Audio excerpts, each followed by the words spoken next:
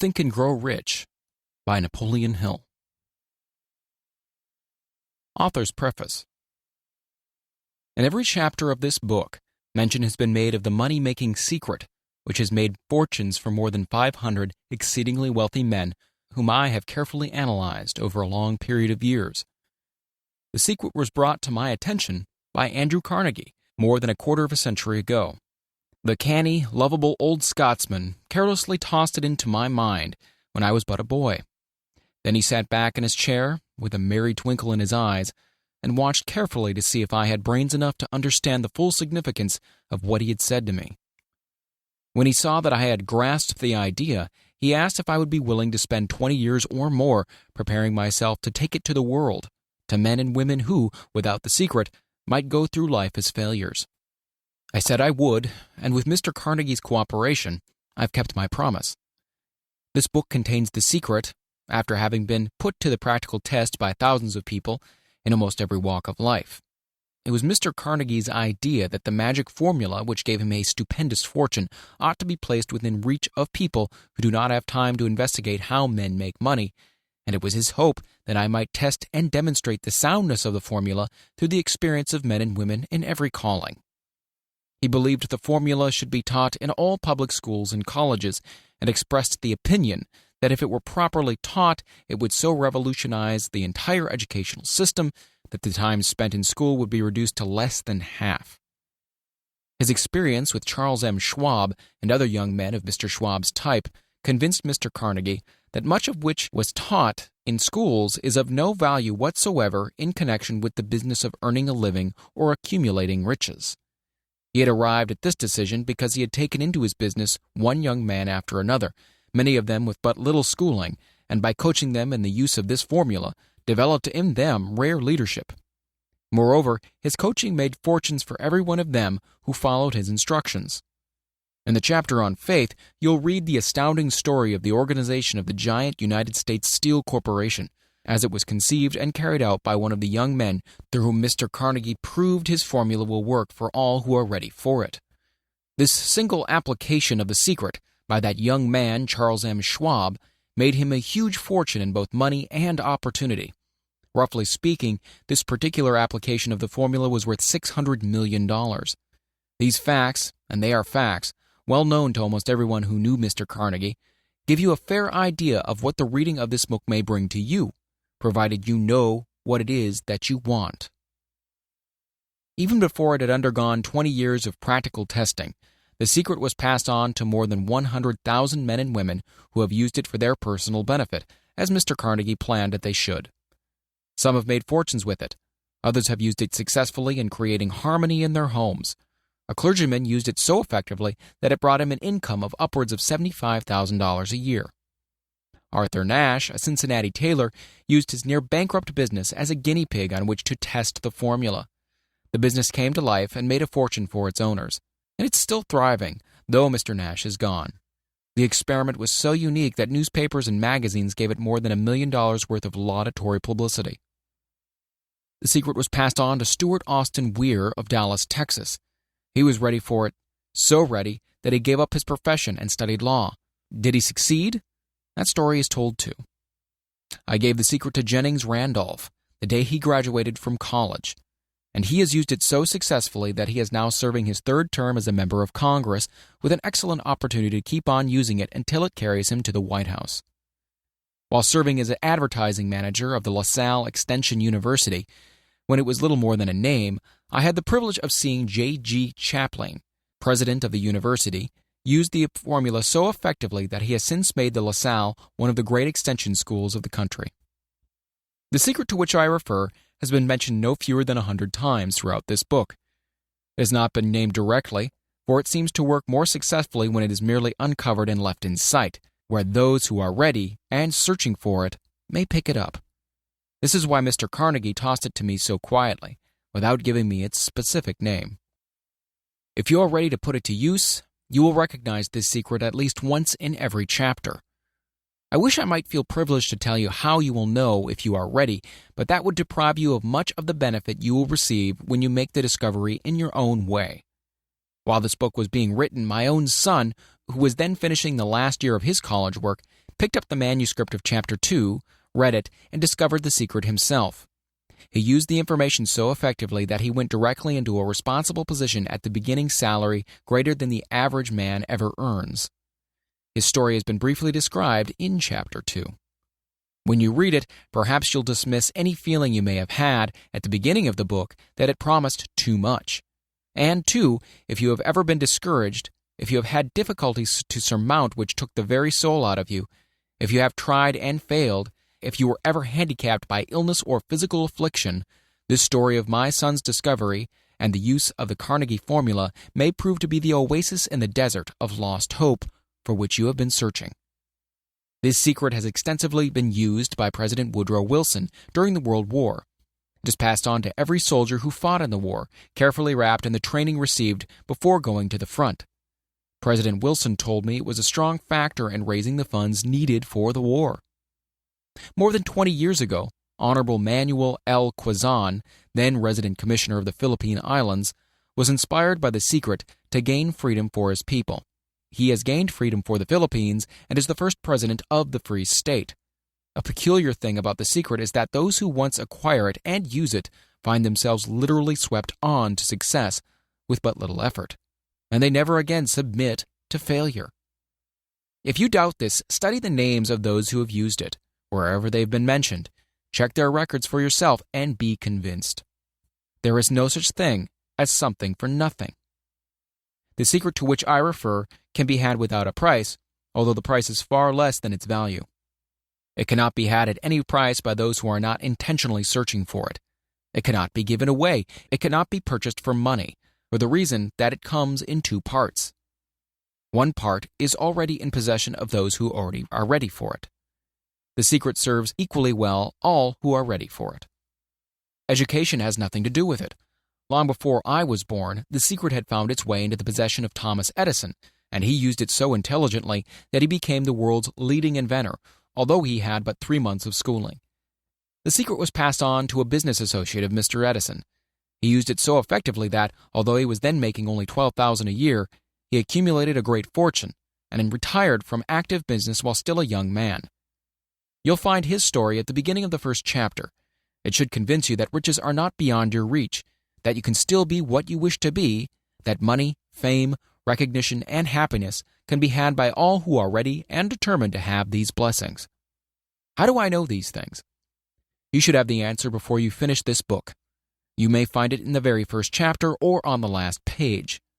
While I was performing the 20-year task of research which I had undertaken at Mr. Carnegie's request, I analyzed hundreds of well-known men, many of whom admitted that they have accumulated their vast fortunes through the aid of the Carnegie secret. Among these men were Henry Ford, William Wrigley, Jr., John Wanamaker, James J. Hill, George S. Parker, E. M. Statler, Henry L. Doherty, Cyrus H. K. Curtis, George Eastman, Theodore Roosevelt, John W. Davis, Albert Hubbard, Wilbur Wright, William Jennings Bryan, J. Ogden Armour, Charles M. Schwab, Harris F. Williams, John D. Rockefeller, Thomas Edison, F. W. Woolworth, Woodrow Wilson, W. M. Howard Taft, Dr. Alexander Graham Bell, Arthur Nash, Clarence Darrow. These names represent but a small fraction of the hundreds of well-known Americans whose achievements, financially and otherwise, prove that those who understand and apply the Carnegie secret reach high stations in life. I have never known anyone who was inspired to use the secret who did not achieve noteworthy success in his chosen calling. I have never known any person to distinguish himself or to accumulate riches of any consequence without possession of the secret. From these two facts, I draw the conclusion that the secret is more important as a part of the knowledge essential for self-determination than any which one receives through what is popularly known as education. What is education anyway? This has been answered in full detail. As far as schooling is concerned, many of these men had very little. John Wanamaker once told me that with what little schooling he had, he acquired very much the same manner as a modern locomotive takes on water, by scooping it up as it runs. Henry Ford never reached high school, let alone college. I'm not attempting to minimize the value of schooling, but I am trying to express my earnest belief that those who master and apply the secret will reach high stations, accumulate riches, and bargain with life on their own terms, even if their schooling has been meager. Somewhere, as you read, the secret to which I refer will jump from the page and stand boldly before you, if you're ready for it. When it appears, you'll recognize it. Whether you receive the sign in the first or last chapter, stop for a moment when it presents itself and turn down a glass, for that occasion will mark the most important turning point of your life. We pass now to Chapter 1, and to the story of my dear friend who has generously acknowledged having seen the mystic sign and whose business achievements are evidence enough that he turned down a glass. As you read his story and the others, remember that they deal with the important problems of life, such as all men experience, the problems arising from one's endeavor to earn a living, to find hope, courage, contentment, and peace of mind, to accumulate riches and to enjoy freedom of body and spirit.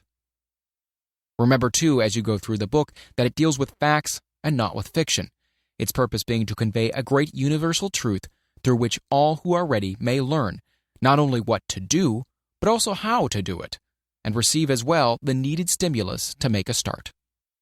As a final word of preparation before you begin the first chapter, may I offer one brief suggestion which may provide a clue by which the Carnegie secret may be recognized. It is this: all achievement, all earned riches have their beginning in an idea. If you are ready for the secret, you already possess one half of it. Therefore, will readily recognize the other half the moment it reaches your mind. The author.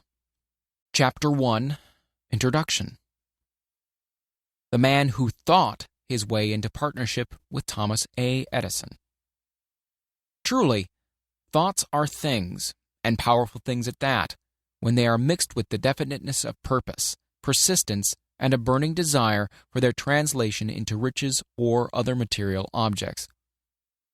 A little more than 30 years ago, Edwin C. Barnes discovered how true it is that men really do think and grow rich. His discovery did not come out at one sitting.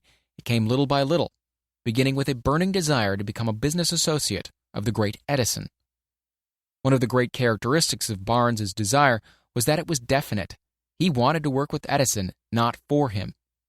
Observe carefully the description how he went about translating this desire into reality, and you'll have a better understanding of the 13 principles which lead to riches. When this desire, or impulse of thought, first flashed into his mind, he was in no position to act upon it. Two difficulties stood in his way. He didn't know Mr. Edison, and he did not have enough money to pay his railroad fare to Orange, New Jersey. These difficulties were sufficient to have discouraged the majority of men from making any attempt to carry out the desire.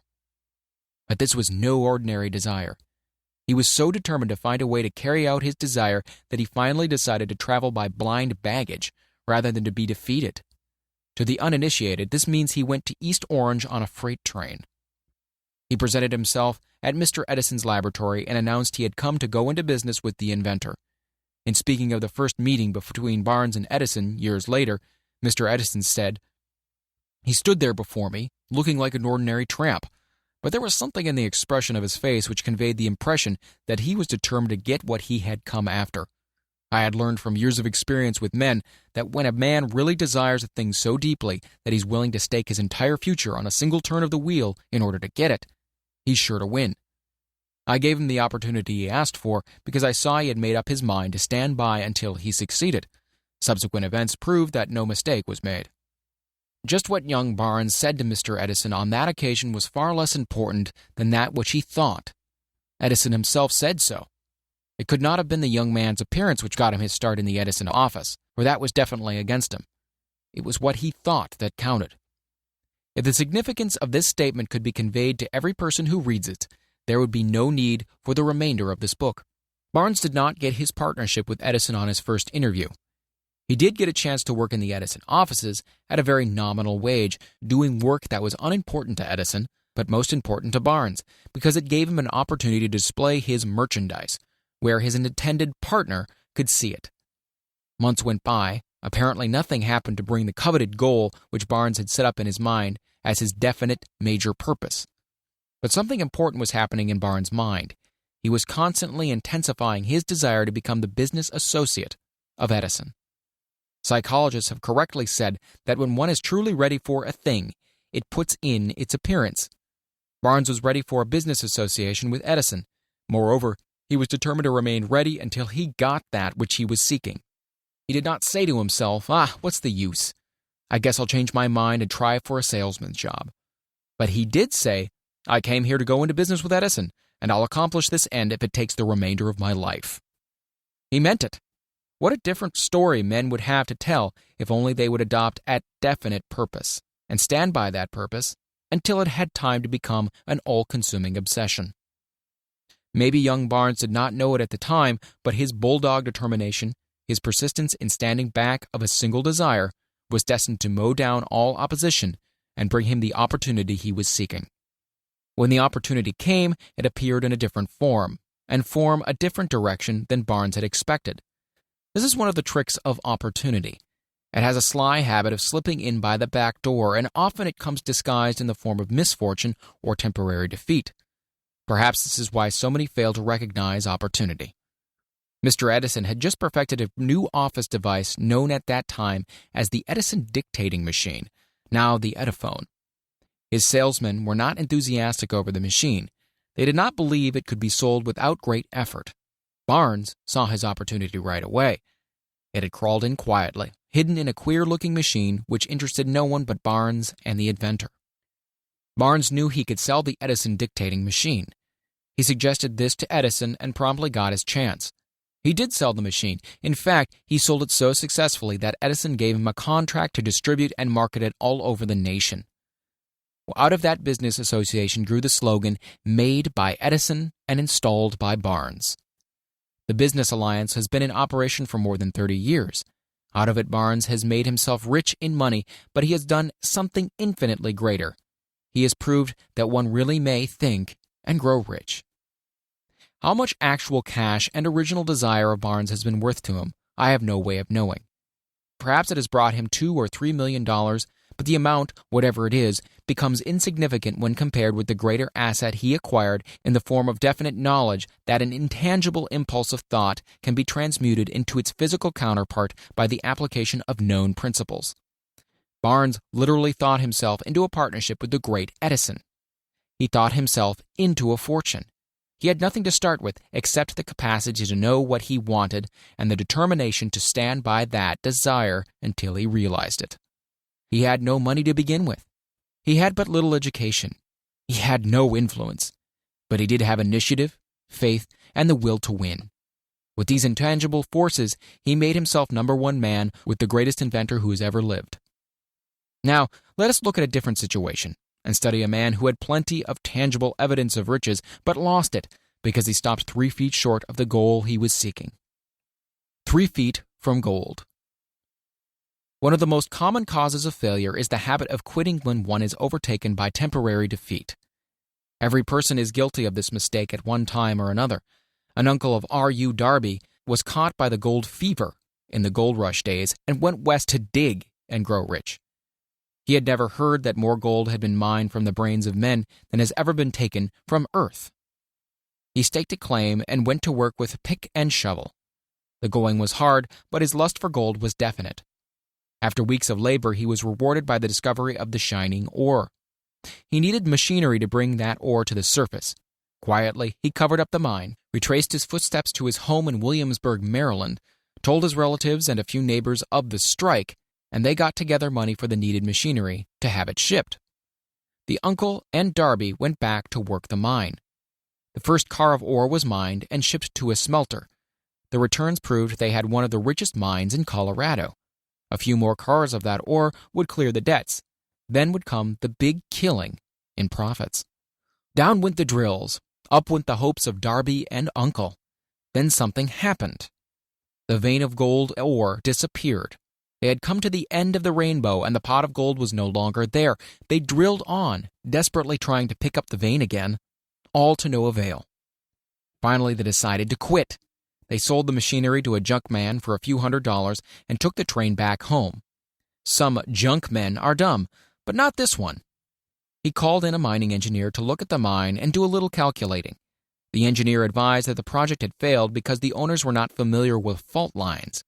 His calculation showed that the vein would be found just 3 feet from where the Darbys had stopped drilling. This is exactly where it was found. The junk man took millions of dollars in ore from the mine because he knew enough to seek expert counsel before giving up. Most of the money which went into the machinery was procured through the efforts of R.U. Darby, who was then a very young man. The money came from his relatives and neighbors because of their faith in him. He paid back every dollar of it, although he was years in doing so. Long afterward, Mr. Darby recouped his loss many times over when he made the discovery that desire can be transmuted into gold. The discovery came after he went into the business of selling life insurance. Remembering that he lost a huge fortune because he stopped 3 feet from gold, Darby profited by the experience in his chosen work by the simple method of saying to himself, "I stopped 3 feet from gold, but I'll never stop because men say no when I ask them to buy insurance." Darby is one of a small group of fewer than 50 men who sell more than $1 million in life insurance annually. He owes his stickability to the lesson he learned from his quitability in the gold mining business. Before success comes in any man's life, he is sure to meet with much temporary defeat and perhaps some failure. When defeat overtakes a man, the easiest and most logical thing to do is to quit. That is exactly what the majority of men do. More than 500 of the most successful men this country has ever known told the author their greatest success came just one step beyond the point at which defeat had overtaken them. Failure is a trickster with a keen sense of irony and cunning. It takes great delight in tripping one when success is almost within reach. A 50-cent lesson in persistence. Shortly after Mr. Darby received his degree from the University of Hard Knocks and had decided to profit by his experience in the gold mining business, he had the good fortune to be present on an occasion that proved to him that no does not necessarily mean no. One afternoon, he was helping his uncle grind wheat in an old-fashioned mill. The uncle operated a large farm on which a number of colored sharecrop farmers lived. Quietly, the door was opened, and a small colored child, the daughter of a tenant, walked in and took her place near the door. The uncle looked up, saw the child, and barked at her roughly. "What do you want?" Meekly the child replied, "My mammy said send her 50 cents. "I'll not do it," the uncle retorted. "Now you run on home." "Yes, sir," the child replied. But she did not move. The uncle went ahead with his work, so busily engaged that he did not pay enough attention to the child to observe that she did not leave. When he looked up and saw her still standing there, he yelled at her, "I told you to go home. Now go, or I'll take a switch to you." The little girl said, "Yes, sir," but she did not budge an inch. The uncle dropped a sack of grain he was about to pour into the mill hopper, picked up a barrel staff, and started toward the child with an expression on his face that indicated trouble. Darby held his breath. He was certain he was about to witness a murder. He knew his uncle had a fierce temper. He knew that colored children were not supposed to defy white people in that part of the country. When the uncle reached the spot where the child was standing, she quickly stepped forward one step, looked into his eyes, and screamed at the top of her shrill voice, "My mammy's got to have that 50 cents. The uncle stopped, looked at her for a minute, then slowly laid the barrel staff down on the floor, put his hand in his pocket, took out $50 and gave it to her. The child took the money and slowly backed towards the door, never taking her eyes off the man whom she had just conquered. After she had gone, the uncle sat down on a box and looked out the window into space for more than 10 minutes. He was pondering with awe over the whipping he had just taken. Mr. Darby, too, was doing some thinking. That was the first time in his experience that he had seen a colored child deliberately master an adult white person. How did she do it? What happened to his uncle that caused him to lose his fierceness and become as docile as a lamb? What strange power did this child use that made her master over her superior? These and other similar questions flashed into Darby's mind, but he did not find the answer until years later when he told me the story. Strangely, the story of this unusual experience was told to the author in the old mill on the very spot where the uncle took his whipping. Strangely, too, I had devoted nearly a quarter of a century to the study of the power which enabled an ignorant, illiterate colored child to conquer an intelligent man. As we stood there in that musty old mill, Mr. Darby repeated the story of the unusual conquest and finished by asking, "What can you make of it? What strange power did that child use that so completely whipped my uncle?" The answer to this question will be found in the principles described in this book. The answer is full and complete. It contains details and instructions sufficient to enable anyone to understand and apply the same force which the little girl accidentally stumbled upon. Keep your mind alert, and you'll observe exactly what strange power came to the rescue of the child. You will catch a glimpse of this power in the next chapter. Somewhere in the book, you'll find an idea that will quicken your receptive powers and place at your command, for your own benefit, the same irresistible power. The awareness of this power may come to you in the first chapter, or it may flash into your mind in some subsequent chapter. It may come in the form of a single idea, or it may come in the nature of a plan or a purpose. Again, it may cause you to go back into your past experience of failure or defeat and bring to the surface the same lesson by which you can regain all that you lost through defeat. After I had described to Mr. Darby the power unwittingly used by the colored girl, he quickly retraced his 30 years of experience as a life insurance salesman, and frankly acknowledged that his success in that field was due in no small degree to the lesson he had learned from the child. Mr. Darby pointed out, "Every time a prospect tried to bow me out without buying, I saw that child standing there in the old mill, her big eyes glaring in defiance, and I said to myself, I've got to make this sale. The better portion of all sales I have made were made after people had said no." He recalled, too, his mistake in having stopped only 3 feet from gold. But, he said, that experience was a blessing in disguise. It taught me to keep on keeping on, no matter how hard the going may be, a lesson I needed to learn before I could succeed in anything. This story of Mr. Darby and his uncle, the colored girl and the gold mine, doubtless will be read by hundreds of men who make their living by selling life insurance. And to all of these, the author wishes to offer the suggestion that Darby owes to these two experiences his ability to sell more than $1 million of life insurance every year. Life is strange and often imponderable. Both the successes and failures have their roots in simple experiences. Mr. Darby's experiences were commonplace and simple enough, yet they held the answer to his destiny in life. Therefore, they were as important to him as life itself. He profited by these two dramatic experiences because he analyzed them and found the lesson they taught. But what of the man who has neither the time nor the inclination to study failure in search of knowledge that may lead to success? Where and how is he to learn the art of converting defeat into stepping stones to opportunity? In answer to these questions, this book was written. The answer called for a description of 13 principles, but remember as you read, the answer you may be seeking to the questions which have caused you to ponder over the strangeness of life may be found in your own mind through some idea, plan, or purpose which may spring into your mind as you read. One sound idea is all one needs to achieve success. The principles described in this book contain the best and the most practical of all that is known concerning ways and means of creating useful ideas. Before we may go any further in our approach to the description of these principles, we believe you are entitled to receive this important suggestion. When riches begin to come, they come so quickly in such great abundance that one wonders where they have been hiding during all those lean years. This is an astounding statement, and all the more so when we take into consideration the popular belief that riches come only to those who work hard and long. When you begin to think and grow rich, you will observe that riches begin with a state of mind, with definiteness of purpose, with little or no hard work.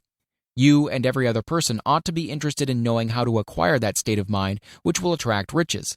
I spent 25 years in research analyzing more than 25,000 people because I too wanted to know how wealthy men became that way. Without that research, this book could not have been written. Here take notice of a very significant truth, viz., the business depression started in 1929 and continued on to an all-time record of destruction until sometime after President Roosevelt entered office. Then the depression began to fade into nothingness. Just as an electrician in a theater raises the light so gradually that darkness is transmuted into light before you realize it, so did the spell of fear in the minds of the people gradually fade away and become faith. Observe very closely as soon as you master the principles of this philosophy and begin to follow the instructions for applying those principles. Your financial status will begin to improve, and everything you touch will begin to transmute itself into an asset for your benefit. Impossible? Not at all. One of the main weaknesses of mankind is the average man's familiarity with the word impossible. He knows all the rules which will not work. He knows all the things which cannot be done. This book was written for those who seek the rules which have made others successful and are willing to stake everything on those rules. A great many years ago, I purchased a fine dictionary. The first thing I did with it was to turn the word impossible and neatly clip it out of the book. That would not be an unwise thing for you to do. Success comes to those who become success conscious. Failure comes to those who indifferently allow themselves to become failure conscious. The object of this book is to help all who seek it to learn the art of changing their minds from failure consciousness to success consciousness. Another weakness found in altogether too many people is the habit of measuring everything and everyone by their own impressions and beliefs. Some who will read this will believe that no one can think and grow rich. They cannot think in terms of riches because their thought habits have been steeped in poverty, want, misery, failure, and defeat. These unfortunate people remind me of a prominent Chinese person who came to America to be educated in American ways. He attended the University of Chicago. One day, President Harper met this young Oriental on the campus, stopped to chat with him for a few minutes, and asked what had impressed him as being the most noticeable characteristic of the American people. "Why," this Chinese man exclaimed, "the queer slant of your eyes. Your eyes are off slant." What do we say about the Chinese? We refuse to believe that which we do not understand. We foolishly believe that our own limitations are the proper measure of all limitations. Sure, the other fellow's mans are off slant because they are not the same as our own. Millions of people look at the achievements of Henry Ford after he had arrived and envy him because of his good fortune, or luck, or genius, or whatever it is they credit for Ford's fortune. Perhaps one person in every 100,000 knows the secret of Ford's success, and those who do know are too modest or too reluctant to speak of it because of its simplicity. A single transaction will illustrate the secret perfectly. A few years back, Ford decided to produce his now famous V8 motor. He chose to build an engine with the entire 8 cylinders cast in one block and instructed his engineers to produce a design for the engine. The design was placed on paper, but the engineers agreed to a man that it was simply impossible to cast an 8-cylinder gas engine block in one piece. Ford said, "Produce it anyway." "But," they replied, "it's impossible." "Go ahead," Ford commanded, "and stay on the job until you succeed, no matter how much time is required." The engineers went ahead. There was nothing else for them to do, if they were to remain on Ford's staff, that is. 6 months went by, nothing happened. Another 6 months passed, and still nothing happened. The engineers tried every conceivable plan to carry out the orders, but the thing seemed out of the question. Impossible. At the end of the year, Ford checked with his engineers, and again they informed him that they had found no way to carry out his orders. "Go right ahead," said Ford. "I want it, and I'll have it." They went ahead, and then, as if by a stroke of magic, the secret was discovered. The Ford determination had won once more. This story may not be described with minute accuracy, but the sum and substance of it is correct.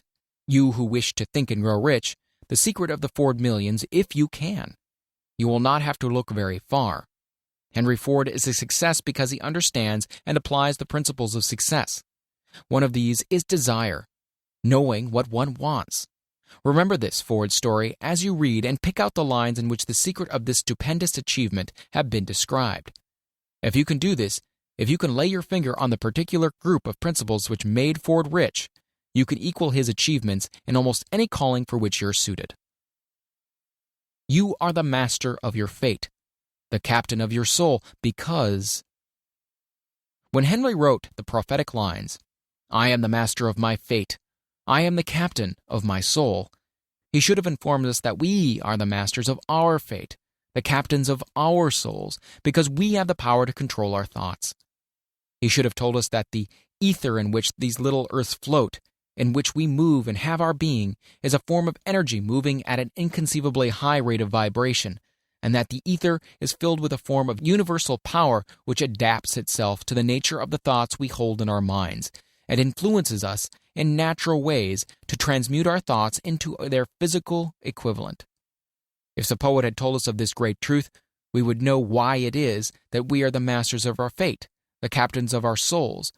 He should have told us with great emphasis that this power makes no attempt to discriminate between destructive thoughts and constructive thoughts, that it will urge us to translate into physical reality thoughts of poverty just as quickly as it will influence us to act upon thoughts of riches. He should have told us, too, that our brains become magnetized with the dominating thoughts which we hold in our minds, and by means with which no man is familiar, these magnets attract to us the forces, the people, the circumstances of life which harmonize with the nature of our dominating thoughts. He should have told us that before we can accumulate riches in great abundance, we must magnetize our minds with intense desire for riches, that we must become money conscious until the desire for money drives us to create definite plans for acquiring it. But, being a poet and not a philosopher, Henley contented himself by stating a great truth in poetic form, leaving those who followed him to interpret the philosophical meaning of his lines. Little by little, the truth has unfolded itself until it now appears certain that the principles described in this book hold the secret of mastery over our economic fate. We are now ready to examine the first of these principles. Maintain a spirit of open-mindedness, and remember as you read, they are the invention of no one man. The principles were gathered from the life experiences of more than 500 men who were actually accumulating riches in huge amounts, men who began in poverty and with but little education or influence. The principles worked for these men. You can put them to work for your own enduring benefit. You'll find it easy, not hard to do. Before you read the next chapter, I want you to know that it conveys factual information which might easily change your entire financial destiny, as it has so definitely brought changes of stupendous proportions to two people described. I want you to know also that the relationship between these men and myself is such that I could have taken no liberties with the facts, even if I had wished to do so. One of them has been my closest personal friend for almost 25 years, and the other is my own son. The unusual success of these two men, success which they generously accredit to the principle described in the next chapter, more than justifies this personal reference as a mean of emphasizing the far-flung power of this principle. Almost 15 years ago, I delivered the commencement address at Salem College in Salem, West Virginia. I emphasized the principle described in the next chapter with so much intensity that one of the members of the graduating class definitely appropriated it and made it a part of his own philosophy. The young man is now a member of Congress and an important factor in the present administration. Just before this book went to the publisher, he wrote me a letter in which he so clearly stated his opinion of the principle outlined in the next chapter that I have chosen to publish this letter as an introduction to that chapter. It gives you an idea of the rewards to come. My dear Napoleon, my service as a member of Congress having given me an insight into the problems of men and women, I am writing to offer a suggestion which may become helpful to thousands of worthy people. With apologies, I must state that the suggestion, if acted upon, will mean several years of labor and responsibility for you, but I am enheartened to make this suggestion because I know your great love for rendering useful service. In 1922, you delivered the commencement address at Salem College when I was a member of the graduating class. In that address, you planted in my mind an idea which has become responsible for the opportunity I now have to serve the people of my state, and will be responsible in a very large measure for whatever success I may have in the future. The suggestion I have in mind is that you put into a book the sum and substance of the address you delivered at Salem College, and in that way give the people of America an opportunity to profit by your many years of experience and association with the men who, by their greatness, have made America the richest nation on earth. I recall, as though it were yesterday, the marvelous description you gave of the method by which Henry Ford, with but little schooling, without a dollar, with no influential friends, rose to great heights. I made up my mind then, even before you had finished your speech, that I would make a place for myself no matter how many difficulties I had to surmount. Thousands of young people will finish their schooling this year, and within the next few years. Every one of them will be seeking just such a message of practical encouragement as the one I received from you. They will want to know where to turn, what to do to get started in life. You can tell them because you have helped to solve the problems of so many people. If there is any possible way that you can afford to render so great a service, may I offer the suggestion that you include with every book one of your personal analysis charts, in order that the purchaser of the book may have the benefit of a complete self-inventory, indicating, as you indicated to me years ago, exactly what is standing in the way of success. Such a service as this, providing the reader of your book with a complete, unbiased picture of their faults and their virtues, would mean to them the difference between success and failure. The service would be priceless. Millions of people are now facing the problems of staging a comeback because of the Depression. And I speak from personal experience when I say I know these earnest people would welcome the opportunity to tell you their problems and to receive your suggestions for the solution. You know the problems of those who face the necessity of beginning all over again. There are thousands of people in America today who would like to know how they can convert ideas into money.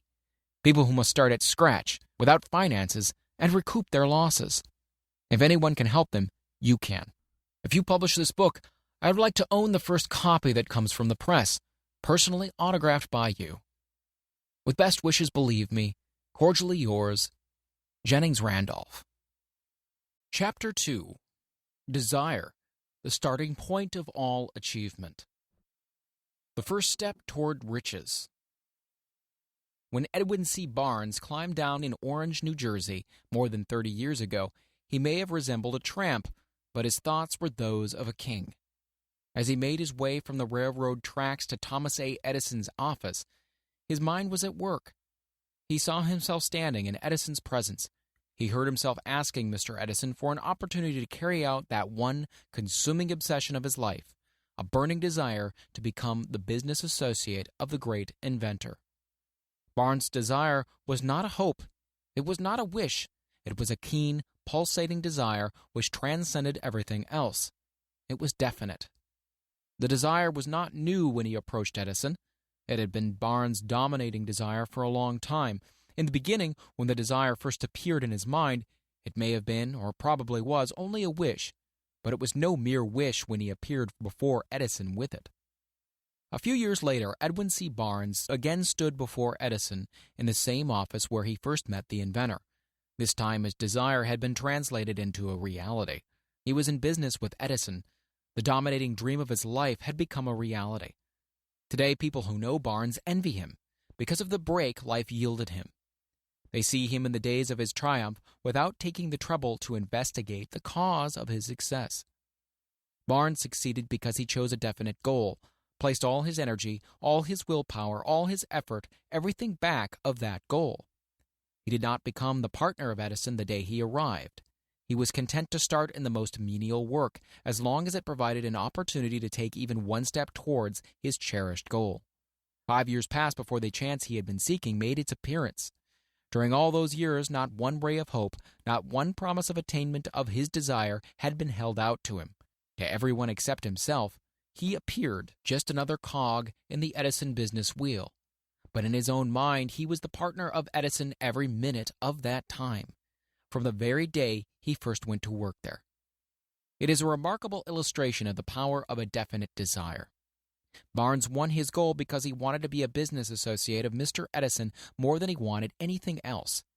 He created a plan by which to attain that purpose, but he burned all bridges behind him. He stood by his desire until it became the dominating obsession of his life and finally a fact. When he went to Orange, he did not say to himself, "I'll try to induce Edison to give me a job of some sort." He said, "No, I will see Edison and put him on notice that I have come to do business with him." He did not say, "Oh, I'll work for a few months, and then if I get no encouragement, I'll just quit and go get a job somewhere else." He did say, "No, I will start anywhere. I will do anything Edison tells me to do, but before I'm through, I will be his associate." He did not say, "I will keep my eyes open for another opportunity in case I fail to get what I want in the Edison organization." No, he said, "There is but one thing in this world that I am determined to have, and that is a business association with Thomas Edison. I will burn all bridges behind me and stake my entire future on my ability to get what I want." He left himself no possible way of retreat. He had to win or perish. This is all there is to the Barnes story of success. A long while ago, a great warrior faced a situation which made it necessary for him to make a decision which ensured his success on the battlefield. He was about to send his armies against a powerful foe whose men outnumbered his own. He loaded his soldiers into boats, sailed to the enemy's country, unloaded soldiers and equipment, then gave the order to burn the ships that had carried them. Addressing his men before the first battle, he said, "You see the boats going up in smoke. That means that we cannot leave these shores alive unless we win. We now have no choice. We win or we perish. They won. Every person who wins in an undertaking must be willing to burn his ships and cut all sources of retreat. Only by doing so can one be sure of maintaining that state of mind known as a burning desire to win, which is essential to success. The morning after the Great Chicago Fire, a group of merchants stood on State Street, looking at the smoking remains of what had been their stores. They went into a conference to decide what if they could rebuild, or leave Chicago and start over in a more promising section of the country. They reached a decision, all except one, to leave Chicago.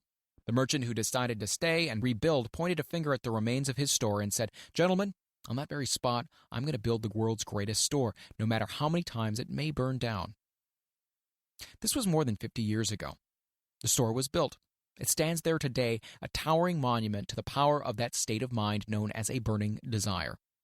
The easy thing for Marshall Field to have done would have been exactly what his fellow merchants did. When the going was hard and the future looked dismal, they pulled up and went where the going seemed easier.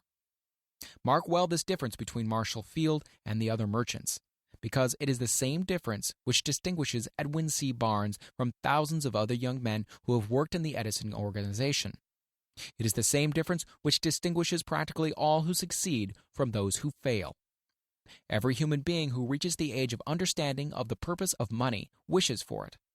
Wishing will not bring riches, but desiring riches with a state of mind that becomes an obsession, then planning definite ways and means to acquire riches, and backing those plans with persistence, which does not recognize failure, will bring riches. The method by which desire for riches can be transmuted into its financial equivalent consists of 6 definite practical steps. These: first, fix in your mind the exact amount of money you desire. It is not sufficient merely to say, "I want plenty of money." First, be definite as to the amount. There is a psychological reason for definiteness, which will be described in a subsequent chapter. Second, determine exactly what you intend to give in return for the money you desire. There is no such reality as something for nothing.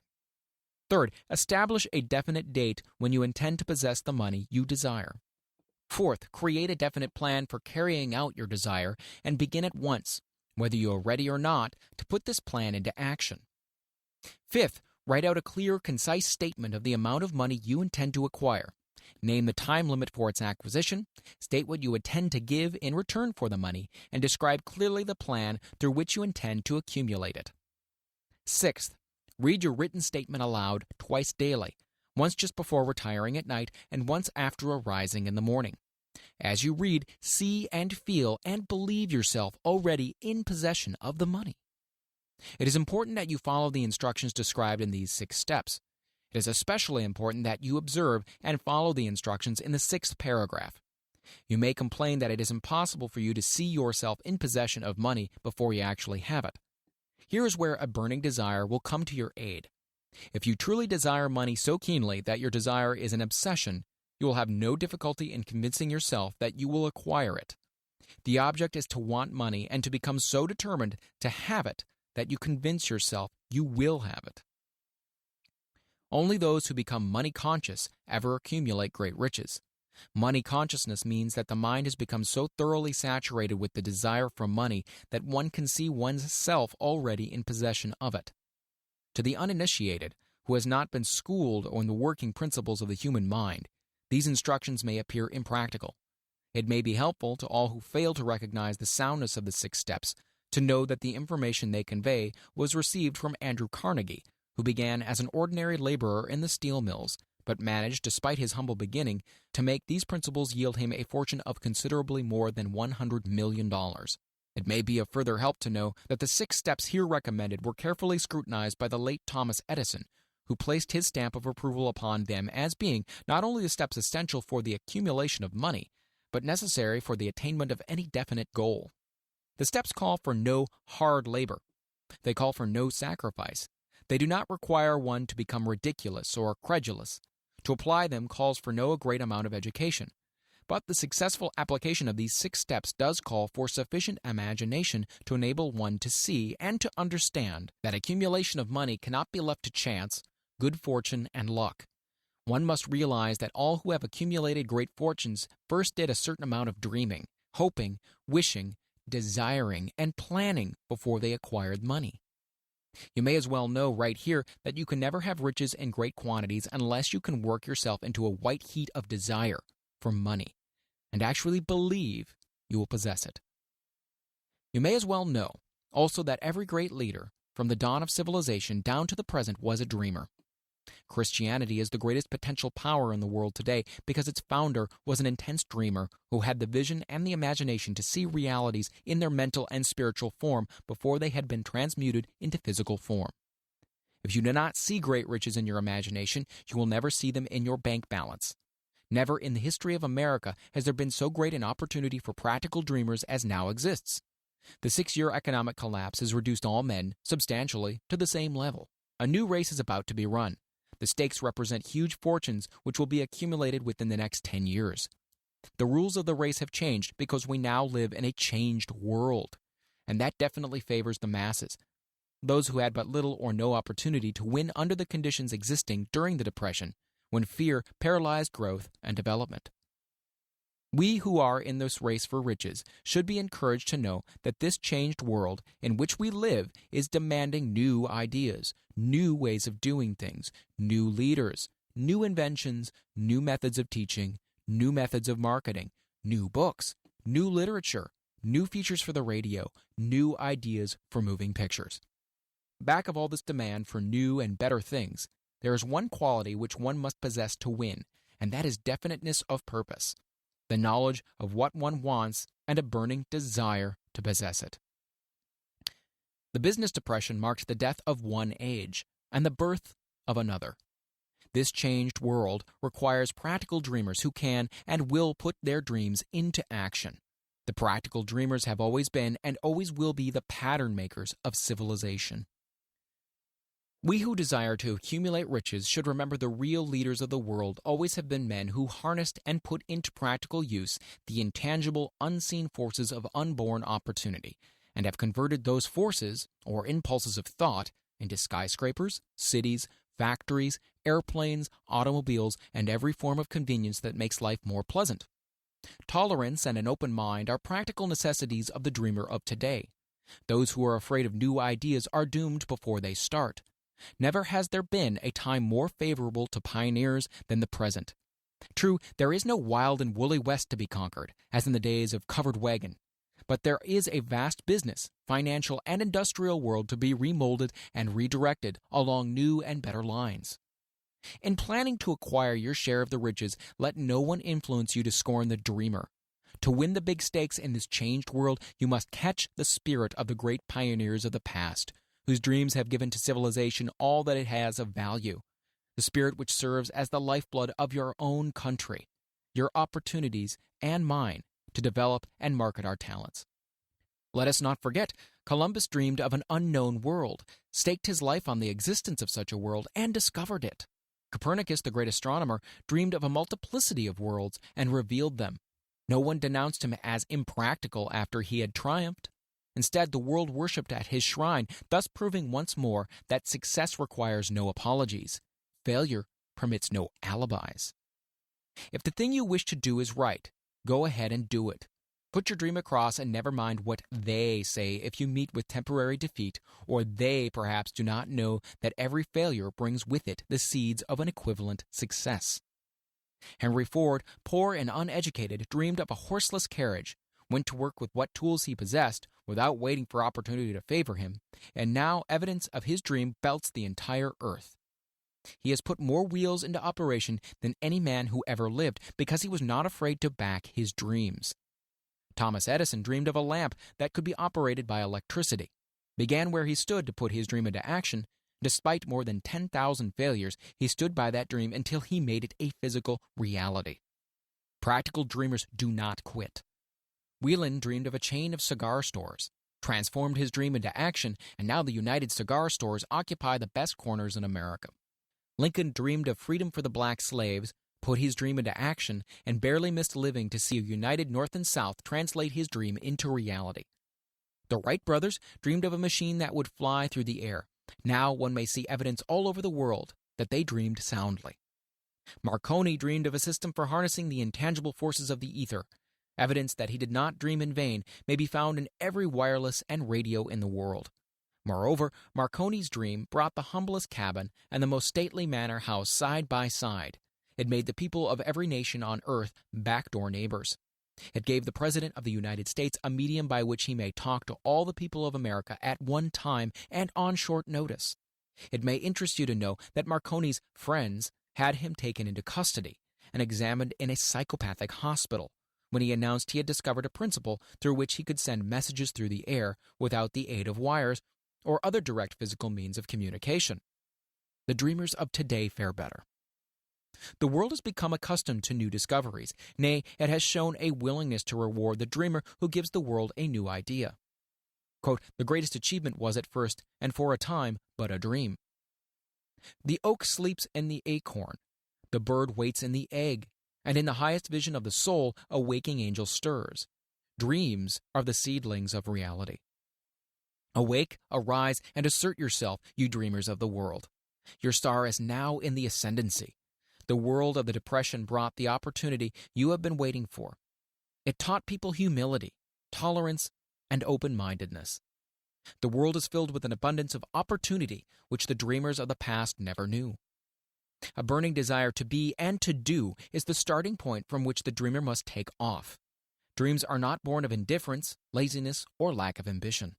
The world no longer scoffs at the dreamer, nor calls him impractical. If you think it does, take a trip to Tennessee and witness what a dreamer president has done in the way of harnessing and using the great water power of America. A score of years ago, such a dream would have seemed like madness. You have been disappointed. You have undergone defeat during the Depression. You have felt the great heart within you crushed until it bled. Take courage, for these experiences have tempered the spiritual metal of which you are made. They are assets of incomparable value.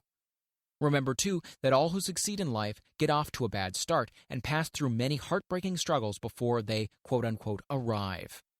The turning point in the lives of those who succeed usually comes at a moment of some crisis, through which they are introduced to their other selves. John Bunyan wrote The Pilgrim's Progress, which is among the finest of all English literature, after he had been confined in prison and sorely punished because of his views on the subject of religion. O. Henry discovered the genius which slept within his brain after he had met with great misfortune and was confined in a prison cell in Columbus, Ohio. Forced, through misfortune, to become acquainted with his other self and to use his imagination, he discovered himself to be a great author instead of a miserable criminal and outcast. Strange and varied are the ways of life, and stranger still are the ways of infinite intelligence, through which men are sometimes forced to undergo all sorts of punishment before discovering their own brains and their own capacity to create useful ideas through imagination. Edison, the world's greatest inventor and scientist, was a quote-unquote tramp telegraph operator. He failed innumerable times before he was driven finally to the discovery of the genius which slept within his brain. Charles Dickens began by pasting labels on blacking pots. The tragedy of his first love penetrated the depths of his soul and converted him into one of the world's truly great authors. That tragedy produced first David Copperfield, then a succession of other works that made this a richer and better world for all who read his books. Disappointment over love affairs generally has the effect of driving men to drink and women to ruin, and this because most people never learn the art of transmuting their strongest emotions into dreams of a constructive nature. Helen Keller became deaf, dumb, and blind shortly after birth. Despite her greatest misfortune, she has written her name indelibly in the pages of the history of the great. Her entire life has served as evidence that no one ever is defeated until defeat has been accepted as a reality. Robert Burns was an illiterate country lad. He was cursed by poverty and grew up to be a drunkard in the bargain. The world was made better for his having lived because he clothed beautiful thoughts in poetry and thereby plucked a thorn and planted a rose in its place. Booker T. Washington was born into slavery, handicapped by race and color. Because he was tolerant, had an open mind at all times on all subjects, and was a dreamer, he left his impress for good on an entire race. Beethoven was deaf. Milton was blind, but their names will last as long as time endures because they dreamed and translated their dreams into organized thought. Before passing to the next chapter, kindle anew in your mind the fire of hope, faith, courage, and tolerance. If you have these states of mind and a working knowledge of the principles described, all else you need will come to you when you're ready for it. Let Emerson state the thought in these words: every proverb, every book, every byword that belongs to thee for aid and comfort shall surely come through open or winding passages. Every friend whom not thy fantastic will, but the great and tender soul in thee craveth, shall lock thee in his embrace. There is no difference between wishing for a thing and being ready to receive it. No one is ready for a thing until he believes he can acquire it. The state of mind must be belief, not mere hope or wish. Open-mindedness is essential for belief. Closed minds do not inspire faith, courage, and belief. Remember, no more effort is required to aim high in life, to demand abundance and prosperity, than is required to accept misery and poverty. A great poet has correctly stated this universal truth through these lines: I bargained with life for a penny, and life would pay no more. However, I begged at evening, when I counted my scanty store. For life is a just employer, he gives you what you ask, but once you have set the wages, why you must bear the task. I worked for a menial's hire, only to learn dismayed, that any wage I had hoped of life, life would have willingly paid. Desire outwits Mother Nature. As a fitting climax to this chapter, I wish to introduce one of the most unusual persons I have ever known. I first saw him 24 years ago, a few minutes after he was born. He came into the world without any physical sign of ears, and the doctor admitted, when pressed for an opinion, that the child might be deaf and mute for life. I challenged the doctor's opinion. I had the right to do so. I was the child's father.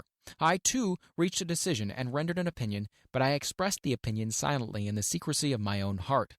I decided that my son would hear and speak.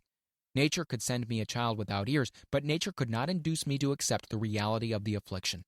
In my own mind, I knew that my son would hear and speak. How? I was sure there must be a way, and I knew I would find it. I thought of the words of the immortal Emerson: the whole course of things goes to teach us faith. We need only obey. There is guidance for each of us, and by lowly listening, we shall hear the right word. The right word? Desire. More than anything else, I desired that my son should not be deaf-mute. From that desire I never receded, not for a second. Many years previously I had written, our only limitations are those we set up in our own minds. For the first time I wondered if that statement were true. Lying on the bed in front of me was a newly born child without the natural equipment of hearing. Even though he might hear and speak, he was obviously disfigured for life. Surely, this was a limitation which that child had not set up in his own mind. What could I do about it? Somehow I would find a way to transplant into that child's mind my own burning desire for ways and means of conveying sound to his brain without the aid of ears. As soon as the child was old enough to cooperate, I would fill his mind so completely with a burning desire to hear that nature would, by methods of her own, translate it into physical reality. All this thinking took place in my own mind, but I spoke of it to no one. Every day I renewed the pledge I had made to myself not to accept a deaf-mute for a son. As he grew older, he began to take notice of things around him. We observed that he had a slight degree of hearing. When he reached the age when children usually begin talking, he made no attempt to speak, but we could tell by his actions that he could hear certain sounds slightly. That was all I wanted to know. I was convinced that if he could hear, even slightly, he might develop still greater hearing capacity. Then something happened that gave me hope, and it came from an entirely unexpected source. We bought a Victrola. When the child heard the music for the first time, he went into ecstasies and promptly appropriated the machine. He soon showed a preference for certain records, among them It's a Long Way to Tipperary. On one occasion, he played that piece over and over for almost 2 hours, standing in front of the Victrola with his teeth clamped on the edge of the case. The significance of the self-formed habit of his did not become clear to us until years afterward, for we had never heard of the principle of bone conduction of sound at the time. Shortly after he appropriated the Victrola, I discovered that he could hear me quite clearly when I spoke with my lips touching his mastoid bone, or at the base of the brain. These discoveries placed in my possession the necessary media by which I began to translate into reality my burning desire to help my son develop hearing and speech. By that time he was making stabs at speaking certain words. The outlook was far from encouraging, but desire, backed by faith, knows no such word as impossible. Having determined that he could hear the sound of my voice plainly, I began immediately to transfer to his mind the desire to speak and hear. I soon discovered that the child enjoyed bedtime stories, so I went to work creating stories designed to develop in him self-reliance, imagination, and a keen desire to hear and to be normal. There was one story in particular which I emphasized by giving it some new and dramatic coloring each time it was told.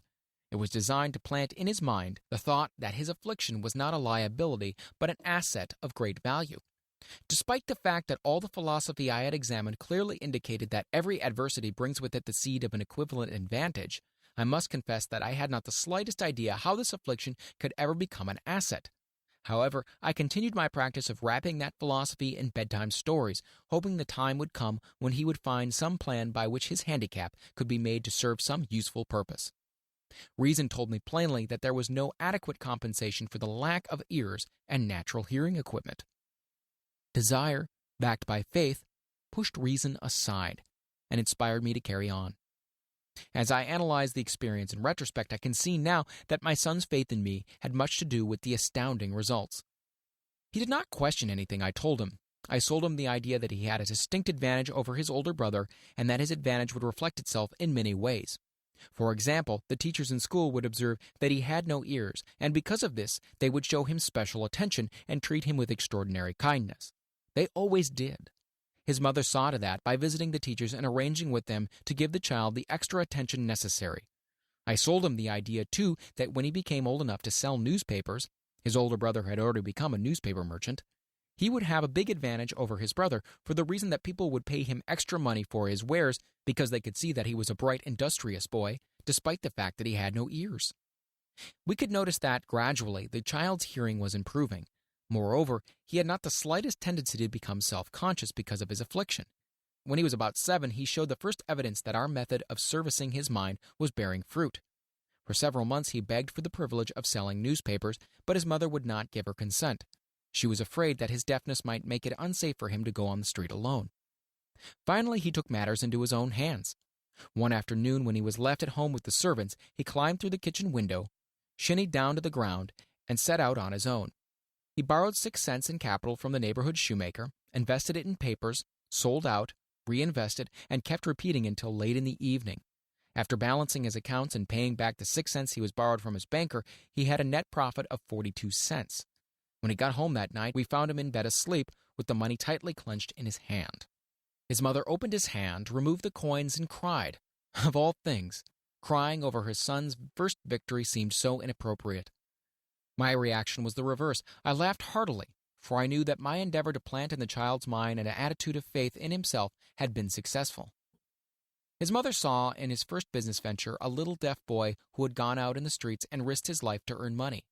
I saw a brave, ambitious, self-reliant little businessman whose stock in himself had been increased 100% because he had gone into business on his own initiative and had won. The transaction pleased me because I knew he had given evidence of a trait of resourcefulness that would go with him through life. Later events proved this to be a virtue. When his older brother wanted something, he would lie down on the floor, kick his feet in the air, cry for it, and get it. When the little deaf boy wanted something, he would plan a way to earn the money, then buy it for himself. He still follows that plan. Truly, my son has taught me that handicaps can be converted into stepping stones on which one may climb towards some worthy goal, unless they are accepted as obstacles and used as alibis. The little deaf boy went through the grades, high school, and college without being able to hear his teachers, excepting when they shouted loudly at close range. He did not go to a school for the deaf. We would not permit him to learn the sign language. We were determined that he would live a normal life and associate with normal children, and we stood by that decision, although it cost us many heated debates with school officials. While he was in high school, he tried an electric hearing aid, but it was of no value to him, due, we believed, to a condition that was disclosed when the child was 6 by Dr. J. Gordon Wilson of Chicago, when he operated on one side of the boy's head and discovered that there was no sign of natural hearing equipment.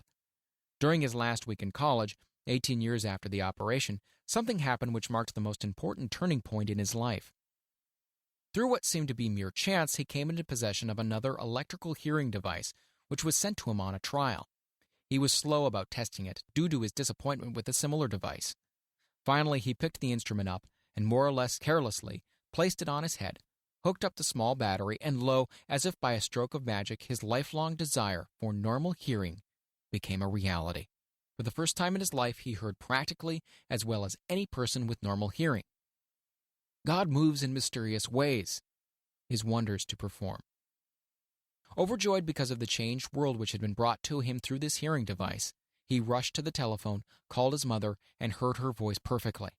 The next day, he plainly heard the voices of his professors in class for the first time in his life. Previously, he could hear them only when they shouted at short range. He heard the radio. He heard the talking pictures. For the first time in his life, he could converse freely with other people without the necessity of their having to speak loudly. Truly, he had come into possession of a changed world. We had refused to accept nature's error, and by persistent desire, we had induced nature to correct that error through the only practical means available. Desire had commenced to pay dividends, but the victory was not yet complete. The boy still had to find a definite and practical way to convert his handicap into an equivalent asset. Hardly realizing the significance of what had already been accomplished, but intoxicated with the joy of his newly discovered world of sound, he wrote a letter to the manufacturer of the hearing aid, enthusiastically describing his experience. Something in his letter, something perhaps which was not written on the lines, but back of them, caused the company to invite him to New York. When he arrived, he was escorted through the factory, and while talking with the chief engineer, telling him about his changed world, a hunch, an idea, or an inspiration, call it what you wish, flashed into his mind. It was this impulse of thought which converted his affliction into an asset, destined to pay dividends in both money and happiness to thousands for all time to come. The sum and substance of that impulse of thought was this. It occurred to him that he might be able to help the millions of deafened people who go through life without the benefit of hearing devices if he could find a way to tell them the story of this changed world. Then and there, he reached a decision to devote the remainder of his life to rendering useful service to the hard of hearing. For an entire month, he carried on an intensive research, during which he analyzed the entire marketing systems of the manufacturer of the hearing device and created ways and means of communicating with the hard of hearing all over the world for the purpose of sharing with them his newly discovered, changed world. When this was done, he put in writing a 2-year plan, based upon his findings. When he presented the plan to the company, he was instantly given a position for the purpose of carrying out his ambition. Little did he dream, when he went to work, that he was destined to bring hope and practical relief to thousands of deafened people who, without his help, would have been doomed forever to deaf-mutism. Shortly after he became associated with the manufacturer of his hearing aid, he invited me to attend a class conducted by his company for the purpose of teaching deaf-mutes to hear and to speak. I had never heard of such a form of education before I visited the class, skeptical but hopeful that my time would not be entirely wasted. Here I saw a demonstration which gave me greatly enlarged vision of what I had done to arouse and keep alive in my son's mind the desire for normal hearing. I saw deaf mutes actually being taught to hear and to speak through application of the self-same principle I had used more than 20 years previously in saving my son from deaf-mutism. Thus, through some strange turn of the wheel of fate, my son Blair and I have been destined to aid in correcting deaf-mutism for those yet unborn, because we are the only living human beings, as far as I know, who have established definitely the fact that deaf-mutism can be corrected to the extent of restoring to normal life those who suffer with this affliction. It has been done for one, it'll be done for others. There is no doubt in my mind that Blair would have been a deaf-mute all his life if his mother and I had not managed to shape his mind as we did. The doctor who attended at his birth told us confidentially the child might never hear or speak. A few weeks ago, Dr. Irving Voorhees, a noted specialist on such cases, examined Blair very thoroughly. He was astounded when he learned how well my son now hears and speaks, and said his examination indicated that theoretically the boy should not be able to hear at all. But the lad does hear, despite the fact that X-ray pictures show there is no opening in the skull whatsoever from where his ears should be to the brain. When I planted in his mind the desire to hear and talk and live as a normal person, there went with the impulse some strange influence which caused nature to become a bridge builder and span the gulf of silence between his brain and the outer world by some means which the keenest medical specialists have not been able to interpret. It would be sacrilege for me to even conjecture as to how nature performed this miracle. It would be unforgivable if I neglected to tell the world as much as I know of the humble part I assumed in the strange experience. It is my duty and a privilege to say I believe, and not without reason, that nothing is impossible to the person who backs desire with enduring faith. Verily, a burning desire has devious ways of transmuting itself into its physical equivalent. Blair desired normal hearing. Now he has it. He was born with a handicap which might easily have sent one with less defined desire to a street with a bundle of pencils and a tin cup. That handicap now promises to serve as the medium by which he will render useful service to many millions of hard of hearing, also to give him useful employment at adequate financial compensation for the remainder of his life. The little white lies I planted in his mind when he was a child by leading him to believe his affliction would become a great asset which he could capitalize has justified itself. Verily, there is nothing, right or wrong, which belief plus burning desire cannot make real.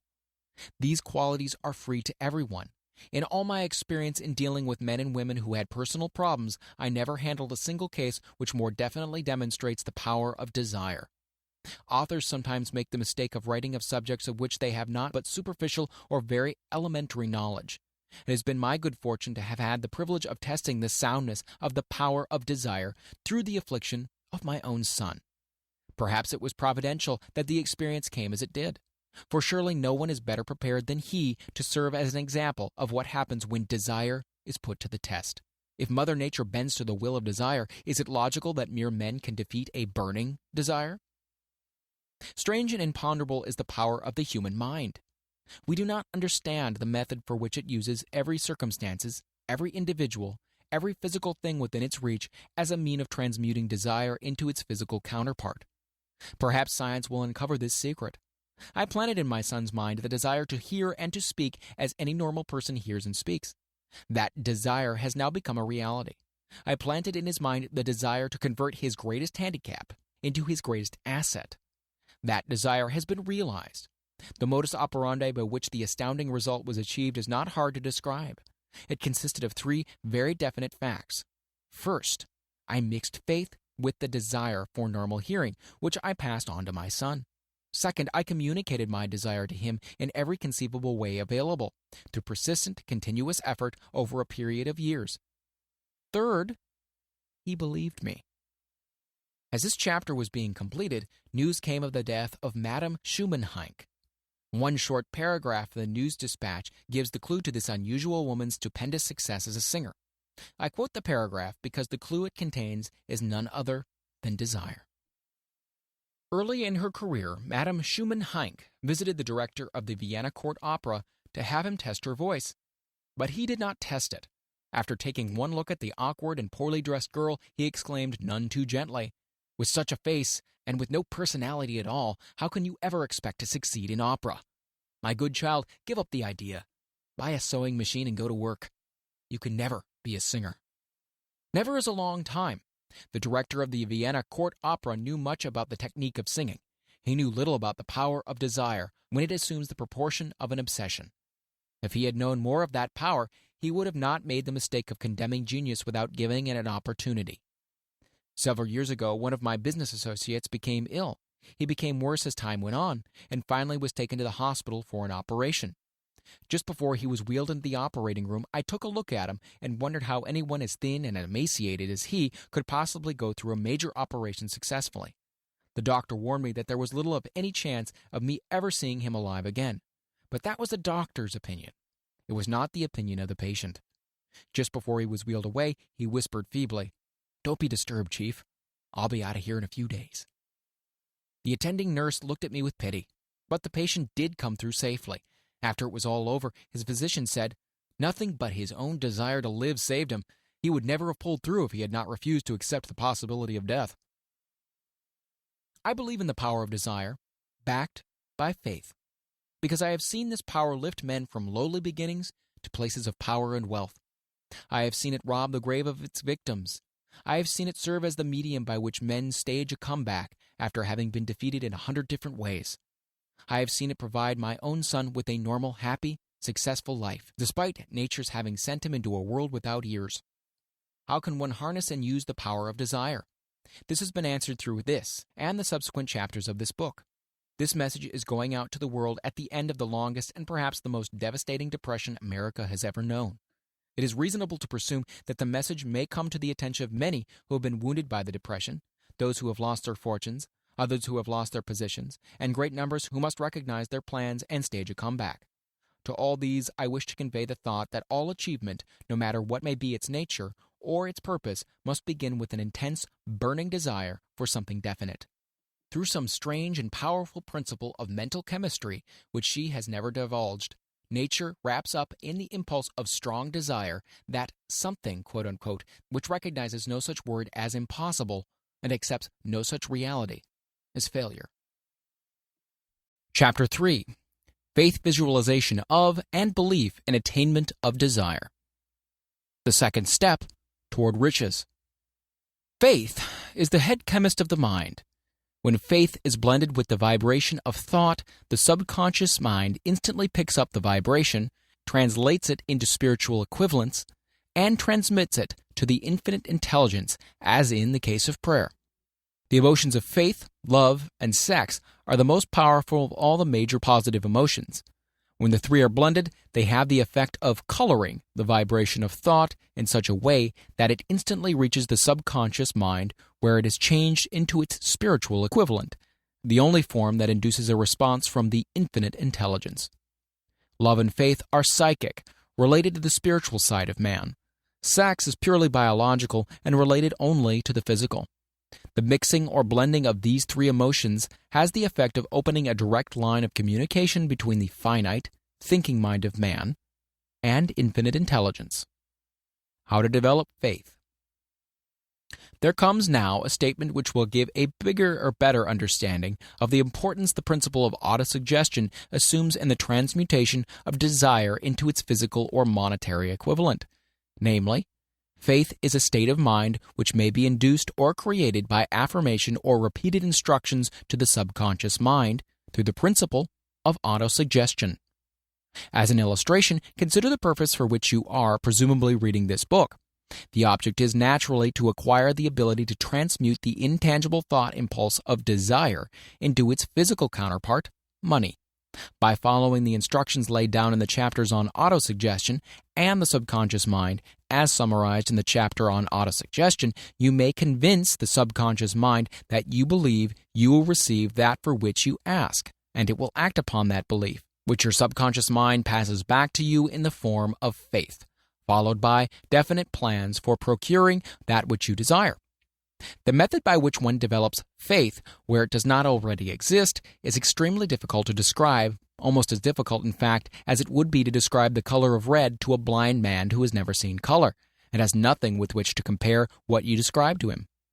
Faith is a state of mind which you may develop at will after you have mastered the 13 principles, because it is a state of mind which develops voluntarily through application and use of these principles.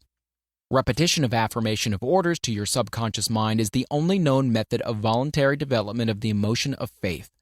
Perhaps the meaning may be made clearer through the following explanation as to the way men sometimes become criminals. Stated in the words of a famous criminologist, when men first come into contact with crime, they abhor it. If they remain in contact with crime for a time, they become accustomed to it and endure it. When they remain in contact with it for long enough, they finally embrace it and become influenced by it.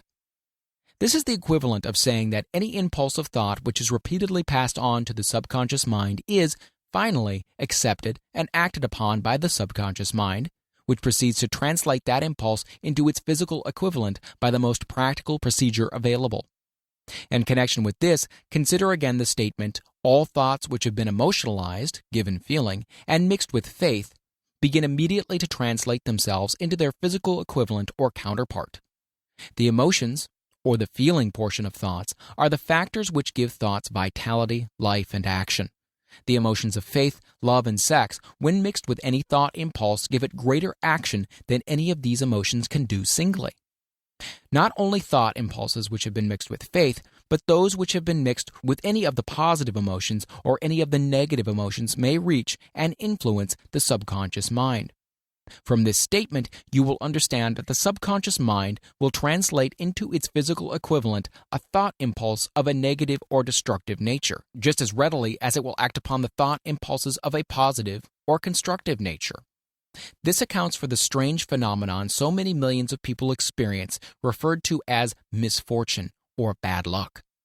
There are millions of people who believe themselves doomed to poverty and failure because of some strange force over which they believe they have no control. They are the creators of their own misfortunes because of this negative belief, which is picked up by the subconscious mind and translated into its physical equivalent. This is an appropriate place at which to suggest again that you may benefit by passing on to your subconscious mind any desire which you wish translated into its physical or monetary equivalent, in a state of expectancy or belief that transmutation will actually take place.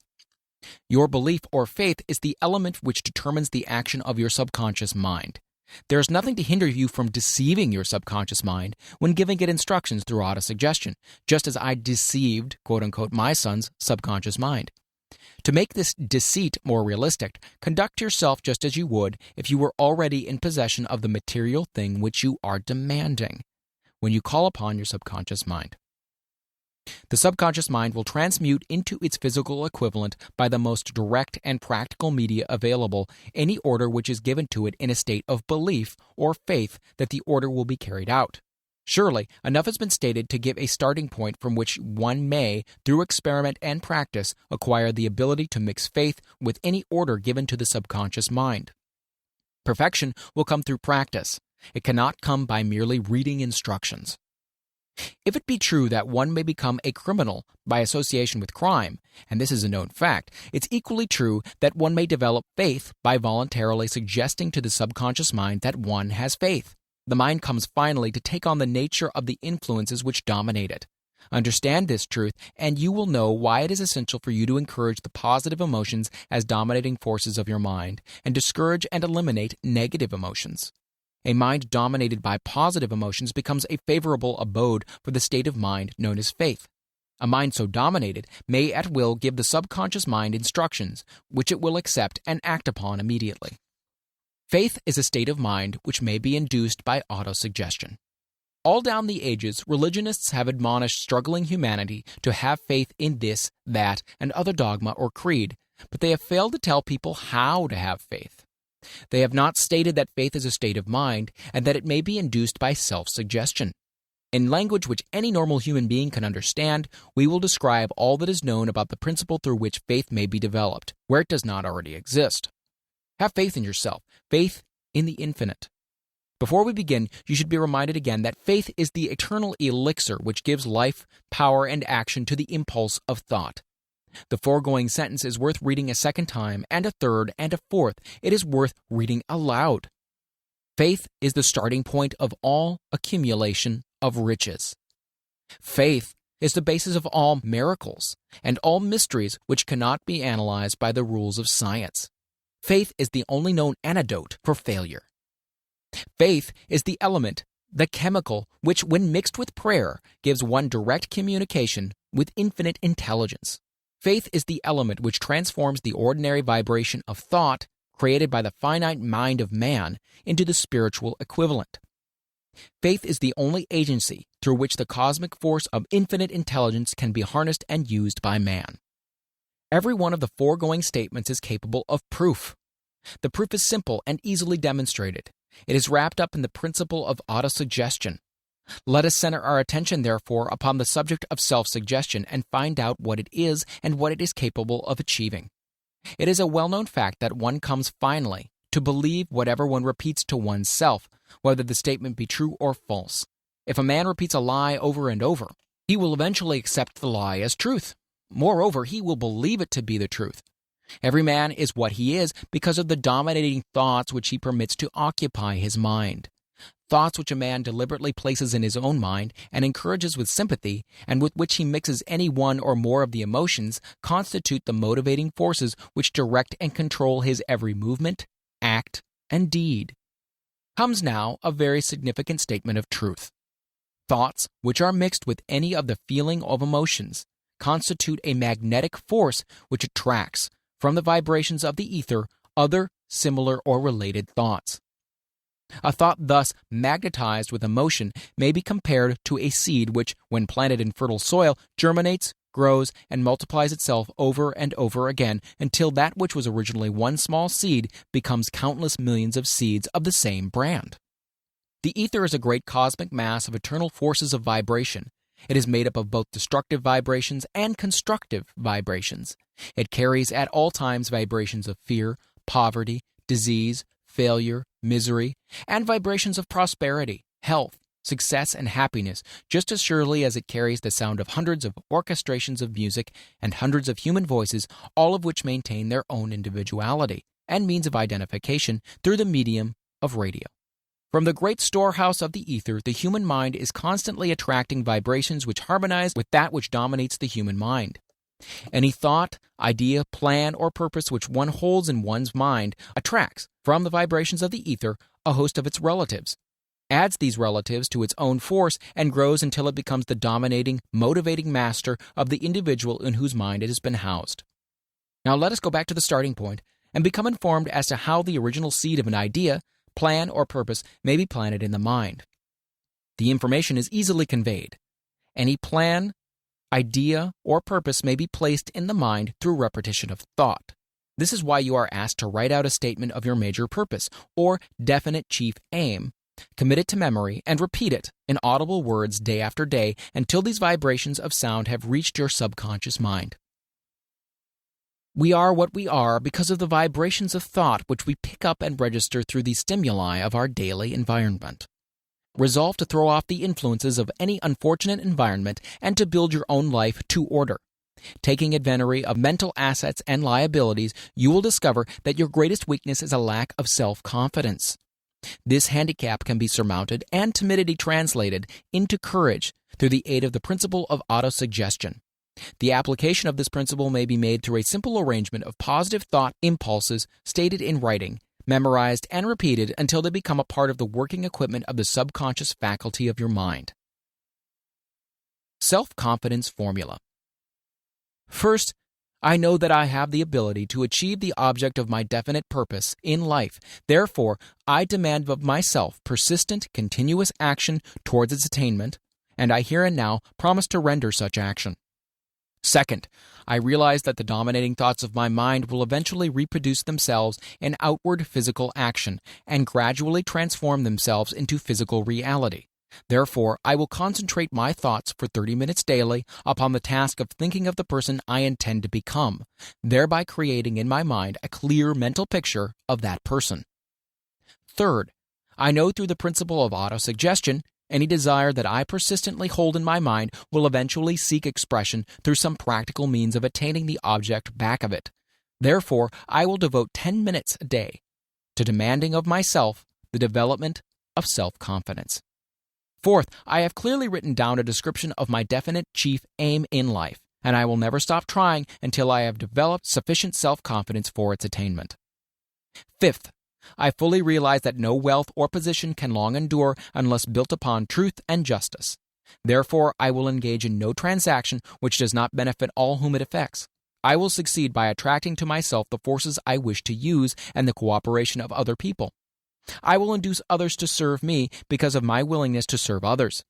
I will eliminate hatred, envy, jealousy, selfishness, and cynicism by developing love for all humanity, because I know that a negative attitude towards others can never bring me success. I will cause others to believe in me because I will believe in them and in myself. I will sign my name to this formula, commit it to memory, and repeat it aloud once a day with full faith that it will gradually influence my thoughts and actions so that I will become a self-reliant and successful person. Because this formula is a law of nature which no man has yet been able to explain, it has baffled the scientists of all ages. The psychologists have named this law autosuggestion and let it go at that. The name by which one calls this law is of little importance. The important fact about it is that it works for the glory and success of mankind, if, that is, it is used constructively. On the other hand, if used destructively, it will destroy just as readily. In this statement may be found a very significant truth, namely that those who go down in defeat and end their lives in poverty, misery, and distress do so because of negative application of the principle of autosuggestion. The cause may be found in the fact that all impulses of thoughts have a tendency to close themselves in their physical equivalent. The subconscious mind, the chemical laboratory in which all thought impulses are combined and made ready for translation into physical reality, makes no distinction between constructive and destructive thought impulses. It works with the material we feed it, through our thought impulses. The subconscious mind will translate into reality a thought driven by fear just as readily as it translates into reality a thought driven by courage or faith. The pages of medical history are rich with illustrations of cases of suggestive suicide. A man may commit suicide through negative suggestion just as effectively as by any other means. In a Midwestern city, a man by the name of Joseph Grant, a bank official, borrowed a large sum of the bank's money without the consent of the directors. He lost the money through gambling. One afternoon, the bank examiner came and began to check the accounts. Grant left the bank, took a room in a hotel, and when they found him 3 days later, he was lying in bed, wailing and moaning, repeating over and over again these words, "My God, this'll kill me. I cannot stand the disgrace." In a short time, he was dead. The doctors pronounced the case one of mental suicide.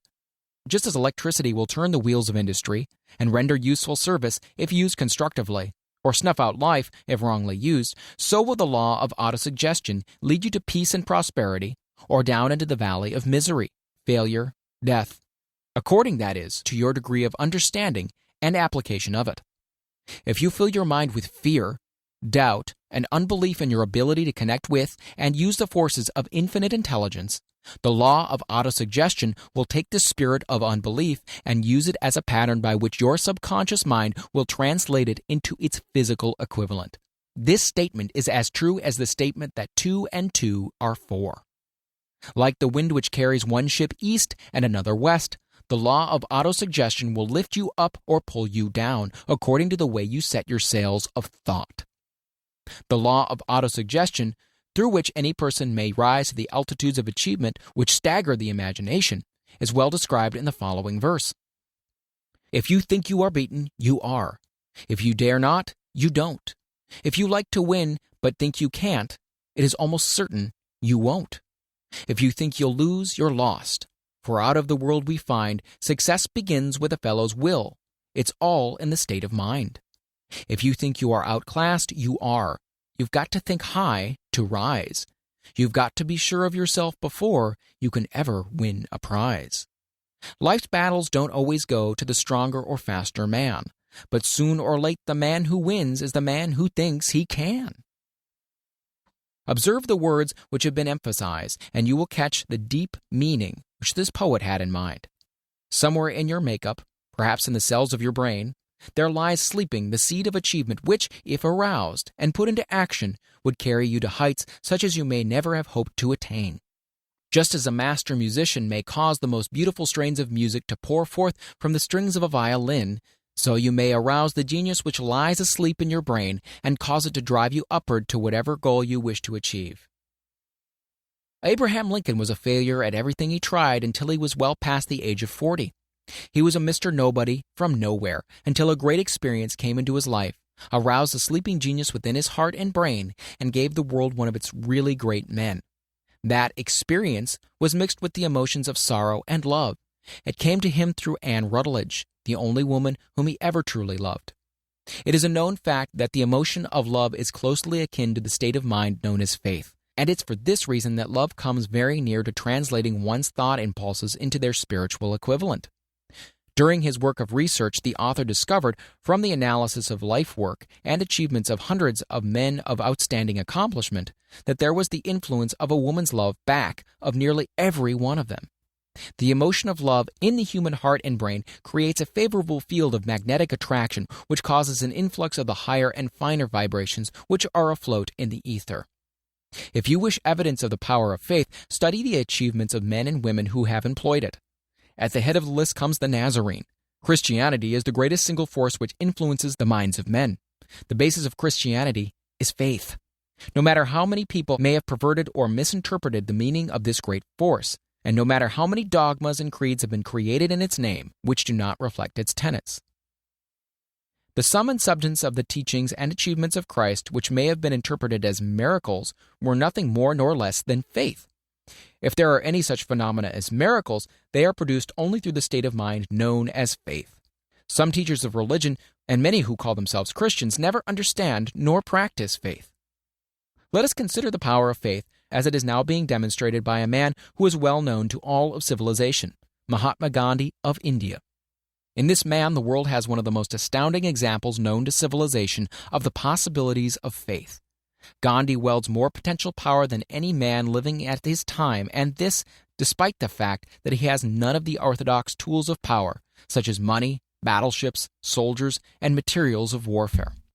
Gandhi has no power, he has no home, he does not own a suit of clothes, but he does have power. How does he come by that power? He created it out of his own understanding of the principle of faith, and through his ability to transplant that faith into the minds of 200 million people. Gandhi has accomplished through the influence of faith that which the strongest military power on earth could not and never will accomplish through soldiers and military equipment. He has accomplished the astounding feat of influencing 200 million minds to coalesce and move in unison as a single mind. What other force on earth except faith could do as much? There will come a day when employees as well as employers will discover the possibilities of faith. The day is dawning. The whole world has had ample opportunity during the recent business depression to witness what the lack of faith will do to business. Surely civilization has produced a sufficient number of intelligent human beings to make use of this great lesson which the depression has taught the world. During this depression, the world had evidence in abundance that widespread fear will paralyze the wheels of industry and business. Out of this experience will arise leaders in business and industry who will profit by the example which Gandhi has set for the world, and they will apply to business the same tactics which he has used in building the greatest following known in the history of the world. These leaders will come from the rank and file of the unknown men who now labor in the steel plants, the coal mines, and automobile factories, and in small towns and cities of America. Business is due for a reform. Make no mistake about this. The methods of the past, based upon economic combinations of force and fear, will be supplanted by the better principles of faith and cooperation. Men who labor will receive more than daily wages. They will receive dividends from business, the same as others who supply the capital for business. But first, they must give more to their employers and stop this bickering and bargaining by force at the expense of the public. They must earn the right to dividends. Moreover, and this is the most important thing of all, they will be led by leaders who will understand and apply the principles employed by Mahatma Gandhi. Only in this way may leaders get from their followers the spirit of full cooperation which constitutes power in its highest and most enduring form.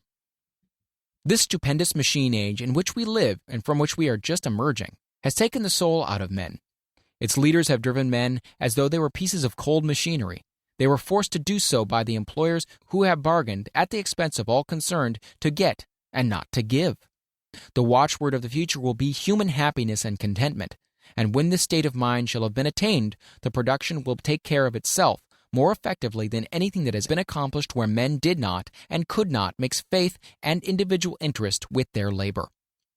Because of the need of faith and cooperation in operating business and industry, it will be both interesting and profitable to analyze an event which provides an excellent understanding of the method by which industrialists and businessmen accumulate great fortunes, by giving before they try to get.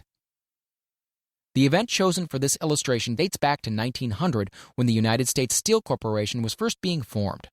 As you read the story, keep in mind these fundamental facts and you will understand how ideas have been converted into huge fortunes. First, the huge United States Steel Corporation was born in the mind of Charles M. Schwab in the form of an idea he created through his imagination. Second, he mixed faith with this idea. Third, he formulated a plan for the transformation of his idea into physical and financial reality. Fourth, he put his plan into action with his famous speech at the University Club. Fifth, he applied and followed through on his plan with persistence and backed it with a firm decision until it had been fully carried out. Sixth, he prepared the way for success by a burning desire for success. If you are one of those who have often wondered how great fortunes are accumulated, this story of the creation of the United States Steel Corporation will be enlightening. If you have any doubt that men can think and grow rich, this story should dispel that doubt because you can plainly see in the story of the United States Steel the application of a major portion of the 13 principles described in this book. This astounding description of the power of an idea was dramatically told by John Lowell in the New York World Telegram, with whose courtesy it is here reprinted. A pretty after-dinner speech for $1 billion. When, on the evening of December 12, 1900, some 80 of the nation's financial nobility gathered in the banquet hall of the University Club on Fifth Avenue to do honor to a young man from out of the West, not half a dozen of the guests realized they were witness to the most significant episode in American industrial history. J. Edward Simmons and Charles Stewart Smith, their hearts full of gratitude for the lavish hospitality bestowed on them by Charles M. Schwab during a recent visit to Pittsburgh, had arranged the dinner to introduce the 38-year-old steel man to Eastern banking society. But they didn't expect him to stampede the convention. They warned him, in fact, that the bosoms within New York's stuffed shirts would not be so responsive to oratory, and that, if he didn't want to bore the Stilhanens and the Harrimans and the Vanderbilts, he had better limit himself to 15 or 20 minutes of polite vaporings and let it go at that. Even John Pierpont Morgan, sitting on the right hand of Schwab, as became his imperial dignity, intended to grace the banquet table with his presence only briefly. And so far as the press and public were concerned, the whole affair was of so little moment that no mention of it found its way into print the next day. So the two hosts and their distinguished guests ate their way through the usual 7 or 8 courses. There was little conversation, and what there was of it was restrained. Few of the bankers and brokers had met Schwab, whose career had flowered along the banks of the Monongahela, and none knew him well. But before the evening was over, they, and with them Money Master Morgan, were to be swept off their feet, and $1 million baby, the United States Steel Corporation, was to be conceived. It is perhaps unfortunate for the sake of history that no record of Charlie Schwab's speech at the dinner was ever made. He repeated some parts of it at a later dinner during a similar meeting of Chicago bankers, and still later, when the government brought suit to dissolve the Steel Trust, he gave his own version from the witness stand of the remarks that stimulated Morgan into a frenzy of financial activity. It is probable, however, that it was a homely speech, somewhat ungrammatical, for the niceties of language never bothered Schwab, full of epigram and threaded with wit.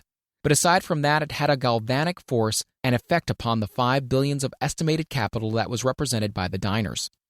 After it was over and the gathering was still under its spell, although Schwab had talked for 90 minutes, Morgan led the orator to a recessed window where, dangling their legs from the high, uncomfortable seat, they talked for an hour more. The magic of the Schwab personality had been turned on full force, but what was more important and lasting was the full-fledged, clear-cut program he laid down for the aggrandizement of steel. Many other men had tried to interest Morgan in slapping together a steel trust after the pattern of the biscuit, wire and hoop, sugar, rubber, whiskey, oil, or chewing gum combinations. John W. Gates, the gambler, had urged it, but Morgan distrusted him. The Moore boys, Bill and Jim, Chicago stock jobbers who had glued together a match trust and a cracker corporation, had urged it and failed. Albert H. Gary, the sanctimonious country lawyer, wanted to foster it, but he wasn't big enough to be impressive.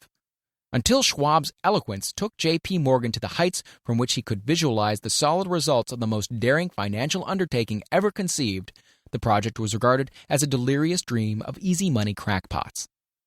The financial magnetism that began a generation ago to attract thousands of small and sometimes inefficiently managed companies into large and competition-crushing combinations had become operative in the steel world through the devices of that jovial business pirate, John W. Gates. Gates already had formed the American Steel and Wire Company out of a chain of small concerns, and together with Morgan had created the Federal Steel Company. The National Tube and American Bridge Companies were 2 more Morgan concerns, and the Moore brothers had forsaken the match and cookie business to form the American Group: Tin Plate, Steel Hoop, Sheet Steel, and National Steel Company. But by the side of Andrew Carnegie's gigantic vertical trust, a trust owned and operated by 53 partners, those other combinations were picayune. They might combine to their heart's content, but the whole lot of them couldn't make a dent in Carnegie's organization, and Morgan knew it. The eccentric old Scot knew it too. From the magnificent heights of Skibo Castle, he had viewed, first with amusement and then with resentment, the attempts of Morgan's smaller companies to cut into his business. When the attempts became too bold, Carnegie's temper was translated into anger and retaliation. He decided to duplicate every mill owned by his rivals. Hitherto, he hadn't been interested in wire, pipe, hoops, or sheet. Instead, he was content to sell such companies the raw steel and let them work it into whatever shape they wanted. Now, with Schwab as his chief and able lieutenant, he planned to drive his enemies to the wall. So it was that in the speech of Charles M. Schwab, Morgan saw the answer to his problem of combination. A trust without Carnegie, giant of them all, would be no trust at all. A plum pudding, as one writer said, without the plums. Schwab's speech on the night of December 12, 1900, undoubtedly carried the influence, though not the pledge, that the vast Carnegie enterprise could be brought under the Morgan tent. He talked of the world future for steel, of reorganization for efficiency, of specialization, of the scrapping of unsuccessful meals and concentration of effort on the flourishing properties, of economies in the ore traffic, of economies in overhead and administrative departments, of capturing foreign markets. More than that, he told the buccaneers among them wherein lay the errors of their customary piracy. Their purposes, he inferred, had been to create monopolies, raise prices, and pay themselves fat dividends out of privilege. Schwab condemned the system in his heartiest manner. The short-sightedness of such policy, he told his hearers, lay in the fact that it restricted the market in an era when everything carried for expansion. By cheapening the cost of steel, he argued, an ever-expanding market would be created. More uses for steel would be devised, and a goodly portion of the world trade could be captured. Actually, though he did not know it, Schwab was an apostle of modern mass production. So the dinner at the University Club came to an end. Morgan went home to think about Schwab's rosy predictions. Schwab went back to Pittsburgh to run the steel business, while Gary and the rest went back to their stock tickers to fiddle around in anticipation of the next move. It was not long coming. It took Morgan about 1 week to digest the feast of reason Schwab had placed before him. When he had assured himself that no financial indigestion was to result, he sent for Schwab and found that young man rather coy. Mr. Carnegie, Schwab indicated, might not like it if he found his trust company president had been flirting with the Emperor of Wall Street, the street upon which Carnegie had resolved never to tread. Then it was suggested by John W. Gates, the go-between, that if Schwab happened to be in the Bellevue Hotel in Philadelphia, J.P. Morgan might also happen to be there. When Schwab arrived, however, Morgan was inconveniently ill at his New York home, and so, on the elder man's pressing invitation, Schwab went to New York and presented himself at the door of the financier's library. Now, certain economic historians have professed the belief that from the beginning to the end of the drama, the stage was set by Andrew Carnegie, that the dinner to Schwab, the famous speech, the Sunday night conferences between Schwab and the Money King were events arranged by the Kenny Scott. The truth is exactly the opposite. When Schwab was called in to consummate the deal, he didn't even know whether the little boss, as Andrew was called, would so much as listen to an offer to sell, particularly to a group of men whom Andrew regarded as being endowed with something less than holiness. But Schwab did take into the conference with him, in his own handwriting, 6 sheets of copperplate figures, representing to his mind the physical worth and potential earning capacity of every steel company he regarded as an essential star in the new metal firmament. 4 men pondered over these figures all night. The chief, of course, was Morgan, steadfast in his belief in the divine right of money. With him was his aristocratic partner, Robert Bacon. The third was John W. Gates, whom Morgan scorned as a gambler and used as a tool. The fourth was Schwab, who knew more about the processes of making and selling steel than any whole group of men then living. Throughout that conference, the Pittsburghers' figures were never questioned. If he had said a company was worth so much, then it was worth that much and no more. He was insistent, too, upon including in the combination only those concerns he nominated. He had conceived a corporation in which there would be no duplication, not even to satisfy the greed of friends who wanted to unload their companies upon the broad Morgan shoulders. Thus he left out, by design, a number of the larger concerns upon which the walruses and carpenters of Wall Street had cast hungry eyes. When dawn came, Morgan rose and straightened his back. Only one question remained. "Do you think you can persuade Andrew Carnegie to sell?" he asked. "I can try," said Schwab. "If you can get him to sell, I will undertake the matter," said Morgan. So far as good, but would Carnegie sell? How much would he demand? Schwab thought about $320 million. What would he take payment in? Common or preferred stocks? Bonds? Cash?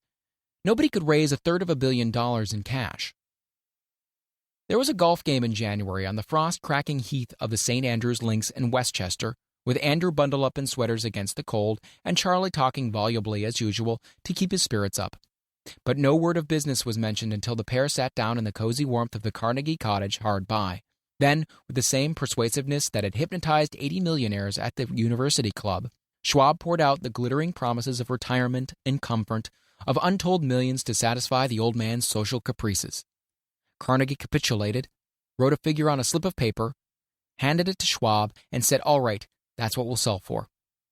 The figure was approximately $400 million and was reached by taking the $320 million mentioned by Schwab as a basic figure and adding to it $80 million to represent the increased capital value over the previous 2 years.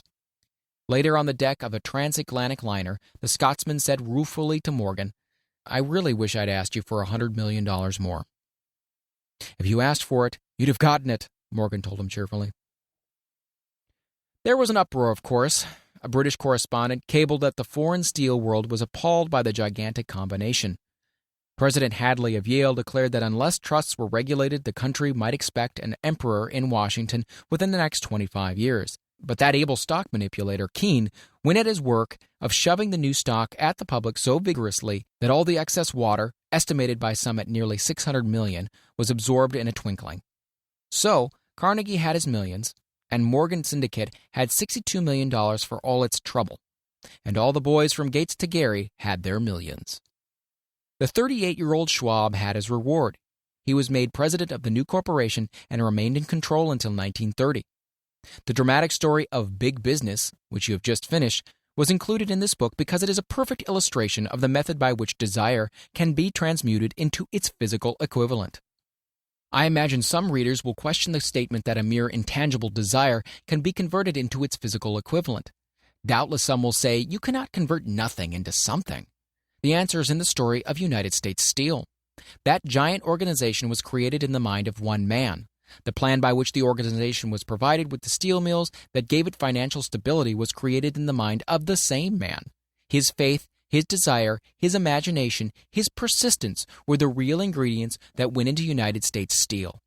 The steel mills and mechanical equipment acquired by the corporation after it had been brought into legal existence were incidental, but careful analysis will disclose the fact that the appraised value of the properties acquired by the corporation increased in value by an estimated $600 million just by the mere transaction which consolidated them into one management.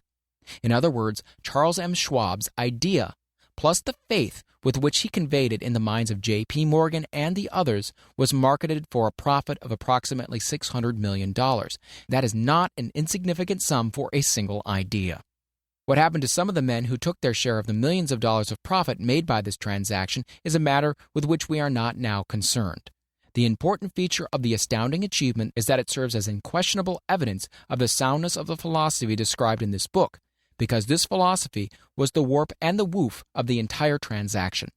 Moreover, the practicability of the philosophy has been established by the fact that the United States Steel Corporation prospered and became one of the richest and most powerful corporations in America, employing thousands of people, developing new uses for steel, and opening new markets, thus proving that the $600 million in profit which the Schwab idea produced was earned. Riches begin in the form of thought. The amount is limited only by the persons in whose mind the thought is put into motion. Faith removes limitations. Remember this when you are ready to bargain with life for whatever it is that you ask as your price for having passed this way. Remember also that the man who created the United States Steel Corporation was practically unknown at the time. He was merely Andrew Carnegie's Man Friday until he gave birth to his famous idea.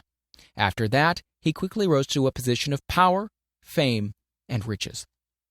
There are no limitations to the mind except those we acknowledge. Both poverty and riches are the offspring of thought.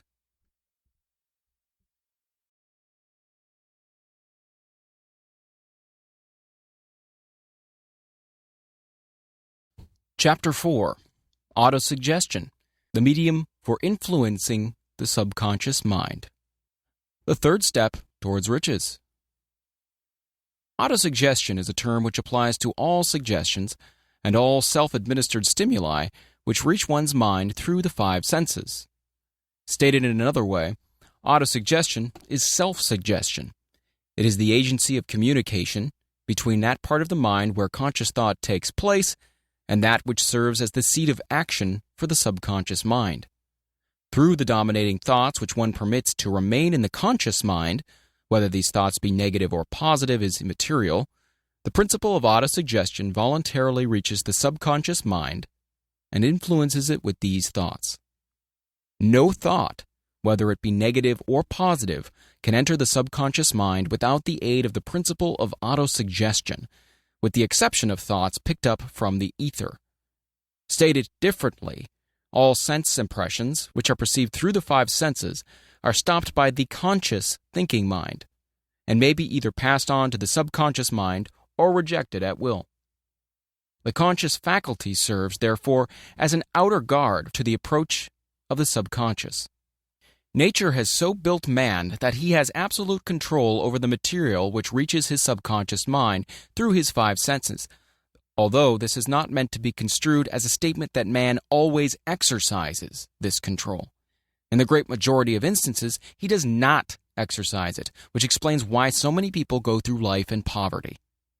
Recall what has been said about the subconscious mind resembling a fertile garden spot, in which weeds will grow in abundance if the seeds of more desirable crops are not sown therein.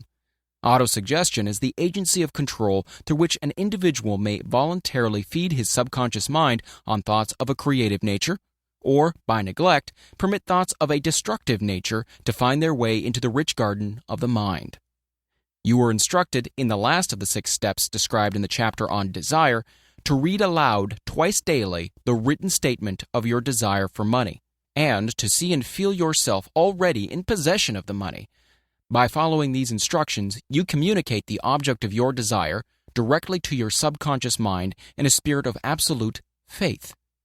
Through repetition of this procedure, you voluntarily create thought habits which are favorable to your efforts to transmute desire into its monetary equivalent.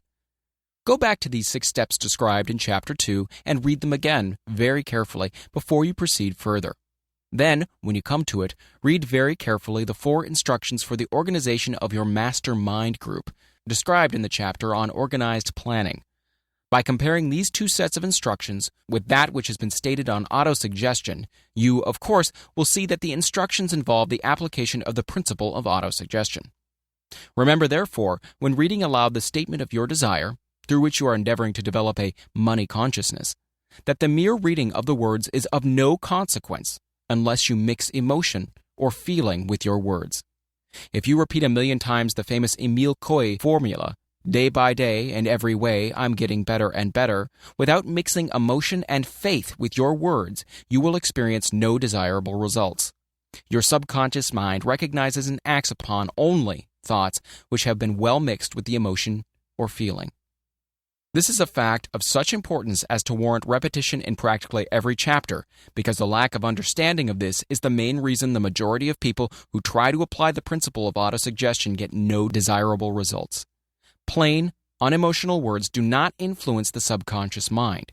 You will get no appreciable results until you learn to reach your subconscious mind with thoughts or spoken words which have been well emblazoned with belief. Do not be discouraged if you cannot control and direct your emotions the first time you try to do so. Remember, there is no such possibility as something for nothing. Ability to reach and influence your subconscious mind has its price, and you must pay that price. You cannot cheat, even if you desire to do so. The price of ability to influence your subconscious mind is everlasting persistence in applying the principles described here.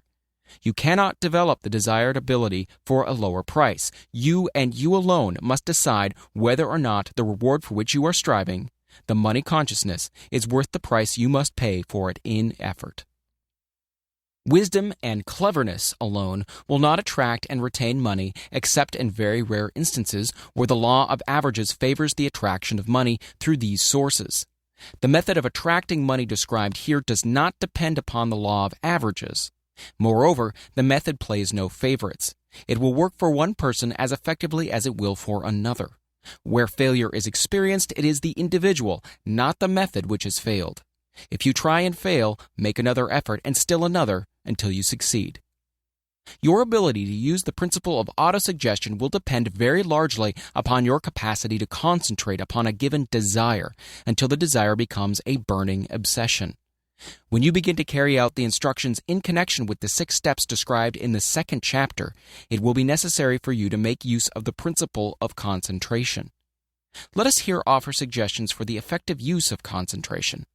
When you begin to carry out the first of the 6 steps, which instructs you to fix in your mind the exact amount of money you desire, hold your thoughts on that amount of money by concentration, or fixation of attention, with your eyes closed until you can actually see the physical appearance of the money. Do this at least once each day. As you go through these exercises, follow the instructions given in the chapter on faith, and see yourself actually in possession of the money. Here is the most significant fact. The subconscious mind takes any orders given it in a spirit of absolute faith and acts upon those orders, although the orders often have to be presented over and over again through repetition before they are interpreted by the subconscious mind. Following the preceding statement, consider the possibility of playing a perfectly legitimate trick on your subconscious mind by making it believe, because you believe it, that you must have the amount of money you are visualizing, that this money is already awaiting your claim, that the subconscious mind must hand over to you practical plans for acquiring the money which is yours. Hand over the thought suggested in the preceding paragraph to your imagination and see what your imagination can or will do to create practical plans for the accumulation of money through transmutation of your desire. Do not wait for a definite plan through which you intend to exchange services or merchandise in return for the money you are visualizing, but begin at once to see yourself in possession of the money, demanding and expecting, meanwhile, that your subconscious mind will hand over the plan or plans you need. Be on the alert for these plans, and when they appear, put them into action immediately. When the plans appear, they will probably flash into your mind through the 6th sense in the form of an inspiration. This inspiration may be considered a direct telegram or message from infinite intelligence. Treat it with respect and act upon it as soon as you receive it. Failure to do this will be fatal to your success. In the 4th of the 6 steps, you were instructed to create a definite plan for the carrying out your desire and begin at once to put this plan into action. You should follow this instruction in the manner described in the preceding paragraph. Do not trust to your reason when creating your plan for accumulating money through the transmutation of desire. Your reason is faulty. Moreover, your reasoning faculty may be lazy, and if you depend entirely upon it to serve you, it may disappoint you. When visualizing the money you intend to accumulate with closed eyes, see yourself rendering the service or delivering the merchandise you intend to give in return for this money. This is important. Summary of instructions. The fact that you are reading this book is an indication that you earnestly seek knowledge. It is also an indication that you are a student of this subject. If you are only a student, there is a chance that you may learn much that you did not know, but you will learn only by assuming an attitude of humility. If you choose to follow some of the instructions, but neglect or refuse to follow others, you will fail. To get satisfactory results, you must follow all instructions in a spirit of faith. The instructions given in connection with the 6 steps in the 2nd chapter will now be summarized and blended with principles covered by this chapter as follows. First, go into some quiet spot, preferably in bed at night, where you will not be disturbed or interrupted. Close your eyes and repeat aloud, so you may hear your own words, the written statement of the amount of money you intend to accumulate, the time limit for its accumulation, and a description of the service or merchandise you intend to give in return for the money.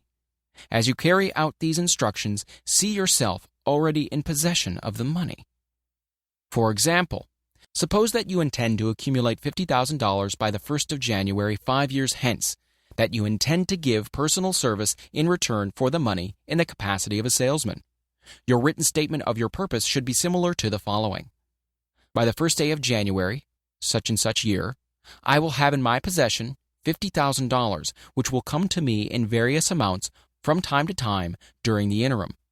In return for this money, I will give the most efficient service of what I am capable, rendering the fullest possible quantity and the best possible quality of service in the capacity of salesman of describe the service or merchandise you intend to sell. I believe that I will have this money in my possession. My faith is so strong that I can now see this money before my eyes. I can touch it with my hands. It is now awaiting transfer to me at the time and in the proportion that I deliver the service I intend to render in return for it. I am awaiting a plan by which to accumulate this money, and I will follow that plan when it is received. Second, repeat this program night and morning until you can see, in your imagination, the money you intend to accumulate. Third, place a written copy of your statement where you can see it night and morning, and read it before retiring and upon arising until it has been memorized. Remember, as you carry out these instructions, that you are applying the principle of autosuggestion for the purpose of giving orders to your subconscious mind. Remember also that your subconscious mind will act only upon instructions that are emotionalized and handed over to it with feeling. Faith is the strongest and most productive of the emotions. Follow the instructions given in the chapter on faith. These instructions may at first seem abstract. Do not let this disturb you. Follow the instructions no matter how abstract or how impractical they may at first appear to be. The time will soon come, if you do as you've been instructed, in spirit as well in act, when a whole new universe of power will unfold to you. Skepticism in connection with all new ideas is characteristic of all human beings. But if you follow the instructions outlined, your skepticism will soon be replaced by belief, and this in turn will soon become crystallized into absolute faith. Then you will have arrived at the point where you may truly say, I am the master of my fate. I am the captain of my soul. Many philosophers have made the statement that man is the master of his own earthly destiny, but most of them have failed to say why he is the master. The reason that man may be the master of his own earthly status, and especially his financial status, is thoroughly explained in this chapter. Man may become the master of himself and of his environment because he has the power to influence his own subconscious mind, and through it, gain the cooperation of infinite intelligence. You are now reading the chapter which represents the keystone to the arc of this philosophy. The instructions contained in this chapter must be understood and applied with persistence if you are to succeed in transmuting desire into money. The actual performance of transmuting desire into money involves the use of autosuggestion as an agency by which one may reach and influence the subconscious mind. The other principles are simply tools with which to apply autosuggestion. Keep this thought in mind, and you will at all times be conscious of the important part the principle of autosuggestion is to play in your efforts to accumulate money through the methods described in this book. Carry out these instructions as though you were a small child. Inject into your efforts something of the faith of a child. The author has been most careful to see that no impractical instructions were included because of his sincere desire to be helpful. After you have read the entire book, come back to this chapter and follow in spirit and in action this instruction. Read the entire chapter aloud once every night until you become thoroughly convinced that the principle of autosuggestion is sound, that it will accomplish for you all that has been claimed for it. As you read, underscore with a pencil every sentence which impresses you favorably. Follow the foregoing instruction to the letter, and it will open the way for complete understanding and mastery of the principles of success. Chapter 5. Specialized knowledge, personal experience or observations. The fourth step toward riches. There are two kinds of knowledge. One is general, the other specialized. General knowledge, no matter how great in quantity or variety it may be, is of but little use in the accumulation of money. The faculties of the great universities possess, in aggregate, practically every form of general knowledge known to civilization. Most of the professors have but little or no money. They specialize on teaching knowledge, but they do not specialize on the organization or the use of knowledge. Knowledge will not attract money unless it is organized and intelligently directed through practical plans of action to the definite end of accumulation of money. Lack of understanding of this fact has been the source of confusion to millions of people who falsely believe that knowledge is power. It is nothing of the sort. Knowledge is only potential power. It becomes power only when and if it is organized into definite plans of action and directed to a definite end. This missing link in all systems of education known to civilization today may be found in the failure of educational institutions to teach their students how to organize and use knowledge after they acquire it. Many people make the mistake of assuming that because Henry Ford had but little schooling, he is not a man of education. Those who make this mistake do not know Henry Ford, nor do they understand the real meaning of the word educate. That word is derived from the Latin word educo, meaning to educe, to draw out, to develop from within. An educated man is not necessarily one who has an abundance of general or specialized knowledge. An educated man is one who has so developed the faculties of his mind that he may acquire anything he wants, or its equivalent, without violating the rights of others. Henry Ford comes well within the meaning of this definition. During the World War, a Chicago newspaper published certain editorials in which, among other statements, Henry Ford was called an ignorant pacifist. Mr. Ford objected to the statements and brought suit against the paper for libeling him. When the suit was tried in the courts, the attorneys for the paper pleaded justification and placed Mr. Ford himself on the witness stand for the purpose of proving to the jury that he was ignorant. The attorneys asked Mr. Ford a great variety of questions, all of them intended to prove, by his own evidence, that while he might possess considerable specialized knowledge pertaining to the manufacture of automobiles, he was in the main ignorant. Mr. Ford was plied with such questions as the following. Who was Benedict Arnold? And how many soldiers did the British send over to America to put down the rebellion of 1776? In answer to the last question, Mr. Ford replied, I do not know the exact number of soldiers the British sent over, but I have heard that it was a considerably larger number than ever went back.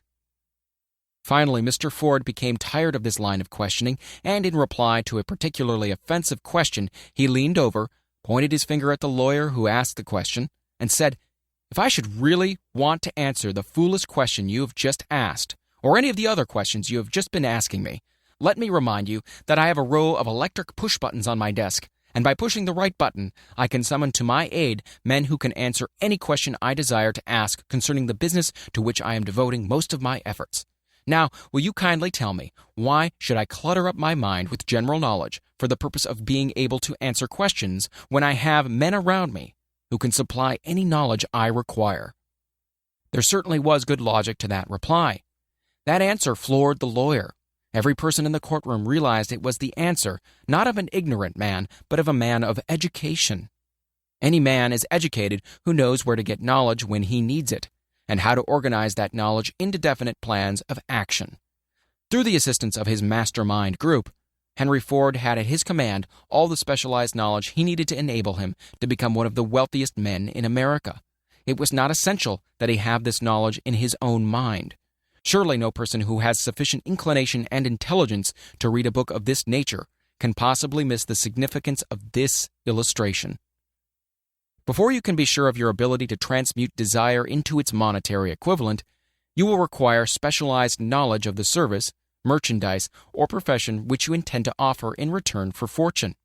Perhaps you may need more specialized knowledge than you have the ability or the inclination to acquire, and if this should be true, you may bridge your weakness through the aid of your mastermind group. Andrew Carnegie stated that he personally knew nothing about the technical end of the steel business. Moreover, he did not particularly care to know anything about it. The specialized knowledge which he required for the manufacture and marketing of steel, he found available through the individual units of his mastermind group.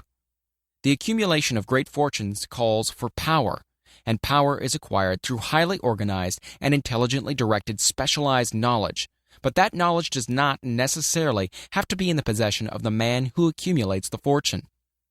The preceding paragraph should give hope and encouragement to the man with ambition to accumulate a fortune who has not possessed himself of the necessary education to supply such specialized knowledge as he may require. Men sometimes go through life suffering from inferiority complexes because they are not men of education. The man who can organize and direct a mastermind group of men who possess knowledge useful in the accumulation of money is just as much a man of education as any man in the group.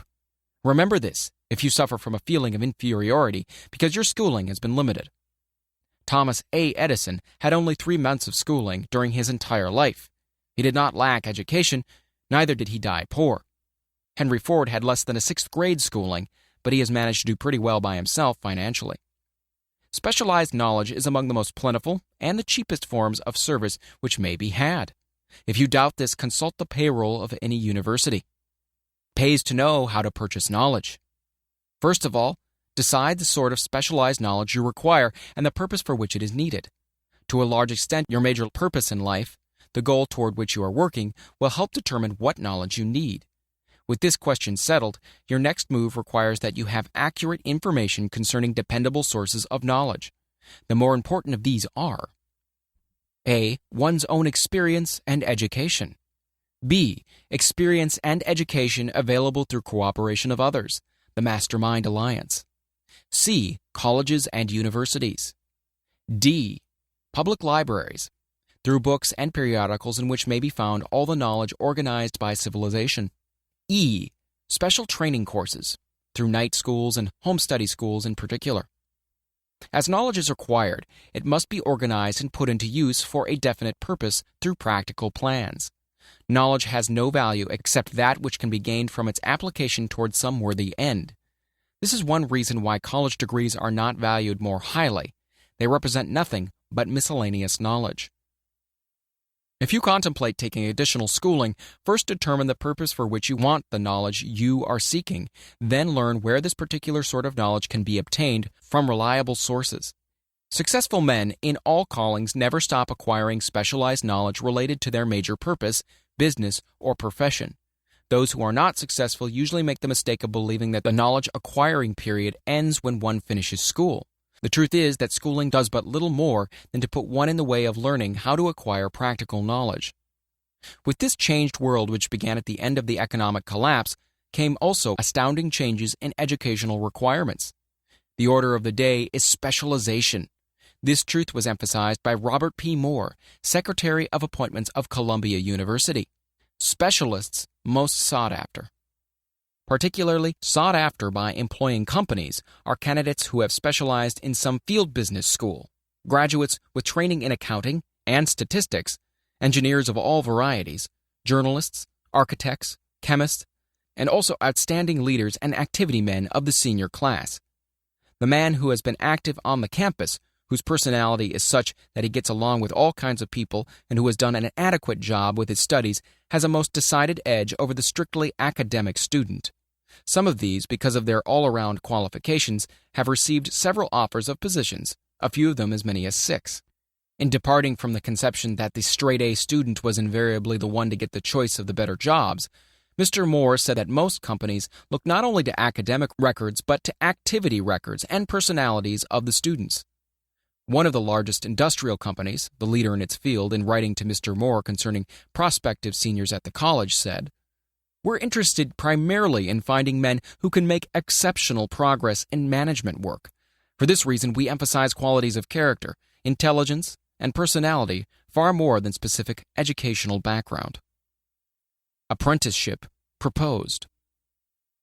Proposing a system of apprenticing students in offices, stores, and industrial occupations during the summer vacation, Mr. Moore asserts that after the first 2 or 3 years of college, every student should be asked to choose a definite future course and to call a halt if he has been merely pleasantly drifting without purpose through an unspecialized academic curriculum. Colleges and universities must face the practical consideration that all professions and occupations now demand specialists, urging that educational institutions accept more direct responsibility for vocational guidance. One of the most reliable and practical sources of knowledge available to those who need specialized schooling is the night schools operated in most large cities. The correspondence schools give specialized training anywhere the U.S. males go, on all subjects that can be taught by the extension method. One advantage of home study training is the flexibility of the study program, which permits one to study during spare time. Another stupendous advantage of home study training, if the school is carefully chosen, is the fact that most courses afforded by home study schools carry with them generous privileges of consultation, which can be of priceless value to those needing specialized knowledge. No matter where you live, you can share the benefits. Anything acquired without effort and without cost is generally unappreciated, often discredited. Perhaps this is why we get so little from our marvelous opportunity in public schools. The self-discipline one receives from a definite program of specialized study makes up to some extent for the wasted opportunity when knowledge has been available without cost. Correspondence schools are highly organized business institutions. Their tuition fees are so low that they are forced to insist upon prompt payments. Being asked to pay, whether the student makes good grades or poor, has the effect of causing one to follow through with the course when he would otherwise drop it. The correspondence schools have not stressed this point sufficiently, for the truth is that their collection departments constitute the very finest sort of training on decision, promptness, action, and the habit of finishing that which one begins. I learned this from experience more than 25 years ago. I enrolled for a home study course in advertising. After completing 8 or 10 lessons, I stopped studying, but the school did not stop sending me bills. Moreover, it insisted upon payment, whether I kept up my studies or not. I decided that if I had to pay for the course, which I had legally obligated myself to do, I should complete the lessons and get my money's worth. I felt at first at the time that the collection system of the school was somewhat too well organized, but I learned later in life that it was a valuable part of my training for which no charge had been made. Being forced to pay, I went ahead and completed the course. Later in life, I discovered that the efficient collection system of that school had been worth much in the form of money earned because of the training in advertising I had so reluctantly taken. We have in this country what is said to be the greatest public school system in the world. We have invested fabulous sums for fine buildings. We have provided convenient transportation for children living in rural districts so they may attend the best schools. But there is one astounding weakness to this marvelous system. It is free. One of the strange things about human beings is that they value only that which has a price. The free schools of America and the free public libraries do not impress people because they are free. This is the major reason why so many people find it necessary to acquire additional training after they quit school and go to work. It is also one of the major reasons why employers give greater consideration to employees who take home study courses. They have learned from experience that any person who has the ambition to give up a part of his spare time to studying at home has in him those qualities which make for leadership. This recognition is not a charitable gesture, it is a sound business judgment upon the part of the employers. There is one weakness in people for which there is no remedy. It is the universal weakness of lack of ambition. Persons, especially salaried people, who schedule their spare time to provide for home study seldom remain at the bottom very long. Their action opens the way for the upward climb, removes many obstacles from their path, and gains the friendly interest of those who have the power to put them in the way of opportunity. The home study method of training is especially suited to the needs of employed people who find after leaving school that they must acquire additional specialized knowledge but cannot spare the time to go back to school. The changed economic conditions prevailing since the Depression have made it necessary for thousands of people to find additional or new sources of income. For the majority of these, the solution to their problem may be found only by acquiring specialized knowledge. Many will be forced to change their occupations entirely. When a merchant finds that a certain line of merchandising is not selling, he usually supplants it with another that is in demand. The person whose business is that of marketing personal services must also be an efficient merchant. If his service does not bring adequate returns in one occupation, he must change to another where broader opportunities are available. Stuart Austin Weir prepared himself as a construction engineer and followed this line of work until the Depression limited his market to where it did not give him the income he required. He took inventory of himself, decided to change his profession to law, went back to school, and took special courses by which he prepared himself as a corporation lawyer. Despite the fact that the Depression had not ended, he completed his training, passed the bar exam, and quickly built a lucrative law practice in Dallas, Texas. In fact, he's turning away clients. Just to keep the record straight and to anticipate the alibis of those who will say, "I couldn't go to school because I have a family to support," or "I'm too old," I will add the information that Mr. Weir was past 40 and married when he went back to school. Moreover, by carefully selecting highly specialized courses in colleges best prepared to teach the subjects chosen, Mr. Weir completed in 2 years the work for which the majority of law students require 4 years. It pays to know how to purchase knowledge. The person who stops studying merely because he has finished school is forever hopelessly doomed to mediocrity, no matter what may be his calling. The way of success is the way of continuous pursuit of knowledge. Let us consider a specific instance. During the Depression, a salesman in a grocery store found himself without a position. Having had some bookkeeping experience, he took a special course in accounting, familiarized himself with all the latest bookkeeping and office equipment, and went into business for himself. Starting with the grocer for whom he had formerly worked, he made contracts with more than 100 small merchants to keep their books, all at a very nominal monthly fee. His idea was so practical that he soon found it necessary to set up a portable office in a light delivery truck, which he equipped with modern bookkeeping machinery.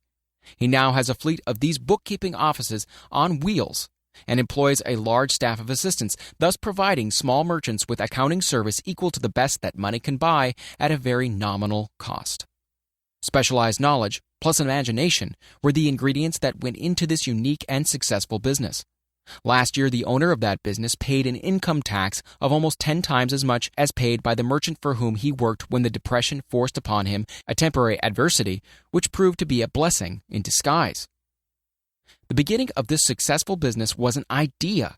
Inasmuch as I had the privilege of supplying the unemployed salesman with that idea, I now assume the further privilege of suggesting another idea which has within it the possibility of even greater income. Also, the possibility of rendering useful service to thousands of people who badly need that service. The idea was suggested by the salesman who gave up selling and went into the business of keeping books on a wholesale basis. When the plan was suggested as a solution to his unemployment problem, he quickly exclaimed, "Well, I like the idea, but I would not know how to turn it into cash." In other words, he complained he would not know how to market his bookkeeping knowledge after he acquired it. So, that brought up another problem which had to be solved. With the aid of a young woman typist, clever at hand lettering, and who could put the story together, a very attractive book was prepared describing the advantages of the new system of bookkeeping. The page was neatly typed and pasted in an ordinary scrapbook, which was used as a silent salesman through which the story of this new business was so effectively told that its owner soon had more accounts than he could handle. There are thousands of people all over the country who need the services of a merchandising specialist capable of preparing an attractive brief for use in marketing personal services. The aggregate annual income from such a service might easily exceed that received by the largest employment agency, and the benefits of that service might be made far greater to the purchaser than to any obtained from an employment agency. The idea here described was born of necessity, to bridge an emergency which had to be covered. But it did not stop by merely serving one person. The woman who created the idea has a keen imagination. She saw in her newly born brainchild the making of a new profession, one that is destined to render valuable services to thousands of people who need practical guidance in marketing personal services. Spurred to action by the instantaneous success of her first prepared plan to market personal services, this energetic woman turned next to the solution of a similar problem for her son who had just finished college, but had been totally unable to find a market for his services. The plan she originated for his use was the finest specimen of merchandising of personal services I have ever seen. When the plan book had been completed, it contained nearly 50 pages of beautifully typed, properly organized information telling the story of her son's native ability, schooling, personal experiences, and a great variety of other information too extensive for description. The plan book also contained a complete description of the position her son desired, together with a marvelous word picture of the exact plan he would use in filling the position. The preparation of the plan book required several weeks' labor, during which time its creator sent her son to the public library almost every day to procure data needed in selling his services to best advantage. She sent him also to all the competitors of his prospective employer and gathered from them vital information concerning their business methods, which was of great value in the formation of the plan he intended to use in filling the position he sought. When the plan had been finished, it contained more than half a dozen very fine suggestions for the use and benefit of the prospective employer. The suggestions were put into use by that company. One may be inclined to ask, why go to all this trouble just to secure a job? The answer is straight and to the point. Also, it is dramatic because it deals with a subject which assumes the proportion of a tragedy with millions of men and women whose sole source of income is personal services. The answer is, doing a thing well never is trouble. The plan prepared by this woman for the benefit of her son helped him get the job for which he applied at the first interview, at a salary fixed by himself. Moreover, and this too is important, the position did not require the young man to start at the bottom. He began as a junior executive, at an executive's salary. Why go to all this trouble, do you ask?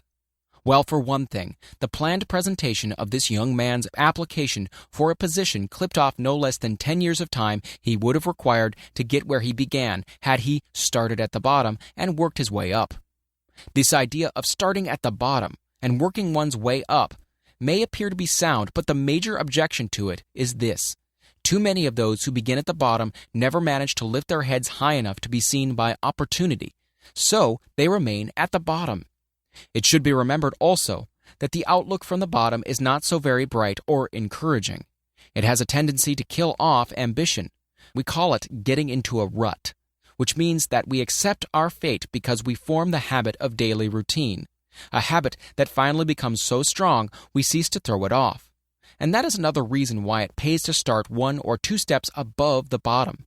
By so doing, one forms the habit of looking around, of observing how others get ahead, of seeing opportunity, and of embracing it without hesitation. Dan Halpin is a splendid example of what I mean. During his college days, he was the manager of a famous 1930 national championship Notre Dame football team, when it was under the direction of the late Knute Rockne. Perhaps he was inspired by the great football coach to aim high, and not mistake temporary defeat for failure, just as Andrew Carnegie, the great industrial leader, inspired his young business lieutenants to set high goals for themselves. At any rate, young Halpin finished college at a mighty unfavorable time when the Depression had made jobs scarce.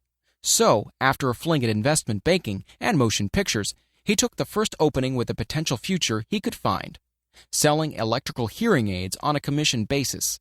Anyone could start in that sort of job, and Halpin knew it, but it was enough to open the door of opportunity to him. For almost 2 years he continued in a job not to his liking, and he would never have risen above that job if he had not done something about his dissatisfaction. He aimed at first at the job of assistant sales manager of this company, and got the job. That one step upward placed him high enough above the crowd to enable him to see still greater opportunity. Also, it placed him where opportunity could see him. He made such a fine record selling hearing aids that A.M. Andrews, chairman of the board of the Dictograph Products Company, a business competitor of the company for which Halpin worked, wanted to know something about that man Dan Halpin, who was taking big sales away from the long-established Dictograph Company. He sent for Halpin. When the interview was over, Halpin was the new sales manager in charge of the Acousticon division. Then, to test young Halpin's mettle, Mr. Andrews went away to Florida for 3 months, leaving him to sink or swim in his new job. He didn't sink. Knute Rockne's spirit of all the world loves a winner and has no time for a loser inspired him to put so much into his job that he was recently elected vice president of the company and general manager of Acousticon and silent radio divisions, a job which most men would be proud to earn through 10 years of loyal effort. Halpin turned this trick in little more than 6 months. It is difficult to say whether Mr. Andrews or Mr. Halpin is more deserving of eulogy, for the reason that both showed evidence of having an abundance of that very rare quality known as imagination. Mr. Andrews deserves credit for seeing in young Halpin a go-getter of the highest order. Halpin deserves credit for refusing to compromise with life by accepting and keeping a job he did not want. And that is one of the major points I'm trying to emphasize through this entire philosophy, that we rise to high positions or remain at the bottom because of conditions we can control if we desire to control them. I'm also trying to emphasize another point, namely that both success and failure are largely the results of habit. I have not the slightest doubt that Dan Halpin's close association with the greatest football coach America ever knew planted in his mind the same brand of desire to excel which made the Notre Dame football team world famous. Truly, there is something to the idea that hero worship is helpful, provided one worships a winner. Halpin tells me that Rockne was one of the world's greatest leaders of men in all history. My belief in the theory that business associations are vital factors both in failure and in success were recently demonstrated when my son Blair was negotiating with Dan Halpin for a position. Mr. Halpin offered him a beginning salary of about 1/2 that he could have gotten from a rival company. I brought parental pressure to bear and induced him to accept the place with Mr. Halpin because I believe that close association with one who refuses to compromise with circumstances he does not like is an asset that can never be measured in terms of money. The bottom is a monotonous, dreary, unprofitable place for any person. That is why I've taken the time to describe how lowly beginnings may be circumvented by proper planning, Also, that is why so much space has been devoted to a description of this new profession, created by a woman who was inspired to do a fine job of planning because she wanted her son to have a favorable break. With the changed conditions ushered in by the world economic collapse came also the need for newer and better ways of marketing personal services.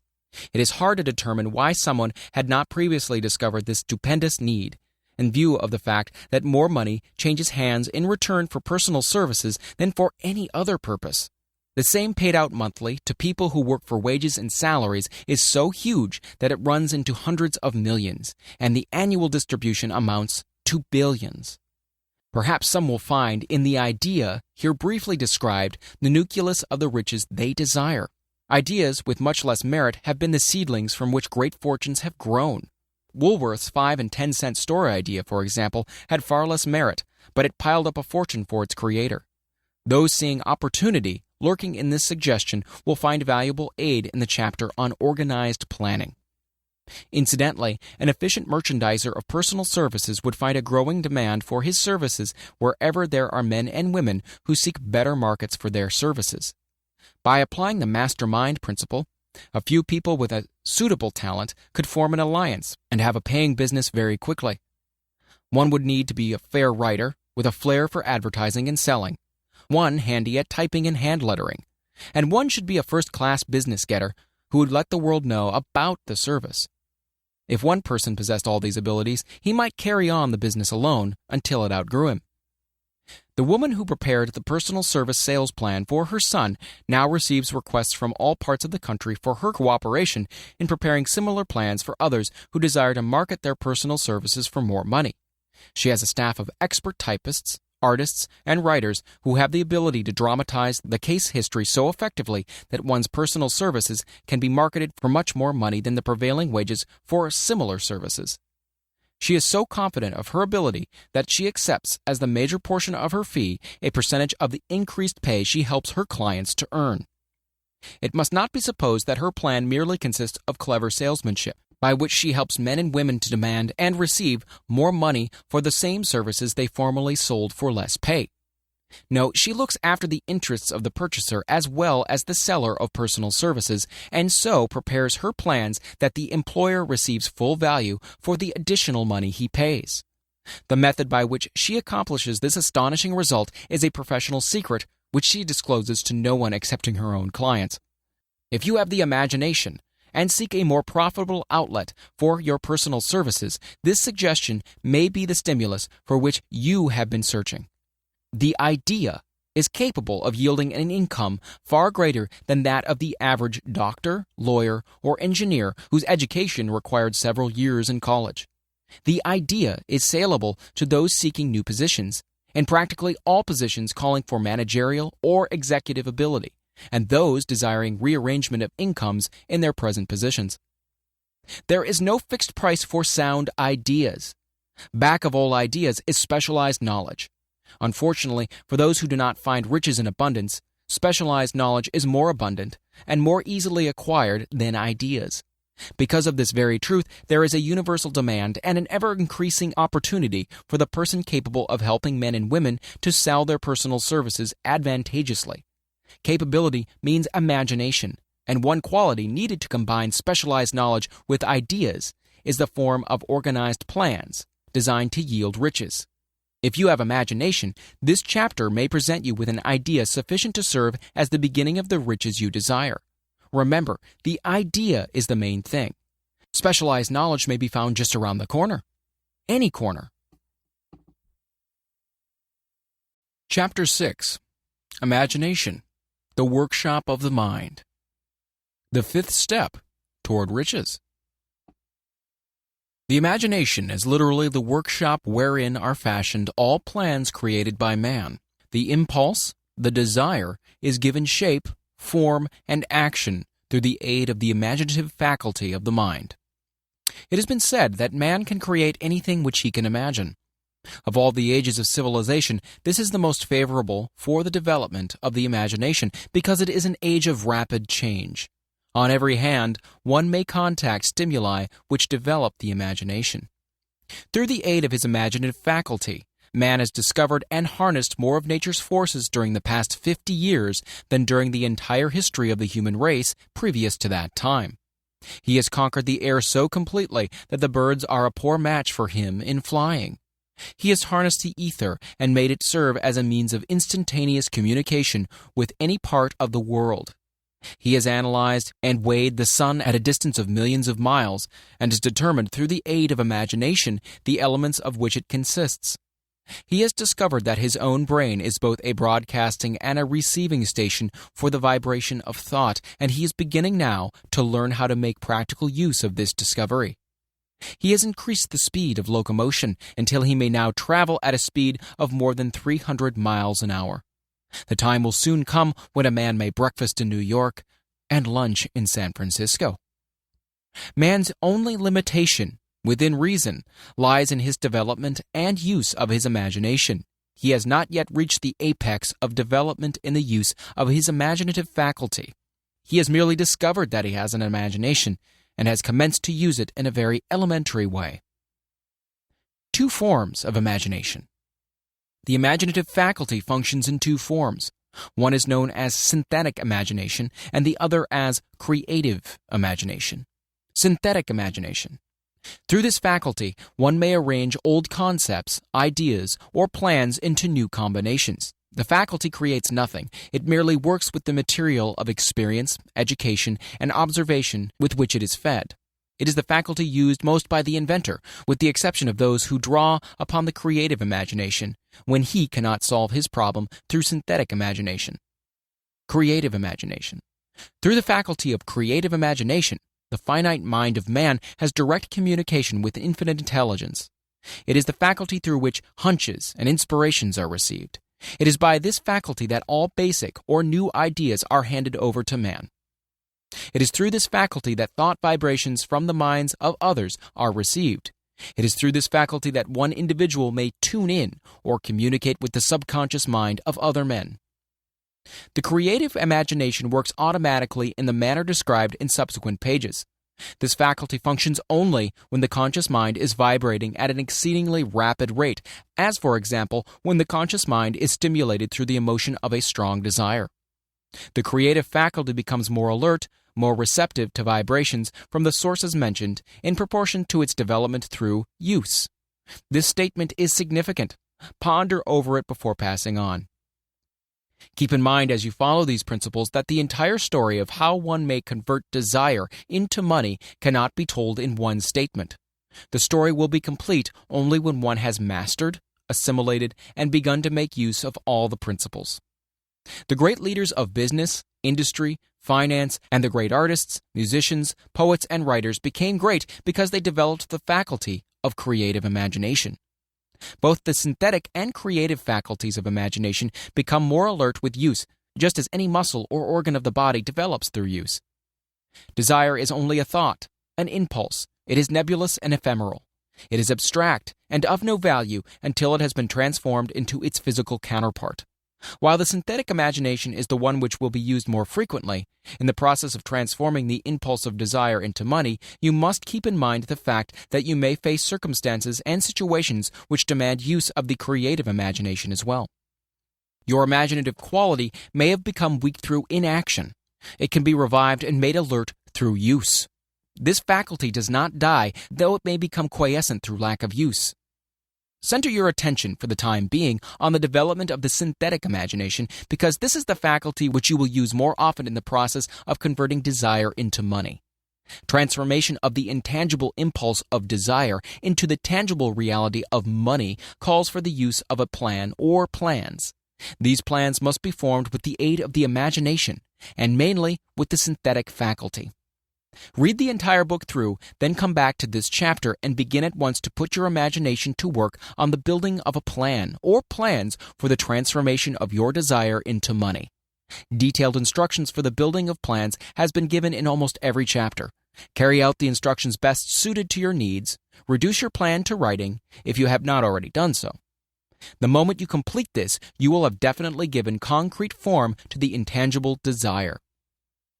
Read the preceding sentence once more. Read it aloud, very slowly, as you do so. Remember that the moment you reduce the statement of your power and a plan for its realization to writing, you have actually taken the first of a series of steps which will enable you to convert the thought into its physical counterpart. The earth on which you live, you yourself, and every other material thing are the result of evolutionary change, through which microscopic bits of matter have been organized and arranged in an orderly fashion. Moreover, and this statement is of stupendous importance, this earth, every one of the billions of individual cells of your bodies, and every atom of matter began as an intangible form of energy. Desire is thought impulse. Thought impulses are forms of energy. When you begin with the thought impulse, desire, to accumulate money, you are drafting into your service the same stuff that nature used in creating this earth and in every material form in the universe, including the body and brain in which the thought impulses function. As far as science has been able to determine, the entire universe consists of but two elements, matter and energy. Through the combination of energy and matter has been created everything perceptible to man, from the largest star which floats in the heavens down to and including himself. You are now engaged in the task of trying to profit by nature's method. You are sincerely and earnestly, we hope, trying to adapt yourself to nature's laws by endeavoring to convert desire into its physical or monetary equivalent. You can do it.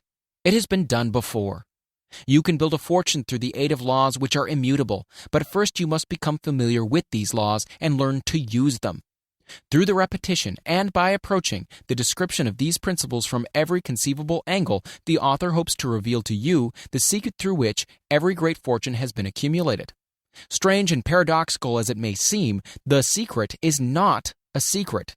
Nature herself advertises it in the earth on which we live, the stars, the planets suspended within our view, in the elements above and around us, in every blade of grass, and every form of life within our vision. Nature advertises this secret in terms of biology, in the conversion of a tiny cell so small that it may be lost on the point of a pin, into the human being now reading this line. The conversion of desire into its physical equivalent is certainly no more miraculous. Do not become discouraged if you do not fully comprehend all that has been stated. Unless you have long been a student of the mind, it is not to be expected that you will assimilate all that is in this chapter upon a first reading. But you will in time make good progress. The principles which follow will open the way for understanding of imagination. Assimilate that which you understand as you read this philosophy for the first time. Then, when you reread and study it, you will discover that something has happened to clarify it and give you a broader understanding of the whole. Above all, do not stop, nor hesitate in your study of these principles until you have read the book at least 3 times, for then you'll not want to stop. How to make practical use of imagination. Ideas are the beginning points of all fortunes. Ideas are products of the imagination. Let us examine a few well-known ideas which have yielded huge fortunes with the hope that these illustrations will convey definite information concerning the method by which imagination may be used in accumulating riches. The enchanted kettle. 50 years ago, an old country doctor drove to town, hitched his horse, quietly slipped into a drugstore by the back door, and began dickering with the young drug clerk. His mission was destined to yield great wealth to many people. It was destined to bring the South the most far-flung benefits since the Civil War. For more than an hour, behind the prescription counter, the old doctor and the clerk talked in low tones. Then the doctor left.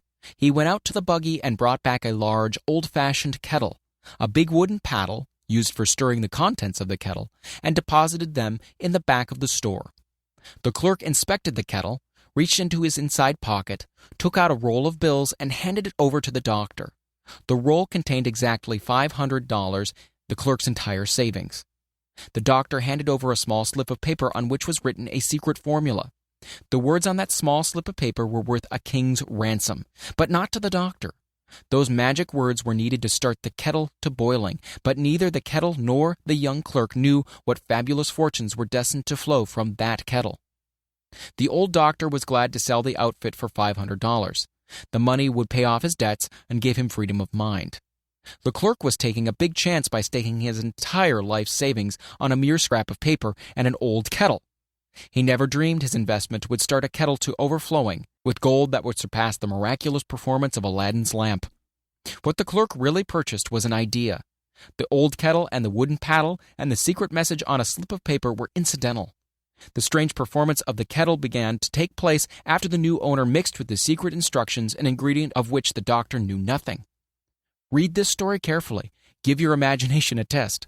See if you can discover what it was the young man added to the secret message which caused the kettle to overflow with gold. Remember as you read that this is not a story from Arabian Nights. Here you have a story of facts, stranger than fiction, facts which began in the form of an idea. Let us take a look at the vast fortunes of gold this idea has produced. It has paid and still pays huge fortunes to men and women all over the world who distribute the contents of the kettle to millions of people.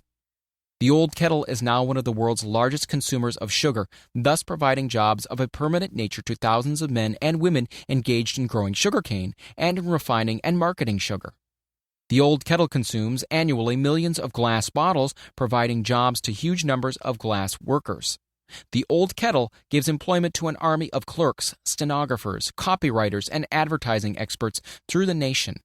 It has brought fame and fortune to scores of artists who have created magnificent pictures describing the product.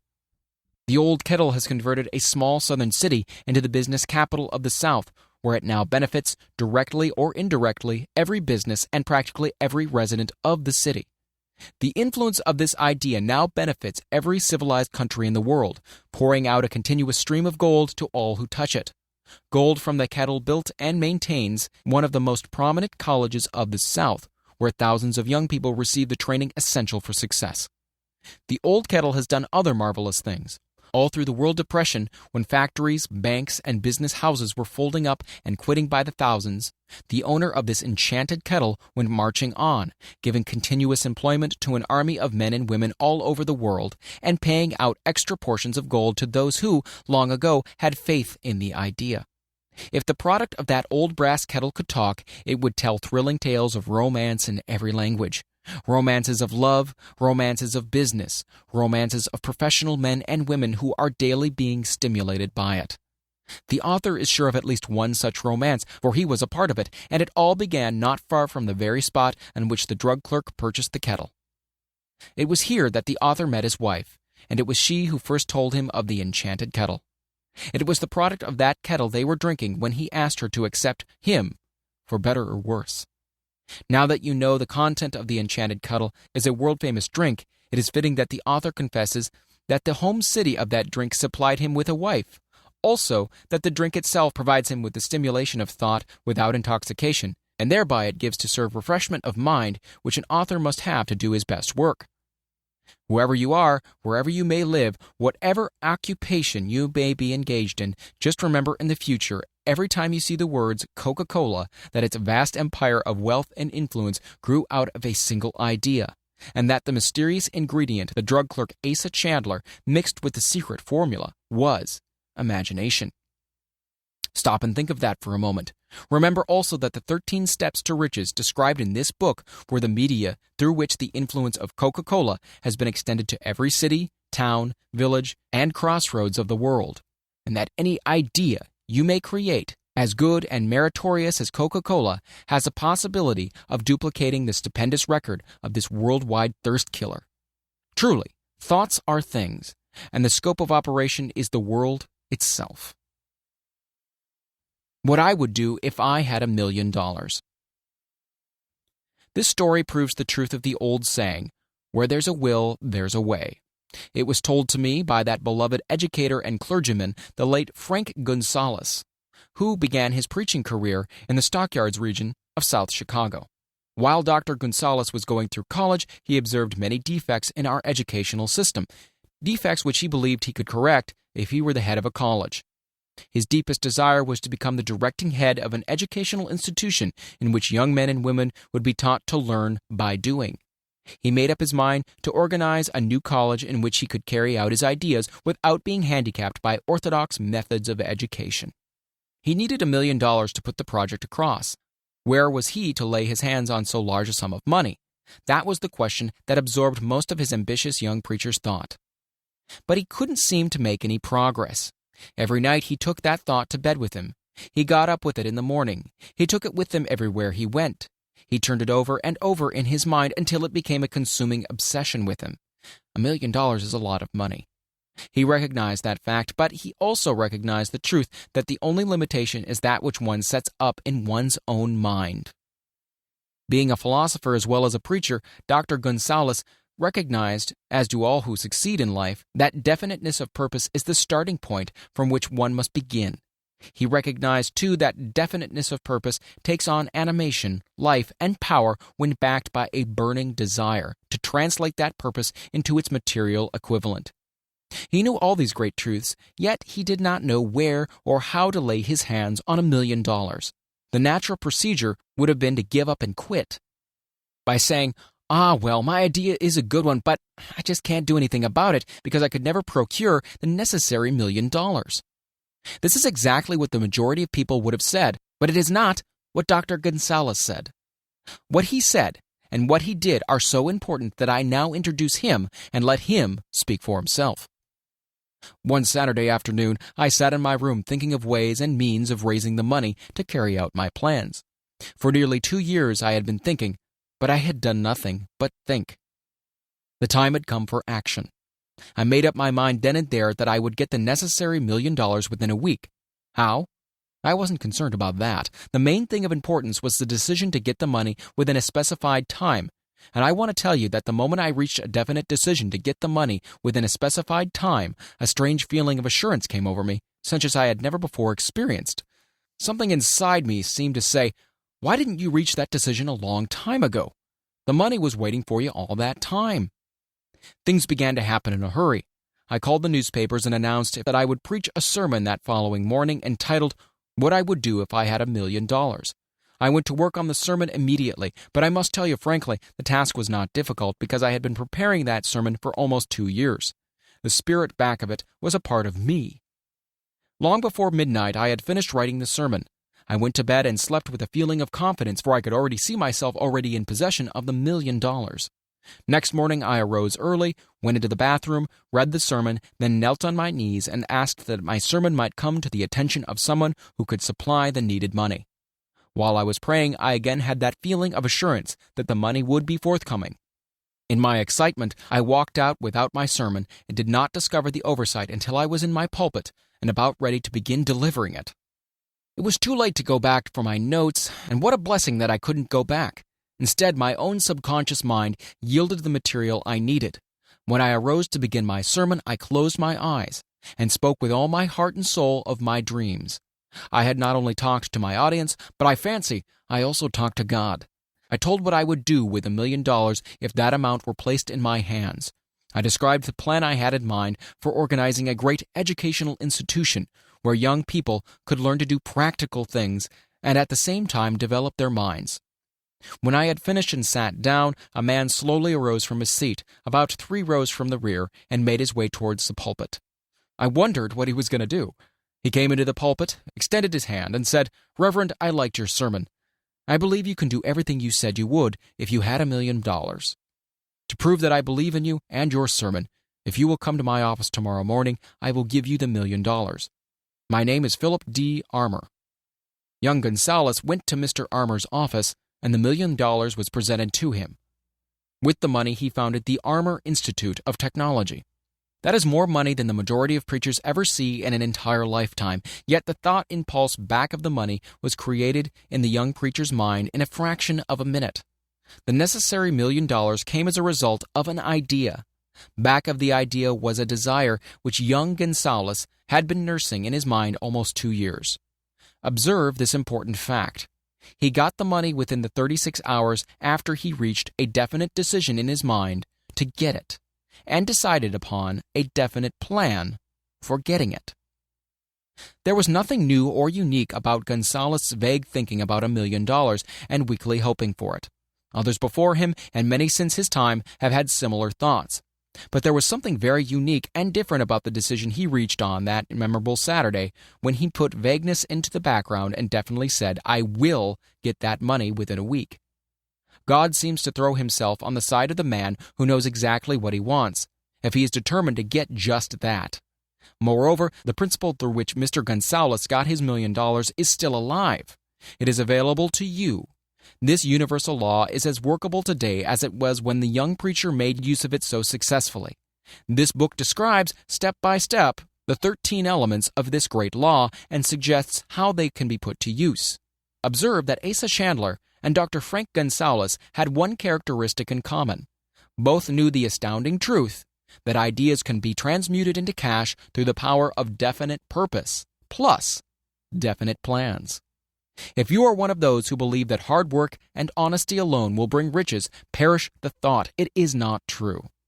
Riches, when they come in huge quantities, are never the result of hard work. Riches come, if they come at all, in response to definite plans, based upon the application of definite principles, and not by chance or luck. Generally speaking, an idea is an impulse of thought that impels action, by an appeal to the imagination. All master salesmen know that ideas can be sold where merchandise cannot. Ordinary salesmen do not know this. That is why they're ordinary. A publisher of books, which sell for a nickel, made a discovery that should be worth much to publishers generally. He learned that many people buy titles and not contents of books. By merely changing the name of one book that was not moving, his sales on the book jumped upward more than 1 million copies.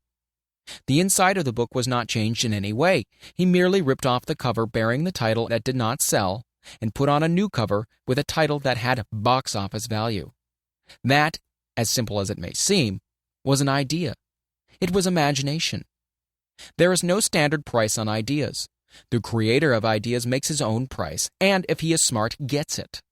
The moving picture industry created a whole flock of millionaires. Most of them were men who couldn't create ideas, but they had the imagination to recognize ideas when they saw them. The next flock of millionaires will probably grow out of the radio business, which is new and not overburdened with men of keen imagination.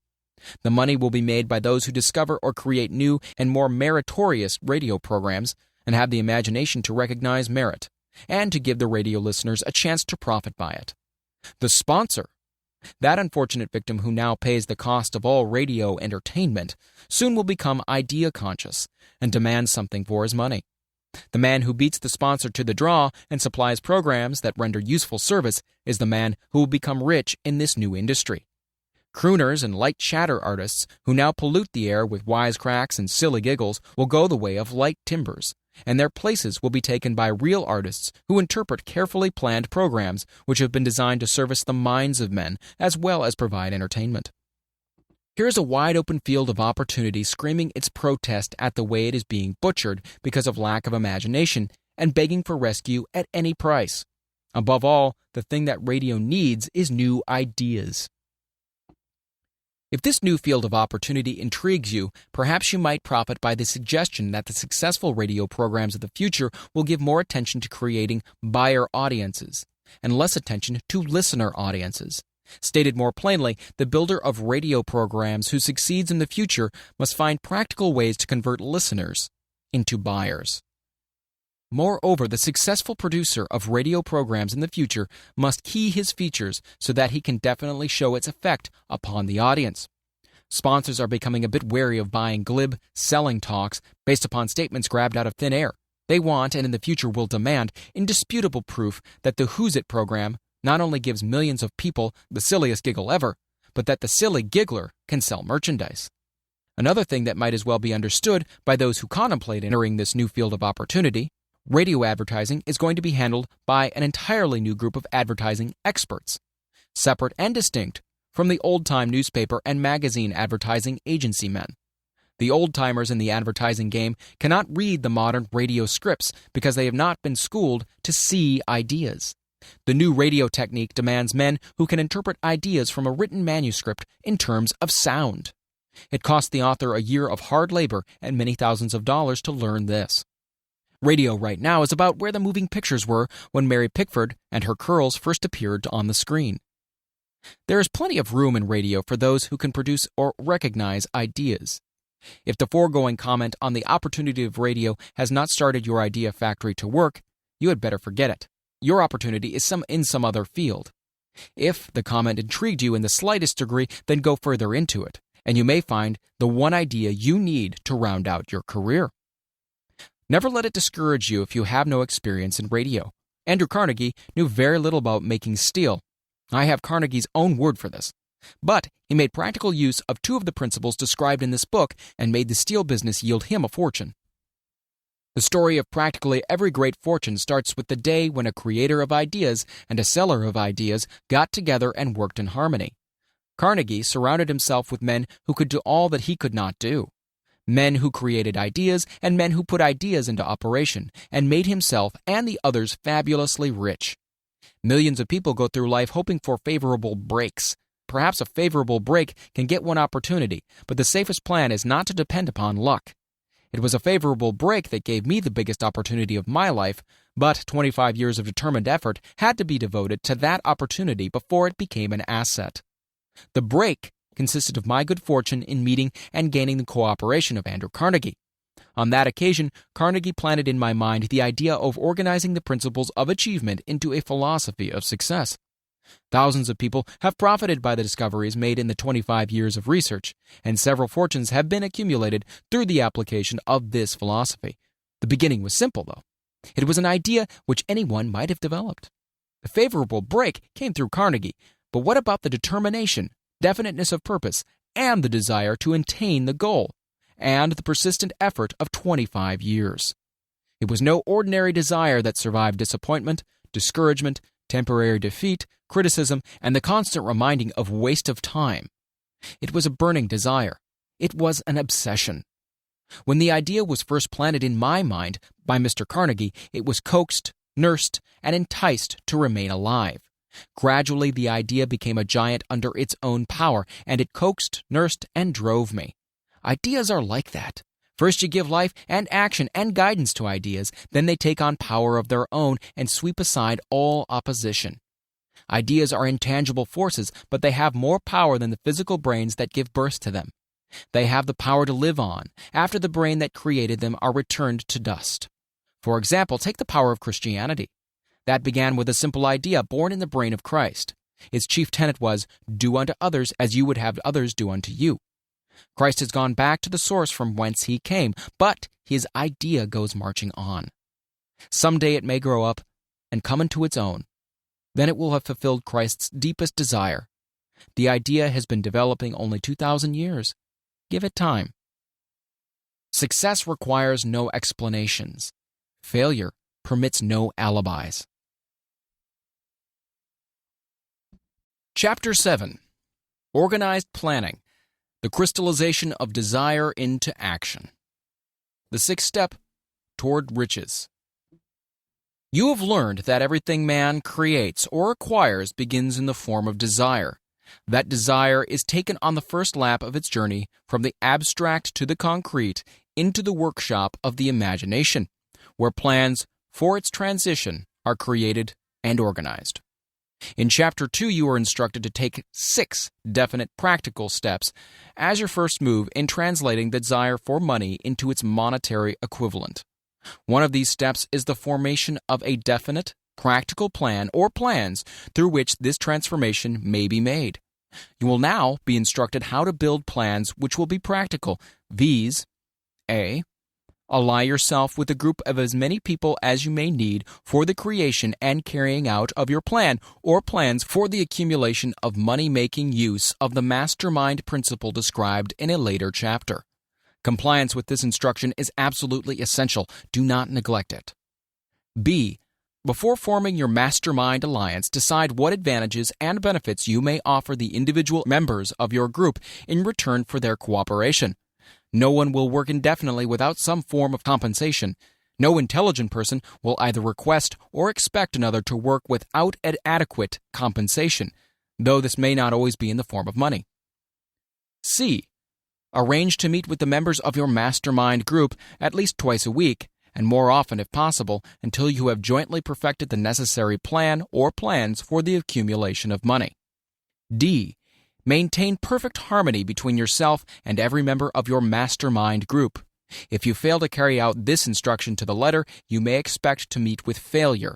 The mastermind principle cannot obtain where perfect harmony does not prevail. Keep in mind these facts.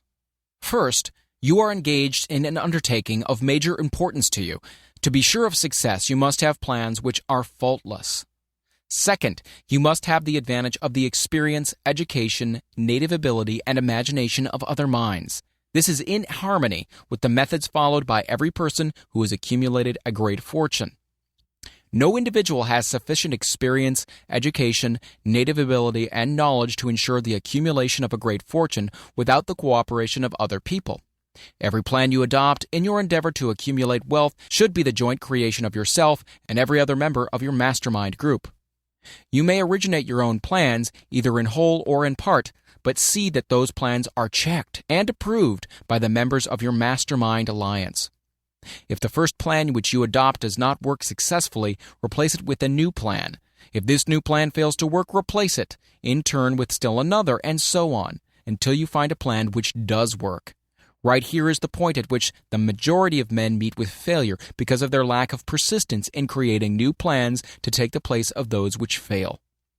The most intelligent men living cannot succeed in accumulating money, nor in any other undertaking, without plans which are practical and workable. Just keep this fact in mind and remember when your plans fail that temporary defeat is not permanent failure. It may only mean that your plans have not been sound. Build other plans. Start all over again. Thomas Edison failed 10,000 times before he perfected the incandescent electric light bulb. That is, he met with temporary defeat 10,000 times before his efforts were crowned with success. Temporary defeat should mean only one thing, the certain knowledge that there is something wrong with your plan.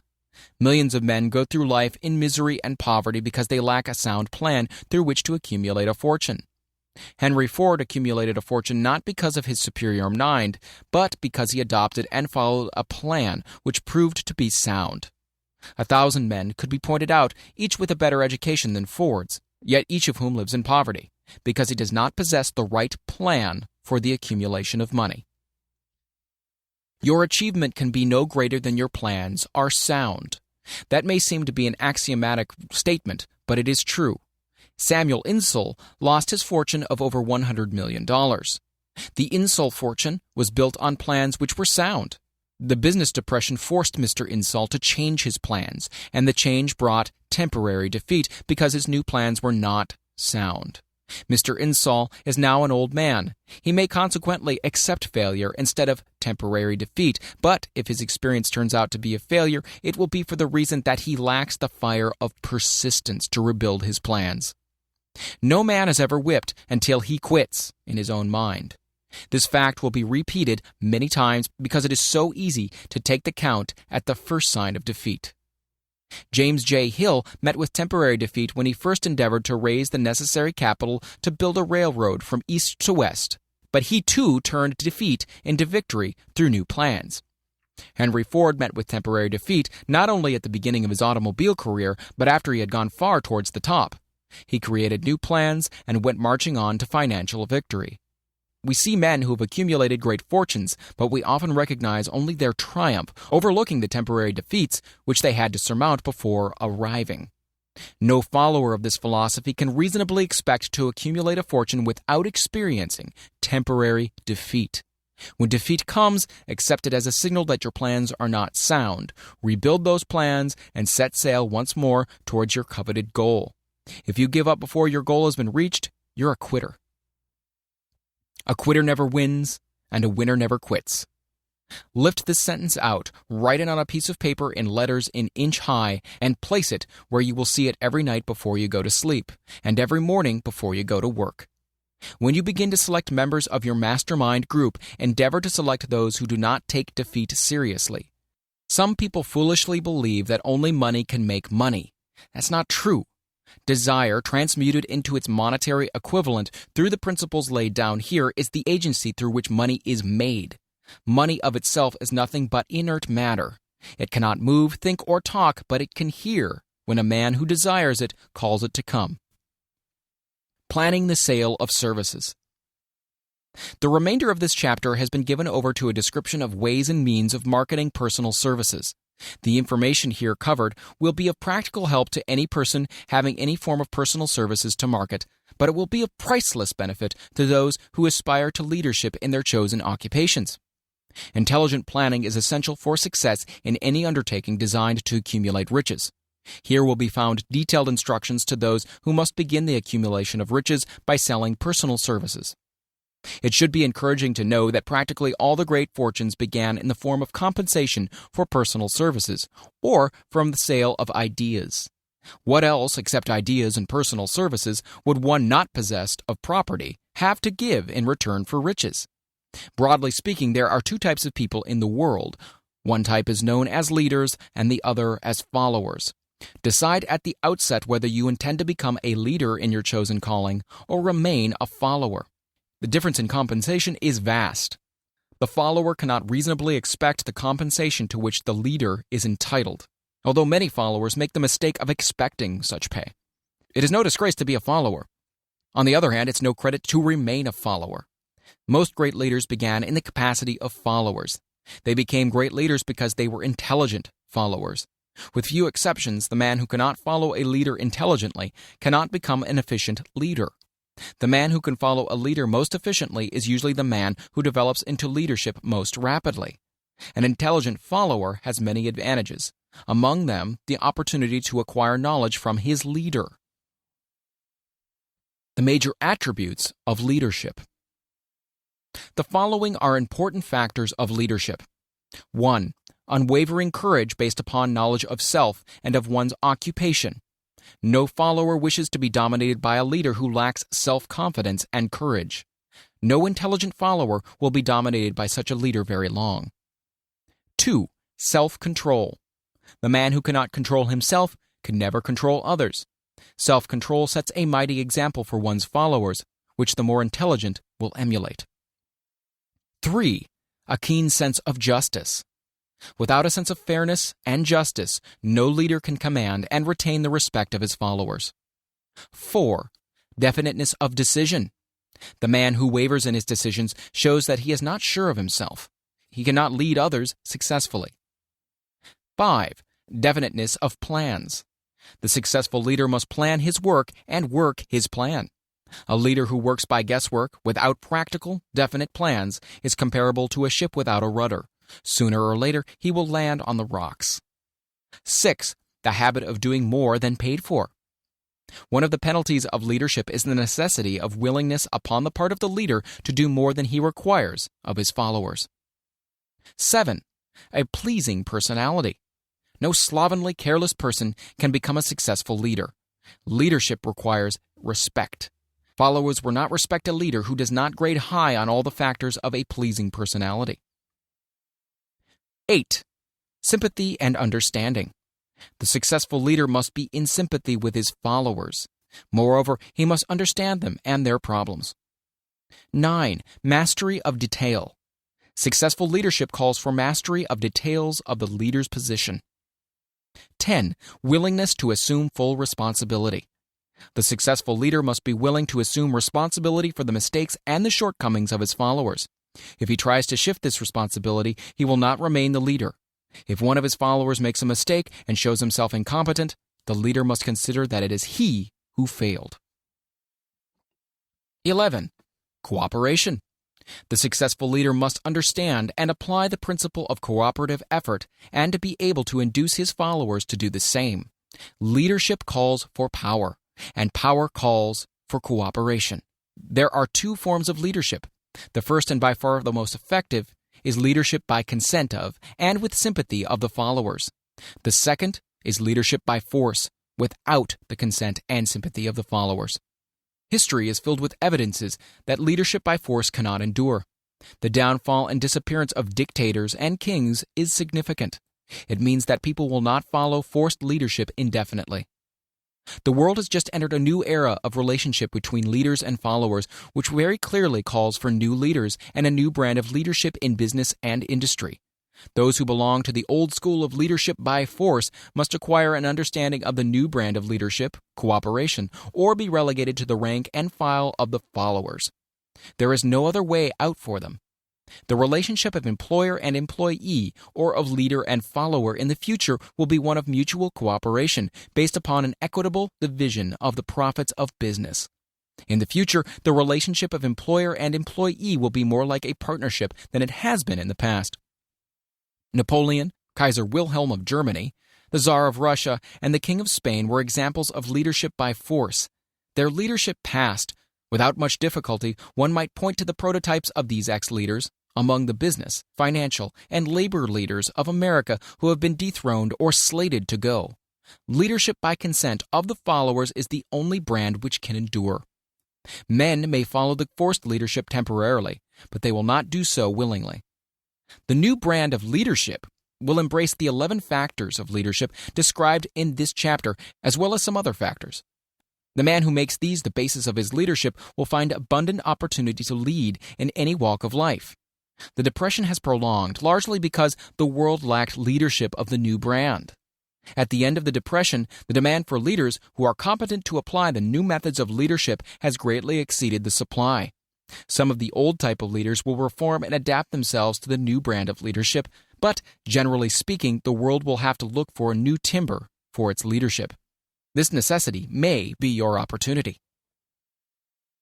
The 10 major causes of failure in leadership. We come now to the major faults of leaders who fail, because it is just as essential to know what not to do as it is to know what to do. 1. Inability to organize details. Efficient leadership calls for ability to organize and master details. No genuine leader is ever too busy to do anything which may be required of him in his capacity as leader. When a man, whether he is a leader or a follower, admits that he is too busy to change his plans or to give attention to any emergency, he admits his inefficiency. The successful leader must be the master of all details connected with his position. That means, of course, that he must acquire the habit of relegating details to capable lieutenants. 2. Unwillingness to render humble service. Truly great leaders are willing, when occasion demands, to perform any sort of labor which they would ask another to perform. The greatest among ye shall be the servant of all, is a truth which all able leaders observe and respect. 3. Expectation of pay for what they know instead of what they do with that which they know. The world does not pay men for that which they know. It pays them for what they do or induce others to do. 4. Fear of competition from followers.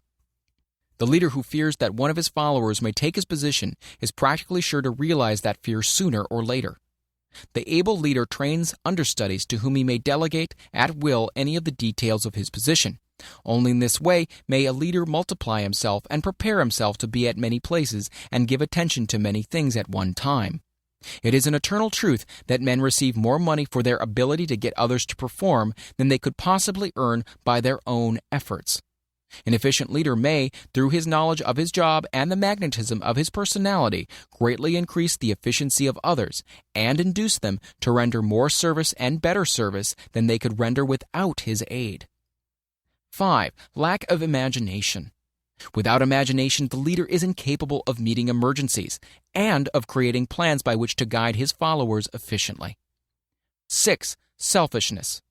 The leader who claims all the honor for the work of his followers is sure to be met by resentment. The really great leader claims none of the honors. He is contented to see the honors, when there are any, to go to his followers, because he knows that most men will work harder for commendation and recognition than they will for money alone. 7. Intemperance. Followers do not respect an intemperate leader. Moreover, intemperance in any of its various forms destroys the endurance and the vitality of all who indulge in it. 8. Disloyalty. Perhaps this should have come at the head of the list. The leader who is not loyal to his trust and to his associates, those above him, and those below him, cannot long maintain his leadership. Disloyalty marks one as being less than the dust of the earth, and brings down on one's head the contempt he deserves. Lack of loyalty is one of the major causes of failure in every walk of life. 9. Emphasis of the authority of leadership. The efficient leader leads by encouraging, and not by trying to instill fear in the hearts of his followers. The leader who tries to impress his followers with his authority comes within the category of leadership through force. If a leader is a real leader, he will have no need to advertise that fact except by his conduct, his sympathy, understanding, fairness, and a demonstration that he knows his job. 10. Emphasis of title. The competent leader requires no title to give him the respect of his followers. The man who makes too much over his title generally has little else to emphasize. The doors to the office of the real leader are open to all who wish to enter, and his working quarters are free from formality or ostentation. These are among the more common of the causes of failure in leadership. Any one of these faults is sufficient to induce failure. Study the list carefully if you aspire to leadership and make sure that you are free of these faults. Some fertile fields in which new leadership will be required. Before leaving this chapter, your attention is called to a few of the fertile fields in which there have been a decline of leadership and in which the new type of leader may find an abundance of opportunity. First, in the field of politics, there is a most insistent demand for new leaders, a demand which indicates nothing less than an emergency. The majority of politicians have seemingly become high-grade, legalized racketeers. They have increased taxes and debauched the machinery of industry and business until the people can no longer stand the burden. Second, the banking business is undergoing a reform. The leaders in this field have almost entirely lost the confidence of the public. Already the bankers have sensed the need of reform, and they have begun it. Third, industry calls for new leaders. The old type of leaders thought and moved in terms of dividends instead of thinking and moving in terms of human equations. The future leader in industry, to endure, must regard himself as a quasi-public official whose duty it is to manage his trust in such a way that it will work hardship on no individual or group of individuals. Exploitation of working men is a thing of the past. Let the man who aspires to leadership in the field of business, industry, and labor remember this. Fourth, the religious leader of the future will be forced to give more attention to the temporary needs of his followers in the solution of their economic and personal problems of the present, and less attention to the dead past and yet unborn future. Fifth, in the professions of law, medicine, and education, a new brand of leadership, and to some extent, new leaders will become a necessity. This is especially true in the field of education. The leader in that field must, in the future, find ways and means of teaching people how to apply the knowledge they receive in school. He must deal more with practice and less with theory. Sixth, new leaders will be required in the field of journalism. Newspapers of the future, to be conducted successfully, must be divorced from special privilege and relieved from the subsidy of advertising. They must cease to be organs of propaganda for the interests which patronize their advertising columns. The type of newspaper which publishes scandal and lewd pictures will eventually go the way of all forces which debauch the human mind. These are but a few of the fields in which opportunities for new leaders and new brands of leadership are now available. The world is undergoing a rapid change. This means that the media through which the changes in human habits are promoted must be adapted to the changes. The media here described are the ones which, more than any others, determine the trends of civilization. When and how to apply for a position. The information described here is the net result of many years of experience during which thousands of men and women were helped to market their services effectively. It can therefore be relied upon as sound and practical. Media through which services may be marketed. Experience has proved that the following media offer the most direct and effective methods of bringing the buyer and seller of personal services together. 1. Employment bureaus. Care must be taken to select only reputable bureaus, the management of which can show adequate records of achievement of satisfactory results. There are comparatively few such bureaus. 2. Advertising in newspapers, trade journals, magazines, and radio. Classified advertising may usually be relied upon to produce satisfactory results in the case of those who apply for clerical or ordinary salaried positions. Display advertising is more desirable in the case of those who seek executive connections. The copy to appear in the section of the paper which is most apt to come into the attention of the class of employer being sought. The copy should be prepared by an expert who understands how to inject sufficient selling qualities to produce replies. 3. Personal letters of application. Directed to particular forms or individuals most apt to need such services as being offered. Letters should be neatly typed, always, and signed by hand. With the letter should be sent a complete brief or outline of the applicant's qualifications. Both the letter of application and the brief of experience or qualifications should be prepared by an expert. Again, see instructions as to information to be supplied. 4. Application through personal acquaintances. When possible, the applicant should endeavor to approach prospective employers through some mutual acquaintance. This method of approach is particularly advantageous in the case of those who seek executive connections and do not wish to appear to be peddling themselves. 5. Application in person. In some instances, it may be more effective if the applicant offers personally his services to prospective employers, in which event a complete written statement of qualifications for the position should be presented, for the reason that prospective employers often wish to discuss with associates one's record. Information to be supplied in a written brief. This brief should be prepared as carefully as a lawyer would prepare the brief of a case to be tried in court. Unless the applicant is experienced in the preparation of such briefs, an expert should be consulted, and his services enlisted for this purpose. Successful merchants employ men and women who understand the art and the psychology of advertising to present the merits of their merchandise. One who has personal services for sale should do the same. The following information should appear in the brief. 1. Education. State briefly but definitely what schooling you've had and in what subjects you specialized in school, giving the reasons for that specialization. 2. Experience. If you have had experience in connection with positions similar to the one you seek, describe it fully. State names and addresses of former employers. Be sure to bring out clearly any special experience you may have had which would equip you to fill the position you seek. 3. References. Practically every business firm desires to know all about the previous records, antecedents, etc. of prospective employees who seek positions of responsibility. Attach to your brief photostatic copies of letters from A. Former employers. B. Teachers under whom you've studied. C. Prominent people whose judgment may be relied upon. 4. Photograph of self. Attach to your brief a recent, unmounted photograph of yourself. 5. Apply for a specific position. Avoid application for a position without describing exactly what particular position you seek. Never apply for just a position. That indicates you lack specialized qualifications. 6. State your qualifications for the particular position for which you apply. Give full details as to the reasons you believe you are qualified for the particular position you seek. This is the application. It will determine more than anything else what consideration you receive. 7. Offer to go to work on probation. In the majority of instances, if you are determined to have the position for which you apply, it will be most effective if you offer to work for a week or a month, or for sufficient length of time to enable your prospective employer to judge your value without pay. This may appear to be a radical suggestion, but experience has proved that it seldom fails to win at least a trial. If you are sure of your qualifications, a trial is all you need.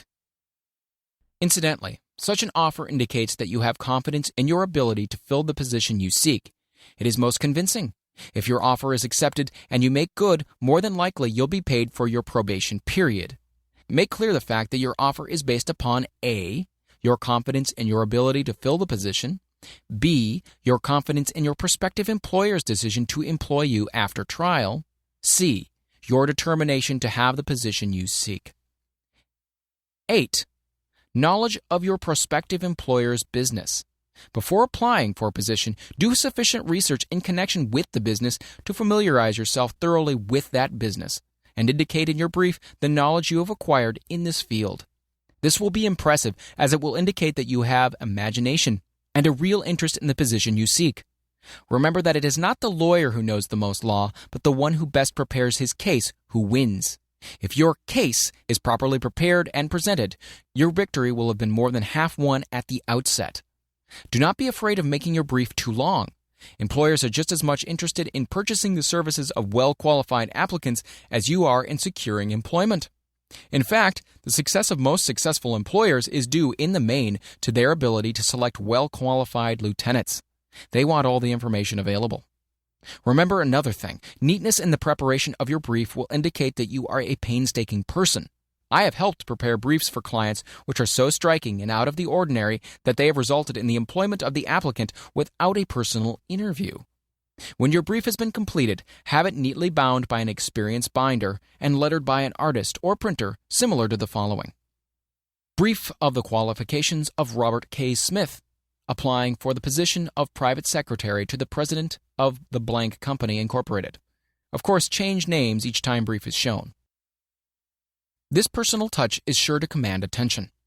Have your brief neatly typed or mimeographed on the finest paper you can obtain, and bound with a heavy paper of the book cover variety, the binder to be changed, and the proper firm name to be inserted if it is to be shown to more than one company. Your photograph should be pasted on one of the pages of your brief. Follow these instructions to the letter, improving upon them wherever your imagination suggests. Successful salesmen groom themselves with care. They understand that a first impression is everything. Your brief is your salesman. Give it a good suit of clothes so that it'll stand out in bold contrast to anything your prospective employers ever saw in the way of an application for a position. If the position you seek is worth having, it is worth going after with care. Moreover, if you sell yourself to an employer in a manner that impresses him with your individuality, you probably will receive more money for your services from the very start than if you applied for employment in the usual, conventional way. If you seek employment through an advertising agency or an employment agency, have the agent use copies of your brief in marketing your services. This will help to gain preference for you, both with the agent and the prospective employers. How to get the exact position you desire. Everyone enjoys doing the kind of work for which he is best suited.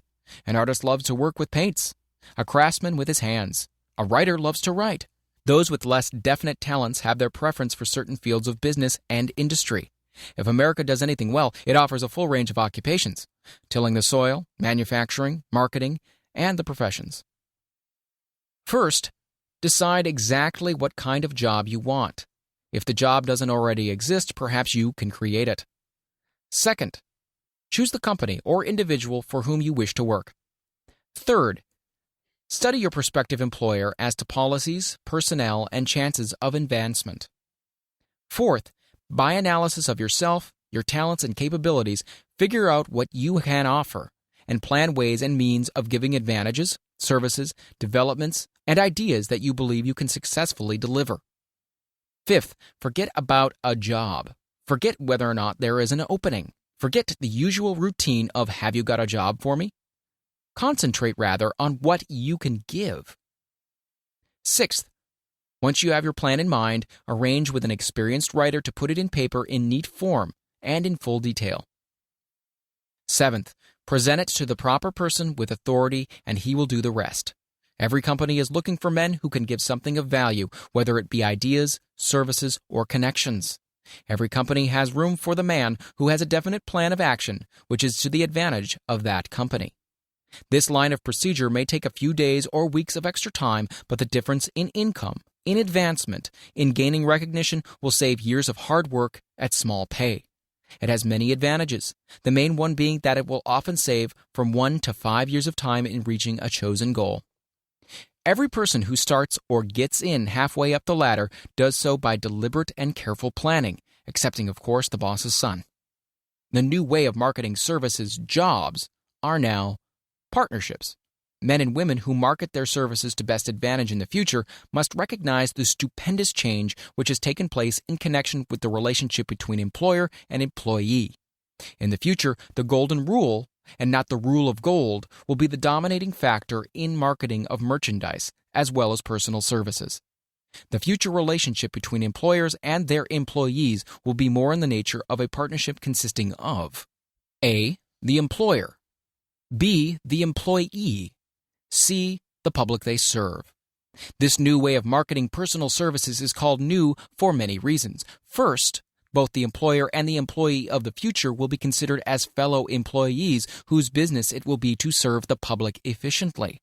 In times past, employers and employees have bartered among themselves, driving the best bargains they could with one another, not considering that in the final analysis they were in reality bargaining at the expense of the third party, the public they served. The Depression served as a mighty protest from an injured public, whose rights have been trampled upon in every direction by those who are clamoring for individual advantages and profits. When the debris of the Depression shall have cleared away and business shall have been once again restored to balance, both employers and employees will recognize that they are no longer privileged to drive bargains at the expense of those whom they serve. The real employer of the future will be the public. This should be kept uppermost in mind by every person seeking to market personal services effectively. Nearly every railroad in America is in financial difficulty. Who does not remember the day when, if a citizen inquired at the ticket office the time of departure of a train, he was abruptly referred to the bulletin board instead of being politely given the information? The streetcar companies have experienced a change of times also. There was a time not so long ago when streetcar conductors took pride in giving argument to passengers. Many of the streetcar tracks have been removed and passengers ride on a bus, whose driver is the last word in politeness. All over the country, streetcar tracks are rusting from abandonment or have been taken up. Wherever streetcars are still in operation, passengers may now ride without argument, and one may even hail the car in the middle of the block, and the motorman will obligingly pick him up. How times have changed. That is just the point I am trying to emphasize. Times have changed. Moreover, the change is reflected not merely in railroad offices and on streetcars, but in other walks of life as well. The public be damned policy is now passé. It has been supplanted by the "we are obligingly at your service, sir" policy. The bankers have learned a thing or two during this rapid change which has taken place during the past few years. Impoliteness on the part of a bank official or bank employee today is as rare as it was conspicuous a dozen years ago. In the years past, some bankers, not all of them of course, carried an atmosphere of austerity which gave every would-be borrower a chill when he even thought of approaching his banker for a loan. The thousands of bank failures during the Depression had the effect of removing the mahogany doors behind which bankers formerly barricaded themselves. They now sit at desks in the open, where they may be seen and approached at will by any depositor or by anyone who wishes to see them, and the whole atmosphere of the bank is one of courtesy and understanding. It used to be customary for customers to have to stand and wait at the corner grocery until the clerks were through passing the time of day with friends and the proprietor had finished making up his bank deposit before being waited upon.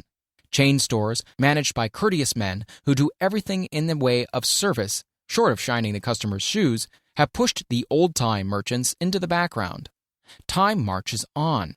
Courtesy and service are the watchwords of merchandising today and apply to the person who is marketing personal services even more directly than to the employer whom he serves, because, in the final analysis, both the employer and his employee are employed by the public they serve.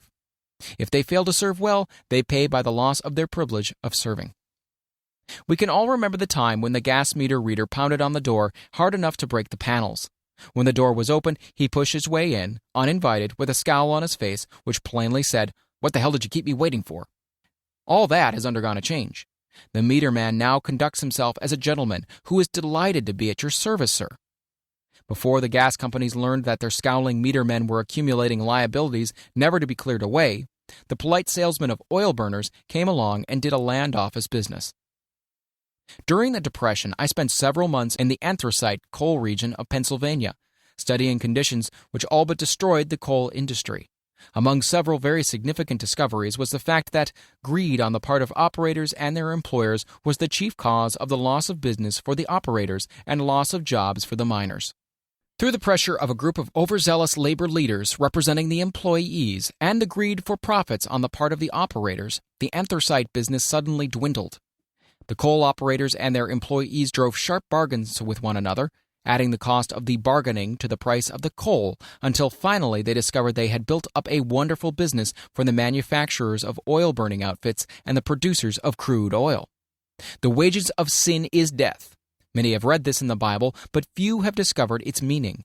Now and for several years, the entire world has been listening by force to a sermon which might well be called, "Whatsoever a man soweth, that shall he also reap." Nothing as widespread and effective as the Depression could possibly be just a coincidence. Behind the Depression was a cause. Nothing ever happens without a cause. In the main, the cause of the Depression is traceable directly to the worldwide habit of trying to reap without sowing. This should not be mistaken to mean that the Depression represents a crop which the world is being forced to reap without having sown. The trouble is that the world sowed the wrong sort of seed. Any farmer knows he cannot sow the seed of thistles and reap a harvest of grain. Beginning at the outbreak of the World War, the people of the world began to sow the seed of service inadequate in both quality and quantity. Nearly everyone was engaged in the pastime of trying to get without giving. These illustrations are brought to the attention of those who have personal services to market, to show that we are where we are and what we are because of our own conduct. If there is a principle of cause and effect which controls business, finance, and transportation, this same principle controls individuals and determines their economic status. What is your QQS rating? The cause of success in marketing services effectively and permanently have been clearly described. Unless those causes are studied, analyzed, understood, and applied, no man can market his services effectively and permanently. Every person must be his own salesman of personal services. The quality and the quantity of services rendered and the spirit in which it is rendered determine to a large extent the price and the duration of employment. To market personal services effectively, which means a permanent market at a satisfactory price under pleasant conditions, one must adopt and follow the QQS formula, which means the quality plus quantity plus the proper spirit of cooperation, which equals perfect salesmanship of service. Remember the QQS formula, but do more. Apply it as a habit. Let us analyze the formula to make sure we understand exactly what it means. 1. Quality of service shall be construed to mean the performance of every detail in connection with your position in the most efficient manner possible, with the object of greater efficiency always in mind. 2.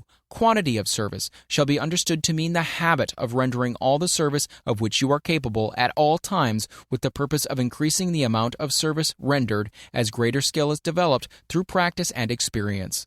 Emphasis is again placed on the word habit. Spirit of service shall be construed to mean the habit of agreeable, harmonious conduct, which will induce cooperation from associates and fellow employees. Adequacy of quality and quantity of service is not sufficient to maintain a permanent market for your services. The conduct or the spirit in which you deliver service is a strong determining factor in connection with both the price you receive and the duration of employment. Andrew Carnegie stressed this point more than others in connection with his description of the factors which lead to success in the marketing of personal services. He emphasized again and again the necessity for harmonious conduct. He stressed the fact that he would not retain any man, no matter how great a quantity or how efficient the quality of his work, unless he worked in a spirit of harmony. Mr. Carnegie insisted upon men being agreeable. To prove that he placed a high value upon this quality, he permitted many men who conformed to his standards to become very wealthy. Those who did not conform had to make room for others. The importance of pleasing personality has been stressed because it is a factor which enables one to render service in the proper spirit. If one has a personality which pleases and renders service in a spirit of harmony, these assets often make up for deficiencies in both the quality and the quantity of services one renders. Nothing, however, can be successfully substituted for pleasing conduct. The capital value of your services. The person whose income is derived entirely from the sale of personal services is no less a merchant than the man who sells commodities. And it might well be added, such a person is subject to exactly the same rules of conduct as the merchant who sells merchandise. This has been emphasized because the majority of people who live by the sale of personal services make the mistake of considering themselves free from the rules of conduct and the responsibilities attached to those who are engaged in marketing commodities. The new way of marketing services has practically forced both employer and employee into partnership alliances, through which both take into consideration the rights of the third party, the public they serve. The day of the go-getter has passed. He has been supplanted by the go-giver. High-pressure methods in business finally blew the lid off. There will never be the need to put the lid back on because in the future, business will be conducted by methods that will require no pressure. The actual capital value of your brains may be determined by the amount of income you can produce by marketing your services. A fair estimate of the capital value of your services may be made by multiplying your annual income by 16 2/3, as it is reasonable to estimate that your annual income represents 6% of your capital value. Money rents for 6% per annum. Money is worth no more than brains. It is often worth much less. Competent brains, if effectively marketed, represent a much more desirable form of capital than that which is required to conduct a business dealing in commodities, because brains are a form of capital which cannot be permanently depreciated through depressions, nor can this form of capital be stolen or spent. Moreover, the money which is essential for the conduct of business is as worthless as a sand dune until it has been mixed with efficient brains. The 30 major causes of failure. How many of these are holding you back? Life's greatest tragedy consists of men and women who earnestly try and fail. The tragedy lies in the overwhelmingly large majority of people who fail as compared to the few who succeed. I've had the privilege of analyzing several thousand men and women, 98% of whom were classed as failures. There is something radically wrong with a civilization and a system of education which permit 98% of the people to go through life as failures. But I did not write this book for the purpose of moralizing on the rights and wrongs of the world. That would require a book of 100 times the size of this one. My analysis work proved that there are 30 major reasons for failure and 13 major principles through which people accumulate fortunes. In this chapter, a description of the 30 major causes of failure will be given. As you go over the list, check yourself by it, point by point, for the purpose of discovering how many of these causes of failure stand between you and success. 1. Unfavorable hereditary background. There is but little, if anything, which can be done for people who are born with a deficiency in brain power. This philosophy offers but one method of bridging this weakness, through the aid of the master mind. Observe with profit, however, that this is the only one of the 30 causes of failure which may not be easily corrected by any individual. 2. Lack of a well-defined purpose in life. There is no hope of success for the person who does not have a central purpose or definite goal at which to aim. 98 out of every 100 of those whom I have analyzed had no such aim. 3. Lack of ambition to aim above mediocrity. We offer no hope for the person who is so indifferent as not to want to get ahead in life and who is not willing to pay the price. 4. Insufficient education. This is a handicap which may be overcome with comparative ease. Experience has proven that the best educated people are often those who are known as self-made or self-educated. It takes more than a college degree to make one a person of education. Any person who is educated is one who has learned to get whatever he wants in life without violating the rights of others. Education consists not so much of knowledge, but of knowledge effectively and persistently applied. Men are paid not merely for what they know, but more particularly for what they do with that which they know. 5. Lack of self-discipline. Discipline comes through self-control. This means that one must control all negative qualities. Before you can control conditions, you must control yourself first. Self-mastery is the hardest job you will ever tackle. If you do not conquer self, you will be conquered by self. You may see at one and the same time both your best friend and your greatest enemy by stepping in front of the mirror. 6. Ill health. No person may enjoy outstanding success without good health. Many of the causes of ill health are subject to mastery and control. These, in the main, are A. Overeating of foods not conducive to health. B. Wrong habits of thought giving expression to negatives. C. Wrong use of and overindulgence in sex. D. Lack of proper physical exercise. E. An inadequate supply of fresh air due to improper breathing. 7. Unfavorable environmental influences during childhood. As the twig is bent, so shall the tree grow. Most people who have criminal tendencies acquire them as a result of a bad environment and improper associates during childhood. 8. Procrastination. This is one of the most common causes of failure.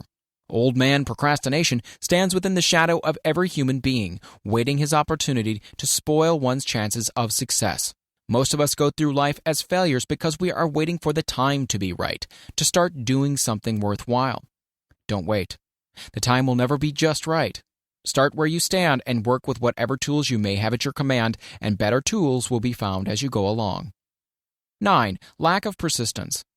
Most of us are good starters but poor finishers of everything we begin. Moreover, people are prone to give up at the first signs of defeat. There is no substitute for persistence. The person who makes persistence his watchword discovers that old man failure finally becomes tired and makes his departure. Failure cannot cope with persistence. 10. Negative personality. There is no hope of success for the person who repels power through a negative personality. Success comes through the application of power, and power is attained through the cooperative efforts of other people. A negative personality will not indulge cooperation. 11. Lack of controlled sexual urge. Sex energy is the most powerful of all the stimuli which move people into action. Because it is the most powerful of the emotions, it must be controlled through transmutation and converted into other channels. 12. Uncontrolled desire for something for nothing. The gambling instinct drives millions of people to failure. Evidence may be found for this in a study of the Wall Street crash of '29, during which millions of people tried to make money by gambling on stock margins. 13. Lack of a well-defined power of decision. Men who succeed reach decisions promptly and change them, if at all, very slowly. Men who fail reach decisions, if at all, very slowly and change them frequently and quickly. Indecision and procrastination are twin brothers. Where one is found, the other usually will be found also. Kill off this pair before they completely hog-tie you to the treadmill of failure. 14. One or more of the 6 basic fears. These fears have been analyzed for you in a later chapter. They must be mastered before you can market your services effectively. 15. Wrong selection of a mate in marriage. This is a most common cause of failure. The relationship of marriage brings people intimately into contact. Unless this relationship is harmonious, failure is likely to follow. Moreover, it will be a form of failure that is marked by misery and unhappiness, destroying all signs of ambition. 16. Overcaution. The person who takes no chances generally has to take whatever is left when others are through choosing. Overcaution is as bad as undercaution. Both are extremes to be guarded against. Life itself is filled with the element of chance. 17. Wrong selection of associates in business. This is one of the most common causes of failure in business. In marketing personal services, one should use great care to select an employer who will be an inspiration and who is himself intelligent and successful. We emulate those with whom we associate most closely. Pick an employer who is worth emulating. 18. Superstition and prejudice.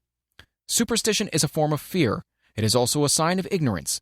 Men who succeed keep open minds and are afraid of nothing. 19. Wrong selection of a vocation. No man can succeed in a line of endeavor which he does not like. The most essential step in the marketing of personal services is that of selecting an occupation into which you can throw yourself in wholeheartedly. 20. Lack of concentration of effort. The jack of all trades seldom is good at any. Concentrate all of your efforts on the definite chief aim. 21. The habit of indiscriminate spending. The spendthrift cannot succeed mainly because he stands eternally in fear of poverty. Form the habit of systematic saving by putting aside a definite percentage of your income. Money in the bank gives one a very safe foundation of courage when bargaining for the sale of personal services. Without money, one must take what one is offered and be glad to get it. 22. Lack of enthusiasm. Without enthusiasm, one cannot be convincing. Moreover, enthusiasm is contagious, and the person who has it under control is generally welcome in any group of people. 23. Intolerance. The person with a closed mind on any subject seldom gets ahead. Intolerance means that one has stopped acquiring knowledge. The most damaging forms of intolerance are those connected with religious, racial, and political differences of opinion. 24. Intemperance. The most damaging forms of intemperance are connected with eating, strong drink, and sexual activities. Overindulgence in any of these is fatal to success. 25. Inability to cooperate with others. Most people lose their positions and their big opportunities in life because of this fault than for all other reasons combined. It is a fault which no well-formed businessman or leader will tolerate. 26. Possession of power that was not acquired through self-effort. Sons and daughters of wealthy men and others who inherit money which they did not earn. Power in the hands of one who did not acquire it gradually is often fatal to success. Quick riches are more dangerous than poverty. 27. Intentional dishonesty. There is no substitute for honesty. One may be temporarily dishonest by force of circumstances over which one has no control without permanent knowledge. But there is no hope for the person who is dishonest by choice. Sooner or later, his deed will catch up with him, and he will pay by loss of reputation, and perhaps even loss of liberty. 28. Egotism and vanity. These qualities serve as red lights which warn others to keep away. They are fatal to success. 29. Guessing instead of thinking. Most people are too indifferent or lazy to acquire facts with which to think accurately. They prefer to act on opinions created by guesswork or snap judgments. 30. Lack of capital. This is a common cause of failure among those who start out in business for the first time, without sufficient reserve of capital to absorb the shock of their mistakes and to carry them over until they have established a reputation. 31. Under this, name any particular cause of failure from which you have suffered that has not been included in the foregoing list. In these 30 major causes of failure is found a description of the tragedy of life, which obtains for practically every person who tries and fails. It will be helpful if you can induce someone who knows you well to go over this list with you and help to analyze you by the 30 causes of failure. It may be beneficial if you try this alone. Most people cannot see themselves as others see them. You may be one who can't. The oldest of admonition is man, know thyself. If you market merchandise successfully, you must know the merchandise. The same is true in marketing personal services. You should know all of your weaknesses in order that you may either bridge them or eliminate them entirely. You should know your strength in order that you may call attention to it when selling your services. You can know yourself only through accurate analysis. The folly of ignorance in connection with self was displayed by a young man who applied to the manager of a well-known business for a position. He made a very good impression until the manager asked him what salary he expected. He replied that he had no fixed sum in mind, which is a lack of a definite aim. The manager then said, "We'll pay you all you're worth after we try you out for a week."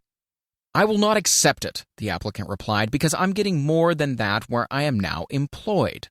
Before you even start to negotiate for a readjustment of your salary in your present position or to seek employment elsewhere, be sure that you are worth more than you now receive.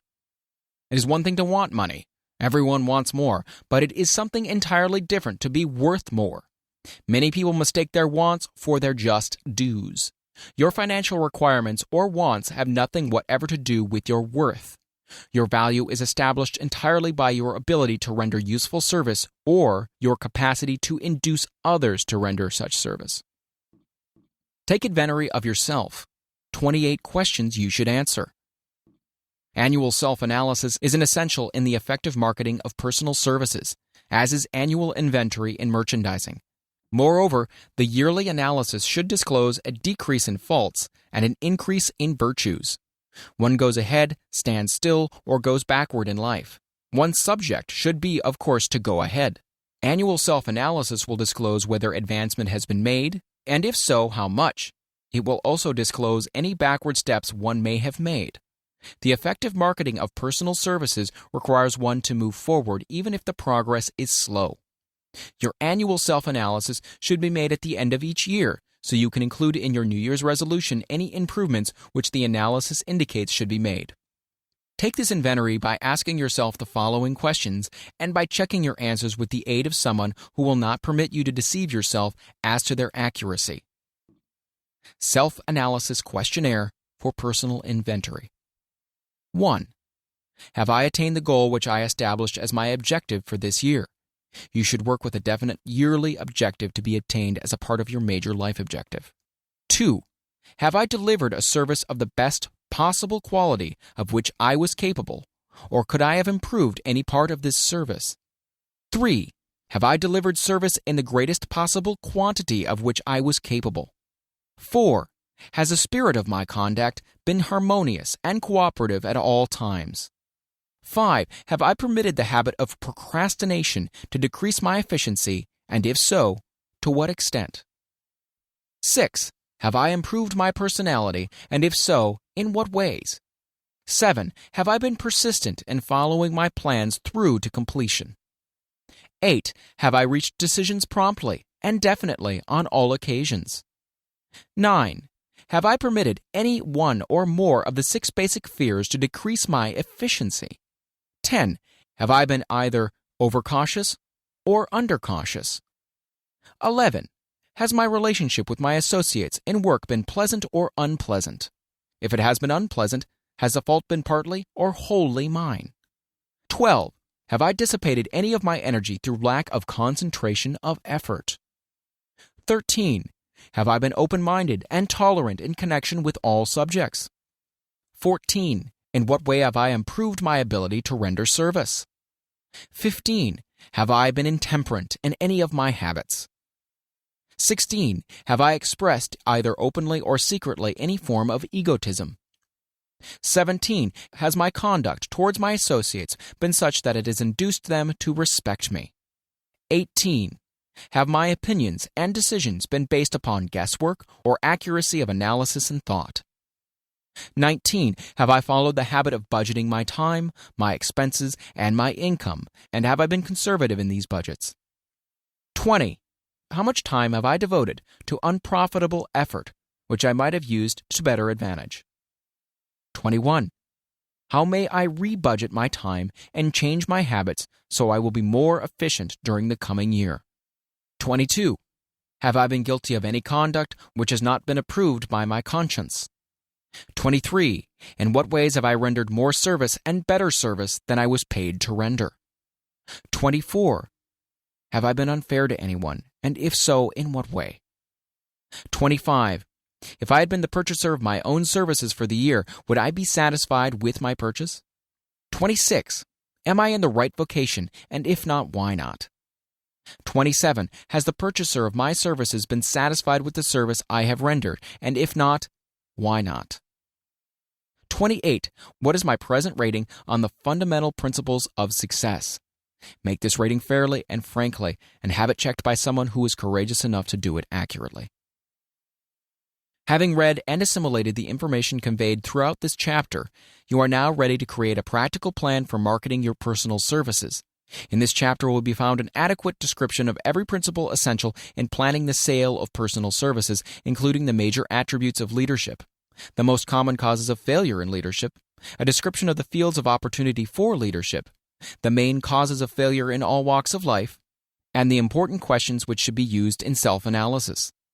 This extensive and detailed presentation of accurate information has been included because it will be needed by all who must begin the accumulation of riches by marketing personal services. Those who have lost their fortunes and those who are just beginning to earn money have nothing but personal services to offer in return for riches. Therefore, it is essential that they have available the practical information needed to market services to best advantage. The information contained in this chapter will be of great value to all who aspire to attain leadership in any calling. It will be particularly helpful to those aiming to market their services as business or industrial executives. Complete assimilation and understanding of the information here conveyed will be helpful in marketing one's own services, and it will also help one to become more analytical and capable of judging people. The information will be priceless to personal directors, employment managers, and other executives charged with the selection of employees and the maintenance of efficient organizations. If you doubt this statement, test its soundness by answering and writing the 28 self-analysis questions. That might be both interesting and profitable, even though you do not doubt the soundness of the statement. Where and how one may find opportunities to accumulate riches. Now that we have analyzed the principles by which riches may be accumulated, we naturally ask, where may one find favorable opportunities to apply these principles? Well, very well. Let us take inventory and see what the United States of America offers the person seeking riches, great or small. To begin with, let us remember, all of us, that we live in a country where every law-abiding citizen enjoys freedom of thought and freedom of deed unequaled anywhere in the world. Most of us have never taken inventory of the advantages of this freedom. We have never compared our unlimited freedom with the curtailed freedom in other countries. Here we have freedom of thought, freedom in the choice and enjoyment of education, freedom in religion, freedom in politics, freedom in the choice of a business, profession, or occupation, freedom to accumulate and own without molestation all the property we can accumulate, freedom to choose our place of residence, freedom in marriage, freedom through equal opportunity to all races, freedom of travel from one state to another, freedom in our choice of foods, freedom to aim for any station in life for which we have prepared ourselves, even for the presidency of the United States. We have other forms of freedom, but this list will give a bird's-eye view of the most important, which constitute opportunity of the highest order. This advantage of freedom is all the more conspicuous because the United States is the only country guaranteeing to every citizen, whether native-born or naturalized, so broad and varied a list of freedom. Next, let us recount some of the blessings which our widespread freedom has placed within our hands. Take the average American family, for example, meaning the family of average income, and sum up the benefits available to every member of the family in this land of opportunity and plenty. A. Food. Next to freedom of thought and deed comes food, clothing, and shelter, the three basic necessities of life. Because of our universal freedom, the average American family has available at its very door the choicest selection of food to be found anywhere in the world, and at prices within its financial range. A family of two living in the heart of the Times Square district of New York City, far removed from the sources of production of foods, took careful inventory of the cost of a simple breakfast with this astonishing result. Articles of food. Cost at the breakfast table. Grapefruit juice from Florida, 2 cents. Rippled wheat breakfast food from a Kansas farm, 2 cents. Tea from China, 2 cents. Bananas from South America, 2.5 cents. Toasted bread from a Kansas farm, 1 cent. Fresh country eggs from Utah, 7 cents. Sugar from Cuba or Utah, half of a cent. Butter and cream from New England, 3 cents. And the grand total, 20 cents. It is not very difficult to obtain food in a country where two people can have a breakfast consisting of all they want or need for a dime apiece. Observe that this simple breakfast was gathered by some strange form of magic from China, South America, Utah, Kansas, and the New England states, and delivered on the breakfast table, ready for consumption, in the very heart of the most crowded city in America, at a cost well within the means of the most humble laborer. The cost included all federal, state, and city taxes. Here is a fact that politicians did not mention when they were crying out to the voters to throw their opponents out of office because the people were being taxed to death. B. Shelter. This family lives in a comfortable apartment, heated by steam, lighted with electricity, with gas for cooking, all for $65 a month. In a smaller city or more sparsely settled part of New York City, the same apartment could be had for as low as $20 a month. The toast they had for breakfast in the food estimate was toasted on an electric toaster, which cost but a few dollars. The apartment is cleaned with a vacuum sweeper that is run by electricity.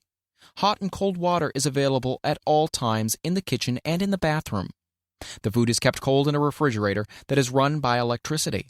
The wife curls her hair, washes her clothes, and irons them with easily operated electrical equipment on power obtained by sticking a plug in the wall.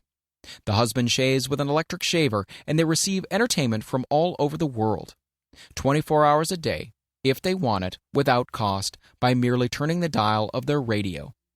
There are other conveniences in this apartment, but the foregoing list will give a fair idea of some of the concrete evidences of the freedom we of America enjoy. And this is neither political nor economic propaganda. C.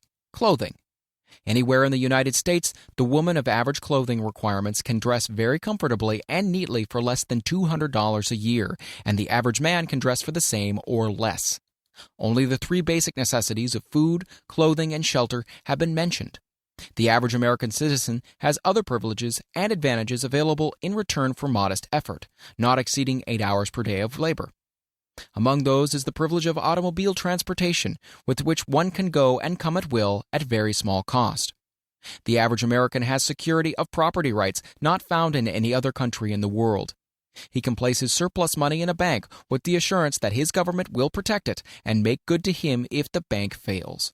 If an American citizen wants to travel from one state to another, he needs no passport, no one's permission. He may go when he pleases and return at will. Moreover, he may travel by train, private automobile, bus, airplane, or ship as his pocketbook permits. In Germany, Russia, Italy, and most of the other European and Oriental countries, the people cannot travel with so much freedom and at so little cost. The miracle that has provided these blessings. We often hear politicians proclaiming the freedom of America when they solicit votes, but seldom do they take the time to devote sufficient effort to the analysis of the source or nature of this freedom. Having no axe to grind, no grudge to express, no ulterior motives to be carried out, I have the privilege of going into a frank analysis of that mysterious, abstract, greatly misunderstood something which gives to every citizen of America more blessings, more opportunities to accumulate wealth, more freedom of any nature than may be found in any other country. I have the right to analyze the source and nature of this unseen power because I know and have known for more than a quarter of a century many of the men who organized that power and many who are now responsible for its maintenance. The name of this mysterious benefactor of mankind is capital. Capital consists not alone of money, but more particularly of highly organized, intelligent groups of men who plan ways and means of using money efficiently for the good of the public and profitably to themselves. These groups consist of scientists, educators, chemists, inventors, business analysts, publicity men, transportation experts, accountants, lawyers, doctors, and both men and women who have highly specialized knowledge in all fields of industry and business. They pioneer, experiment, and blaze trails in new fields of endeavor. They support colleges, hospitals, public schools, build good roads, publish newspapers, pay most of the cost of government, and take care of the multitudinous detail essential to human progress. Stated briefly, the capitalists are the brains of civilization because they supply the entire fabric of which all education, enlightenment, and human progress consists. Money without brains always is dangerous. Properly used, it is the most important essential of civilization.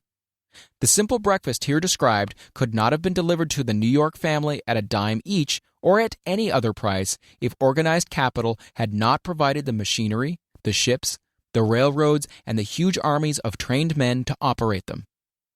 Some slight idea of the importance of organized capital may be had by trying to imagine yourself burdened with the responsibility of collecting, without the aid of capital, and delivering to the New York City family the simple breakfast described. To supply the tea, you'd have to make a trip to China or India, both a very long way from America. Unless you're an excellent swimmer, you'd become rather tired before making the round trip.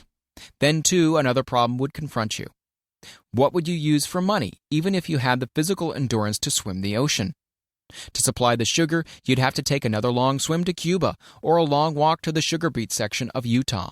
But even then, you might come back without the sugar because organized effort and money are necessary to produce the sugar, to say nothing of what is required to refine, transport, and deliver it to the breakfast table anywhere in the United States. The eggs you could deliver easily enough from the barnyards near New York City, but you'd have a very long walk to Florida and return before you could serve the 2 glasses of grapefruit juice. You'd have another long walk to Kansas or any of the other wheat-growing states when you went after the 4 slices of wheat bread. The rippled wheat biscuits would have to be omitted from the menu because they would not be available except through the labor of trained organizations of men and suitable machinery, all of which call for capital.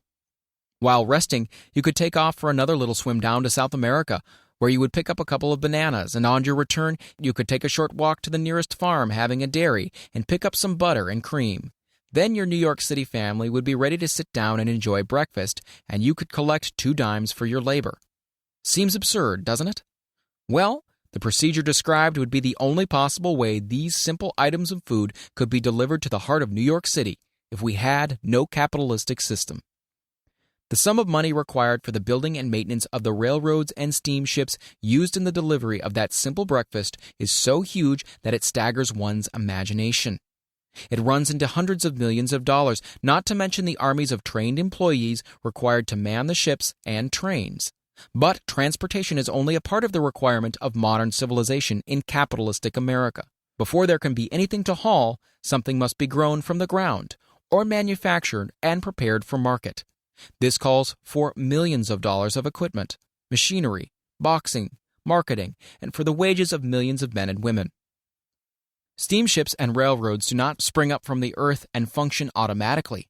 They come in response to the call of civilization, through the labor and ingenuity and organizing ability of men who have imagination, faith, enthusiasm, decision, persistence. These men are known as capitalists. They are motivated by the desire to build, construct, achieve, render useful service, earn profits, and accumulate riches. And because they render service without which there would be no civilization, they put themselves in the way of great riches. Just to keep the record simple and understandable, I will add that these capitalists are the self-same men of whom most of us have heard soapbox orators speak. They are the same men to whom radicals, racketeers, dishonest politicians, and grafting labor leaders refer to as predatory interests, or Wall Street. I'm not attempting to present a brief for or against any group of men or any system of economics. I'm not attempting to condemn the collective bargaining when I refer to the grafting labor leaders, nor do I aim to give a clean bill of health to all individuals known as capitalists. The purpose of this book, a purpose to which I have faithfully devoted over a quarter of a century, is to present to all who want the knowledge the most dependable philosophy through which individuals may accumulate riches in whatever amounts they desire. I have here analyzed the economic advantages of the capitalistic system for the twofold purpose of showing, 1, that all who seek riches must recognize and adapt themselves to the system that controls all approaches to fortunes, large or small, and 2, to present the side of the picture opposite to that being shown by politicians and demagogues who deliberately becloud the issues they bring up by referring to organized capital as if it were something poisonous. This is a capitalistic country.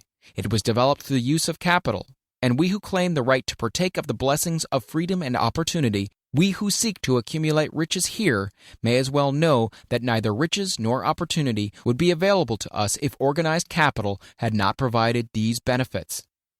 For more than 20 years, it has been a somewhat popular and growing pastime for radicals, self-seeking politicians, racketeers, crooked labor leaders, and on occasion religious leaders to take potshots at Wall Street, the money changers, and big business.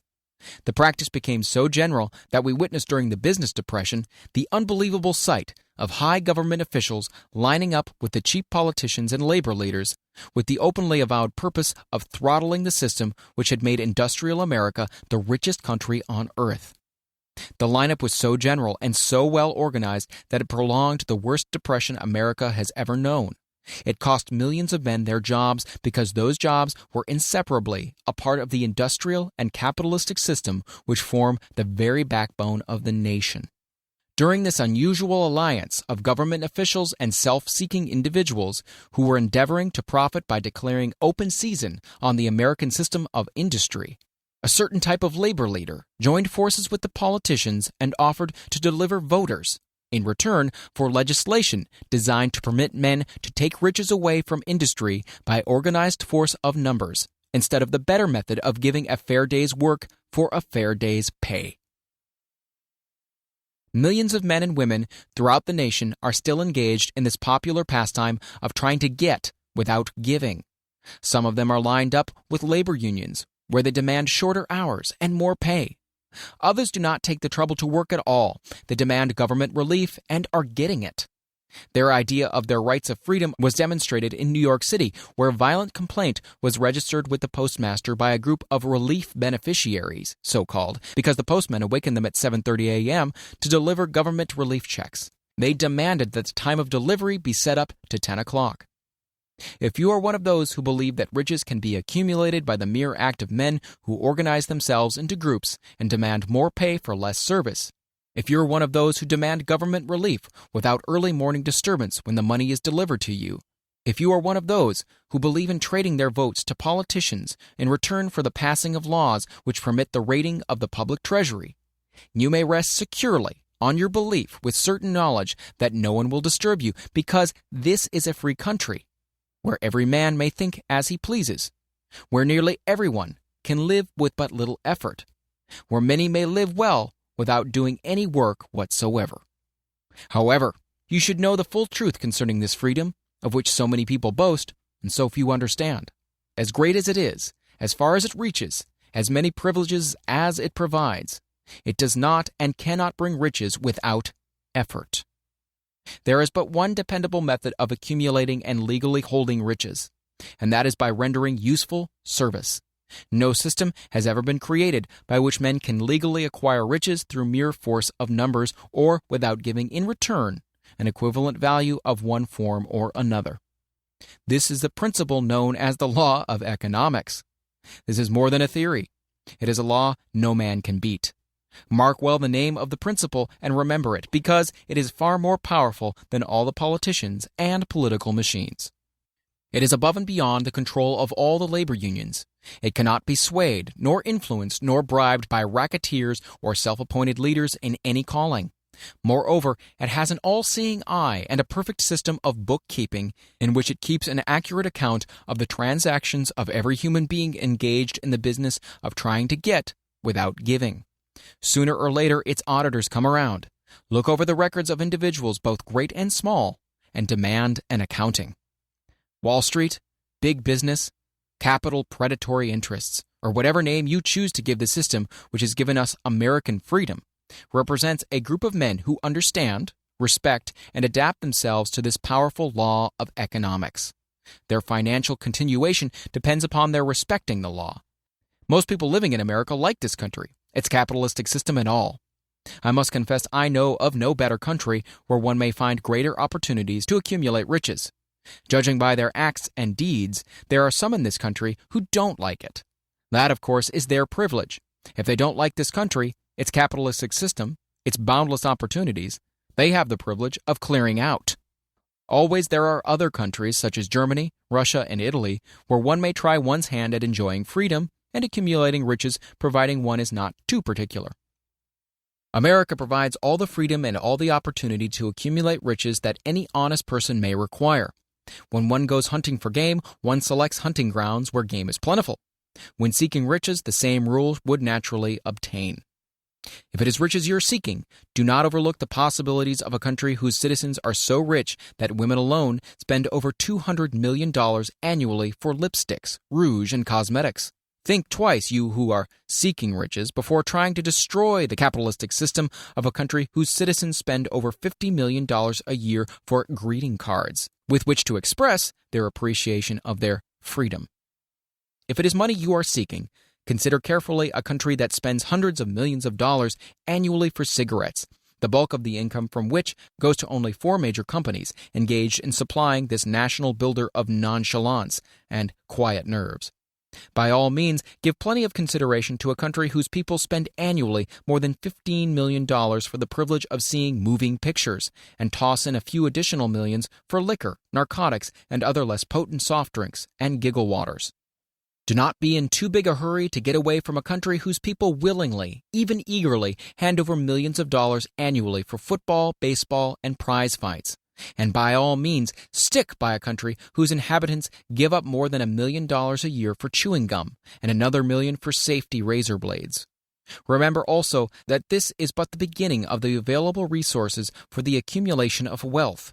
Only a few of the luxuries and non-essentials have been mentioned, but remember that the business of producing, transporting, and marketing these few items of merchandise gives regular employment to many millions of men and women, who receive for their services many millions of dollars monthly, and spend it freely for both the luxuries and the necessities.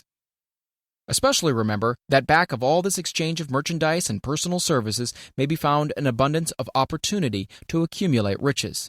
Here our American freedom comes to one's aid. There is nothing to stop you or anyone from engaging in any portion of the effort necessary to carry on these businesses.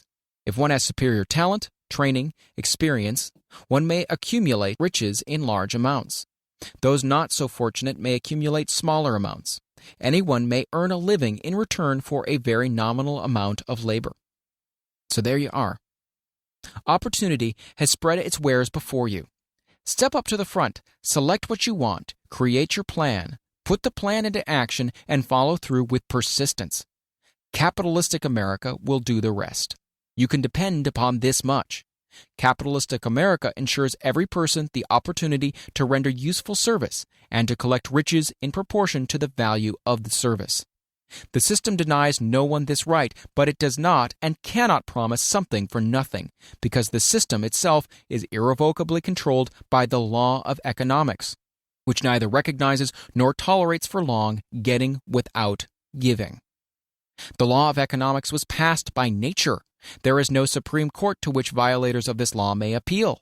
The law hands out both penalties for its violation and appropriate rewards for its observance, without interference or the possibility of interference by any human being. The law cannot be repealed.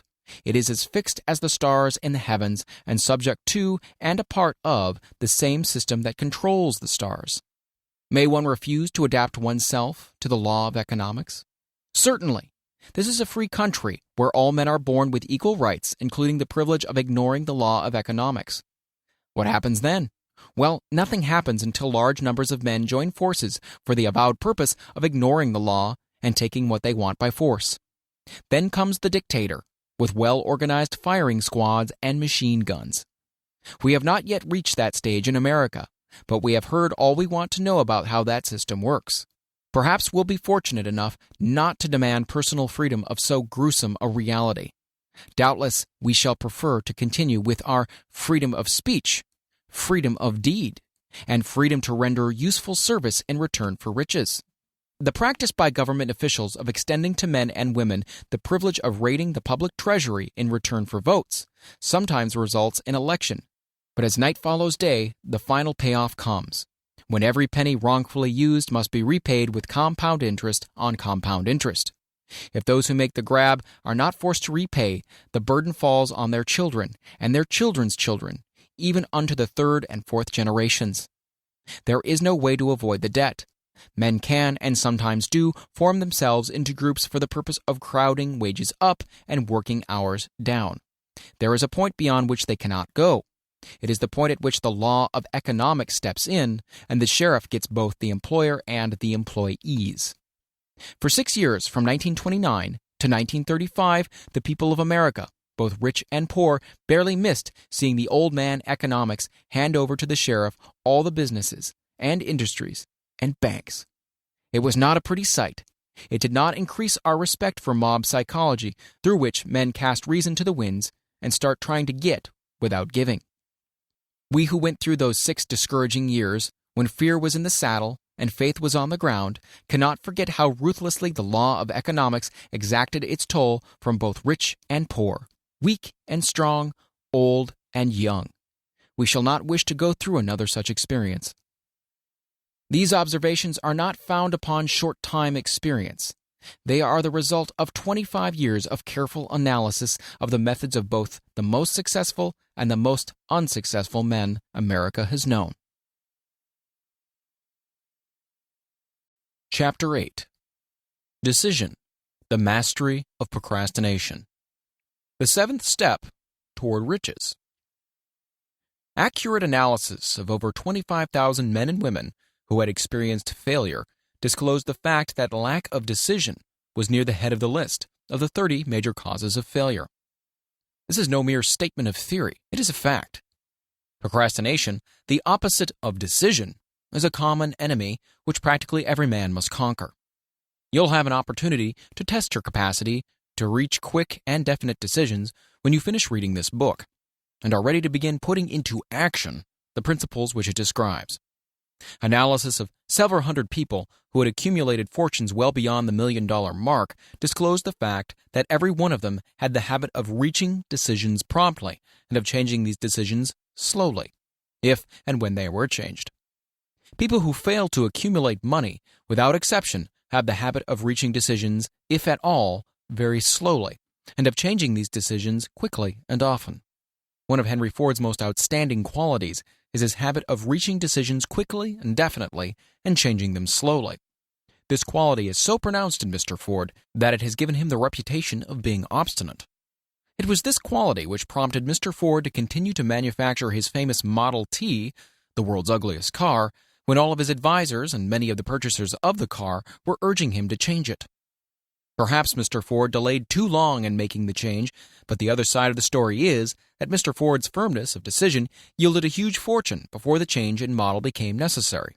There is but little doubt that Mr. Ford's habit of definiteness of decision assumes the proportion of obstinacy, but this quality is preferable to slowness in reaching decisions and quickness in changing them. The majority of people who fail to accumulate money sufficient for their needs are generally easily influenced by the opinions of others. They permit the newspapers and gossiping neighbors to do their thinking for them. Opinions are the cheapest commodities on earth. Everyone has a flock of opinions ready to be wished upon anyone who will accept them. If you are influenced by opinions when you reach your decisions, you will not succeed in any undertaking, much less that of transmuting your own desire into money. If you're influenced by the opinions of others, you will have no desire of your own. Keep your own counsel when you begin to put into practice the principles described here by reaching your own decisions and following them. Take no one into your confidence except the members of your mastermind group, and be very sure in your selection of this group that you choose only those who will be in complete sympathy and harmony with your purpose.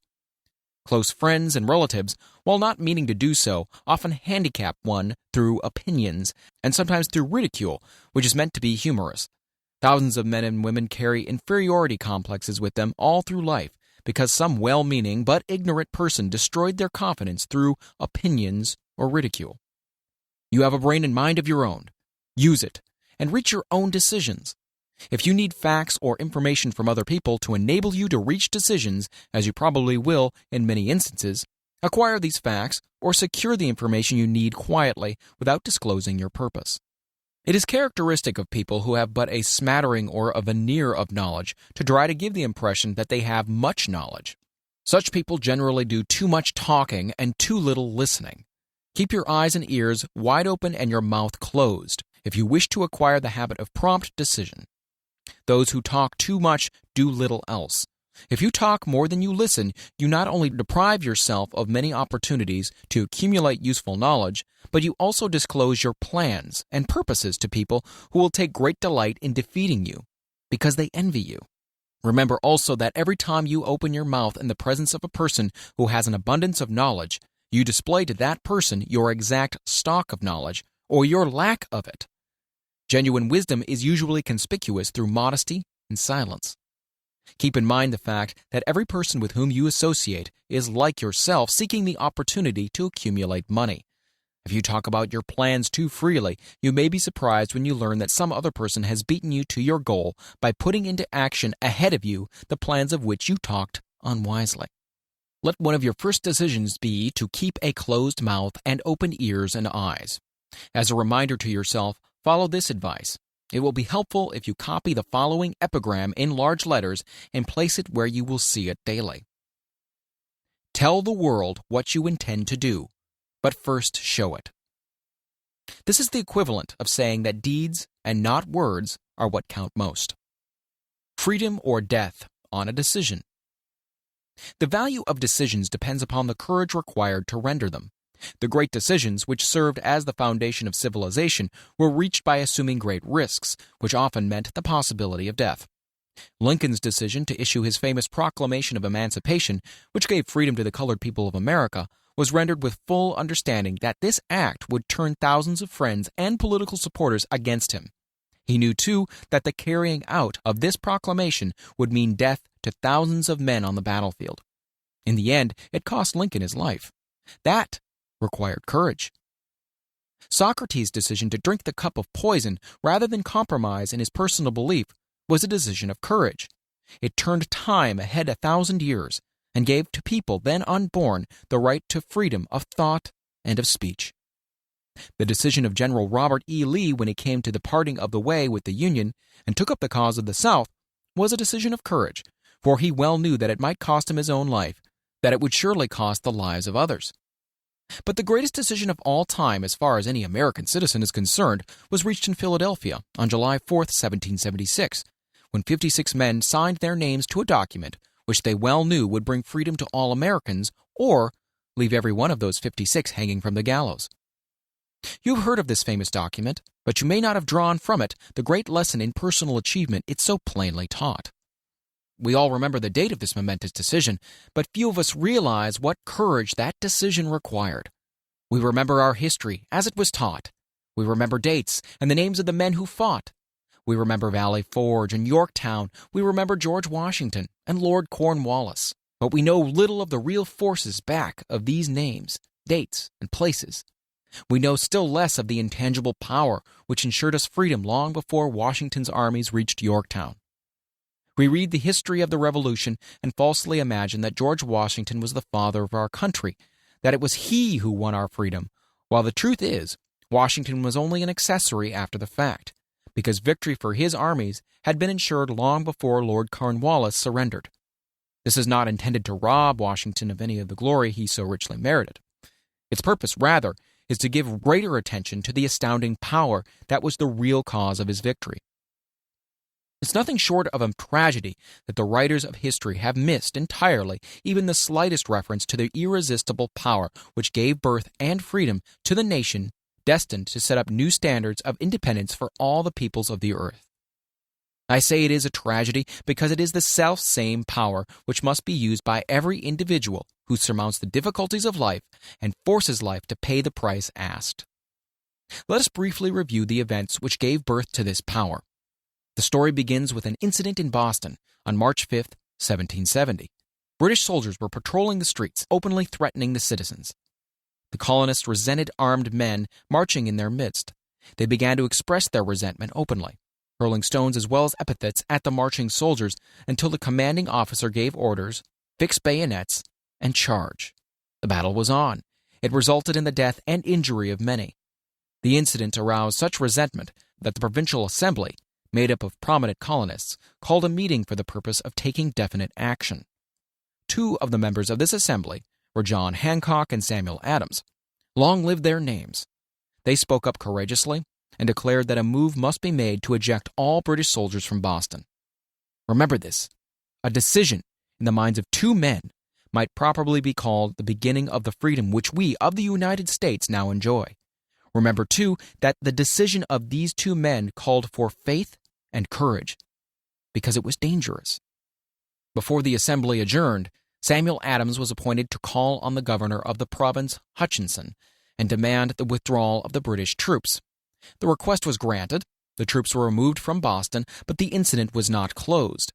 It had caused a situation destined to change the entire trend of civilization. Strange, is it not, how the great changes, such as the American Revolution and the World War, often have their beginnings in circumstances which seem unimportant. It is interesting also to observe that these important changes usually begin in the form of a definite decision in the minds of a relatively small number of people. Few of us know the history of our country well enough to realize that John Hancock, Samuel Adams, and Richard Henry Lee of the province of Virginia were the real fathers of our country. Richard Henry Lee became an important factor in this story by reason of the fact that he and Samuel Adams communicated frequently by correspondence, sharing freely their fears and their hopes concerning the welfare of the people of their provinces.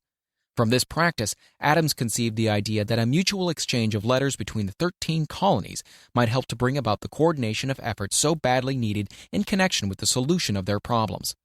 2 years after the clash with the soldiers in Boston of March of 72, Adams presented the idea to the Assembly in the form of a motion that a correspondence committee be established among the colonies, with definitely appointed correspondents in each colony, for the purpose, quote, of friendly cooperation for the betterment of the colonies of British America. Mark well this incident. It was the beginning of the organization of the far-flung power destined to give freedom to you and me. The mastermind had already been organized. It consisted of Adams, Lee, and Hancock. Quote, I tell you further that if two of you agree upon the earth concerning anything for which you ask, it will come to you from my Father, who is in heaven. The Committee of Correspondence was organized. Observe that this move provided the way for increasing the power of the mastermind by adding to it men from all the colonies. Take notice that this procedure constituted the first organized planning of the disgruntled colonists. In union, there is strength. The citizens of the colonies had been waging disorganized warfare against the British soldiers through incidents similar to the Boston riot, but nothing of benefit had been accomplished. Their individual grievances had not been consolidated under one master mind. No group of individuals had put their minds, souls, and hearts and bodies together in one definite decision to settle their difficulty with the British once and for all, until Adams, Hancock, and Lee got together. Meanwhile, the British were not idle. They too were doing some planning and masterminding on their own account, with the advantage of having back of them money and organized soldiery. The Crown appointed Gage to supplant Hutchinson as the governor of Massachusetts. One of the new governor's first acts was to send a messenger to call on Samuel Adams for the purpose of endeavoring to stop his opposition by fear. We can best understand the spirit of what happened by quoting the conversation between Colonel Fenton, the messenger sent by Gage, and Adams. Colonel Fenton: I have been authorized by Governor Gage to assure you, Mr. Adams, that the governor has been empowered to confer upon you such benefits as would be satisfactory, endeavoring to win Adams by a promise of a bribe, upon the condition that you engage to cease in your opposition to the measures of the government. It is the governor's advice to you, sir, not to incur the further displeasure of his majesty. Your conduct has been such as makes you liable to penalties of an amount of Henry VIII, by which persons can be sent to England for trial for treason or misprision of treason, at the discretion of a governor of a province. But, by changing your political course, you will not only receive great personal advantages, but you'll also make your peace with the king. Samuel Adams had the choice of two decisions here. He could cease his opposition and receive personal bribes, or he could continue and run the risk of being hanged. Clearly, the time had come when Adams was forced to reach instantly a decision which could have cost him his life. The majority of men would have found it difficult to reach such a decision. The majority would have sent back an evasive reply, but not Adams. He insisted upon Colonel Fenton's word of honor that the colonel would deliver to the governor the answer exactly as Adams would give it to him. Adams's answer was, "Then you tell Governor Gage that I trust I have long since made my peace with the King of Kings. No personal consideration shall induce me to abandon the righteous cause of my country. And tell Governor Gage it is the advice of Samuel Adams to him no longer to insult the feelings of an exasperated people." Comment as to the character of this man seems unnecessary. It must be obvious to all who read this astounding message that its sender possessed loyalty of the highest order. This is important. Racketeers and dishonest politicians have prostituted the honor for which such men as Adams died.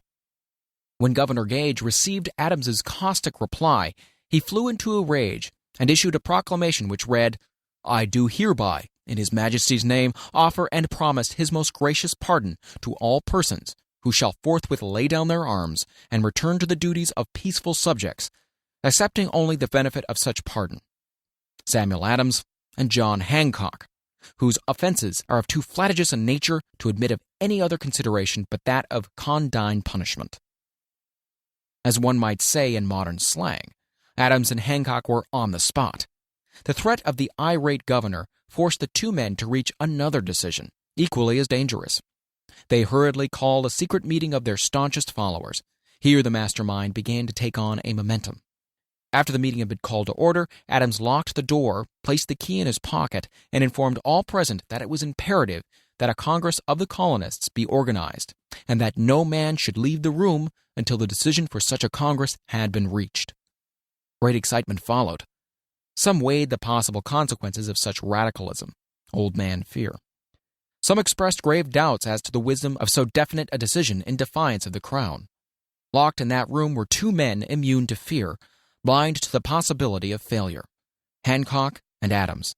Through the influence of their minds, the others were induced to agree that, through the Correspondence Committee, arrangements should be made for a meeting of the First Continental Congress to be held in Philadelphia on September 5, 1774. Remember this date. It is more important than July 4, 76.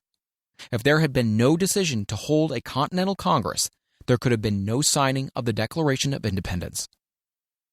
Before the first meeting of the new Congress, another leader in a different section of the country was deep in the throes of publishing a summary view of the rights of British America.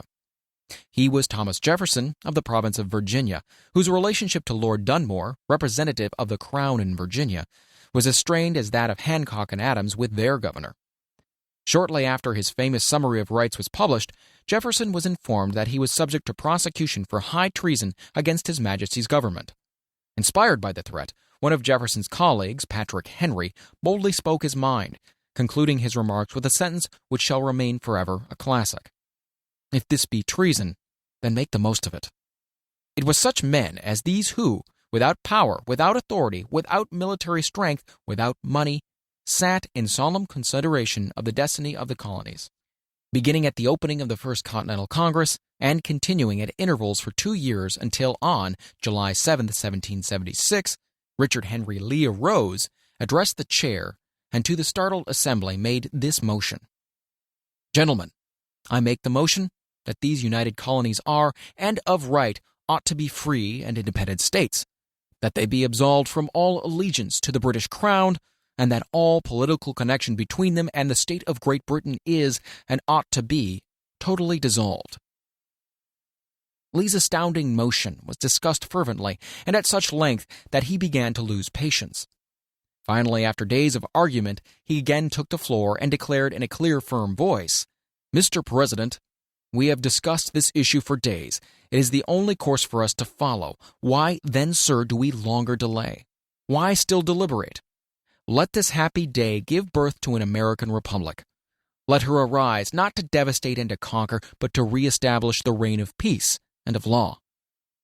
The eyes of Europe are fixed on us.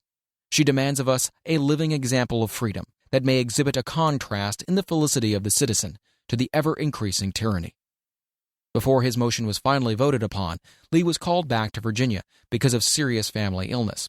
But before leaving, he placed his cause in the hands of his friend Thomas Jefferson, who promised to fight until favorable action was taken.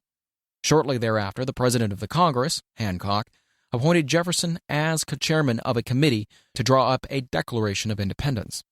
Long and hard the committee labored on a document which would mean, when accepted by the Congress, that every man who signed it would be signing his own death warrant, should the colonies lose in the fight with Great Britain, which was sure to follow. The document was drawn, and on June 28th, the original draft was read before the Congress. For several days it was discussed, altered, and made ready. On July 4th, 1776, Thomas Jefferson stood before the Assembly and fearlessly read the most momentous decision ever placed upon paper. When in the course of human events, it is necessary for one people to dissolve the political bands which have connected them with another, and to assume among the powers of the earth the separate and equal station to which the laws of nature and of nature's God entitle them, a decent respect to the opinions of mankind requires that they should declare the causes which impel them to the separation. When Jefferson finished, the document was voted upon, accepted, and signed by 56 men, every one staking his own life upon his decision to write his name. By that decision came into existence a nation destined to bring to mankind forever the privilege of making decisions. By decisions made in a similar spirit of faith, and only by such decisions can men solve their personal problems and win for themselves high estates of material and spiritual wealth. Let us not forget this. Analyze the events which led to the Declaration of Independence and be convinced that this nation, which now holds a position of commanding respect and power among all nations of the world, was born of a decision, created by a master mind, consisting of 56 men. Note well the fact that it was their decision that ensured the success of Washington's armies, because the spirit of that decision was in the heart of every soldier who fought with him, and served as spiritual power which recognizes no such thing as failure. Note also, with great personal benefit, that the power which gave this nation its freedom is the self-same power that must be used by every individual who becomes self-determining. This power is made up of the principles described in this book. It will not be difficult to detect in the story of the Declaration of Independence at least 6 of these principles: desire, decision, faith, persistence, the master mind, and the organized planning. Throughout this philosophy will be found the suggestions that thought, backed by strong desire, has a tendency to transmute itself into its physical equivalent. Before passing on, I wish to leave you with the suggestion that one may find in this story, and in the story of the organization of the United States Steel Corporation, a perfect description of the method by which thought makes this astounding transformation. In your search for the secret of the method, do not look for a miracle, because you'll not find it. You'll find only the eternal laws of nature. These laws are available to every person who has the faith and the courage to use them. They may be used to bring freedom to a nation or to accumulate riches.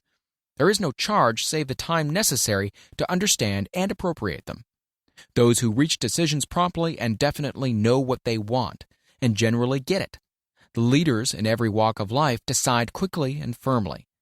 That is the major reason why they are leaders. The world has the habit of making room for the man whose words and actions show that he knows where he's going. Indecision is a habit which usually begins in youth.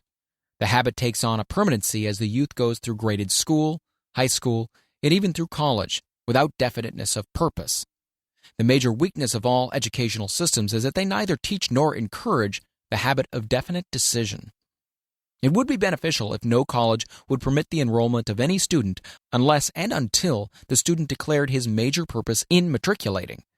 It would be of still greater benefit if every student who enters the graded schools were compelled to accept training in the habit of decision and forced to pass a satisfactory examination on this subject before being permitted to advance in the grades. The habit of indecision acquired because of the deficiencies of our school system goes with the student into the occupation he chooses, if, in fact, he chooses an occupation. Generally, the youth just out of school seeks any job that can be found. He takes the first place he finds because he has fallen into the habit of indecision. 98 out of every 100 people working for wages today are in the positions they hold because they lacked the definiteness of decision to plan a definite position and the knowledge of how to choose an employer. Definiteness of decision always requires courage, sometimes very great courage.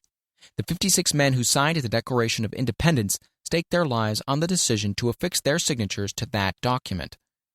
The person who reaches a definite decision to procure the particular job and make life pay the price he asks does not stake his life on that decision.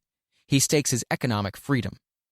Financial independence, riches, desirable business, and professional positions are not within reach of the person who neglects or refuses to expect, plan, and demand these things.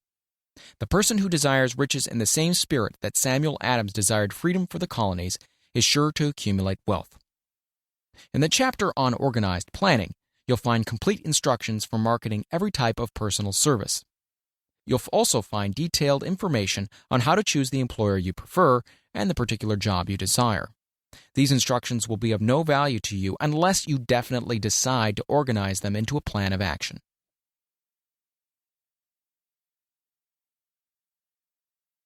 Chapter 9. Persistence. The sustained effort necessary to induce faith. The 8th step toward riches. Persistence is an essential factor in the procedure of transmuting desire into its monetary equivalent. The basis of persistence is the power of will. Willpower and desire, when properly combined, make an irresistible pair. Men who accumulate great fortunes are generally known as cold-blooded and sometimes ruthless. Often they are misunderstood. What they have is willpower, which they mix with persistence and place back of their desires to ensure the attainment of their objectives. Henry Ford has been generally misunderstood to be ruthless and cold-blooded. This misconception grew out of Ford's habit of following through in all of his plans with persistence. The majority of people are ready to throw their aims and purposes overboard and give up at the first sign of opposition or misfortune. A few carry on, despite all opposition, until they attain their goal. These few are the Fords, Carnegies, Rockefellers, and Edisons. There may be no heroic connotation to the word persistence, but the quality is to the character of man what carbon is to steel. The building of a fortune generally involves the application of the entire 13 factors of this philosophy. These principles must be understood. They must be applied with persistence by all who accumulate money. If you are following this book with the intention of applying the knowledge it contains, your first test is to your persistence. Your first test as to your persistence will come when you begin to follow the 6 steps described in the 2nd chapter. Unless you are one of the 2 out of every 100 who already have a definite goal at which you are aiming and a definite plan for its attainment, you may read the instructions and then pass on with your daily routine and never comply with those instructions. The author is checking you up at this point because lack of persistence is one of the major causes of failure. Moreover, experience with thousands of people has proved that lack of persistence is a weakness common to the majority of men. It is a weakness which may be overcome by effort.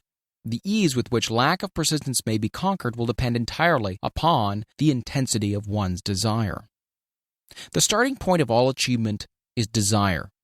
Keep this constantly in mind. Weak desires bring weak results, just as a small amount of fire makes a small amount of heat. If you find yourself lacking in persistence, this weakness may be remedied by building a stronger fire under your desires. Continue to read through to the end, then go back to Chapter 2 and start immediately to carry out the instructions given in connection with the 6 steps. The eagerness with which you follow these instructions will indicate clearly how much or how little you really desire to accumulate money. If you find that you are indifferent, You may be sure that you have not yet acquired the money consciousness, which you must possess before you can be sure of accumulating a fortune. Fortunes gravitate to men whose minds have been prepared to attract them, just as surely as water gravitates to the ocean. In this book may be found all the stimuli necessary to attune any normal mind to the vibrations which will attract the object of one's desires. If you find you're weak in persistence, center your attention upon the instructions contained in the chapter on power.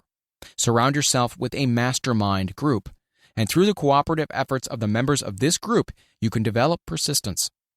You will find additional instructions for the development of persistence in the chapters on autosuggestion and on the subconscious mind.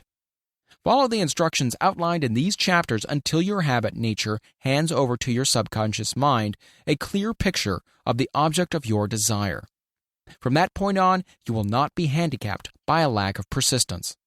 Your subconscious mind works continuously while you're awake and while you're asleep. Spasmodic or occasional effort to apply the rules will be of no value to you. To get results, you must apply all of the rules until their application becomes a fixed habit with you.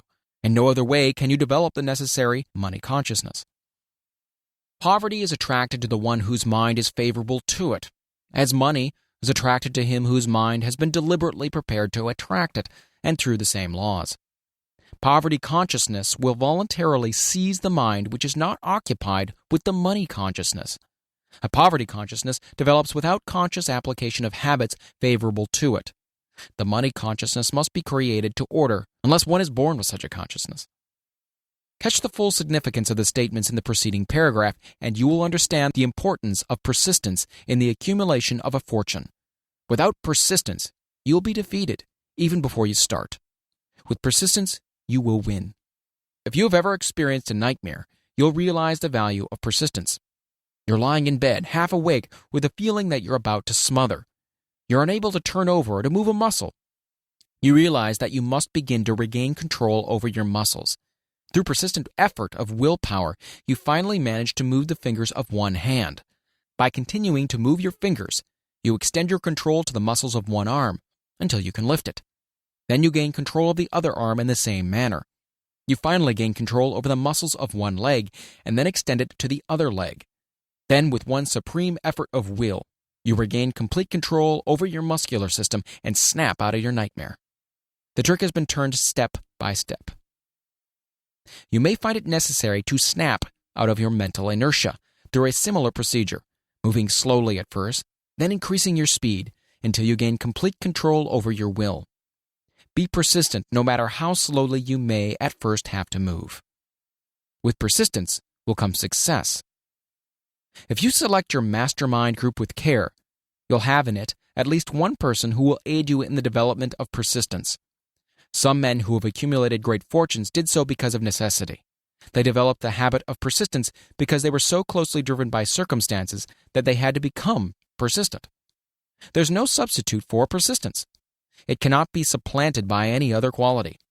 Remember this, and it will hearten you in the beginning when the going may seem difficult and slow. Those who have cultivated the habit of persistence seem to enjoy insurance against failure.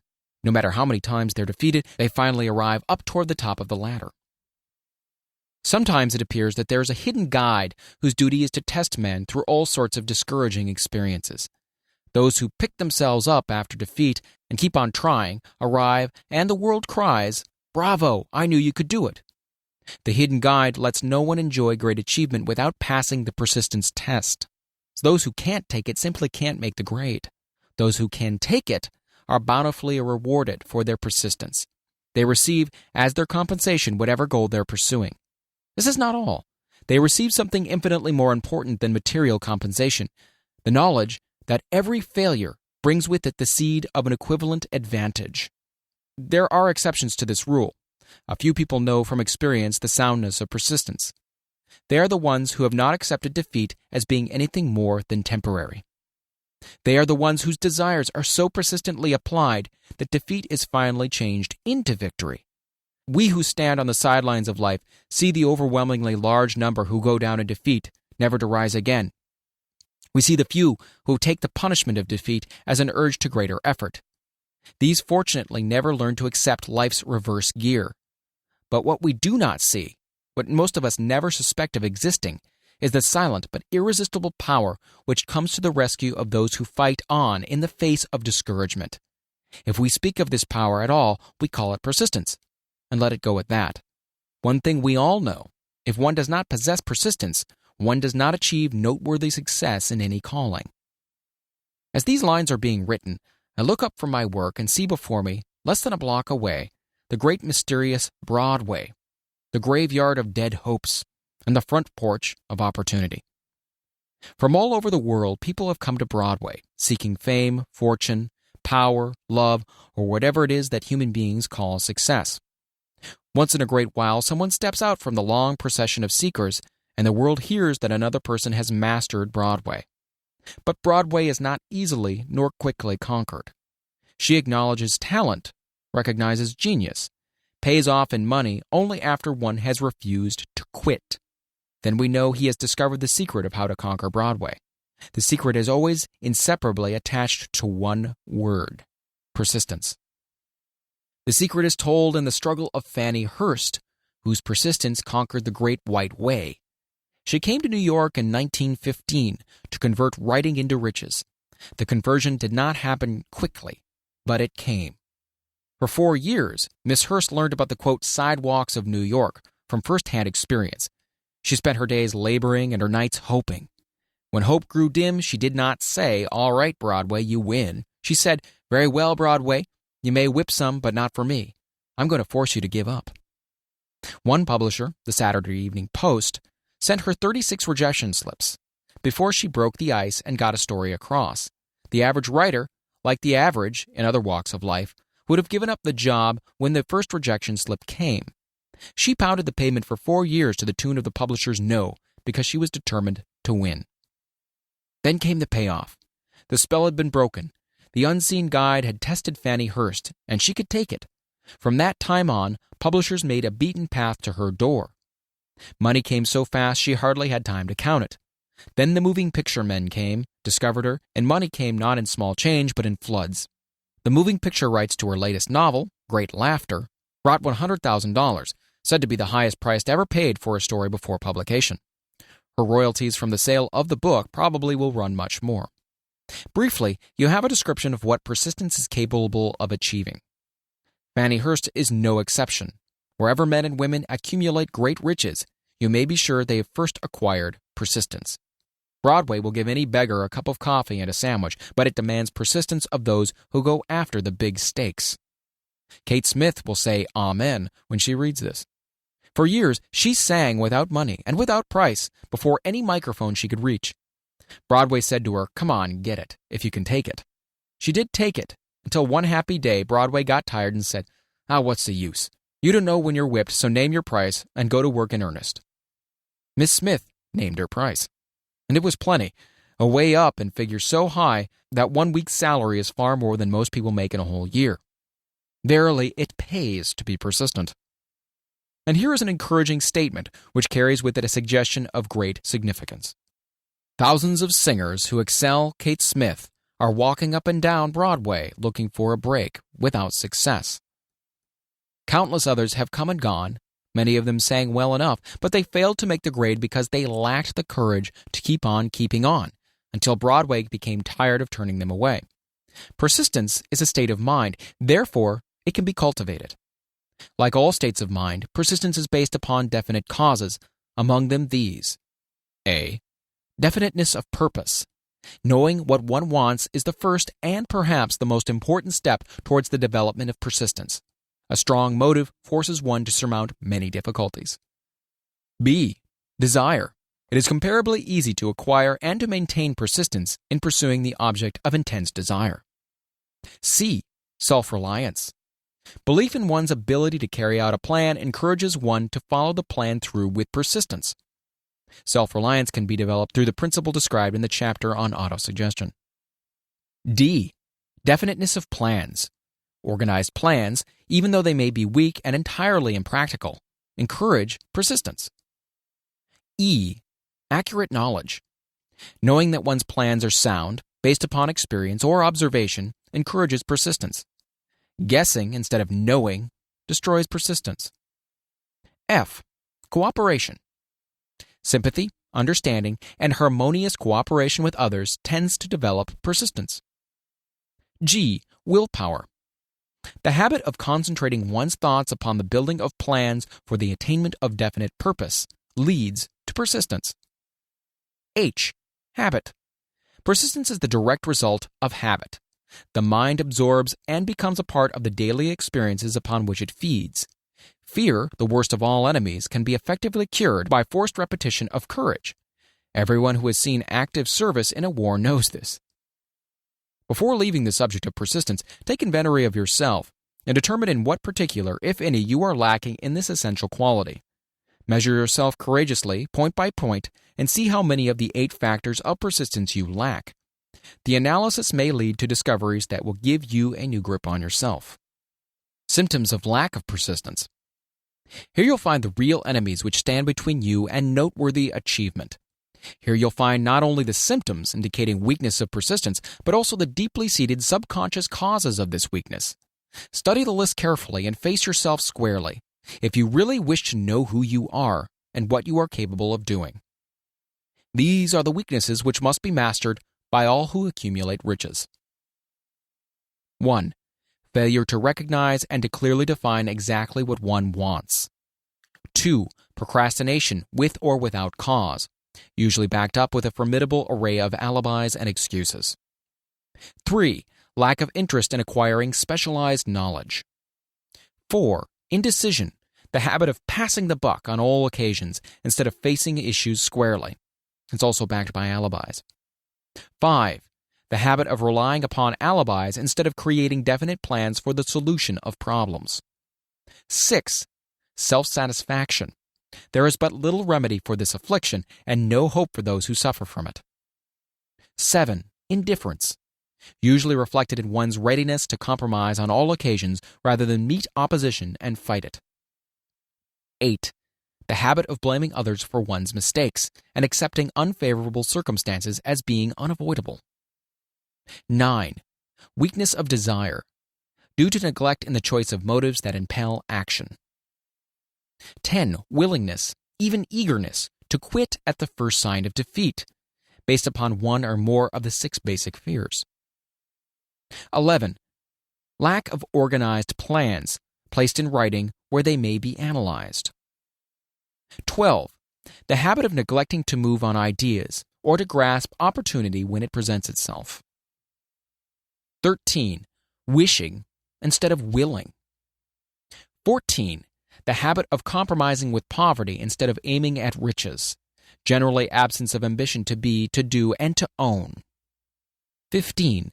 Searching for all the shortcuts to riches, trying to get without giving, a fair equivalent. Usually are reflected in the habit of gambling, endeavoring to drive sharp bargains. 16. Fear of criticism. Failure to create plans and to put them into action because of what other people will think, do, or say. This enemy belongs at the head of the list because it generally exists in one's subconscious mind, where its presence is not easily recognized. See the 6 basic fears in a later chapter.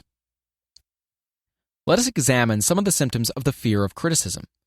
The majority of people permit relatives, friends, and the public at large to so influence them that they cannot live their own lives because they fear criticism. Huge numbers of people make mistakes in marriage, stand by the bargain, and go through life miserable and unhappy because they fear criticism, which may follow if they correct the mistake. Anyone who has submitted to this form of fear knows the irreparable damage it does by destroying ambition, self-reliance, and the desire to achieve. Millions of people neglect to acquire belated educations after having left school because they fear criticism. Countless numbers of men and women, both young and old, permit relatives to wreck their lives in the name of duty because they fear criticism. Duty does not require any person to submit to the destruction of his personal ambitions and the right to live his own life in his own way. People refuse to take chances in business because they fear the criticism which may follow if they fail. The fear of criticism in such cases is stronger than the desire for success. Too many people refuse to set high goals for themselves or even neglect selecting a career because they fear the criticism of relatives and friends, quote-unquote, who may say, "Don't aim so high. People think you're crazy."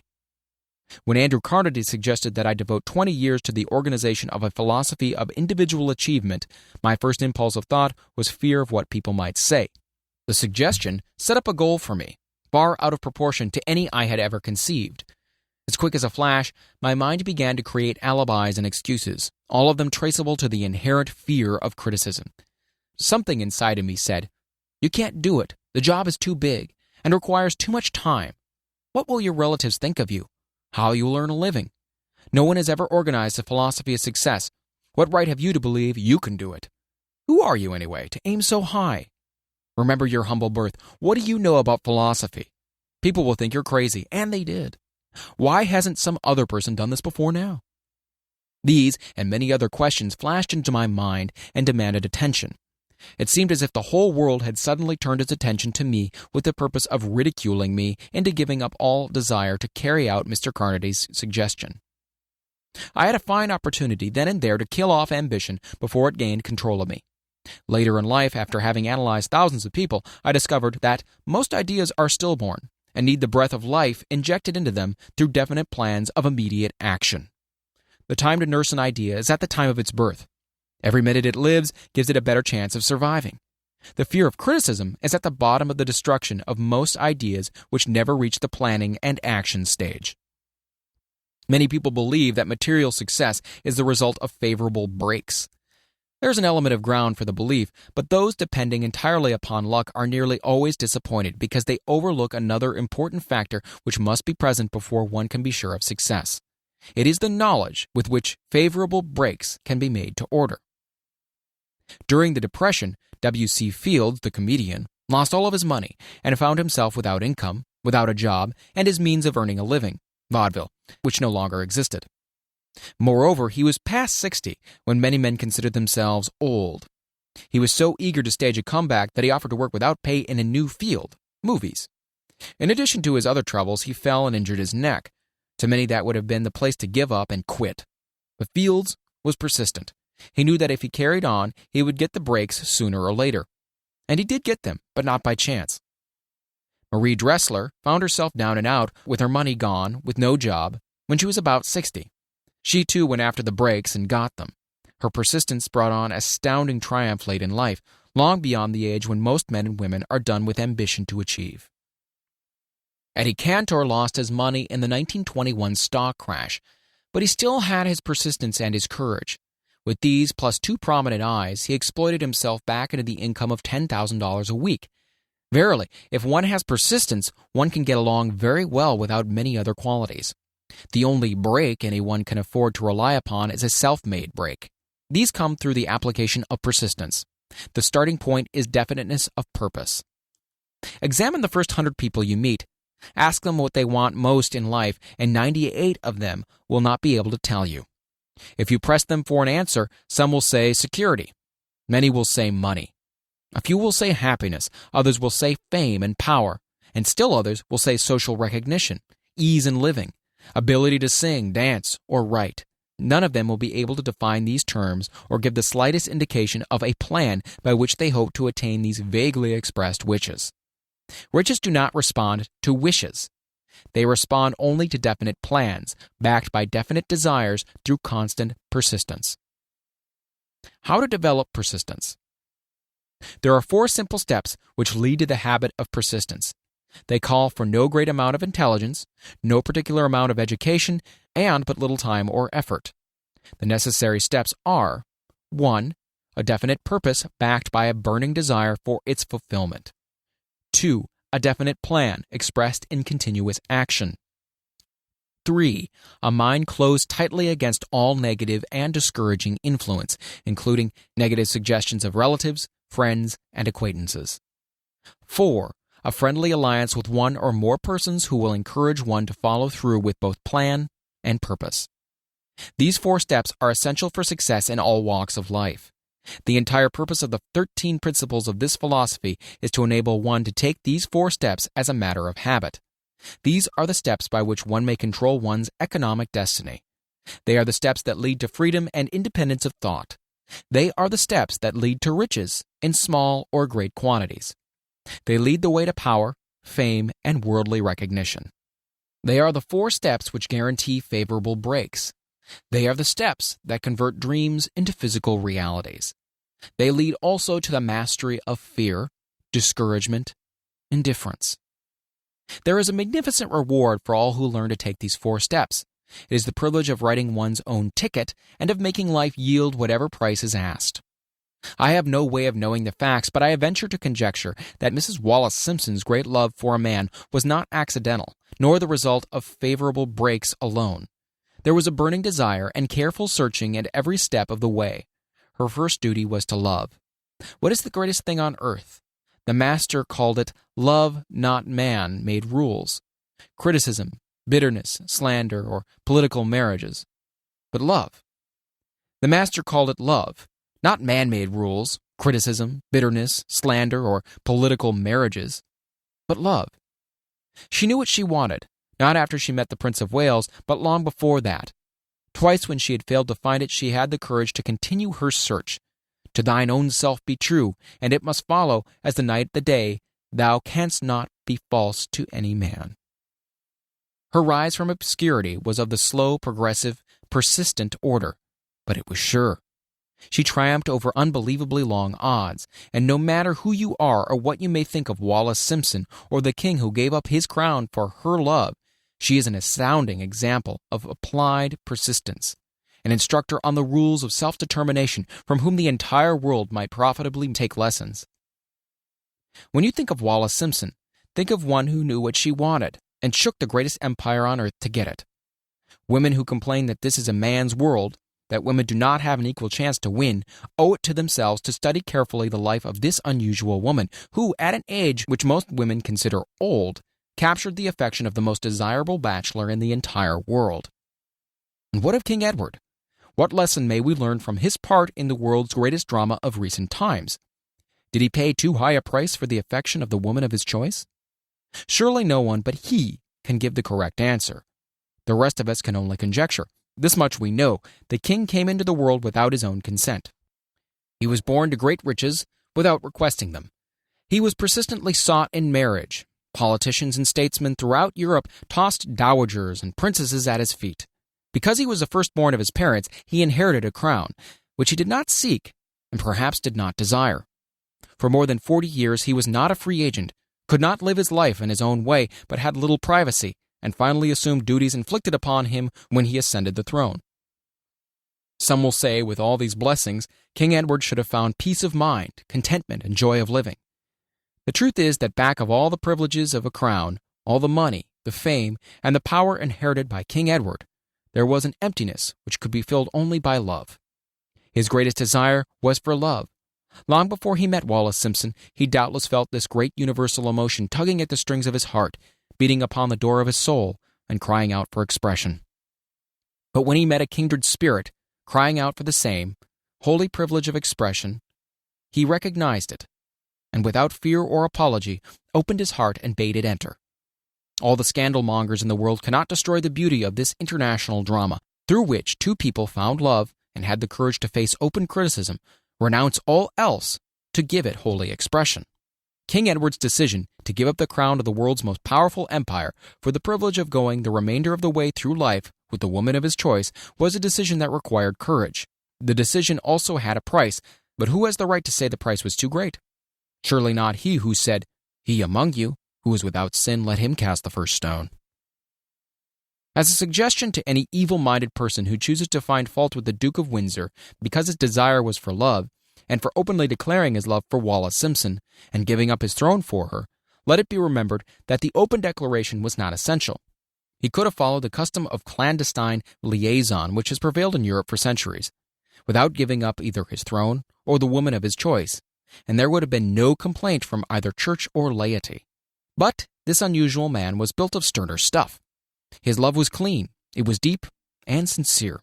It represented one thing which above all else he truly desired. Therefore, he took what he wanted and paid the price demanded. If Europe had been blessed with more rulers with the human heart and the traits of honesty of ex-King Edward for the past century, that unfortunate hemisphere, now seething with greed, hate, lust, political connivance, and threats of war, would have a different and a better story to tell, a story of which love and not hate would rule. In the words of Stuart Austin Weir, we raise our cup and drink this toast to ex-King Edward and Wallace Simpson. Blessed is the man who has come to know that our muted thoughts are our sweetest thoughts. Blessed is the man who, from the blackest depths, can see the luminous figure of love, and seeing, sing, and singing say, sweeter far than uttered lays are the thoughts I have of you. In these words would we pay tribute to the people who, more than all others of modern times, have been the victims of criticism and the recipients of abuse, because they found life's greatest treasure and claimed it. Mrs. Simpson read and approved this analysis. Most of the world will applaud the Duke of Windsor and Wallace Simpson because of their persistence in searching until they found life's greatest reward. All of us can profit by following their example in our own search for which we demand of life. What mystical power gives to men of persistence the capacity to master difficulties? Does the quality of persistence set up in one's mind some form of spiritual, mental, or chemical activity which gives one access to supernatural forces? Does infinite intelligence throw itself on the side of the person who still fights on after the battle has been lost, with the whole world on the opposing side? These and many other similar questions have arisen in my mind as I observed men like Henry Ford, who started at scratch and built an industrial empire of huge proportions, with little else in the way of a beginning but persistence. Or Thomas Edison, who, with less than 3 months of schooling, became the world's leading inventor and converted persistence into the talking machine, the moving picture machine, and the incandescent light, to say nothing of 100 or other useful inventions. I had the happy privilege of analyzing both Mr. Edison and Mr. Ford year by year over a long period of years, and therefore the opportunity to study them at close range. So I speak from actual knowledge when I say I find no quality save persistence in either of them that even remotely suggested the major source of their stupendous achievements. As one makes an impartial study of the prophets, philosophers, miracle men, and religious leaders of the past, one is drawn to the inevitable conclusion that persistence, concentration of effort, and definiteness of purpose were the major sources of their achievements. Consider, for example, the strange and fascinating story of Muhammad. Analyze his life, compare him with the men of achievement in his modern age of industry and finance, and observe how they have one outstanding trait in common: persistence. If you are keenly interested in studying the strange power which gives potency to persistence, read a biography of Muhammad, especially the one by Asad Bey. This brief review of that book by Thomas Sugro in the Herald Tribune will provide a preview of the rare treat in store for those who take the time to read the entire story of one of the most astounding examples of the power of persistence known to civilization. The Last Great Prophet, reviewed by Thomas Sugro. Muhammad was a prophet, but he never performed a miracle. He was not a mystic. He had no formal schooling. He did not begin his mission until he was 40. When he announced that he was the messenger of God bringing word of the true religion, he was ridiculed and labeled a lunatic. Children tripped him and women threw filth upon him. He was banished from his native city, Mecca, and his followers were stripped of all their worldly goods and sent into the desert after him. When he had been preaching 10 years, he had nothing to show for it but banishment, poverty, and ridicule. Yet before another 10 years had passed, he was a dictator of all Arabia, ruler of Mecca, and the head of a new world religion which was to sweep to the Danube and the Pyrenees before exhausting the impetus he gave it. That impetus was threefold: the power of words, the efficacy of prayer, and man's kinship with God. His career never made sense. Muhammad was born to impoverished members of a leading family of Mecca. Because Mecca, the crossroads of the world, home of the magic stone called the Kaaba, great city of trade and the center of trade routes, was unsanitary, its children were sent to be raised in the desert by Bedouins. Muhammad was thus nurtured, drawing strength and health from the milk of nomad vicarious mothers. He tended sheep and soon hired out to a rich widow as leader of her caravans. He traveled to all parts of the Eastern world, talked with many men of diverse beliefs, and observed the decline of Christianity into warring sects. When he was 28, Khadijah, the widow, looked upon him with favor and married him. Her father would have objected to such a marriage, so she got him drunk and held him up while he gave paternal blessing. For the next 12 years, Muhammad lived as a rich and respected and very shrewd trader. Then he took to wandering in the desert, and one day he returned with the first verse of the Quran and told Khadijah that the archangel Gabriel had appeared to him and said he was the messenger of God. The Quran, the revealed word of God, was the closest thing to a miracle in Muhammad's life. He had not been a poet, he had no gift of words. Yet the verses of the Quran, as he received them and recited them to the faithful, were better than any verses which the professional poets of the tribes could produce. This to the Arabs was a miracle. To them the gift of words was the greatest gift. The poet was all wonderful. In addition, the Quran said that all men were equal before God, that the world should be a democratic state, Islam. It was this political heresy, plus Muhammad's desire to destroy all the 360 idols in the courtyard of the Kaaba, which brought about his banishment. The idols brought the desert tribes to Mecca, and that meant trade. So the businessmen of Mecca, the capitalists, of which he had been one, set upon Muhammad. Then he retreated to the desert and demanded sovereignty over the world. The rise of Islam began. Out of the desert came a flame which would not be extinguished, a democratic army fighting as a unit and prepared to die without wincing. Muhammad had invited the Jews and Christians to join him, for he was not building a new religion. He was calling all who believed in one God to join in one single faith. If the Jews and Christians had accepted his invitation, Islam would have conquered the world. They didn't. They would not even accept Muhammad's innovation of humane warfare. When the armies of the Prophet entered Jerusalem, not a single person was killed because of his faith. When the Crusaders entered the city centuries later, not a Muslim man, woman, or child was spared. But the Christians did accept one Muslim idea, the place of learning, the university. Chapter 10. Power of the Mastermind, the Driving Force. The ninth step toward riches. Power is essential for success in the accumulation of money. Plans are inert and useless without sufficient power to translate them into action. This chapter will describe the method by which an individual may attain and apply power. Power may be defined as organized and intelligently directed knowledge. Power, as the term is here used, refers to organized effort, sufficient to enable an individual to transmute desire into its monetary equivalent. Organized effort is produced through the coordination of effort of two people or more who work toward a definite end in the spirit of harmony. Power is required for the accumulation of money. Power is necessary for the retention of money after it has been accumulated. Let us ascertain how power may be acquired. If power is organized knowledge, let us examine the sources of knowledge. A. Infinite intelligence. This source of knowledge may be contacted through the procedure described in another chapter with the aid of creative imagination. B. Accumulated experience. The accumulated experience of man, or that portion of which it has been organized and recorded, may be found in any well-equipped public library. An important part of this accumulated experience is taught in public schools and colleges where it has been classified and organized. C. Experiment and research. In the field of science, and in practically every other walk of life, men are gathering, classifying, and organizing new facts daily. This is the source of which one must turn when knowledge is not available through accumulated experience. Here, too, the creative imagination must often be used. Knowledge may be acquired from any of the foregoing sources. It may be converted into power by organizing it into definite plans and by expressing those plans in terms of action.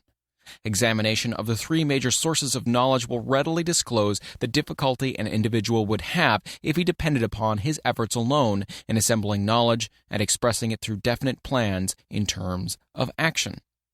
If his plans are comprehensive, and if they contemplate large proportions, he must generally induce others to cooperate with him before he can inject into them the necessary element of power. Gaining power through the master mind. The master mind may be defined as coordination of knowledge and effort in a spirit of harmony between two or more people for the attainment of a definite purpose. No individual may have great power without availing himself of the master mind. In a preceding chapter, instructions were given for the creation of plans for the purpose of translating desire into its monetary equivalent. If you carry out these instructions with persistence and intelligence and use discrimination in the selection of your mastermind group, your objective will have been halfway reached even before you begin to recognize it. So you may better understand the intangible potentialities of power available to you through a properly chosen mastermind group, we will here explain the two characteristics of the mastermind principle, one of which is economic in nature and the other psychic. The economic feature is obvious. Economic advantages may be created by any person who surrounds himself with the advice, counsel, and personal cooperation of a group of men who are willing to lend him wholehearted aid in the spirit of perfect harmony. This form of cooperative alliance has been the basis of nearly every great fortune. Your understanding of this great truth may definitely determine your financial status. The psychic phase of the mastermind principle is much more abstract, much more difficult to comprehend, because it has reference to the spiritual forces with which the human race as a whole is not well acquainted. You may catch a significant suggestion from the statement, "No two minds ever come together without thereby creating a third, invisible, intangible force which may be likened to a third mind." Keep in mind the fact that there are only two known elements in the whole universe, energy and matter. It is a well-known fact that matter may be broken down into units of molecules, atoms, and electrons. There are units of matter which may be isolated, separated, and analyzed. Likewise, there are units of energy. The human mind is a form of energy, a part of it being spiritual in nature. When the minds of two people are coordinated in a spirit of harmony, the spiritual units of energy of each mind form an affinity, which constitutes the psychic phase of the mastermind. The mastermind principle, or rather the economic feature of it, were first called to my attention by Andrew Carnegie over 25 years ago. Discovery of this principle was responsible for the choice of my life's work. Mr. Carnegie's mastermind group consisted of a staff of approximately 50 men, with whom he surrounded himself, for the definite purpose of manufacturing and marketing steel. He attributed his entire fortune to the power he accumulated through this mastermind. Analyze the record of any man who has accumulated a great fortune, and many of those who have accumulated modest fortunes, and you will find that they have either consciously or unconsciously employed the mastermind principle. Great power can be accumulated through no other principle. Energy is nature's universal set of building blocks out of which she constructs every material thing in the universe, including man and every form of animal and vegetable life. Through a process which only nature completely understands, she translates energy into matter. Nature's building blocks are available to man in the energy involved in thinking. Man's brain may be compared to an electric battery. It absorbs energy from the ether, which permeates every atom of matter and fills the entire universe. It's a well-known fact that a group of electric batteries will provide more energy than a single battery. It's also a well-known fact that an individual battery will provide energy in proportion to the number and capacity of the cells it contains. The brain functions in a similar fashion. This accounts for the fact that some brains are more efficient than others and leads to this significant statement. A group of brains coordinated or connected in a spirit of harmony will provide more thought energy than a single brain, just as a group of electric batteries will provide more energy than a single battery. Through this metaphor, it becomes immediately obvious that the mastermind principle holds the secret of the power welded by men who surround themselves with other men of brains. There follows now another statement which will lead still nearer to an understanding of the psychic phase of the mastermind principle. When a group of individual brains are coordinated and function in harmony, the increased energy created through the alliance becomes available to every individual brain in the group. It's a well-known fact that Henry Ford began his business career under the handicap of poverty, illiteracy, and ignorance. It is an equally well-known fact that within the inconceivably short period of 10 years, Mr. Ford mastered these three handicaps, and that within 25 years he made himself one of the richest men in America. Connect with this fact the additional knowledge that Mr. Ford's most rapid strides became noticeable from the time he became a personal friend of Thomas Edison, and you'll begin to understand what the influence of one mind upon another can accomplish. Go a step further and consider the fact that Mr. Ford's most outstanding achievements began from the time that he formed the acquaintances of Harvey Firestone, John Burroughs, and Luther Burbank, each a man of great brain capacity. And you'll have further evidence that power may be produced through friendly alliance of minds. There is little, if any, doubt that Henry Ford is one of the best-informed men in the business and industrial world. The question of his wealth needs no discussion. Analyze Mr. Ford's intimate personal friends, some of whom have already been mentioned, and you'll be prepared to understand the following statement. Men take on the nature and the habits and the power of thought of those with whom they associate, in a spirit of sympathy and harmony. Henry Ford whipped poverty, illiteracy, and ignorance by allying himself with great minds, whose vibrations of thought he absorbed into his own mind. Through his association with Edison, Burbank, Burroughs, and Firestone, Mr. Ford added to his own brain power the sum and substance of the intelligence, experience, knowledge, and spiritual forces of these four men. Moreover, he appropriated and made use of the mastermind principle through the methods of procedure described in this book. This principle is available to you. We have already mentioned Mahatma Gandhi. Perhaps the majority of those who have heard of Gandhi look upon him as merely an eccentric little man who goes around without formal wearing apparel and makes trouble for the British government. In reality, Gandhi is not eccentric, but he is the most powerful man now living, estimated by the number of his followers and their faith in their leader. Moreover, he is probably the most powerful man who has ever lived. His power is passive, but it is real. Let us study the method by which he attained his stupendous power. It may be explained in a few words. He came by power through inducing over 200 million people to coordinate, with mind and body, in a spirit of harmony and for a definite purpose. In brief, Gandhi has accomplished a miracle, for it is a miracle when 200 million people can be induced, not forced, to cooperate in a spirit of harmony for a limitless time. If you doubt that this is a miracle, try to induce any two people to cooperate in a spirit of harmony for any length of time. Every man who manages a business knows what a difficult matter it is to get employees to work together in a spirit even remotely resembling harmony. The list of the chief sources from which power may be attained is, as you have seen, headed by the infinite intelligence.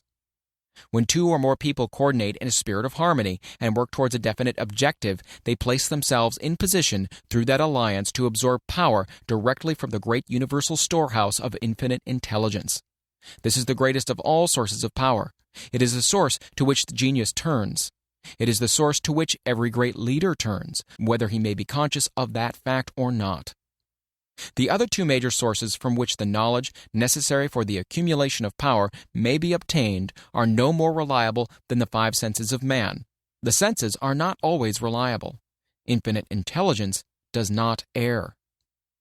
In subsequent chapters, the methods by which infinite intelligence may be most readily contacted will be adequately described. This is not a course on religion.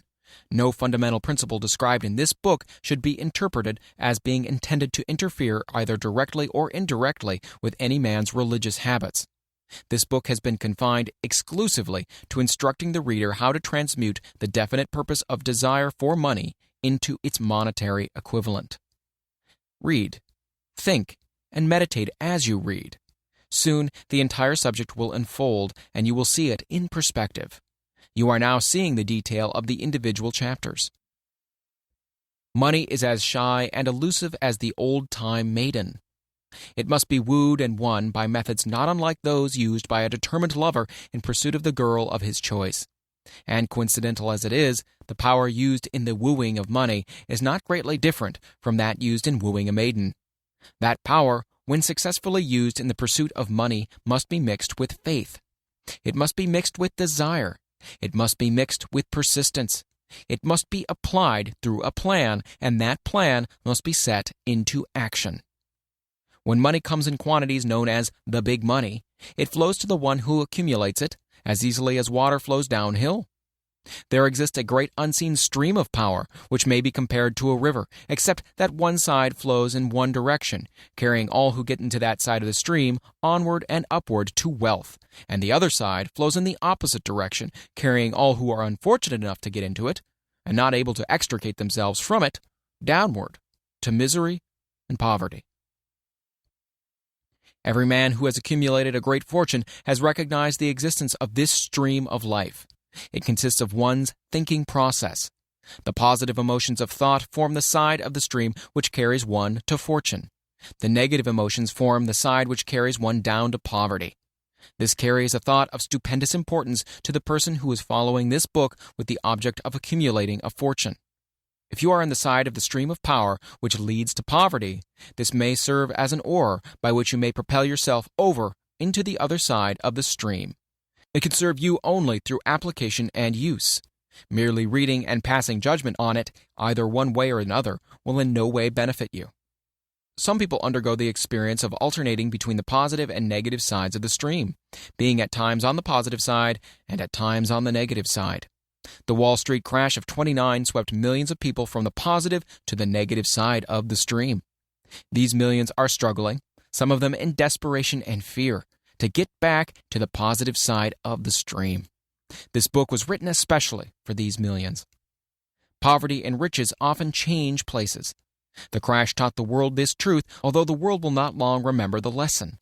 Poverty may, and generally does, voluntarily take the place of riches. When riches take the place of poverty, the change is usually brought out through well-conceived and carefully executed plans. Poverty needs no plan. It needs no one to aid it, because it's bold and ruthless. Riches are shy and timid. They have to be attracted. Anybody can wish for riches, and most people do. But only a few know that a definite plan, plus a burning desire for wealth, are the only dependable means of accumulating wealth. Chapter 11.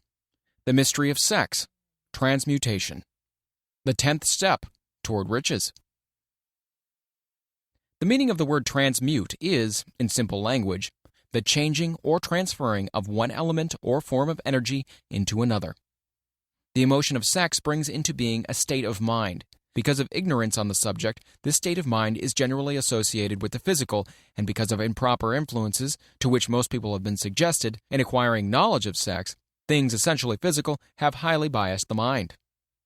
The emotion of sex has back of it the possibility of three constructive potentialities. They are 1.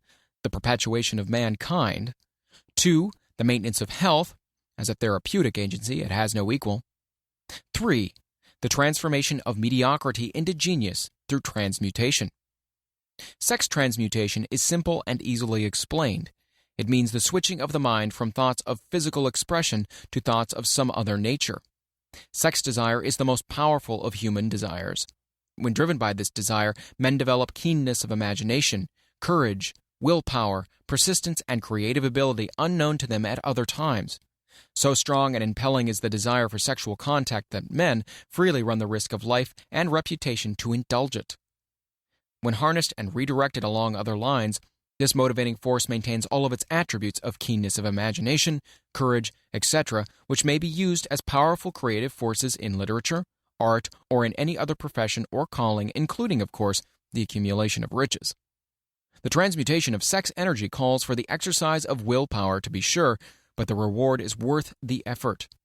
The desire for sexual expression is inborn and natural. The desire cannot and should not be submerged or eliminated, but it should be given an outlet through forms of expression which enrich the body, mind, and spirit of man. If not given this form of outlet through transmutation, it will seek outlets through purely physical channels. A river may be dammed and its water controlled for a time, but eventually it will force an outlet. The same is true of the emotion of sex. It may be submerged and controlled for a time, but its very nature causes it to be ever-seeking means of expression. If it is not transmuted into some creative effort, it'll find a less worthy outlet. Fortunate indeed is the person who has discovered how to give sex emotion an outlet through some form of creative effort, for he has, by that discovery, lifted himself to the state of a genius. Scientific research has disclosed these significant facts. 1. The men of greatest achievement are men with highly developed sex natures, men who have learned the art of sex transmutation. 2. The men who have accumulated great fortunes and achieved outstanding recognition in literature, art, industry, architecture, and the professions were motivated by the influence of a woman. The research from which these astounding discoveries were made went back through the pages of biography and history for more than 2,000 years. Wherever there was evidence available in connection with the lives of men and women of great achievement, it indicated most convincingly that they had possessed highly developed sex natures. The emotion of sex is an irresistible force against which there can be no such opposition as an immovable body. When driven by this emotion, men become gifted with a superpower for action. Understand this truth, and you will catch the significance of the statement that sex transmutation will lift one to the status of a genius. The emotion of sex contains the secret of creative ability. Destroy the sex glands, whether in man or beast, and you have removed the major source of action. For proof of this, observe what happens in any animal after it has been castrated. A bull becomes as docile as a cow after it has been altered sexually. Sex alteration takes out of the male, whether man or beast, all the fight that he has in him. Sex alteration of the female has the same effect. The 10 mind stimuli. The human mind responds to stimuli through which it may be keyed up to high rates of vibration, known as enthusiasm, creative imagination, intense desire, etc. The stimuli to which the mind responds most freely are 1. The desire for sex expression. 2. Love. 3. A burning desire for fame, power, or financial gain. Money. 4. Music. 5. Friendship between either those of the same sex or those of the opposite sex. 6. A mastermind alliance based upon the harmony of 2 or more people who ally themselves for spiritual or temporal advancement. 7. Mutual suffering such as that experienced by people who are persecuted. 8. Autosuggestion. 9. Fear. 10. Narcotics and alcohol. The desire for sex expression comes at the head of the list of stimuli, which most effectively step up the vibrations of the mind and start the wheels of physical action. 8 of these stimuli are natural and constructive. 2 are destructive. The list is here presented for the purpose of enabling you to make a comparative study of the major sources of mind stimulation. From this study, it will be readily seen that the emotion of sex is, by great odds, the most intense and powerful of all mind stimuli. This comparison is necessary as a foundation for proof of the statement that transmutation of sex energy may lift one to the status of a genius. Let us find out what constitutes a genius. Some wiseacre has said that a genius is a man who wears long hair, eats queer food, lives alone, and serves as a target for the joke-makers. A better definition of a genius is a man who has discovered how to increase the vibrations of thought to the point where he can freely communicate with sources of knowledge not available through the ordinary rate of vibration of thought. The person who thinks will want to ask some questions concerning this definition of genius. The first question will be, how may one communicate with sources of knowledge which are not available through the ordinary rate of vibration of thought? The next question will be, are there known sources of knowledge which are available only to the genii? And if so, what are these sources, and exactly how may they be reached? We shall offer proof of the soundness of some of the more important statements made in this book, or at least we will offer evidence through which you may secure your own proof through experimentation, and in doing so, we shall answer both of these questions. Genius is developed through the sixth sense. The reality of a sixth sense has been fairly well established. This sixth sense is creative imagination. The faculty of creative imagination is one which the majority of people never use during an entire lifetime, and if used at all, it usually happens by mere accident. A relatively small number of people use, with deliberation and purpose, afterthought, the faculty of creative imagination.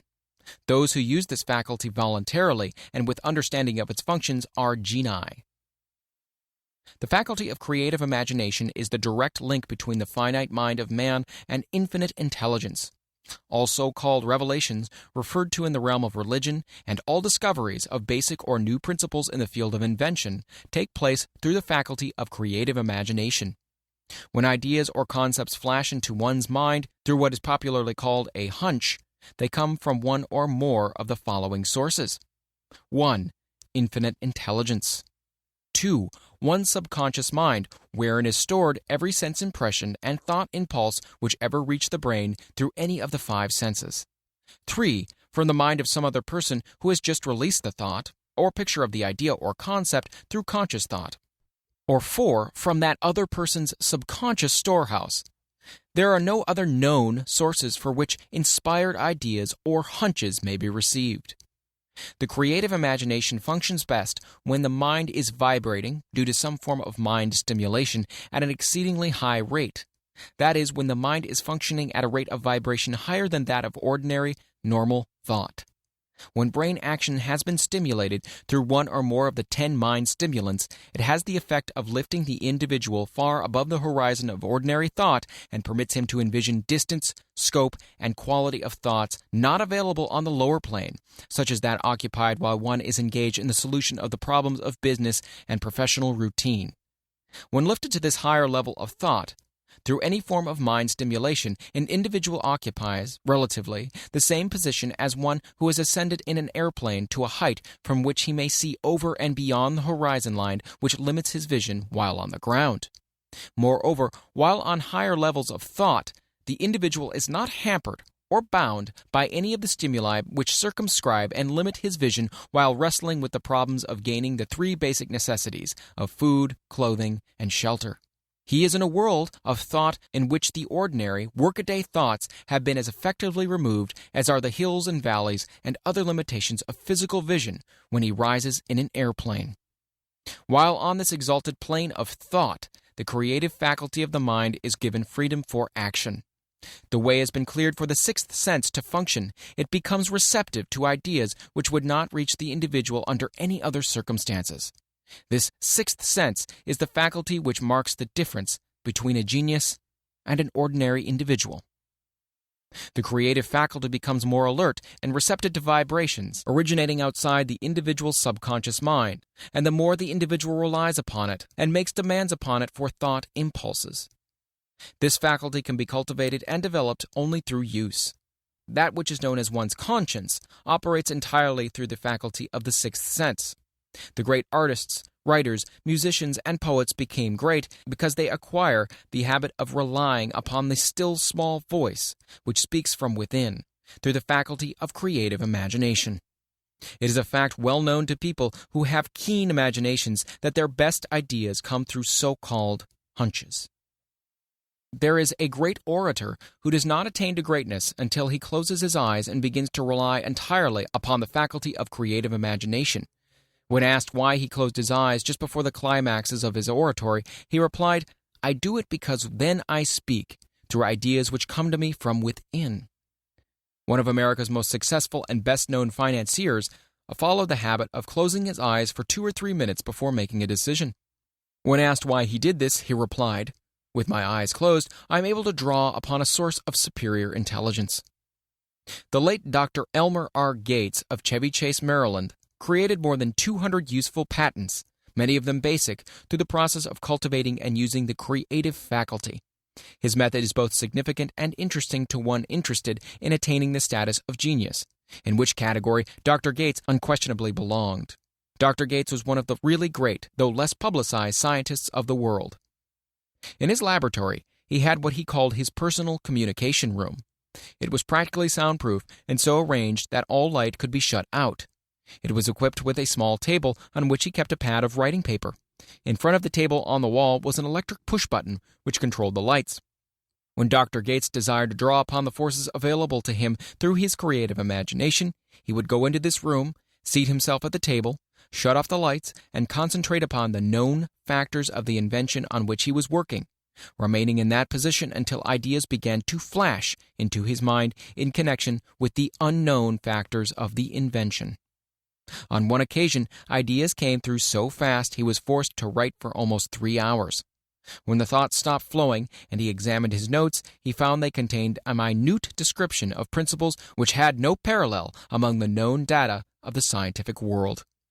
Moreover, the answer to his problem was intelligently presented in these notes. In this manner, Dr. Gates completed over 200 patents, which had been begun but not completed by half-baked brains. Evidence of the truth of this statement is in the United States Patent Office. Dr. Gates earned his living by sitting for ideas for individuals and corporations. Some of the largest corporations in America paid him substantial fees by the hour for sitting for ideas. The reasoning faculty is often faulty because it is largely guided by one's accumulated experience. Not all knowledge which one accumulates through experience is accurate. Ideas received through the creative faculty are much more reliable for the reason that they come from sources more reliable than any which are available to the reasoning faculty of the mind. The major difference between the genius and the ordinary crank inventor may be found in the fact that the genius works through this faculty of creative imagination, while the crank knows nothing of this faculty. The scientific inventor, such as Mr. Edison or Dr. Gates, makes use of both the synthetic and the creative faculties of imagination. For example, the scientific inventor or genius begins an invention by organizing and combining the known ideas or principles accumulated through experience through the synthetic faculty, the reasoning faculty. If he finds this accumulated knowledge to be insufficient for the completion of his invention, he then draws upon the sources of knowledge available to him through his creative faculty. The method by which he does this varies with the individual, but this is the sum and substance of this procedure. 1. He stimulates his mind so that it vibrates on a higher than average plane, using one or more of the 10 mind stimulants or some other stimulant of his choice. 2. He concentrates upon the known factors, the finished part of his invention, and creates in his mind a perfect picture of unknown factors, the unfinished part of his invention. He holds this picture in his mind until it has been taken over by the subconscious mind, then relaxes by clearing his mind of all thought, and waits for his answer to flash into his mind. Sometimes the results are both definite and immediate. At other times the results are negative, depending upon the state of development of the sixth sense, or creative faculty. Mr. Edison tried out more than 10,000 different combinations of ideas through the synthetic faculty of his imagination before he tuned in through the creative faculty and got the answer which perfected the incandescent light. His experience was similar when he produced the talking machine. There is plenty of reliable evidence that the faculty of creative imagination exists. This evidence is available through accurate analysis of men who have become leaders in their respective callings, without having had extensive educations. Lincoln was a notable example of a great leader who achieved greatness through the discovery and the use of his faculty of creative imagination. He discovered and began to use this faculty as a result of the stimulation of love which he experienced when he met Anne Rutledge, a statement of the highest significance in connection with the study of the source of genius. The pages of history are filled with the records of great leaders whose achievements may be traced directly to the influence of women who aroused the creative faculties of their minds through the stimulation of sex desire. Napoleon Bonaparte was one of these. When inspired by his first wife, Josephine, he was irresistible and invincible. When his better judgment or reasoning faculty prompted him to put Josephine aside, he began to decline. His defeat at St. Helena was not far distant. If good taste would permit, we might easily mention scores of men, well known to the American people, who climbed to the great heights of achievement under the stimulating influence of their wives, only to drop back to destruction after money and power went to their heads, and they put aside the old wife for a new one. Napoleon was not the only man to discover that sex influence from the right source is more powerful than any substitute of expediency which may be created by mere reason. The human mind responds to stimulation. Among the greatest and most powerful of these stimuli is the urge of sex. When harnessed and transmuted, this driving force is capable of lifting men into that higher sphere of thought which enables them to master the sources of worry and petty annoyance which beset their pathway on the lower plane.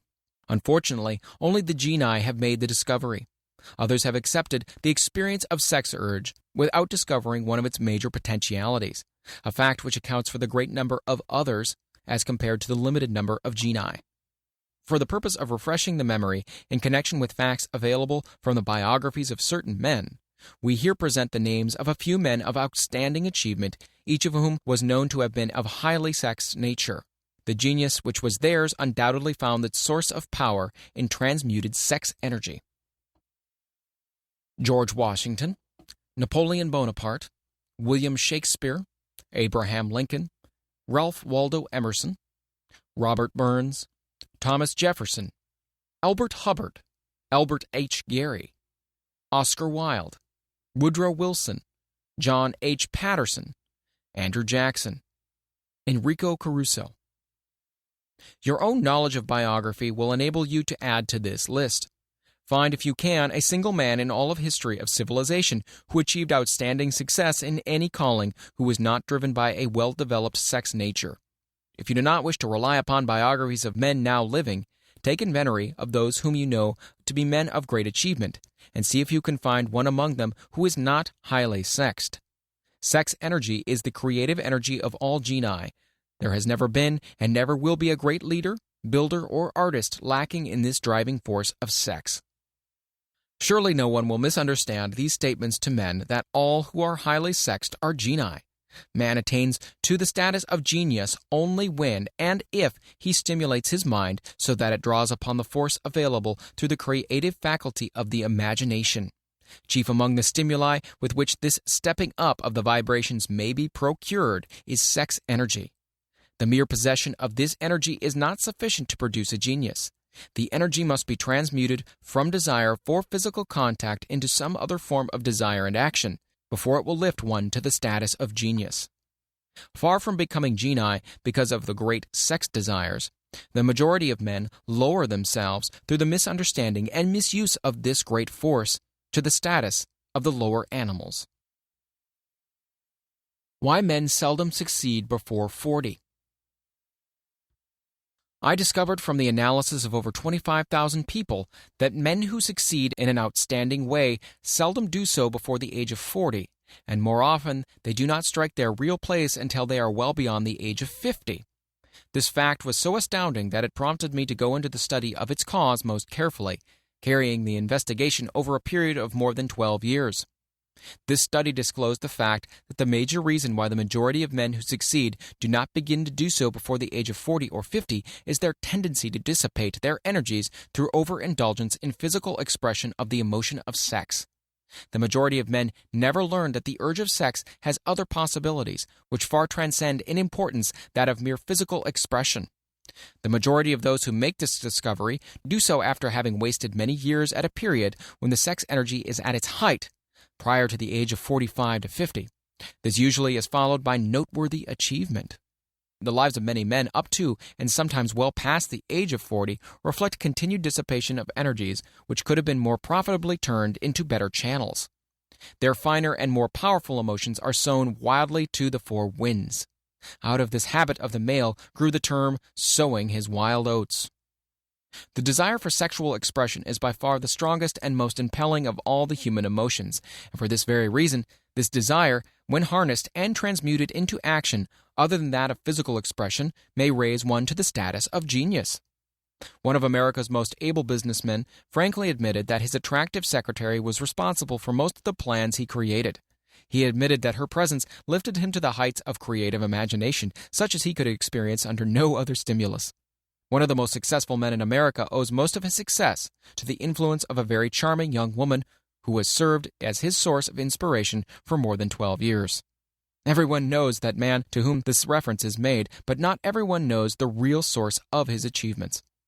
History is not lacking in examples of men who attained the status of genii as a result of the use of artificial mind stimulus in the form of alcohol and narcotics.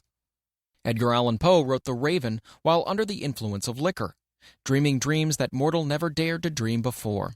James Whitcomb Riley did his best writing while under the influence of alcohol.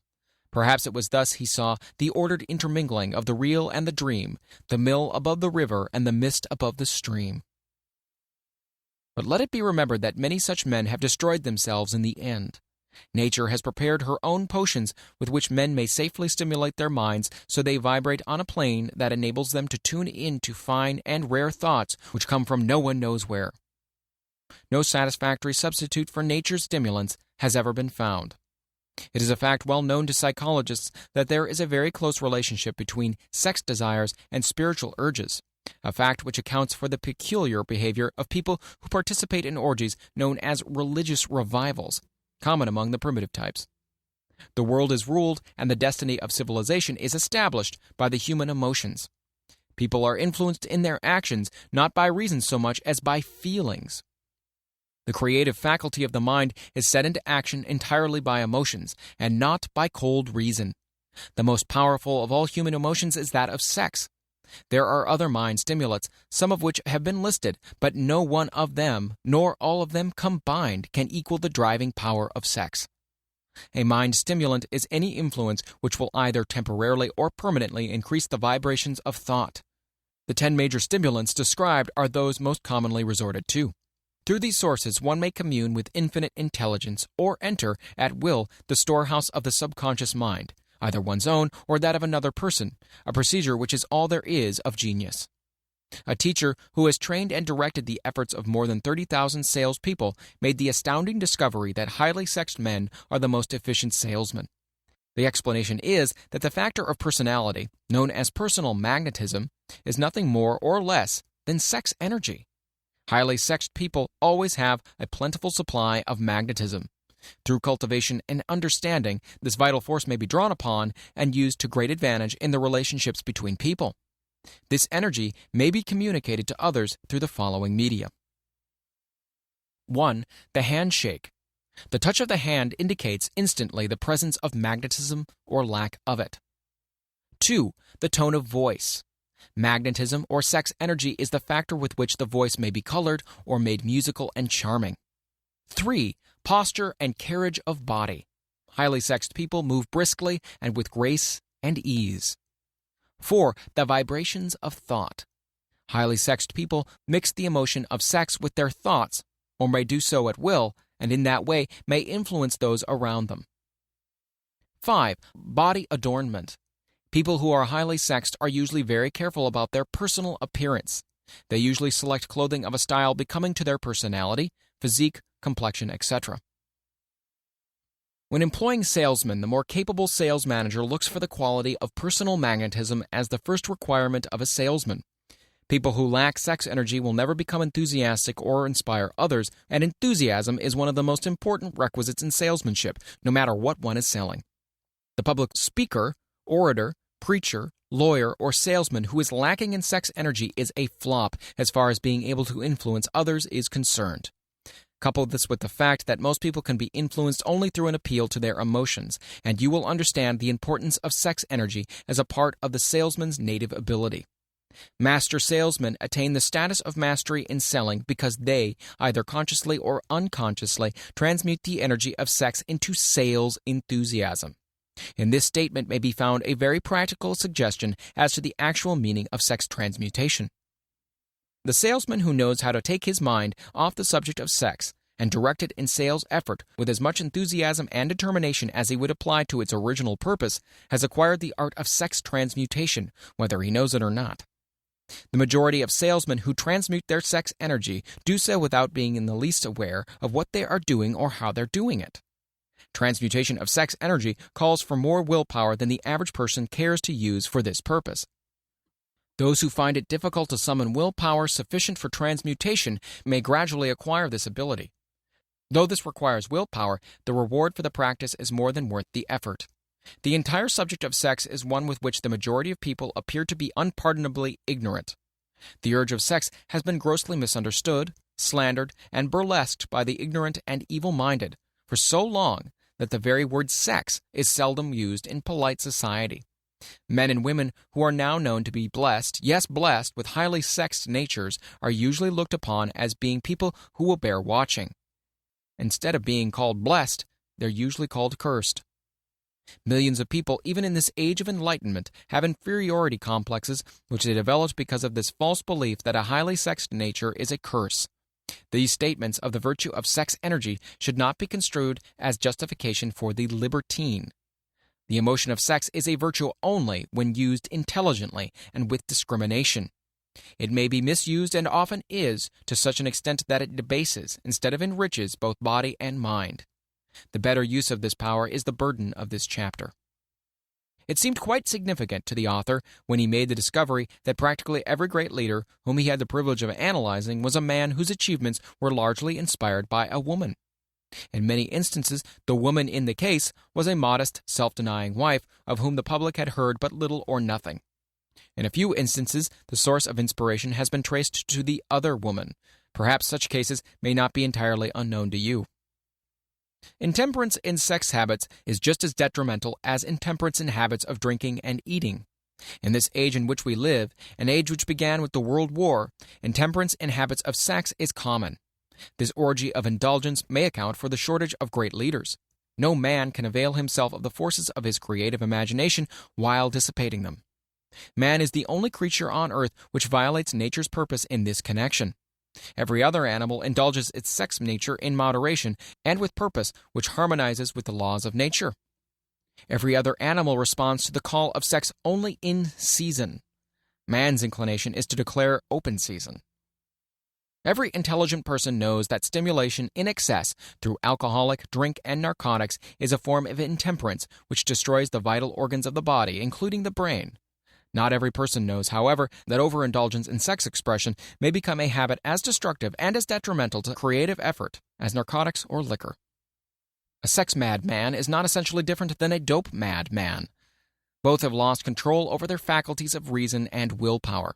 Sexual overindulgence may not only destroy reason and willpower, but it may also lead to either temporary or permanent insanity. Many cases of hypochondria, imaginary illness, grow out of habits developed in ignorance of the true function of sex. From these brief references to the subject, it may be readily seen that ignorance on the subject of sex transmutation forces stupendous penalties upon the ignorant on the one hand and withholds from them equally stupendous benefits on the other. Widespread ignorance on the subject of sex is due to the fact that the subject has been surrounded with mystery and beclouded by dark silence. The conspiracy of the mystery and silence has had the same effect upon the minds of young people that the psychology of prohibition had.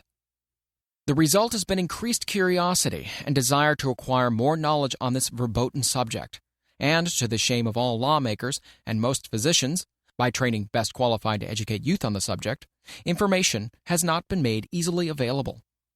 Seldom does an individual enter upon highly creative efforts in any field of endeavor before the age of 40. The average man reaches the period of his greatest capacity to create between 40 and 60. These statements are based upon analysis of thousands of men and women who have been carefully observed. They should be encouraging to those who fail to arrive before the age of 40 and to those who become frightened at the encroachment of old age around the 40-year mark. The years between 40 and 50 are, as a rule, the most fruitful. Men should approach this age not with fear and trembling, but with hope and eager anticipation. If you want evidence that most men do not begin to do their best work before the age of 40, study the records of the most successful men known to the American people, and you'll find it. Henry Ford did not hit his pace of achievement until he had passed the age of 40. Andrew Carnegie was well past 40 before he began to reap the reward of his efforts. James J. Hill was still running a telegraph key at the age of 40. His stupendous achievements took place after that age. Biographies of American industrialists and financiers are filled with evidence that the period from 40 to 60 is the most productive age of man. Between the ages of 30 and 40, man begins to learn, if he ever learns, the art of sex transmutation. This discovery is generally accidental, and more often than otherwise, the man who makes it is totally unconscious of this discovery. He may observe that his powers of achievement have increased around the age of 35 to 40, but in most cases he isn't familiar with the cause of this change. That nature begins to harmonize the emotions of love and sex in the individual between the ages of 30 and 40, so that he may draw upon these great forces and apply them jointly as stimuli to action. Sex alone is a mighty urge to action, but its forces are like cyclones. They are often uncontrollable. When the emotion of love begins to mix itself with the emotion of sex, the result is calmness of purpose, poise, accuracy of judgment, and balance. What person who has attained the age of 40 is so unfortunate as to be unable to analyze these statements and to corroborate them by his own experience? When driven by his desire to please a woman based solely upon the emotion of sex, a man may be, and usually is, capable of great achievement, but his actions may be disorganized, distorted, and totally destructive. When driven by his desire to please a woman based upon the motive of sex alone, a man may steal, cheat, and even commit murder. But when the emotion of love is mixed with the emotion of sex, that same man will guide his actions with more sanity, balance, and reason. Criminologists have discovered that the most hardened criminals can be reformed through the influence of a woman's love. There is no record of a criminal having been reformed solely through the sex influence. These facts are well known, but their cause is not. Reformation comes, if at all, through the heart, or the emotional side of man, not through his head or reasoning side. Reformation means a change of heart. It does not mean a change of head. A man may, because of reason, make certain changes in his personal conduct to avoid the consequences of undesirable effects. But genuine reformation comes only through a change of heart, through a desire to change. Love, romance, and sex are all emotions capable of driving men to heights of superachievement. Love is the emotion which serves as a safety valve and ensures balance, poise, and constructive effort. When combined, these three emotions may lift one to an altitude of a genius. Those are genii, however, who know but little of the emotion of love. Most of them may be found engaged in some form of action which is destructive, or at least not based upon justice and fairness towards others. If good taste would permit, a dozen genii could be named in the field of industry and finance who ride ruthlessly over the rights of their fellow men. They seem totally lacking in conscience. The reader can easily supply his own list of such men. The emotions are states of mind. Nature has provided man with a chemistry of the mind, which operates in a manner similar to the principles of chemistry of matter. It is a well-known fact that, through the aid of chemistry of matter, a chemist may create a deadly poison by mixing certain elements, none of which are in themselves harmful in the right proportions.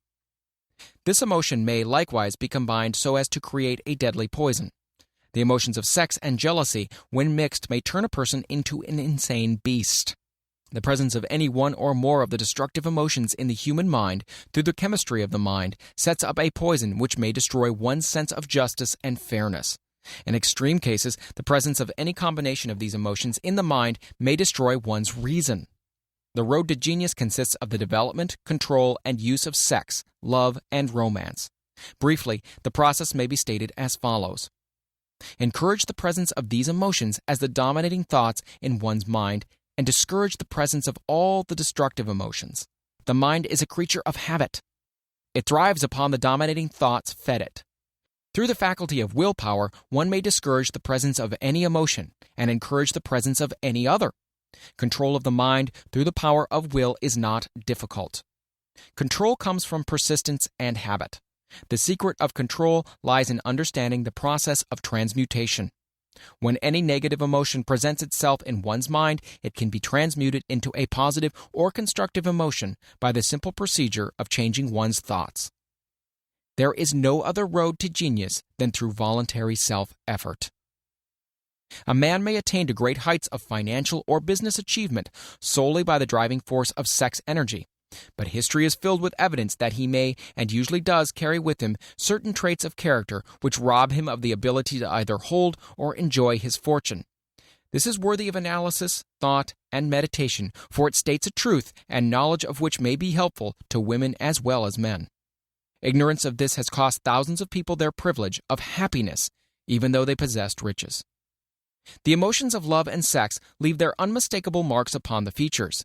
Moreover, these signs are so visible that all who wish may read them. The man who is driven by the storm of passion based upon sex desires alone plainly advertises that fact to the entire world by the expression of his eyes and the lines of his face. The emotion of love, when mixed with the emotion of sex, softens, modifies, and beautifies the facial expression. No character analyst is needed to tell you this. You may observe it for yourself. The emotion of love brings out and develops the artistic and aesthetic nature of man. It leaves its impress upon one's very soul, even after the fire has been subdued by time and circumstance. Memories of love never pass. They linger and influence long after the source of stimulation has faded. There's nothing new in this. Every person who has been moved by genuine love knows that it leaves enduring traces upon the human heart. The effect of love endures because love is spiritual in nature. The man who cannot be stimulated to great heights of achievement by love is hopeless. He's dead, though he may seem to be alive. Even the memories of love are sufficient to lift one to a higher plane of creative effort. The major force of love may spend itself and pass away, like a fire which has burned itself out. But it leaves behind incredible marks as evidence that it passed this way. Its departure often prepares the human heart for a still greater love. Go back into your yesterdays at times and bathe your mind in the beautiful memories of past love. It will soften the influence of the present worries and annoyances. It will give you a source of escape from the unpleasant realities of life, and maybe, who knows, your mind will yield to you ideas or plans which may change the entire financial or spiritual status of your life. If you believe yourself unfortunate because you have loved and lost, perish the thought. One who has loved truly can never lose entirely. Love is whimsical and temperamental.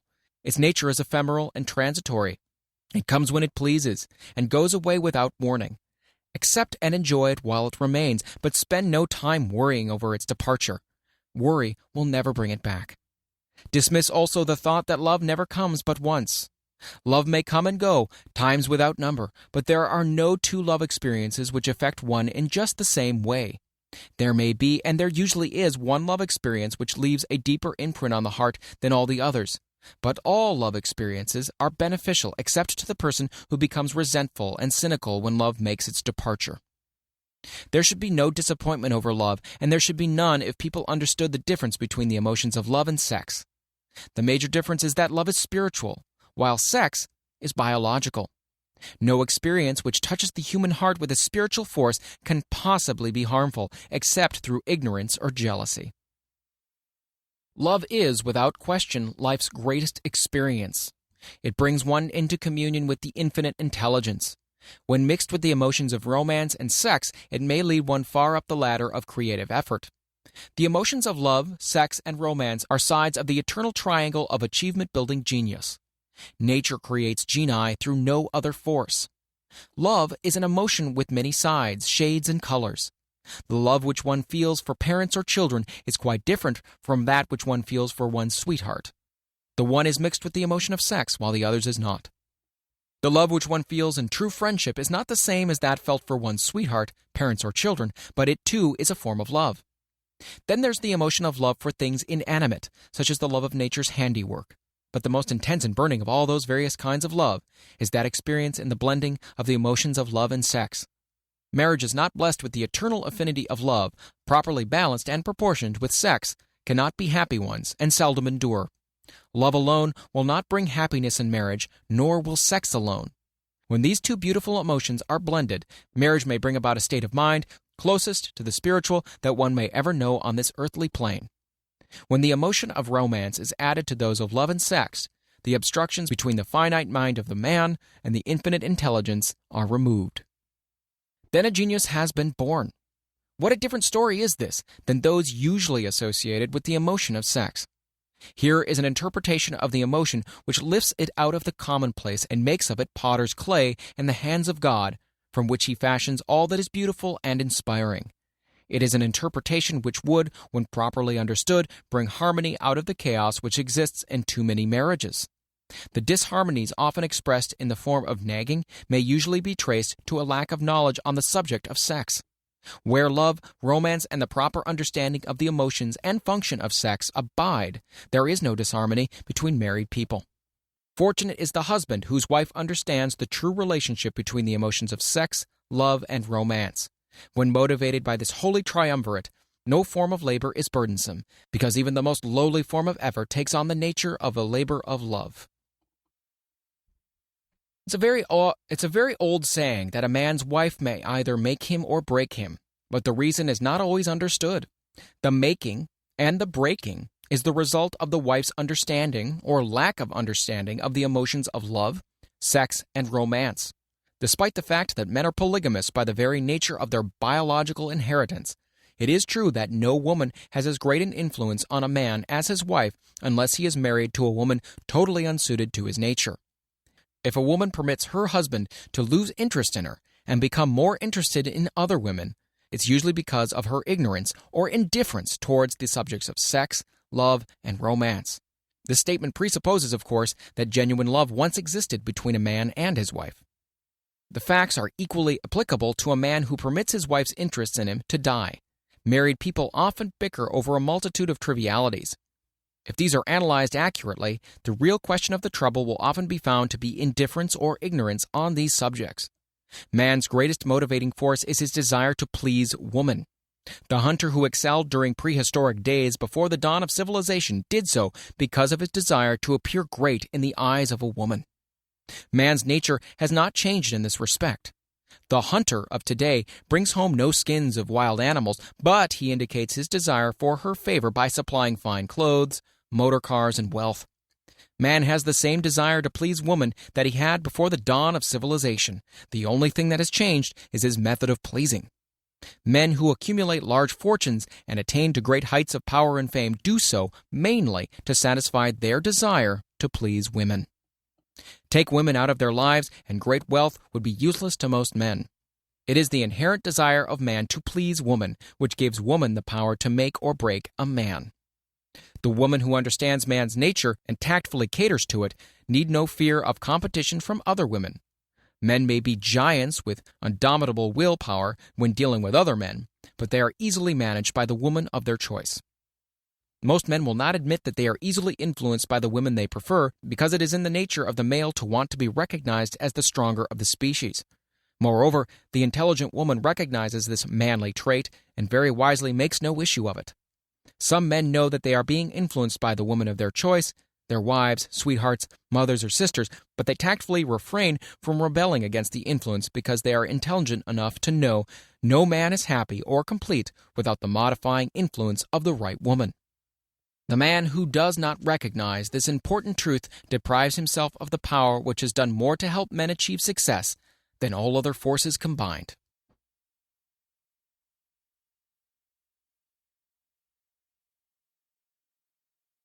Chapter 12.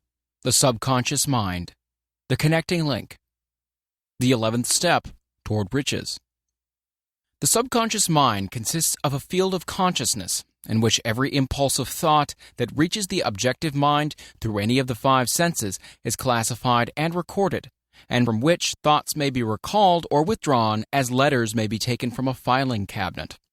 It receives and files sense impressions or thoughts regardless of their nature. You may voluntarily plant into your subconscious mind any plan, thought, or purpose which you desire to translate into its physical or monetary equivalent. The subconscious acts first on the dominating desires which have been mixed with emotional feeling, such as faith.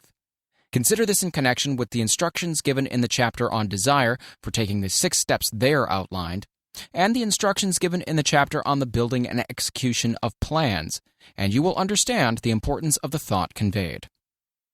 The subconscious mind works day and night.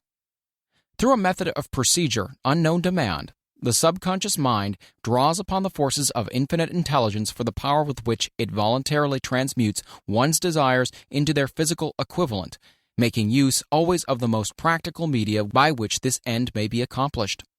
You cannot entirely control your subconscious mind, but you can voluntarily hand over to it any plan, desire, or purpose which you wish transformed into concrete form.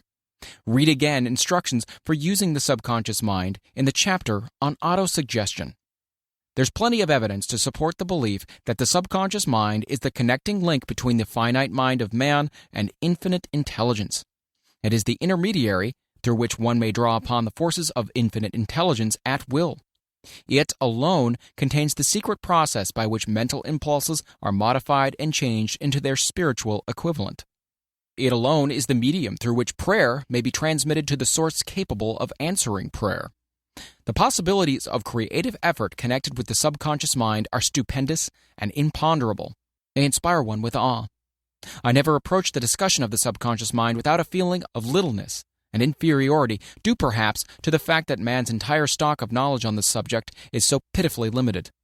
The very fact that the subconscious mind is the medium of communication between the thinking mind of man and infinite intelligence is of itself a thought which most paralyzes one's reason.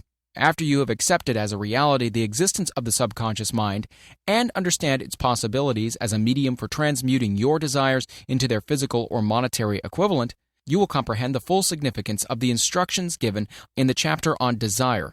You'll also understand why you have been repeatedly admonished to make your desires clear and to reduce them to writing. You will also understand the necessity of persistence in carrying out instructions. The 13 principles are the stimuli with which you acquire the ability to reach and to influence your subconscious mind. Do not become discouraged if you cannot do this upon the first attempt. Remember that the subconscious mind may be voluntarily directed only through habit under the directions given in the chapter on faith. You have not yet had time to master faith, but be patient and be persistent. A good many statements on the chapters on faith and autosuggestion will be repeated here for the benefit of your subconscious mind. Remember, your subconscious mind functions voluntarily whether you make any effort to influence it or not. This naturally suggests to you that thoughts of fear and poverty and all native thoughts serve as stimuli to your subconscious mind unless you master these impulses and give it more desirable food upon which it may feed. The subconscious mind will not remain idle. If you fail to plant desires in your subconscious mind, it will feed upon the thoughts which reach it as a result of your neglect. We have already explained that thought impulses, both negative and positive, are reaching the subconscious mind continuously from the 4 sources which were mentioned in the chapter on sex transmutation. For the present, it's sufficient if you remember that you are living daily in the midst of all manner of thought impulses which are reaching your subconscious mind without your knowledge. Some of these impulses are negative and some are positive. You are now engaged in trying to help shut off the flow of negative impulses and to aid in voluntarily influencing your subconscious mind through positive impulses of desire. When you achieve this, you'll possess the key which unlocks the door to your subconscious mind. Moreover, you'll control that door so completely that no undesirable thought may influence your subconscious mind. Everything which man creates begins in the form of a thought impulse. Man can create nothing which he does not first conceive in thought. Through the aid of the imagination, thought impulses may be assembled into plans. The imagination, when under control, may be used for the creation of plans or purposes that lead to success in one's chosen occupation. All thought impulses intended for transmutation into their physical equivalent, voluntarily planted in the subconscious mind, must pass through the imagination and be mixed with faith. The mixing of faith with a plan or purpose intended for submission to the subconscious mind may be done only through the imagination. From these statements, you'll readily observe that voluntary use of the subconscious mind calls for coordination and application of all the principles. Ella Wheeler Wilcox gave evidence of her understanding of the power of the subconscious mind when she wrote, "You never can tell what a thought will do in bringing you hate or love. For thoughts are things, and their airy wings are swifter than carrier doves. They follow the law of the universe. Each thing creates its kind, and they speed o'er the track to bring you back whatever went from your mind." Mrs. Wilcox understood the truth that thoughts which go out from one's mind also embed themselves deeply in one's subconscious mind, where they serve as a magnet, pattern, or blueprint by which the subconscious mind is influenced while translating them into their physical equivalent. Thoughts are truly things for the reason that every material thing begins in the form of thought energy. The subconscious mind is more susceptible to influence by impulses of thought mixed with feeling or emotion than by those originating solely in the reasoning portion of the mind. In fact, there's much evidence to support the theory that only emotionalized thoughts have any action influence upon the subconscious mind. It's a well-known fact that emotion, or feeling, rules the majority of people. If it is true that the subconscious mind responds more quickly to and is influenced more readily by thought impulses that are well mixed with emotion, it is essential to become familiar with the more important of the emotions. There are 7 major positive emotions and 7 major negative emotions. The negatives voluntarily inject themselves into the thought impulses, which ensure passage into the subconscious mind. The positives must be injected through the principle of autosuggestion into the thought impulses, which an individual wishes to pass on to his subconscious mind. Instructions have been given in the chapter on autosuggestion. These emotions or feeling impulses may be likened to yeast in a loaf of bread because they constitute the action element, which transforms thought impulses from the passive to the active state. Thus may one understand why thought impulses, which have been well mixed with emotion, are acted upon more readily than thought impulses originating in cold reason. You are preparing yourself to influence and control the inner audience of your subconscious mind in order to hand over to it the desire for money, which you wish transmuted into its monetary equivalent. It is essential, therefore, that you understand the method of approach to this inner audience. You must speak its language, or it will not heed your call. It understands best the language of emotion or feeling. Let us therefore describe here the 7 major positive emotions and the 7 major negative emotions so that you may draw upon the positives and avoid the negatives when giving the instructions to your subconscious mind. The 7 major positive emotions. The emotion of desire, the emotion of faith, the emotion of love, the emotion of sex, the emotion of enthusiasm, the emotion of romance, the emotion of hope. There are other positive emotions, but these are the most powerful and the ones most commonly used in creative effort. Master these 7 emotions, They can be mastered only by use. And the other positive emotions will be at your command when you need them. Remember in this connection that you are studying a book which is intended to help you develop a money consciousness by filling your mind with positive emotions. One does not become money conscious by filling one's mind with negative emotions. The 7 major negative emotions to be avoided. The emotion of fear, the emotion of jealousy, the emotion of hatred, the emotion of revenge, the emotion of greed, the emotion of superstition, the emotion of anger. Positive and negative emotions cannot occupy the mind at the same time. One or the other must dominate. It is your responsibility to make sure that the positive emotions constitute the dominating influence of your mind. Here, the law of habit will come to your aid. Form the habit of applying and using positive emotions. Eventually, they will dominate your mind so completely that the negatives cannot enter it. Only by following these instructions literally and continuously can you gain control over your subconscious mind. The presence of a single negative in your conscious mind is sufficient to destroy all chances of constructive aid from your subconscious mind. If you are an observing person, you may have noticed that most people resort to prayer only after everything has failed, or else they pray by a ritual of meaningless words.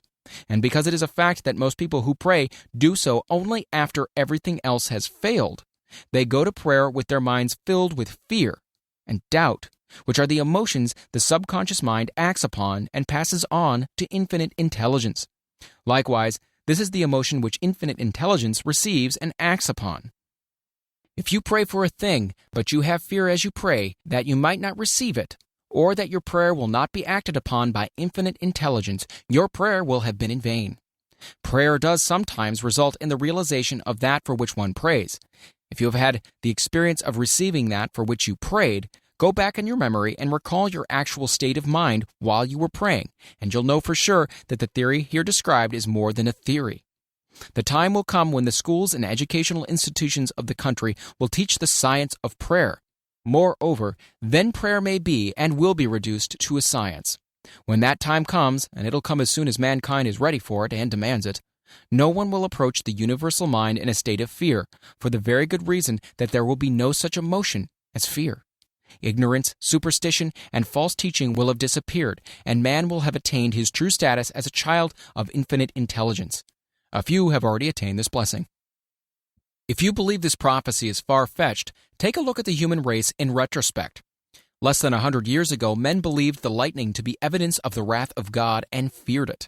Now, thanks to the power of faith, men have harnessed the lightning and made it turn the wheels of industry. Much less than 100 years ago, men believed the space between the planets to be nothing but a great void, a stretch of dead nothingness. Now, thanks to this same power of faith, men know that far from being either dead or a void, the space between the planets is very much alive, that it is the highest form of vibration known, excepting perhaps the vibration of thought. Moreover, men know that this living, pulsating, vibratory energy, which permeates every atom of matter and fills every niche of space, connects every human brain with every other human brain. What reason have men to believe that this same energy does not connect every human brain with infinite intelligence?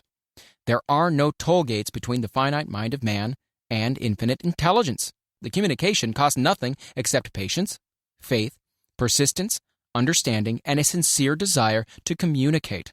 Moreover, the approach can be made only by the individual himself. Paid prayers are worthless. Infinite intelligence does no business by proxy. You either go direct or you do not communicate. You may buy prayer books and repeat them until the day of your doom without avail. Thoughts which you wish to communicate to infinite intelligence must undergo transformation, such as can be given only through your own subconscious mind. The method by which you may communicate with infinite intelligence is very similar to that through which the vibration of sound is communicated by radio. If you understand the working principles of radio, you of course know that sound cannot be communicated through the ether until it has been stepped up or changed into a rate of vibration which the human ear cannot detect. The radio sending station picks up the sound of the human voice and scrambles or modifies it by stepping up the vibration millions of times. Only in this way can the vibration of sound be communicated through the ether. After this transformation has taken place, The ether picks up the energy, which was originally in the forms of vibrations of sound, carries that energy to radio receiving stations, and these receiving sets step that energy back down to its original rate of vibration so it is recognized as sound. The subconscious mind is the intermediary, which translates one's prayers into terms which infinite intelligence can recognize, presents the message, and brings back the answer in the form of a definite plan or idea for procuring the object of the prayer. Understand this principle, and you will know why mere words read from a prayer book cannot and will never serve as an agency of communication between the mind of man and infinite intelligence. Before your prayer will reach infinite intelligence, a statement of the author's theory only, it probably is transformed from its original thought vibration into terms of spiritual vibration. Faith is the only known agency which will give your thoughts a spiritual nature. Faith and fear make poor bedfellows. Where one is found, the other cannot exist. Chapter 13, The Brain, the 12th Step Toward Riches. More than 20 years ago, the author, working in conjunction with the late Dr. Alexander Graham Bell and Dr. Elmer R. Gates, observed that every human brain is both a broadcasting and a receiving station for the vibration of thought. Through the medium of the ether, in a fashion similar to that employed by the radio broadcasting principle, every human brain is capable of picking up vibrations of thought which are being released by other brains. In connection with the statement in the preceding paragraph, compare and consider the description of the creative imagination, as outlined in the chapter on imagination. The creative imagination is the receiving set of the brain, which receives thoughts released by the brains of others. It is the agency of communication between one's conscious or reasoning mind and the four sources from which one may receive thought stimuli. When stimulated or stepped up to a high rate of vibration, the mind becomes more receptive to the vibration of thought which reaches it through the ether from outside sources. This stepping up process takes place through the positive or negative emotions. Through the emotions, the vibrations of thought may be increased. Vibrations of an exceedingly high rate are the only vibrations picked up and carried by the ether from one brain to another. Thought is energy traveling at an exceedingly high rate of vibration. Thought, which has been modified or stepped up by any of the major emotions, vibrates at a much higher rate than ordinary thought. And it is this type of thought which passes from one brain to another through the broadcasting machinery of the human brain.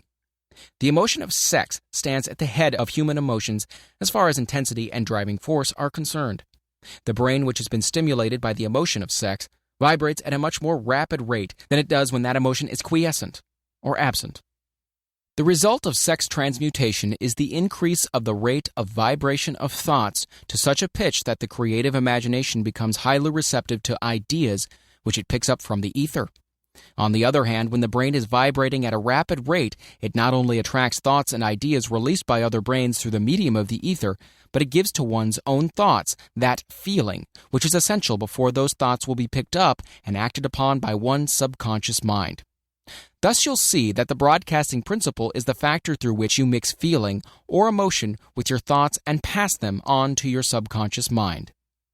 The subconscious mind is the sending station of the brain, through which vibrations of thought are broadcast. The creative imagination is the receiving set, through which the vibrations of thought are picked up from the ether. Along with the important factors of the subconscious mind and the faculty of the creative imagination, which constitutes the sending and receiving sets of your mental broadcasting machinery, consider now the principle of autosuggestion, which is the medium by which you may put into operation your broadcasting station. Through the instructions described in the chapter on autosuggestion, you were definitely informed of the method by which desire may be transmuted into its monetary equivalent. Operation of your mental broadcasting station is a comparatively simple procedure. You have but three principles to bear in mind and to apply when you wish to use your broadcasting station: the subconscious mind, creative imagination, and autosuggestion. The stimuli through which you put these three principles into action have been described. The procedure begins with desire. The greatest forces are intangible. The Depression brought the world to the very borderline of understanding the forces which are intangible and unseen. Through the ages which have passed, man has depended too much upon his physical senses and has limited his knowledge to physical things which he could see, touch, weigh, and measure. We are now entering the most marvelous of all ages, an age which will teach us something of the intangible forces of the world about us. Perhaps we shall learn as we pass through this age that the other self is more powerful than the physical self we see when we look into a mirror. Sometimes men speak lightly of the intangibles, the things that they cannot perceive through any of their five senses, and when we hear them, it should remind us that all of us are controlled by forces which are unseen and intangible. The whole of mankind has not the power to cope with nor to control the intangible force wrapped up in the rolling waves of the oceans. Man has not the capacity to understand the intangible force of gravity which keeps his little earth suspended into mid-air and keeps man from falling from it, much less the power to control that force. Man is entirely subservient to the intangible force which comes with a thunderstorm, and he is just as helpless in the presence of the intangible force of electricity. Nay, he does not even know what electricity is, where it comes from, or what its purpose is. Nor is this by any means the end of man's ignorance in connection with things unseen and intangible. He does not understand the intangible force and intelligence wrapped up in the soil of the earth, the force which provides him with every morsel of food he eats, every article of clothing he wears, and every dollar he carries in his pockets. The dramatic story of the brain. Last but not least, man, with all of his boasted culture and education, understands little or nothing of the intangible force, the greatest of all the intangibles, of thought. He knows but little concerning the physical brain and its vast network of intricate machinery through which the power of thought is translated into its material equivalent. But he is now entering an age which shall yield enlightenment on the subject. Already men of science have begun to turn their attention to the study of this stupendous thing called a brain, and while they are still in the kindergarten stage of their studies, they have uncovered enough knowledge to know that the central switchboard of the human brain, the number of lines which connect the brain cells one with the other, equal the figure 1, followed by 15 million ciphers. The figure is so stupendous, said Dr. C. Judson Herrick of the University of Chicago, that astronomical figures dealing with hundreds of millions of light years become insignificant by comparison. It has been determined that there are 10 billion to 14 billion nerve cells in the human cerebral cortex, and we know that these are arranged in definite patterns. These arrangements are not haphazard, they are orderly. Recently developed methods of electrophysiology draw off action currents from very precisely located cells or fibers with microelectrodes, amplify them with radio tubes, and record potential differences to the millionth of a volt. It is inconceivable that such a network of intricate machinery should be in existence for the sole purpose of carrying on the physical functions incidental to growth and maintenance of the physical body.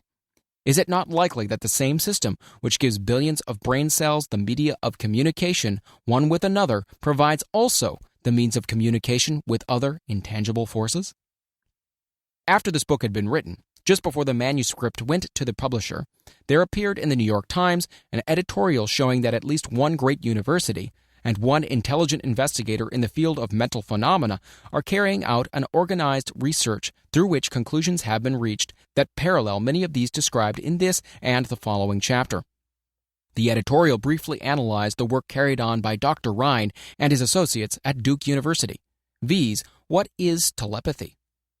Quote, "A month ago, we cited on this page some of the remarkable results achieved by Professor Rhind and his associates in Duke University from more than 100,000 tests to determine the existence of telepathy and clairvoyance. These results were summarized in the first 2 articles in Harper's Magazine. In the second, which has now appeared, the author E.H. Wright attempts to summarize what has been learned, or what it seems reasonable to infer regarding the exact nature of these extrasensory modes of perception. The actual existence of telepathy and clairvoyance now seems to some scientists enormously probable as a result of Rhind's experiments. Various percipients were asked to name as many cards in a special pack as they could without looking at them and without their sensory access to them. About a score of men and women were discovered who could regularly name so many of the cards correctly that there was not one chance in many million of their having done their feats by luck or accident. But how did they do them? These powers, assuming that they exist, do not seem to be sensory. There is no known organ for them. The experiment worked just as well at distances of several hundred miles as they did in the same room. These facts also dispose, in Mr. Wright's opinion, of the attempt to explain telepathy, or clairvoyance through any physical theory of radiation. All known forms of radiant energy decline inversely as the square of the distance traversed. Telepathy and clairvoyance don't, but they do vary through physical causes, as our other mental powers do. Contrary to widespread opinion, they do not improve when the percipient is asleep or half asleep, but, on the contrary, when he is most wide awake and alert. Rhine discovered that a narcotic will invariably lower a percipient's score, while a stimulant will always send it higher. The most reliable performer apparently cannot make a good score unless he tries to do his best. One conclusion that Wright draws with some confidence is that telepathy and clairvoyance are really one and the same gift. That is, the faculty that sees a card face down and on a table seems to be exactly the same one that reads a thought residing only in another mind. There are several grounds for believing this. So far, for example, the two gifts have been found in every person who enjoys either of them. In every one so far, the two have been of equal vigor, almost exactly. Screens, walls, distances have no effect at all on either. One conclusion that Wright draws with some confidence is that telepathy and clairvoyance are really one and the same gift. That is, the faculty that sees a card face down on a table seems to be exactly the same one that reads a thought, residing only in another mind. There are several grounds for believing this. So far, for example, the two gifts have been found in every person who enjoys either of them. In every one so far, the two have been of equal vigor, almost exactly. Screens, walls, distances have no effect at all on either. Wright advances from this conclusion to express that he puts forward as no more than the mere hunch that other extrasensory experiences, such as prophetic dreams, premonitions of disaster, and the like, may also prove to be part of the same faculty. The reader is not asked to accept any of these conclusions unless he finds it necessary, but the evidence that Rhine has piled up must remain impressive. In view of Dr. Rhine's announcement in connection with the conditions under which the mind responds to what he terms extrasensory modes of perception, I now feel privileged to add to this testimony by stating that my associates and I have discovered what we believe to be the ideal conditions under which the mind can be stimulated so that the sixth sense described in the next chapter can be made to function in a practical way. The conditions to which I refer consist of a close working alliance between myself and two members of my staff.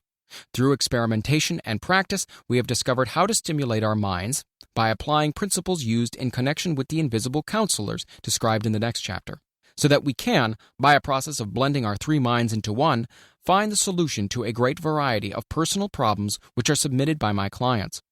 The procedure is very simple. We sit down at a conference table, clearly state the nature of the problem we have under consideration, then begin discussing it. Each contributes whatever thoughts that may occur. The strange thing about this method of mind stimulation is that it places each participant in communication with unknown sources of knowledge definitely outside his own experience. If you understand the principle described in the chapter on the master mind, you of course recognize the round table procedure here described as being a practical application of the master mind. This method of mind stimulation, through harmonious discussion of definite subjects between three people, illustrates the simplest and most practical use of the master mind. By adopting and following a similar plan, any student of this philosophy may come into possession of the famous Carnegie formula briefly described in the introduction. If it means nothing to you at this time, mark this page and read it again after you have finished the last chapter. The Depression was a blessing in disguise.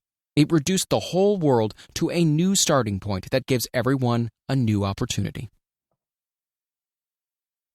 Chapter 14. The Sixth Sense. The Door to the Temple of Wisdom. The 13th Step Toward Riches. The 13th principle is known as the sixth sense, through which infinite intelligence may and will communicate voluntarily without any effort from or demands by the individual. This principle is the apex of the philosophy. It can be assimilated, understood, and applied only by first mastering the other 12 principles. The sixth sense is that portion of the subconscious mind which has been referred to as the creative imagination. It has also been referred to as the receiving set through which ideas, plans, and thoughts flash into the mind. The flashes are sometimes called hunches or inspirations.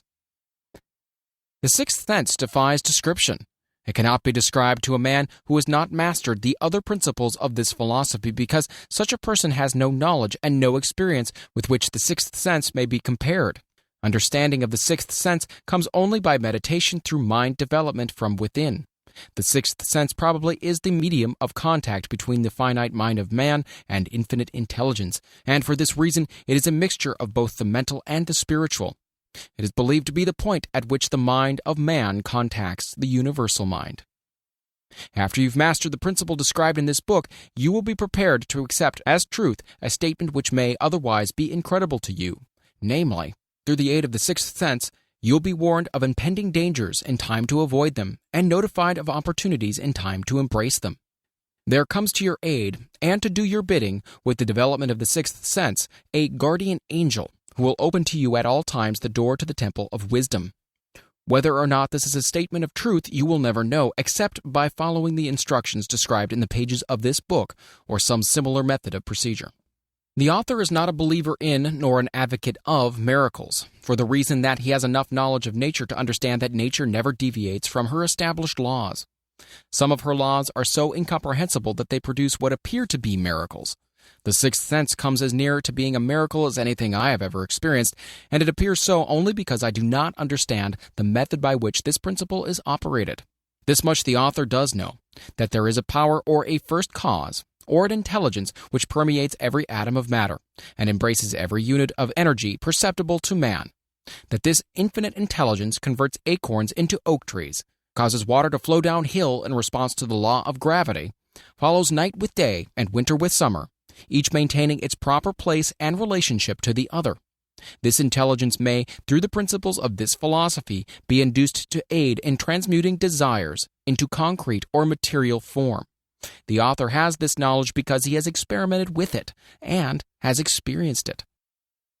Step by step, through the preceding chapters, you have been led to this, the first principle.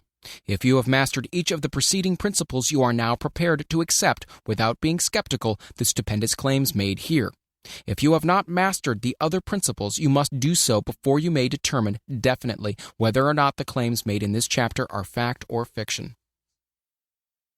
While I was passing through the age of hero worship, I found myself trying to imitate with those whom I admired.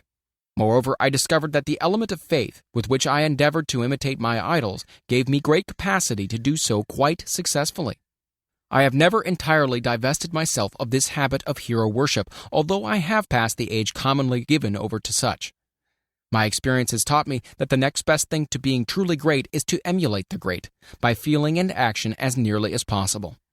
Long before I had ever written a line for publication, or endeavored to deliver a speech in public, I followed the habit of reshaping my own character by trying to imitate the 9 men whose lives and life works have been most important to me.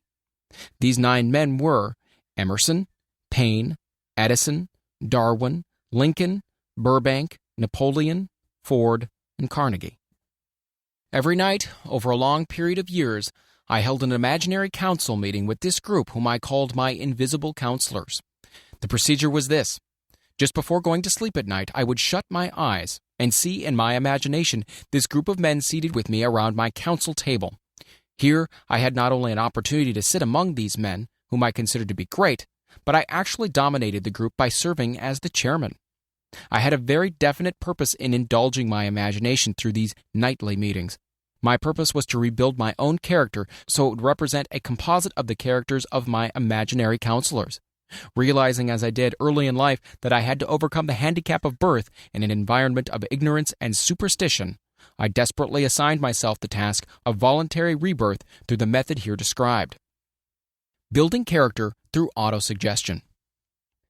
Being an earnest student of psychology, I knew, of course, that all men have become what they are because of their dominating thoughts and desires. I knew that every deeply seated desire has the effect of causing one to seek outward expression through which that desire may be transmuted into reality.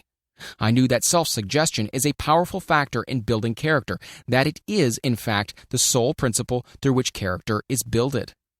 With this knowledge of the principles of mind operation, I was fairly well armed with the equipment needed in rebuilding my character. In these imaginary council meetings, I called on my cabinet members for the knowledge I wished each to contribute, addressing myself to each member in audible words as follows. Mr. Emerson, I desire to acquire from you the marvelous understanding of nature which distinguished your life. I ask that you make an impress upon my subconscious mind of whatever qualities you possessed, which enabled you to understand and adapt yourself to the laws of nature. I ask that you assist me in reaching and drawing upon whatever sources of knowledge are available to this end. Mr. Burbank, I request that you pass on to me the knowledge which enabled you to so harmonize the laws of nature that you caused the cactus to shed its thorns and become an edible food. Give me access to the knowledge which enabled you to make 2 blades of grass grow where but one grew before, and helped you to blend the coloring of the flowers with more splendor and harmony, for you alone have successfully gilded the lily. Napoleon, I desire to acquire from you, by emulation, the marvelous ability you possess to inspire men, and to arouse them to greater and more determined spirits of action. Also to acquire the spirit of enduring faith, which enabled you to turn defeat into victory and to surmount staggering obstacles. Emperor of fate, king of chance, man of destiny, I salute you. Mr. Payne, I desire to acquire from you the freedom of thought and the courage and clarity with which to express convictions, which so distinguished you.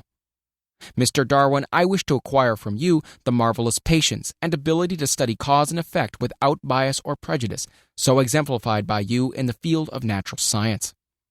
Mr. Lincoln, I desire to build into my own character the keen sense of justice, an untiring spirit of patience, the sense of humor, the human understanding, and the tolerance which were your distinguishing characteristics. Mr. Carnegie, I am already indebted to you for my choice of a life work, which has brought me great happiness and peace of mind. I wish to acquire a thorough understanding of the principles of organized effort, which you use so effectively in the building of a great industrial enterprise. Mr. Ford, you have been among the most helpful of the men who have supplied much of the material essential to my work. I wish to acquire your spirit of persistence, the determination, poise, and self-confidence which has enabled you to master poverty, organize, unify, and simplify human effort so I may help others to follow in your footsteps. Mr. Edison, I've seated you nearest to me at my right because of the personal cooperation you've given me during my research into the causes of success and failure. I wish to acquire from you the marvelous spirit of faith, with which you have uncovered so many of nature's secrets, the spirit of unremitting toil, with which you have so often wrested victory from defeat. My method of addressing the members of the imaginary cabinet would vary according to the traits of character in which I was for the moment most interested in acquiring. I studied the records of their lives with painstaking care. After some months of this nightly procedure, I was astounded by the discovery that these imaginary figures became apparently real. Each of these 9 men developed individual characteristics which surprised me. For example, Lincoln developed the habit of always being late when walking around in solemn parade. When he came, he walked very slowly with his hands clasped behind him, and once in a while he would stop as he passed and rest his hand momentarily upon my shoulder. He always wore an expression of seriousness upon his face. Rarely did I see him smile. The cares of a sundered nation made him grave. That was not true of the others. Burbank and Payne often indulged in witty repartee which seemed at times to shock the other members of the cabinet. One night Payne suggested that I prepare a lecture on the age of reason, and deliver it from the pulpit of a church which I formerly attended. Many around the table laughed heartily at the suggestion, but not Napoleon. He drew his mouth down at the corners and groaned so loudly that all turned and looked at him with amazement. To him the church was but a pawn of the state, not to be reformed, but to be used as a convenient inciter to mass activity by the people. On one occasion Burbank was late. When he came, he was excited with enthusiasm and explained that he had been late because of an experiment he was making, through which he hoped to be able to grow apples on any sort of tree. Payne chided him by reminding him that it was an apple which started all the trouble between man and woman. Darwin chuckled heartily as he suggested that Payne should watch out for little serpents when he went into the forest to gather apples, as they had the habit of growing into big snakes. Emerson observed, "No serpents, no apples," and Napoleon remarked, "No apples, no state." Lincoln developed the habit of always being the last one to leave the table after each meeting. On one occasion he leaned across the end of the table, his arms folded, and remained in that position for many minutes. I made no attempt to disturb him. Finally, he lifted his head slowly, got up and walked to the door, then turned around, came back, and laid his hand on my shoulder and said, "My boy, you will need much courage if you remain steadfast in carrying out your purpose in life. But remember, when difficulties overtake you, the common people have common sense. Adversity will develop it. One evening, Edison arrived ahead of all the others. He walked over and seated himself at my left, where Emerson was accustomed to sit, and said, "You are destined to witness the discovery of the secret of life. When the time comes, you will observe that life consists of great swarms of energy, or entities, each as intelligent as human beings think themselves to be.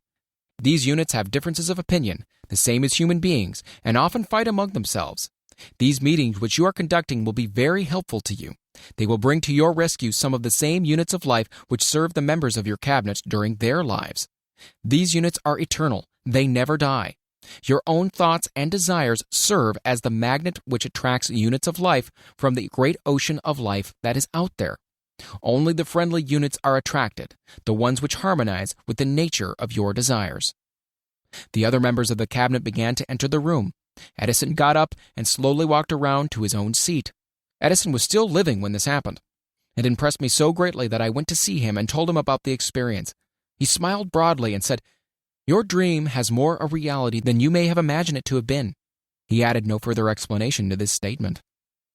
These meetings became so realistic that I became fearful of their consequences and discontinued them for several months.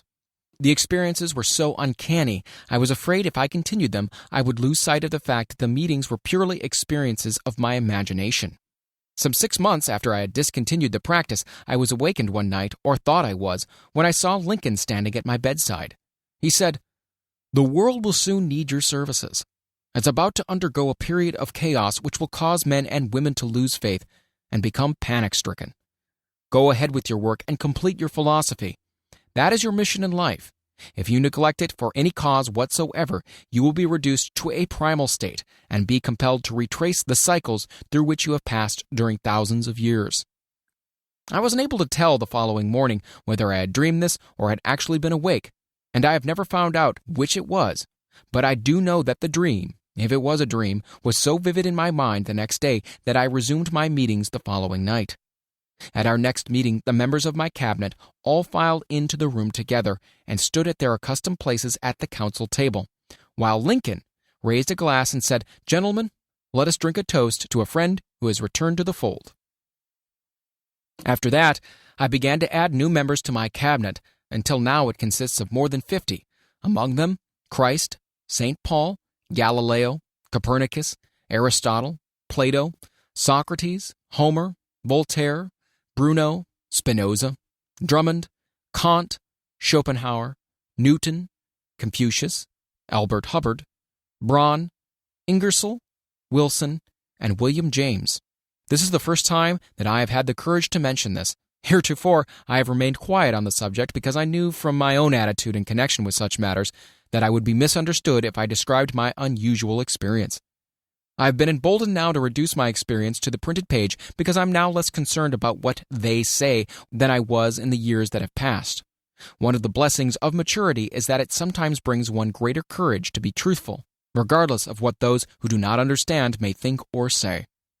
Lest I be misunderstood, I wish here to state more emphatically that I still regard my cabinet meetings as being purely imaginary, but I feel entitled to suggest that while the members of my cabinet may be purely fictional and the meetings existent only in my own imagination, they have led me into glorious paths of adventure, rekindled an appreciation of true greatness, encouraged creative endeavor, and emboldened the expression of honest thought.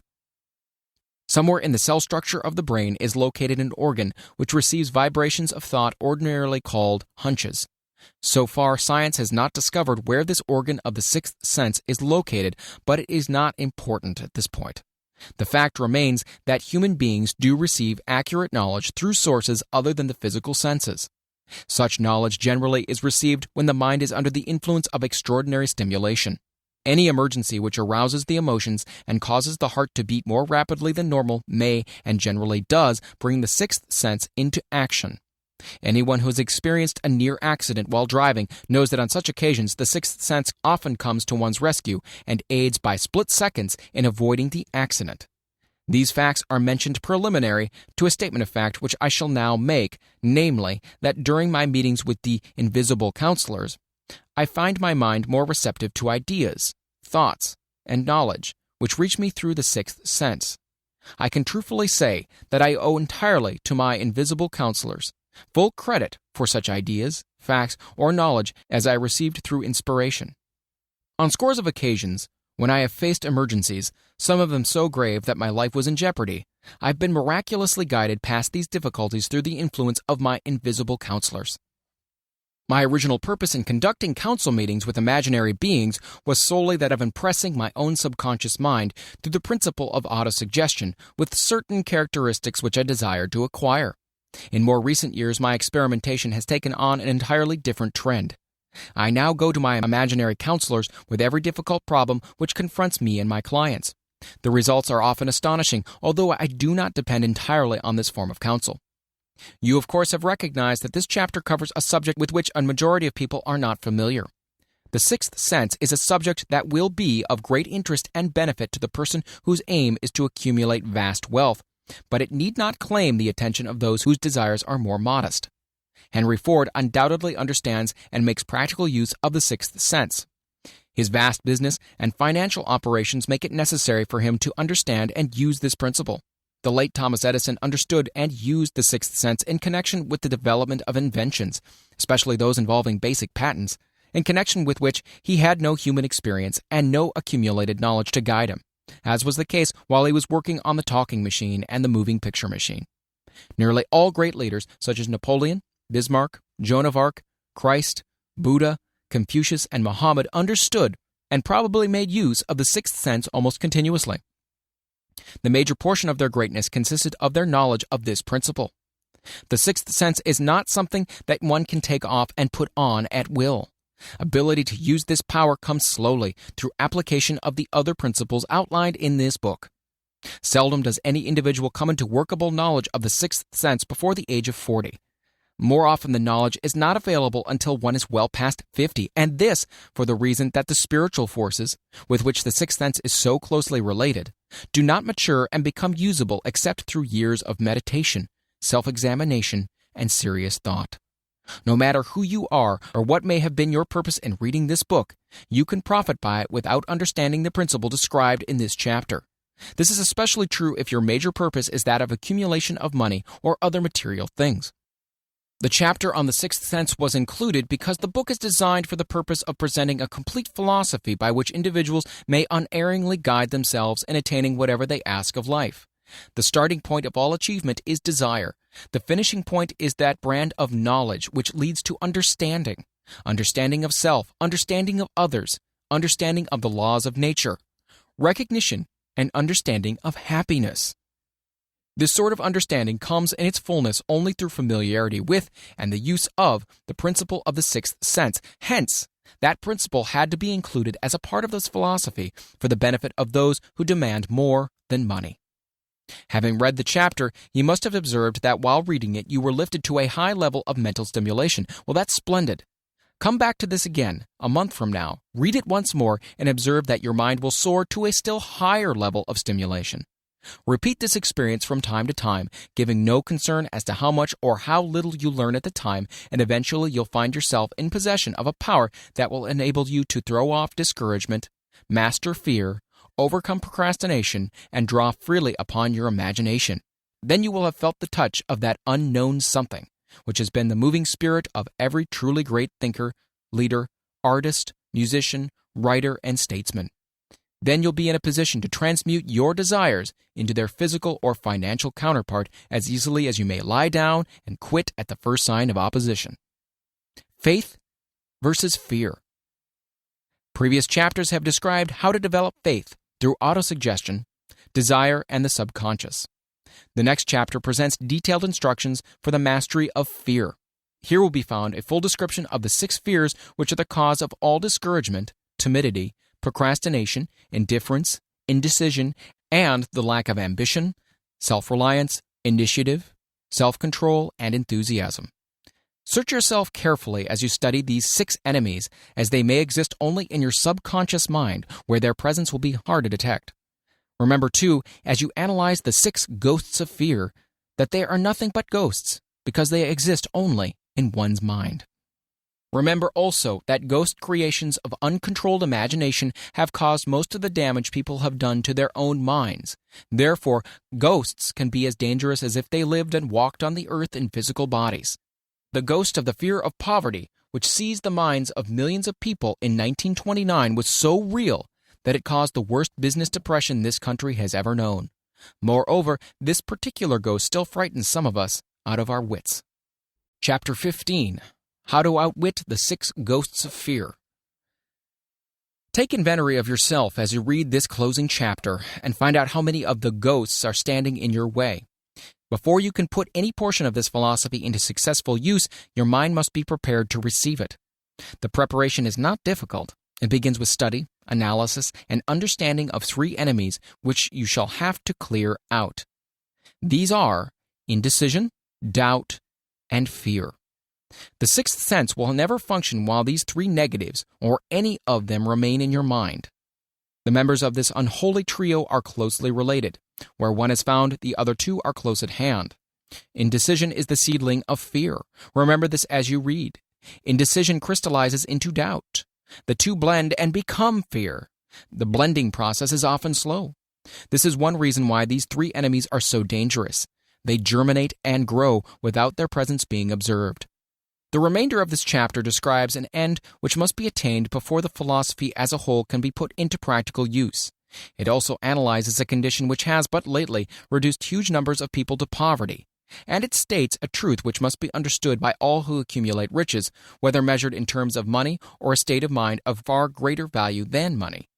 The purpose of this chapter is to turn the spotlight of attention upon the cause and the cure and of the 6 basic fears. Before we can master an enemy, we must know its name, its habits, and its place of abode. As you read, analyze yourself carefully and determine which, if any, of the 6 common fears have attached themselves to you. Do not be deceived by the habits of these subtle enemies. Sometimes they remain hidden in the subconscious mind where they are difficult to locate, and still more difficult to eliminate. The 6 basic fears. There are 6 basic fears with some combination of which every human suffers at one time or another. Most people are fortunate if they do not suffer from the entire 6.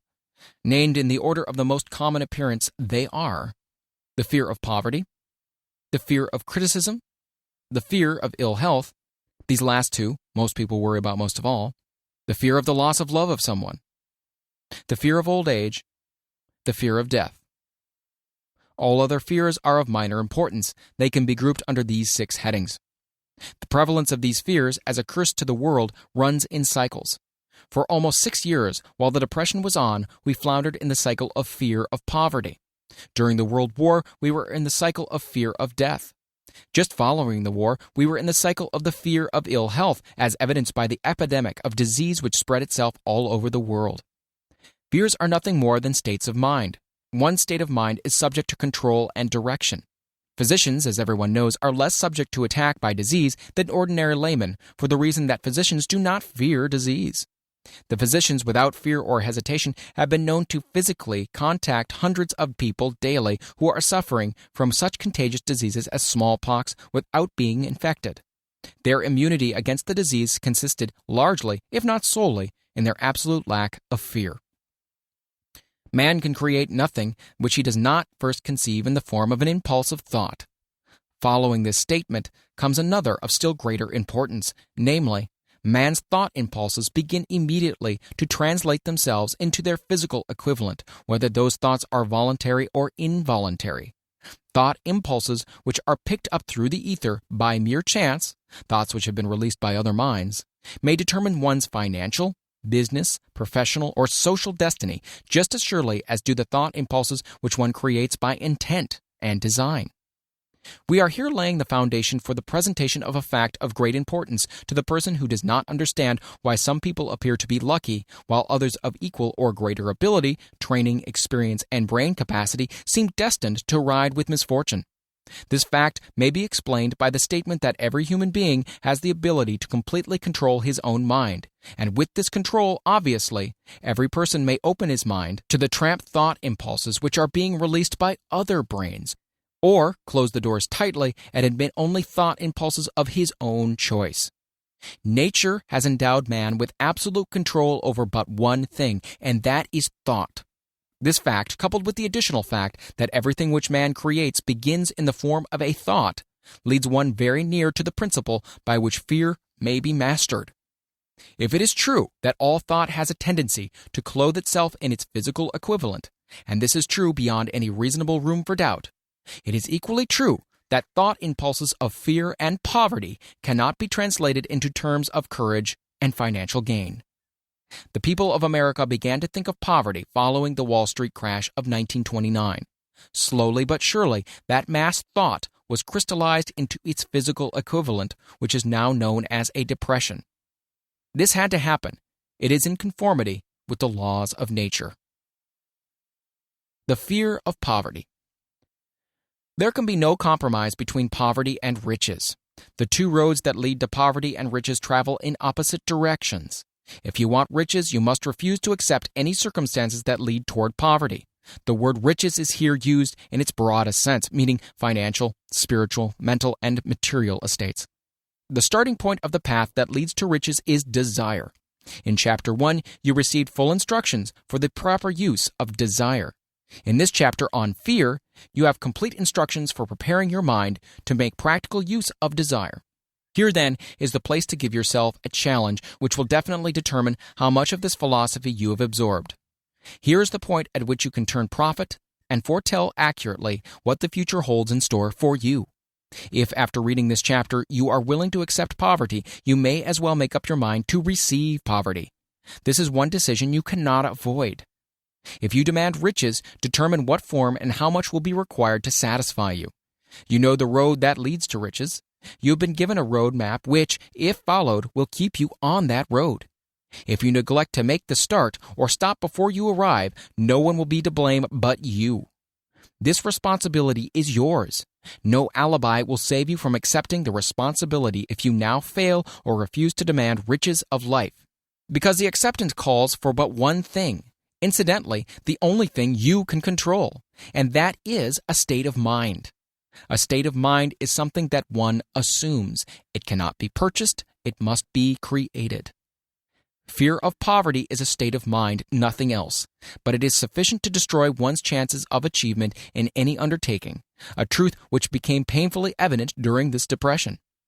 This fear paralyzes the faculty of reason, destroys the faculty of imagination, kills off self-reliance, undermines enthusiasm, discourages initiative, leads to uncertainty of purpose, encourages procrastination, wipes out enthusiasm, and makes self-control an impossibility. It takes the charm from one's personality, destroys the possibility of accurate thinking, diverts concentration of effort. It masters persistence, turns the willpower into nothingness, destroys ambition, beclouds memory, and invites failure in every conceivable form. It kills love and assassinates the finer emotions of the heart, discourages friendship and invites disaster in 100 forms, leads to sleeplessness, misery, and unhappiness, and all this despite the obvious truth that we live in a world of overabundance of everything the heart could desire, with nothing standing between us and our desires except the lack of a definite purpose. The fear of poverty is, without a doubt, the most destructive of the 6 basic fears. It has been placed at the head of the list because it is the most difficult to master. Considerable courage is required to state the truth about the origin of this fear, and still greater courage to accept the truth after it has been stated. The fear of poverty grew out of man's inherited tendency to prey upon his fellow man economically. Nearly all animals lower than man are motivated by instinct, but their capacity to think is limited. Therefore, they prey upon one another physically. Man, with his superior sense of intuition, with the capacity to think and to reason, does not eat his fellow man bodily. He gets more satisfaction out of eating him, quote-unquote, financially. Man is so avaricious that every conceivable law has been passed to safeguard him from his fellow man. Of all the ages of the world of which we know anything, the age in which we live seems to be the one that is outstanding because of man's money madness. A man is considered less than the dust of the earth unless he can display a fat bank account. But if he has money, never mind how he acquired it, he is a king or a big shot. He is above the law. He rules in politics. He dominates in business, and the whole world about him bows in respect when he passes. Nothing brings man so much suffering and humility as poverty. Only those who have experienced poverty understand the full meaning of this. Through a long line of inherited experiences, man has learned for sure that some men cannot be trusted where matters of money and earthly possessions are concerned. This is a rather stinging indictment, the worst part of it being that it's true. The majority of marriages are motivated by the wealth possessed by one or both of the contracting parties. It's no wonder, therefore, that the divorce courts are busy. So eager is man to possess wealth that he will acquire it in whatever manner he can, through legal methods if possible, through other methods if necessary or expedient. Self-analysis may disclose weaknesses which one does not like to acknowledge. This form of examination is essential to all who demand of life more than mediocrity and poverty. Remember, as you check yourself point by point, that you are both the court and the jury, the prosecuting attorney and the attorney for the defense, and that you are the plaintiff and the defendant also. That you're on trial. Face the facts squarely. Ask yourself definite questions and demand direct replies. When the examination is over, you'll know more about yourself. If you do not feel that you can be an impartial judge in this self-examination, call upon someone who knows you well to serve as judge while you cross-examine yourself. You are after the truth. Get it no matter what the cost, even though it may temporarily embarrass you. The majority of people, if asked what they fear most, would reply, "I fear nothing." The reply would be inaccurate because few people realize that they are bound, handicapped, whipped spiritually and physically through some form of fear. So subtle and deeply seated is the emotion of fear that one may go through life burdened with it, never recognizing its presence. Only a courageous analysis will disclose the presence of this universal enemy. When you begin such an analysis, search deeply into your character. Here is a list of the symptoms for which you should look. Symptoms of the fear of poverty. Indifference, commonly expressed through lack of ambition. Willingness to tolerate poverty. Acceptance of whatever compensation life may offer without protest. Mental and physical laziness. Lack of initiative, imagination, enthusiasm, and self-control. Indecision, the habit of permitting others to do one's thinking. Staying on the fence. Doubt, generally expressed through alibis and excuses designed to cover up, explain away, or apologize for one's failures, sometimes expressed in the form of envy of those who are successful or by criticizing them. Worry, usually expressed by finding fault with others, a tendency to spend beyond one's income, neglect of personal appearance, scowling and frowning, intemperance in the use of alcoholic drink, sometimes through the use of narcotics, nervousness, lack of poise, self-consciousness, and lack of self-reliance. Overcaution, the habit of looking for the negative side of every circumstance, thinking and talking of possible failure instead of concentrating upon the means of succeeding, knowing all the roads to disaster but never searching for the plans to avoid failure, waiting for the right time to begin putting ideas and plans into action until the waiting becomes a permanent habit, remembering those who have failed and forgetting those who have succeeded, seeing the hole in the donut but overlooking the donut itself, pessimism leading to indigestion, poor elimination, auto-intoxication, bad breath, and bad disposition. Procrastination, the habit of putting off until tomorrow that which should have been done last year, spending enough time in creating alibis and excuses to have done the job. This system is closely related to overcaution, doubt, and worry.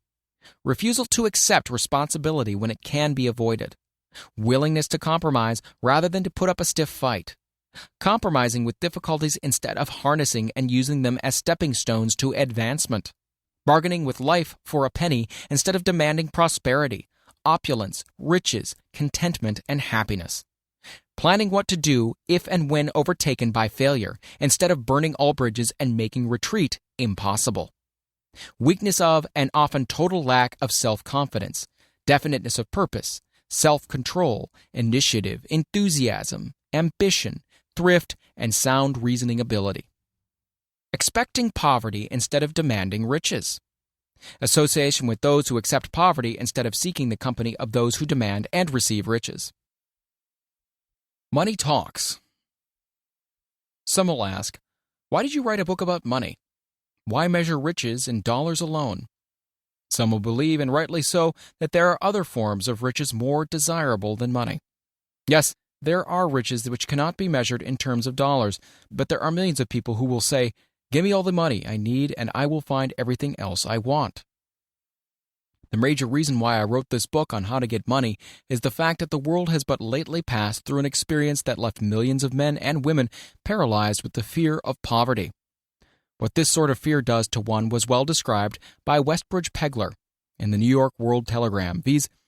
Money is only clamshells or metal discs or scraps of paper, and there are treasures of the heart and soul which money cannot buy.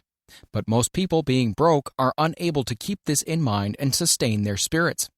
When a man is down and out and on the street, unable to get any job at all, something happens to his spirit which can be observed in the droop of his shoulders, the set of his hat, his walk, and his gaze.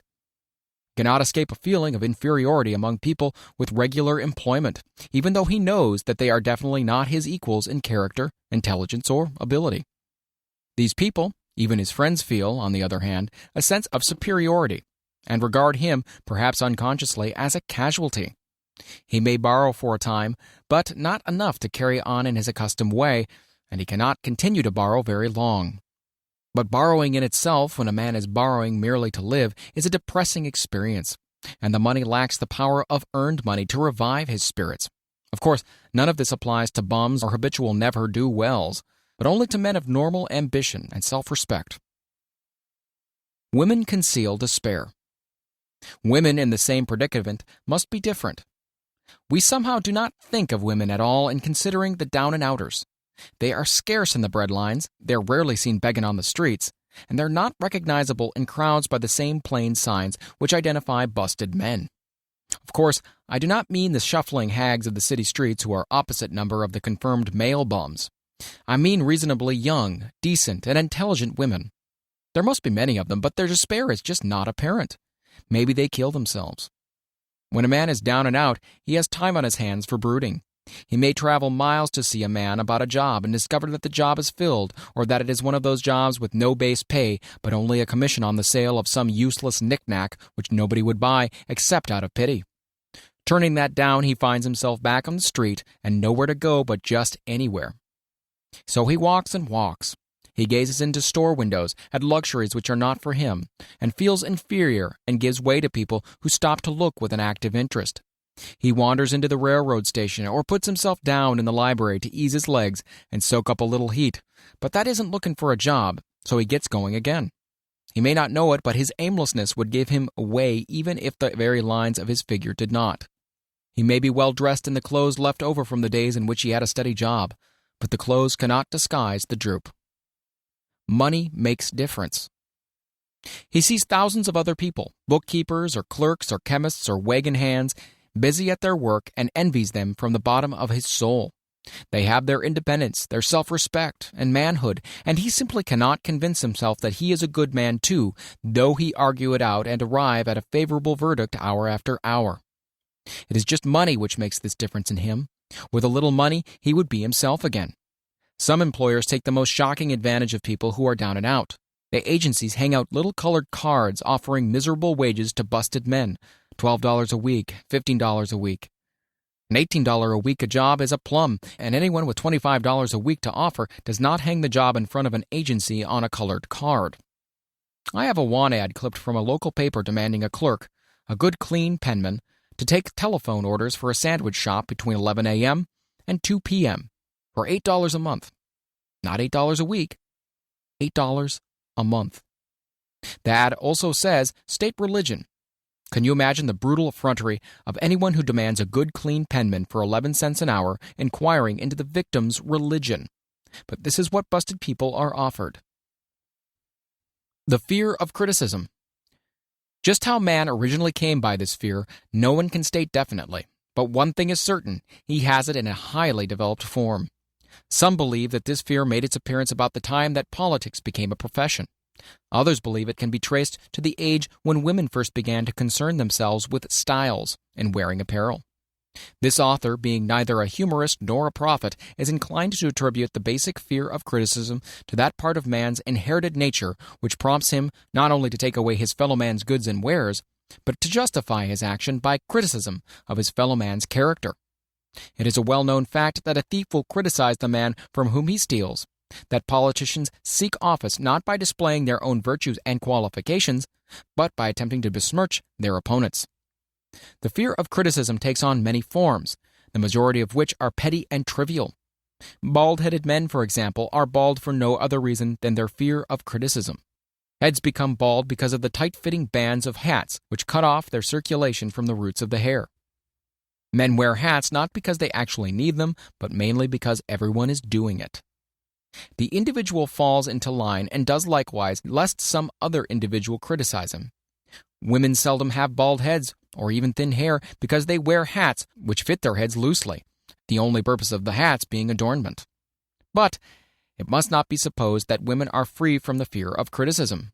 If any woman claims to be superior to man with references to this fear, ask her to walk down the street wearing a hat of the vintage of 1890.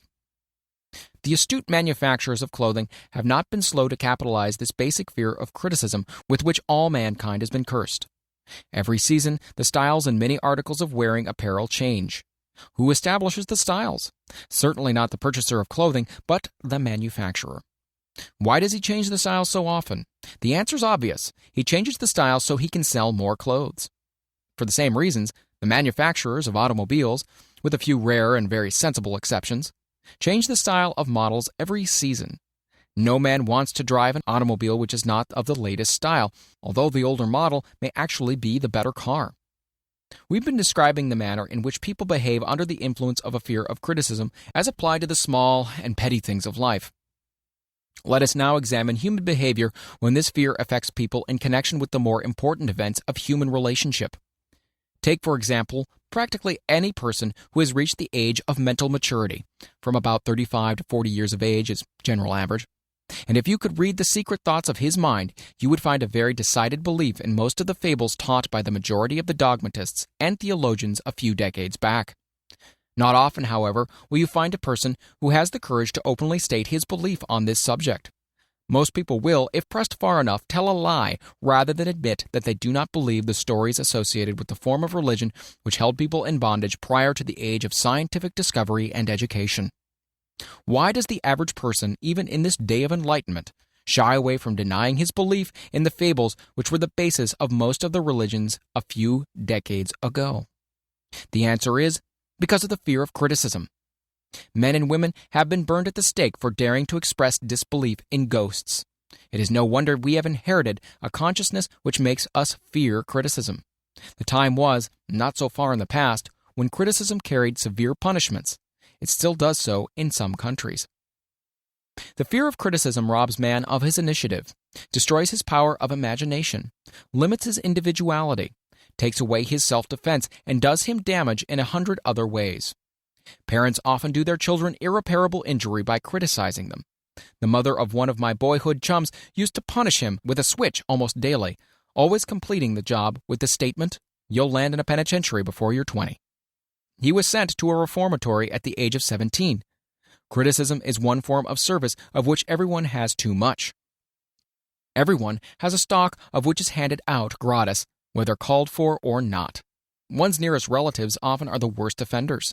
It should be recognized as a crime, in reality it is a crime of the worst nature, for any parent to build inferiority complexes in the mind of a child through unnecessary criticism.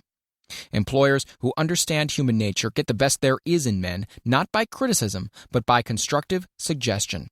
Parents may accomplish the same results with their children. Criticism will plant fear in the human heart, or resentment, but it will not build love or affection. Symptoms of the fear of criticism. This fear is almost as universal as the fear of poverty, and its effects are just as fatal to personal achievement, mainly because this fear destroys initiative and discourages the use of imagination.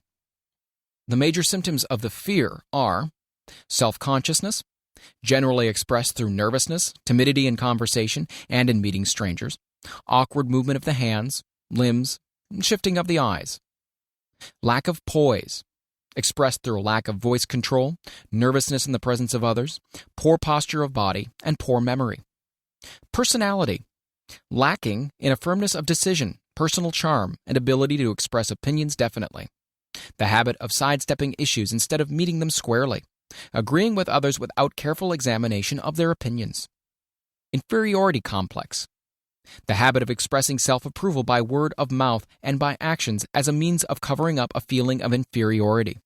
Using big words to impress others, often without knowing the real meaning of the words. Imitating others in dress, speech, and manners. Boasting of an imaginary achievement. This sometimes gives a surface appearance of a feeling of superiority. Extravagance.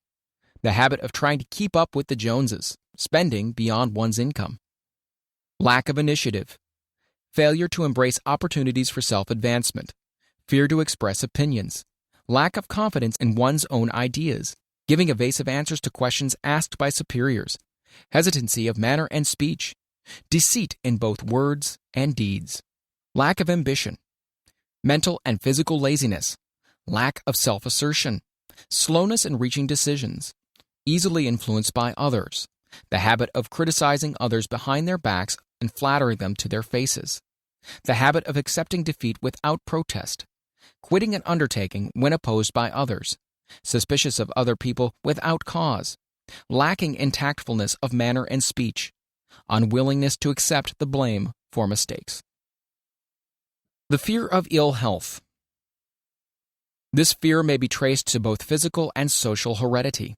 It is closely associated as to its origin with the cause of the fear of old age and the fear of death, because it leads one closely to the border of terrible worlds of which man knows not, but concerning which he has been taught some discomforting stories. The opinion is somewhat general, also, that certain unethical people engaged in the business of selling health have had not a little to do with keeping alive the fear of ill health. In the main, man fears ill health because of the terrible pictures which have been planted in his mind of what may happen if death should overtake him. He also fears it because of the economic toll which it may claim. A reputable physician estimated that 75% of all people who visit physicians for professional services are suffering with hypochondria, imaginary illness. It has been shown most convincingly that the fear of disease, even where there is not the slightest cause for fear, often produces the physical symptoms of the disease feared. Powerful and mighty is the human mind. It builds or it destroys. Playing upon this common weakness of fear of ill health, dispensers of patent medicines have reaped fortunes. This form of imposition upon credulous humanity became so prevalent almost some 20 years ago that Collier's Weekly conducted a bitter campaign against some of the worst offenders in the patent medicine business.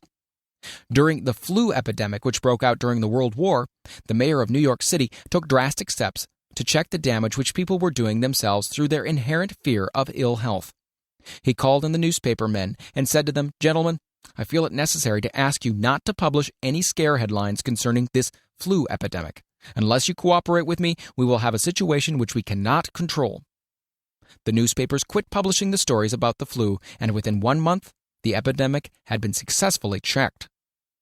Through a series of experiments conducted some years ago, it was proved that people may be made ill by suggestion. We conducted the experiment by causing the 3 acquaintances to visit the victims, each of whom asked the question, "What ails you?" or "You look terribly ill." The first questioner usually provoked a grin and a nonchalant reply, which was usually something like, "Oh, nothing, I'm all right," from the victim. The second questioner usually was answered with the statement, "I don't know exactly, but I do feel badly." The third questioner was usually met with the frank admission that the victim was actually feeling ill. Try this on an acquaintance if you doubt that it will make him uncomfortable. But do not carry the experiment too far. There's a certain religious sect whose members take vengeance upon their enemies by the hexing method. They call it placing a spell on the victim. There is overwhelming evidence that disease sometimes begins in the form of negative thought impulse. Such an impulse may be passed from one's mind to another by suggestion or created by an individual in his own mind. A man who was blessed with more wisdom than his incident might indicate once said, "When anyone asks me how I feel, I always want to answer by knocking him down." Doctors send patients into new climates for their health because a change of mental attitude is necessary. The seed of fear of ill health lives in every human mind. Worry, fear, discouragement, disappointment in love and business affairs cause this seed to germinate and grow. The recent business depression kept the doctors on the run because every form of negative thinking may cause ill health. Disappointments in business and in love stand at the head of the list of causes of the fear of ill health. A young man suffered a disappointment in love which sent him to the hospital.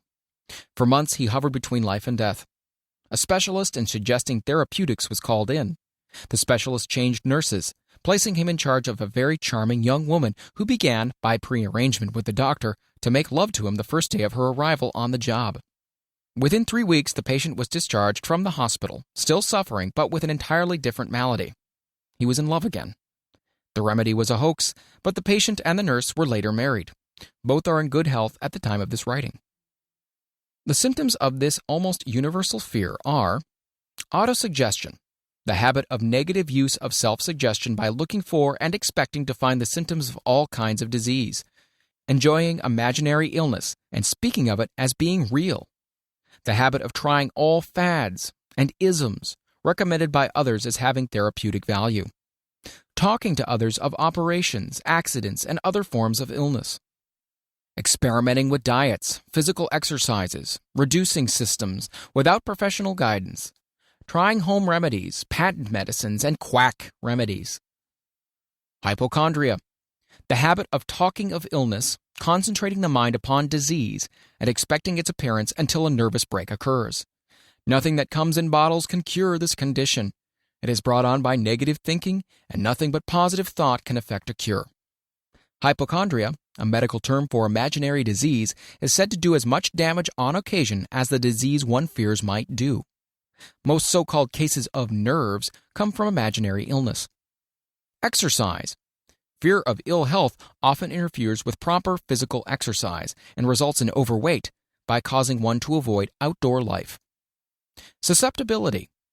Fear of ill health breaks down nature's body resistance and creates favorable condition for any form of disease one may contact. The fear of ill health is often related to the fear of poverty, especially in the case of the hypochondriac, who constantly worries about the possibility of having to pay doctor's bills, hospital bills, etc. This type of person spends much time preparing for sickness, talking about death, saving money for cemetery lots and burial expenses and other things. Self-coddling. The habit of making a bid for sympathy, using imaginary illness as the lure. People often resort to this trick to avoid work. The habit of feigning illness to cover plain laziness or to serve as an alibi for lack of ambition. Intemperance. The habit of using alcohol or narcotics to destroy pains such as headaches, neuralgia, etc., instead of eliminating the cause. The habit of reading about illness and worrying about the possibility of being stricken by it. The habit of reading patent medicine advertisements. The fear of loss of love. The origin source of this inherent fear needs but little description because it obviously grew out of man's polygamous habit of stealing his fellow man's mate and his habit of taking liberties with her whenever he could. Jealousy and other similar forms of dementia grow out of a man's inherited fear of the loss of love of someone. This fear is the most painful of all the 6 basic fears. It probably plays more havoc with the body and mind than any of the other basic fears, as it often leads to permanent insanity. The fear of the loss of love probably dates back to the Stone Age, when men stole women by brute force. They continue to steal females, but their techniques have changed. Instead of force, they now use persuasion, the promise of pretty clothes, motor cars, and other bait, much more effective than physical force. Man's habits are the same as they were at the dawn of civilization, but he expresses them differently now. Careful analysis has shown that women are more susceptible to this fear than men. This fact is easily explained. Women have learned from experience that men are polygamous by nature and that they are not to be trusted in the hands of rivals. Symptoms of the fear of the loss of love.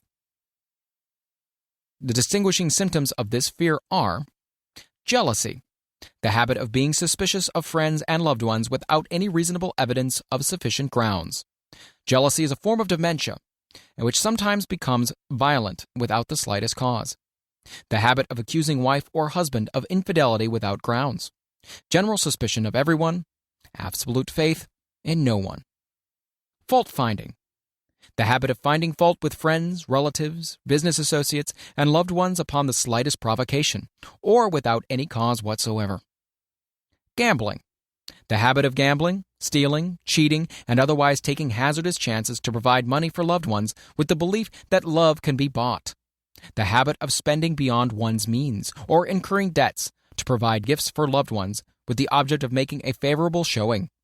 insomnia, nervousness, lack of persistence, weakness of will, lack of self-control, lack of self-reliance, bad temper. The fear of old age. In the main, this fear grows out of two sources. First, the thought that old age may bring with it poverty. Secondly, and by far the most common source of origin, from false and cruel teachings of the past which have been well mixed with fire and brimstone and other bogies cunningly designed to enslave men through fear. In the basic fear of old age, man has two very sound reasons for his apprehension. One, growing out of his distrust of his fellow man, who may seize whatever worldly goods he may possess, and the other arising from the terrible pictures of the world beyond, which were planted in his mind through social heredity before he came into full possession of his mind.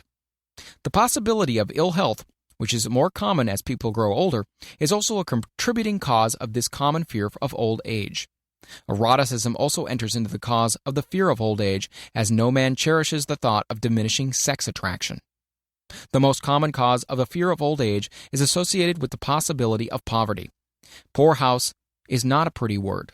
It throws a chill into the mind of every person who faces the possibility of having to spend his declining years on a poor farm.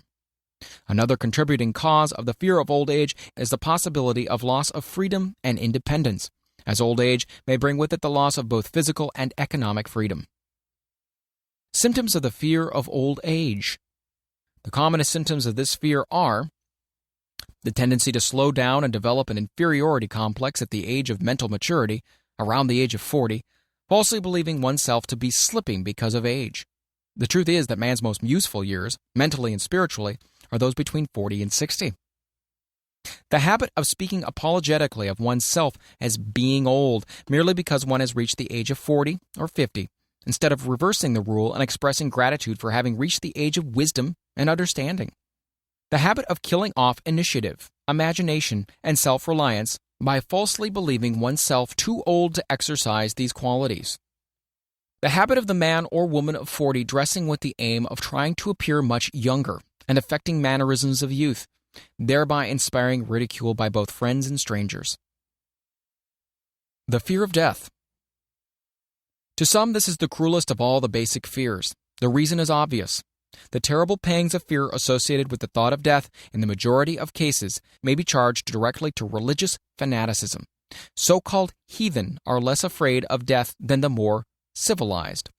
For hundreds of millions of years, man has been asking the still unanswered questions, whence and whither? Where did I come from, and where am I going?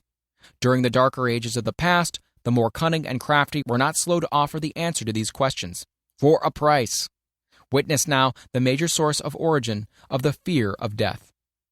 Come into my tent, embrace my faith, accept my dogmas, and I will give you a ticket, and will admit you straight away into heaven when you die, cries a leader of sectarianism. Remain out of my tent, says the same leader, and may the devil take you and burn you throughout eternity.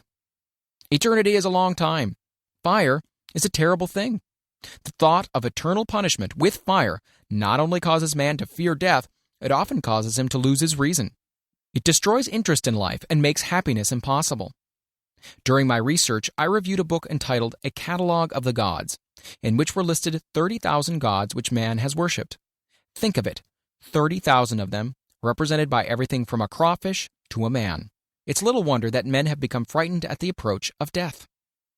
While the religious leader may not be able to provide safe conduct into heaven, nor by lack of such provision allow the unfortunate to descend into hell, the possibility of the latter seems so terrible, and the very thought of it lays hold of the imagination in such a realistic way that it paralyzes reason and sets up the fear of death.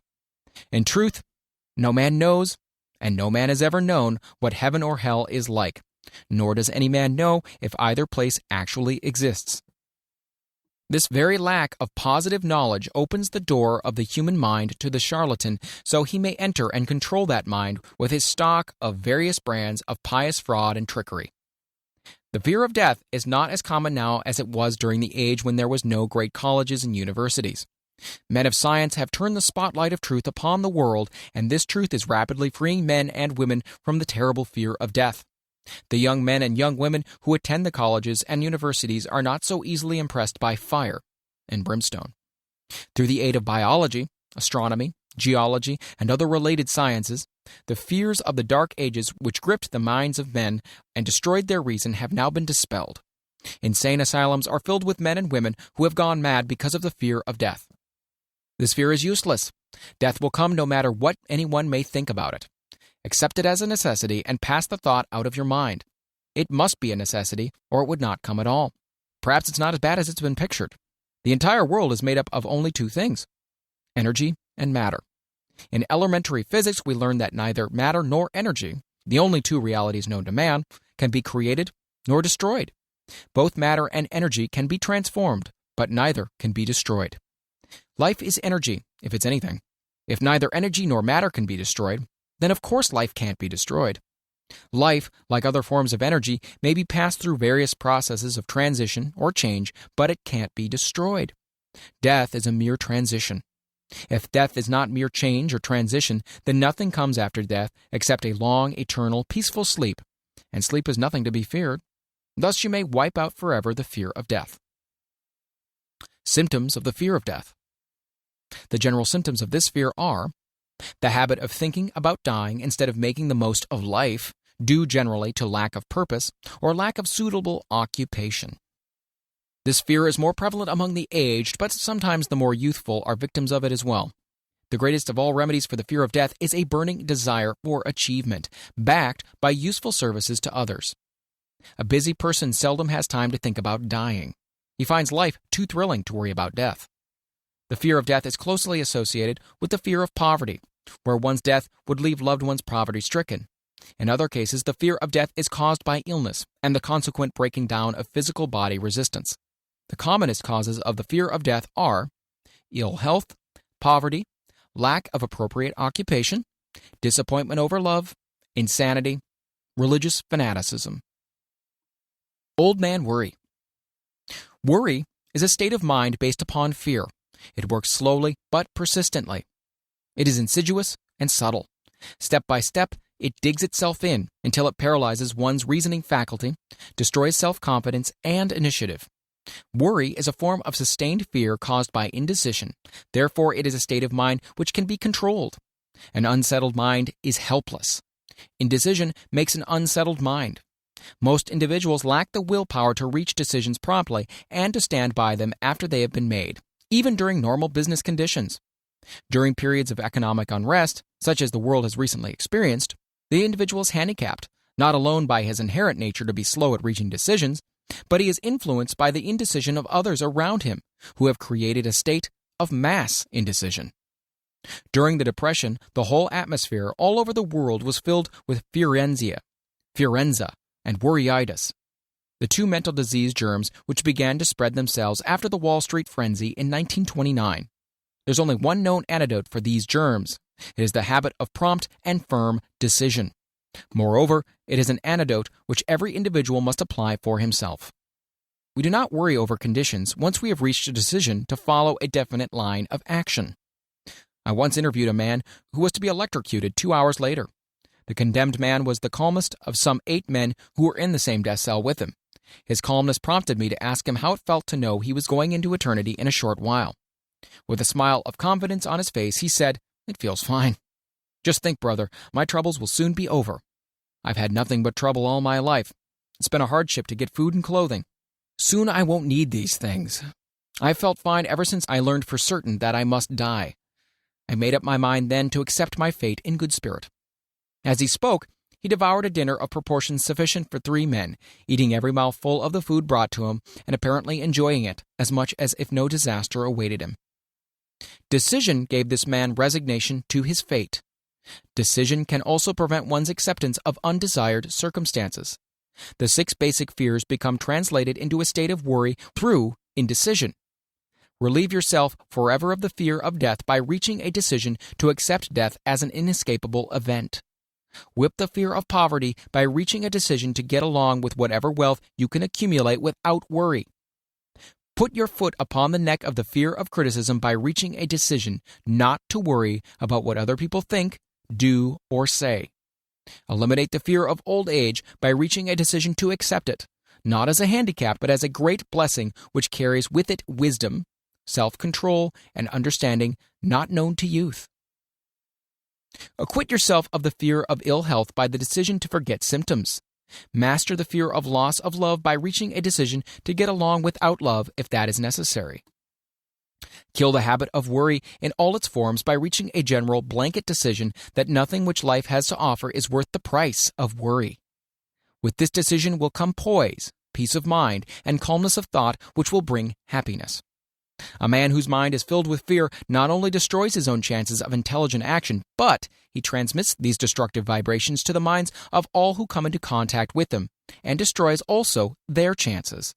Even a dog or a horse knows when its master lacks courage. Moreover, a dog or a horse will pick up the vibrations of fear thrown off by its master and behave accordingly. Lower down the line of intelligence in the animal kingdom, one finds this same capacity to pick up the vibrations of fear. A honeybee immediately senses fear in the mind of a person for reasons unknown. A bee will sting the person whose mind is releasing vibrations of fear much more readily than it will molest the person whose mind registers no fear. The vibrations of fear pass from one mind to another just as quickly and as surely as the sound of the human voice passes from the broadcasting station to the receiving set of a radio, and by the selfsame medium. Mental telepathy is a reality. Thoughts pass from one mind to another, voluntarily, whether or not this fact is recognized by either the person releasing the thoughts or the persons who pick up those thoughts. The person who gives expression by word of mouth to negative or destructive thoughts is practically certain to experience the results of those words in the form of a destructive kickback. The release of destructive thought impulses, alone without the aid of words, produces also a kickback in more ways than one. First of all, and perhaps the most important to be remembered, the person who releases thoughts of a destructive nature must suffer damage through the breaking down of the faculty of creative imagination. Secondly, the presence in the mind of any destructive emotion develops a negative personality which repels people and often converts them into antagonists. The third source of damage to the person who entertains or releases negative thoughts lies in this significant fact. These thought impulses are not only damaging to others, but they embed themselves in the subconscious mind of the person releasing them, and there become a part of his character. One is never through with a thought merely by releasing it. When a thought is released, it spreads in every direction through the medium of the ether, but it also plants itself permanently in the subconscious mind of the person releasing it. Your business in life is, presumably, to achieve success. To be successful, you must find peace of mind, acquire the material needs of life, and above all, attain happiness. All of these evidences of success begin in the form of thought impulses. You may control your own mind. You have the power to feed it whatever thought impulses you choose. With this privilege also goes the responsibility of using it constructively. You are the master of your own earthly destiny just as surely as you have the power to control your own thoughts. You may influence, direct, and eventually control your own environment, making your life what you want it to be. Or you may neglect to exercise the privilege which is yours, to make your life to order, thus casting yourself upon the broad sea of circumstance, where you will be tossed hither and yon like a chip on the waves of the ocean. The Devil's Workshop, the seventh basic evil. In addition to the 6 basic fears, there's another evil by which people suffer. It constitutes a rich soil in which the seeds of failure grow abundantly. It's so subtle that its presence often is not detected. This affliction cannot properly be classed as a fear. It's more deeply seated and more often fatal than all of the 6 fears. For want of a better name, let us call this evil susceptibility to negative influences. Men who accumulate great riches always protect themselves against this evil. The poverty-stricken never do. Those who succeed in any calling must prepare their minds to resist the evil. If you are reading this philosophy for the purpose of accumulating riches, you should examine yourself very carefully to determine whether you are susceptible to negative influences. If you neglect this self-analysis, you will forfeit your right to attain the object of your desires. Make the analysis searching. After you read the questions prepared for this self-analysis, hold yourself to a strict accounting in your answers. Go at the task as carefully as you would search for any other enemy you knew to be awaiting you in an ambush, and deal with your own faults as you would with a more tangible enemy. You can easily protect yourself against highway robbers, because the law provides organized cooperation for your benefit.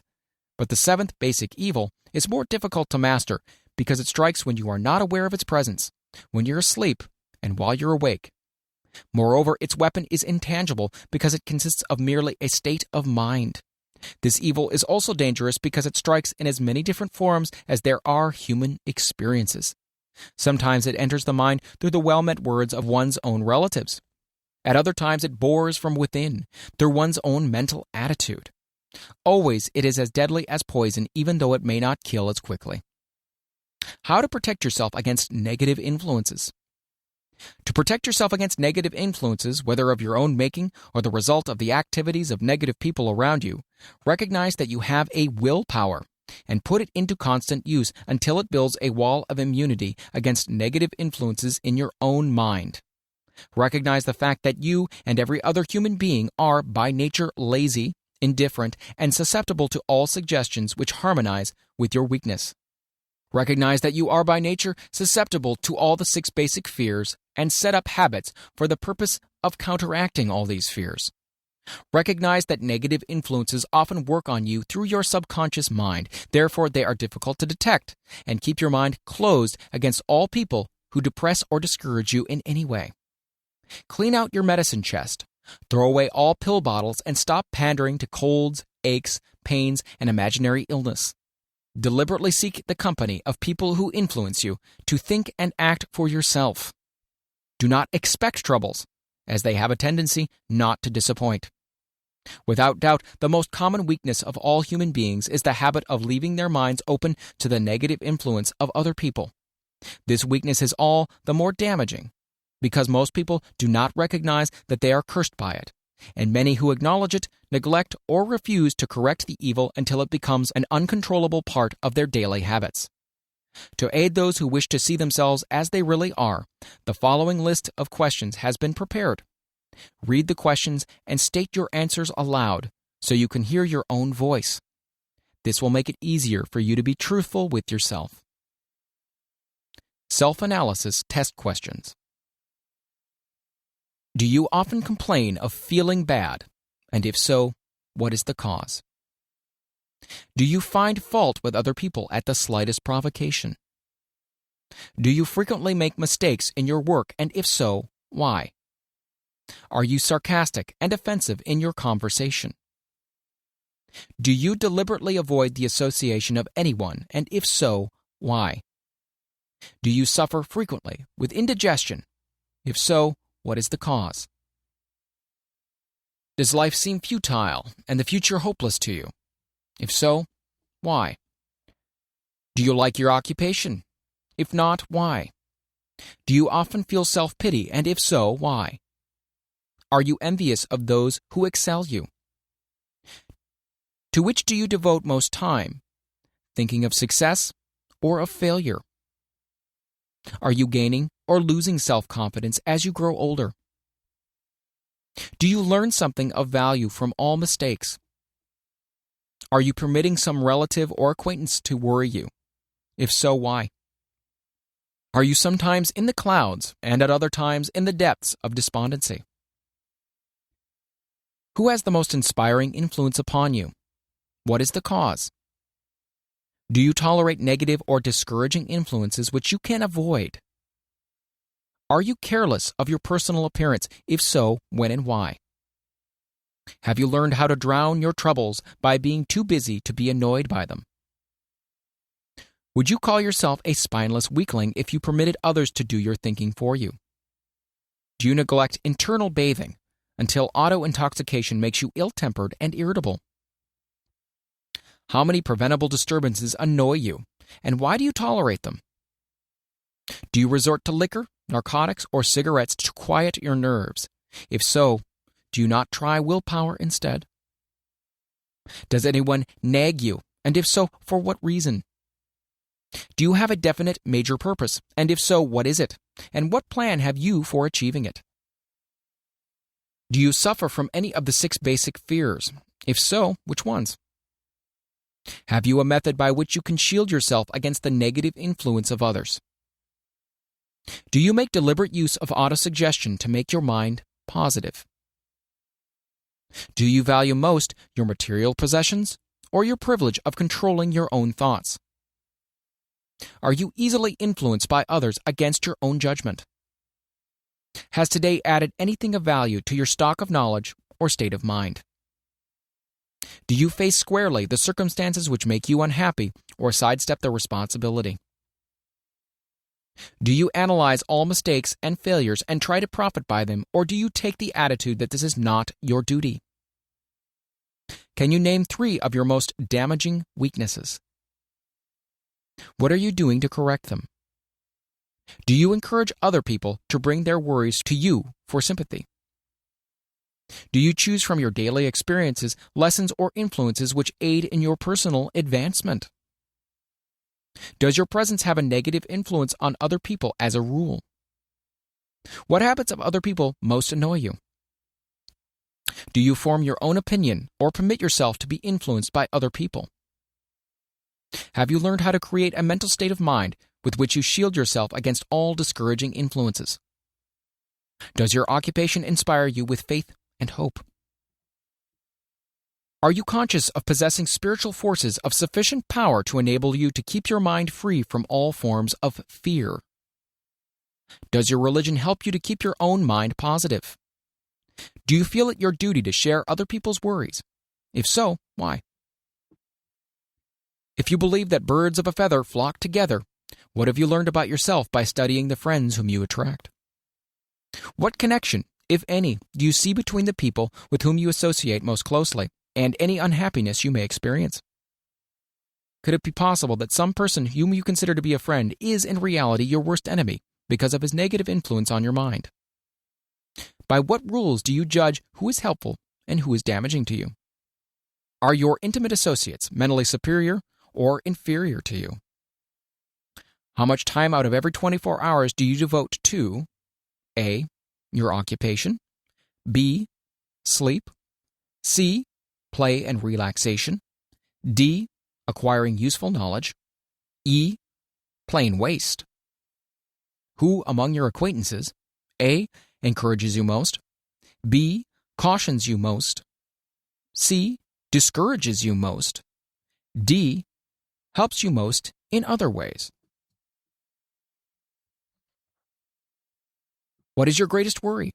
Why do you tolerate it? When others offer you free, unsolicited advice, do you accept it without question or analyze their motive? What, above all else, do you most desire? Do you intend to acquire it? Are you willing to subordinate all other desires for this one? How much time daily do you devote to acquiring it? Do you change your mind often? If so, why? Do you usually finish everything you begin? Are you easily impressed by other people's business or professional titles, college degrees, or wealth? Are you easily influenced by what other people think of you or say? Do you cater to people because of their social or financial status? Whom do you believe to be the greatest person living? In what respect is this person superior to yourself?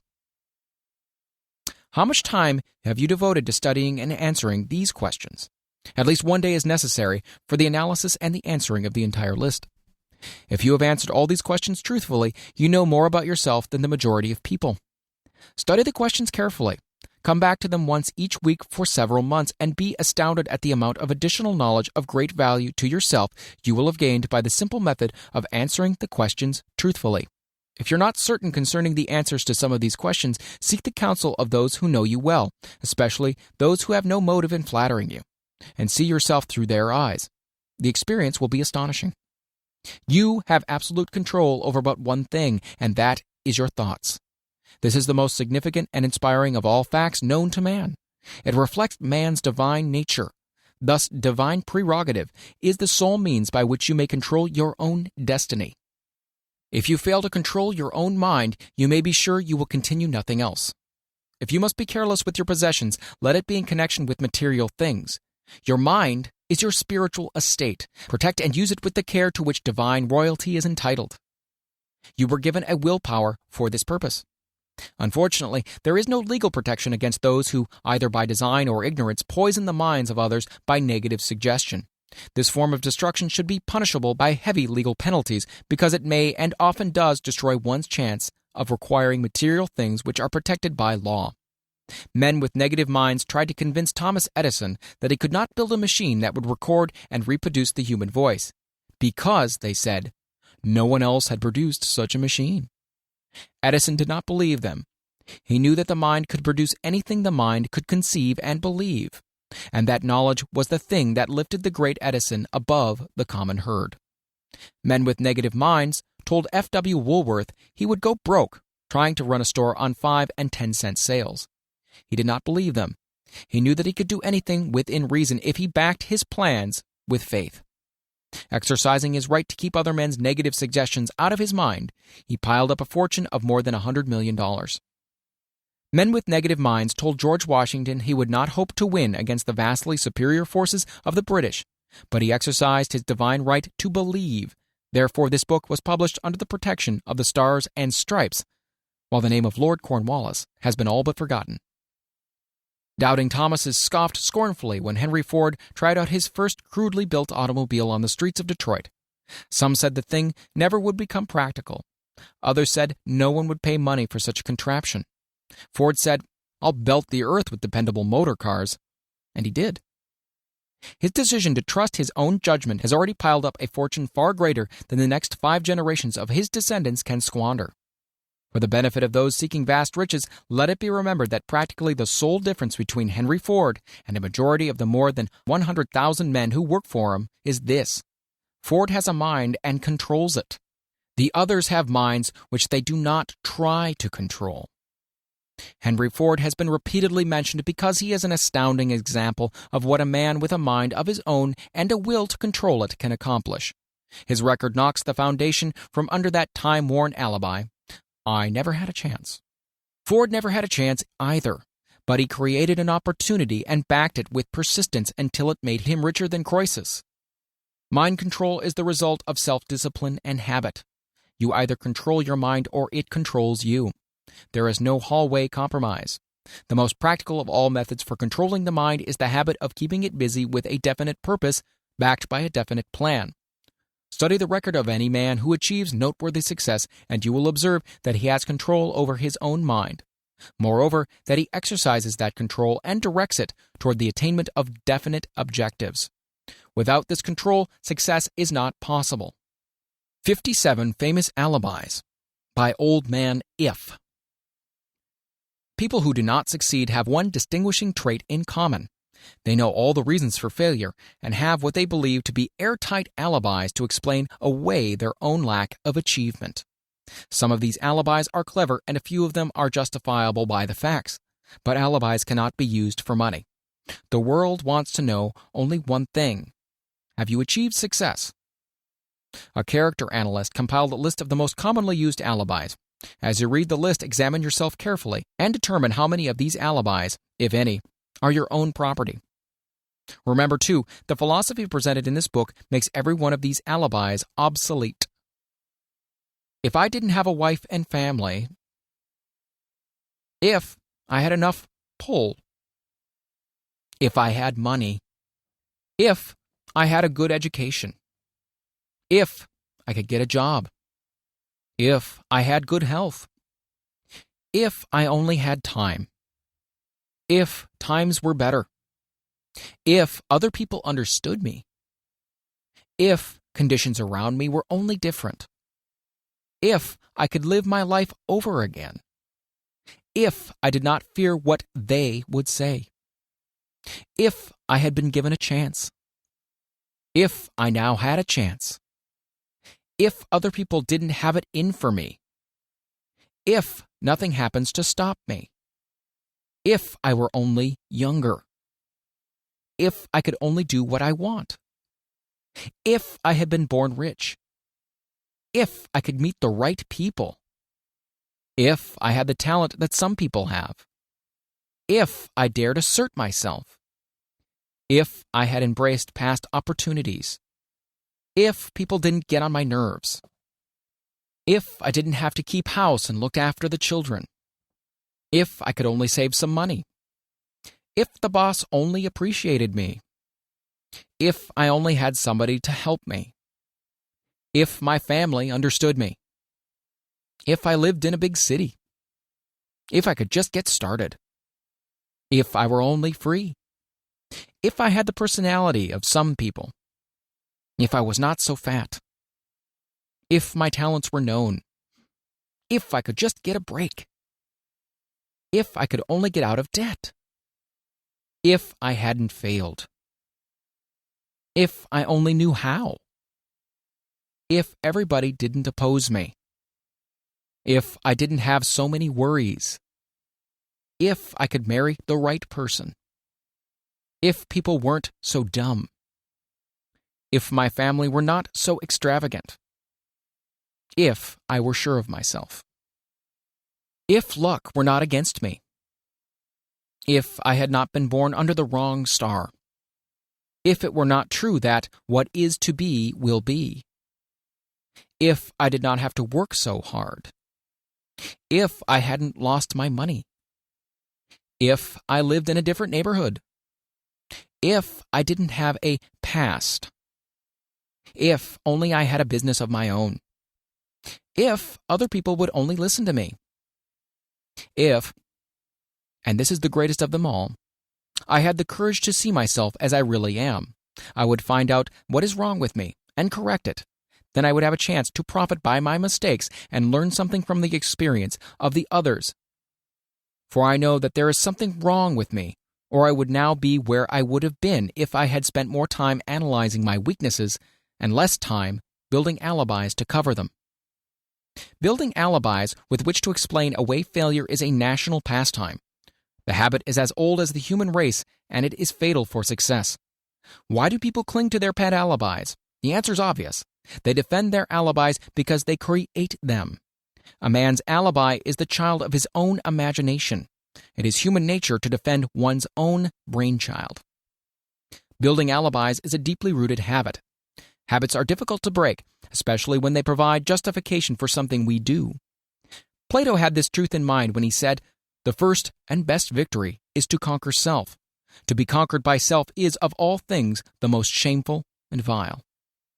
Another philosopher had the same thought in mind when he said, "It was a great surprise to me when I discovered that most of the ugliness I saw in others was but a reflection of my own nature."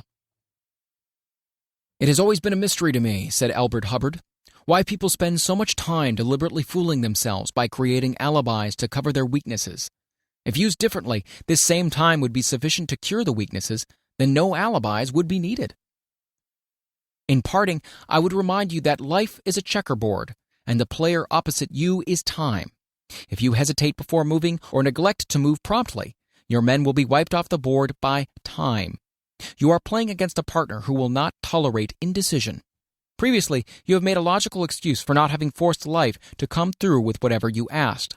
But the alibi is now obsolete because you are in possession of the master key that unlocks the door to life's bountiful riches. The master key is intangible, but it is powerful. It is the privilege of creating, in your own mind, a burning desire for a definite form of riches. There is no penalty for the use of the key, but there is a price you must pay if you do not use it. The price is failure. There is a reward of stupendous proportions if you put the key to use. It is the satisfaction that comes to all who conquer self and force life to pay whatever is asked. The reward is worthy of your effort. Will you make the start and be convinced? "If we are related," said the immortal Emerson, "we shall meet."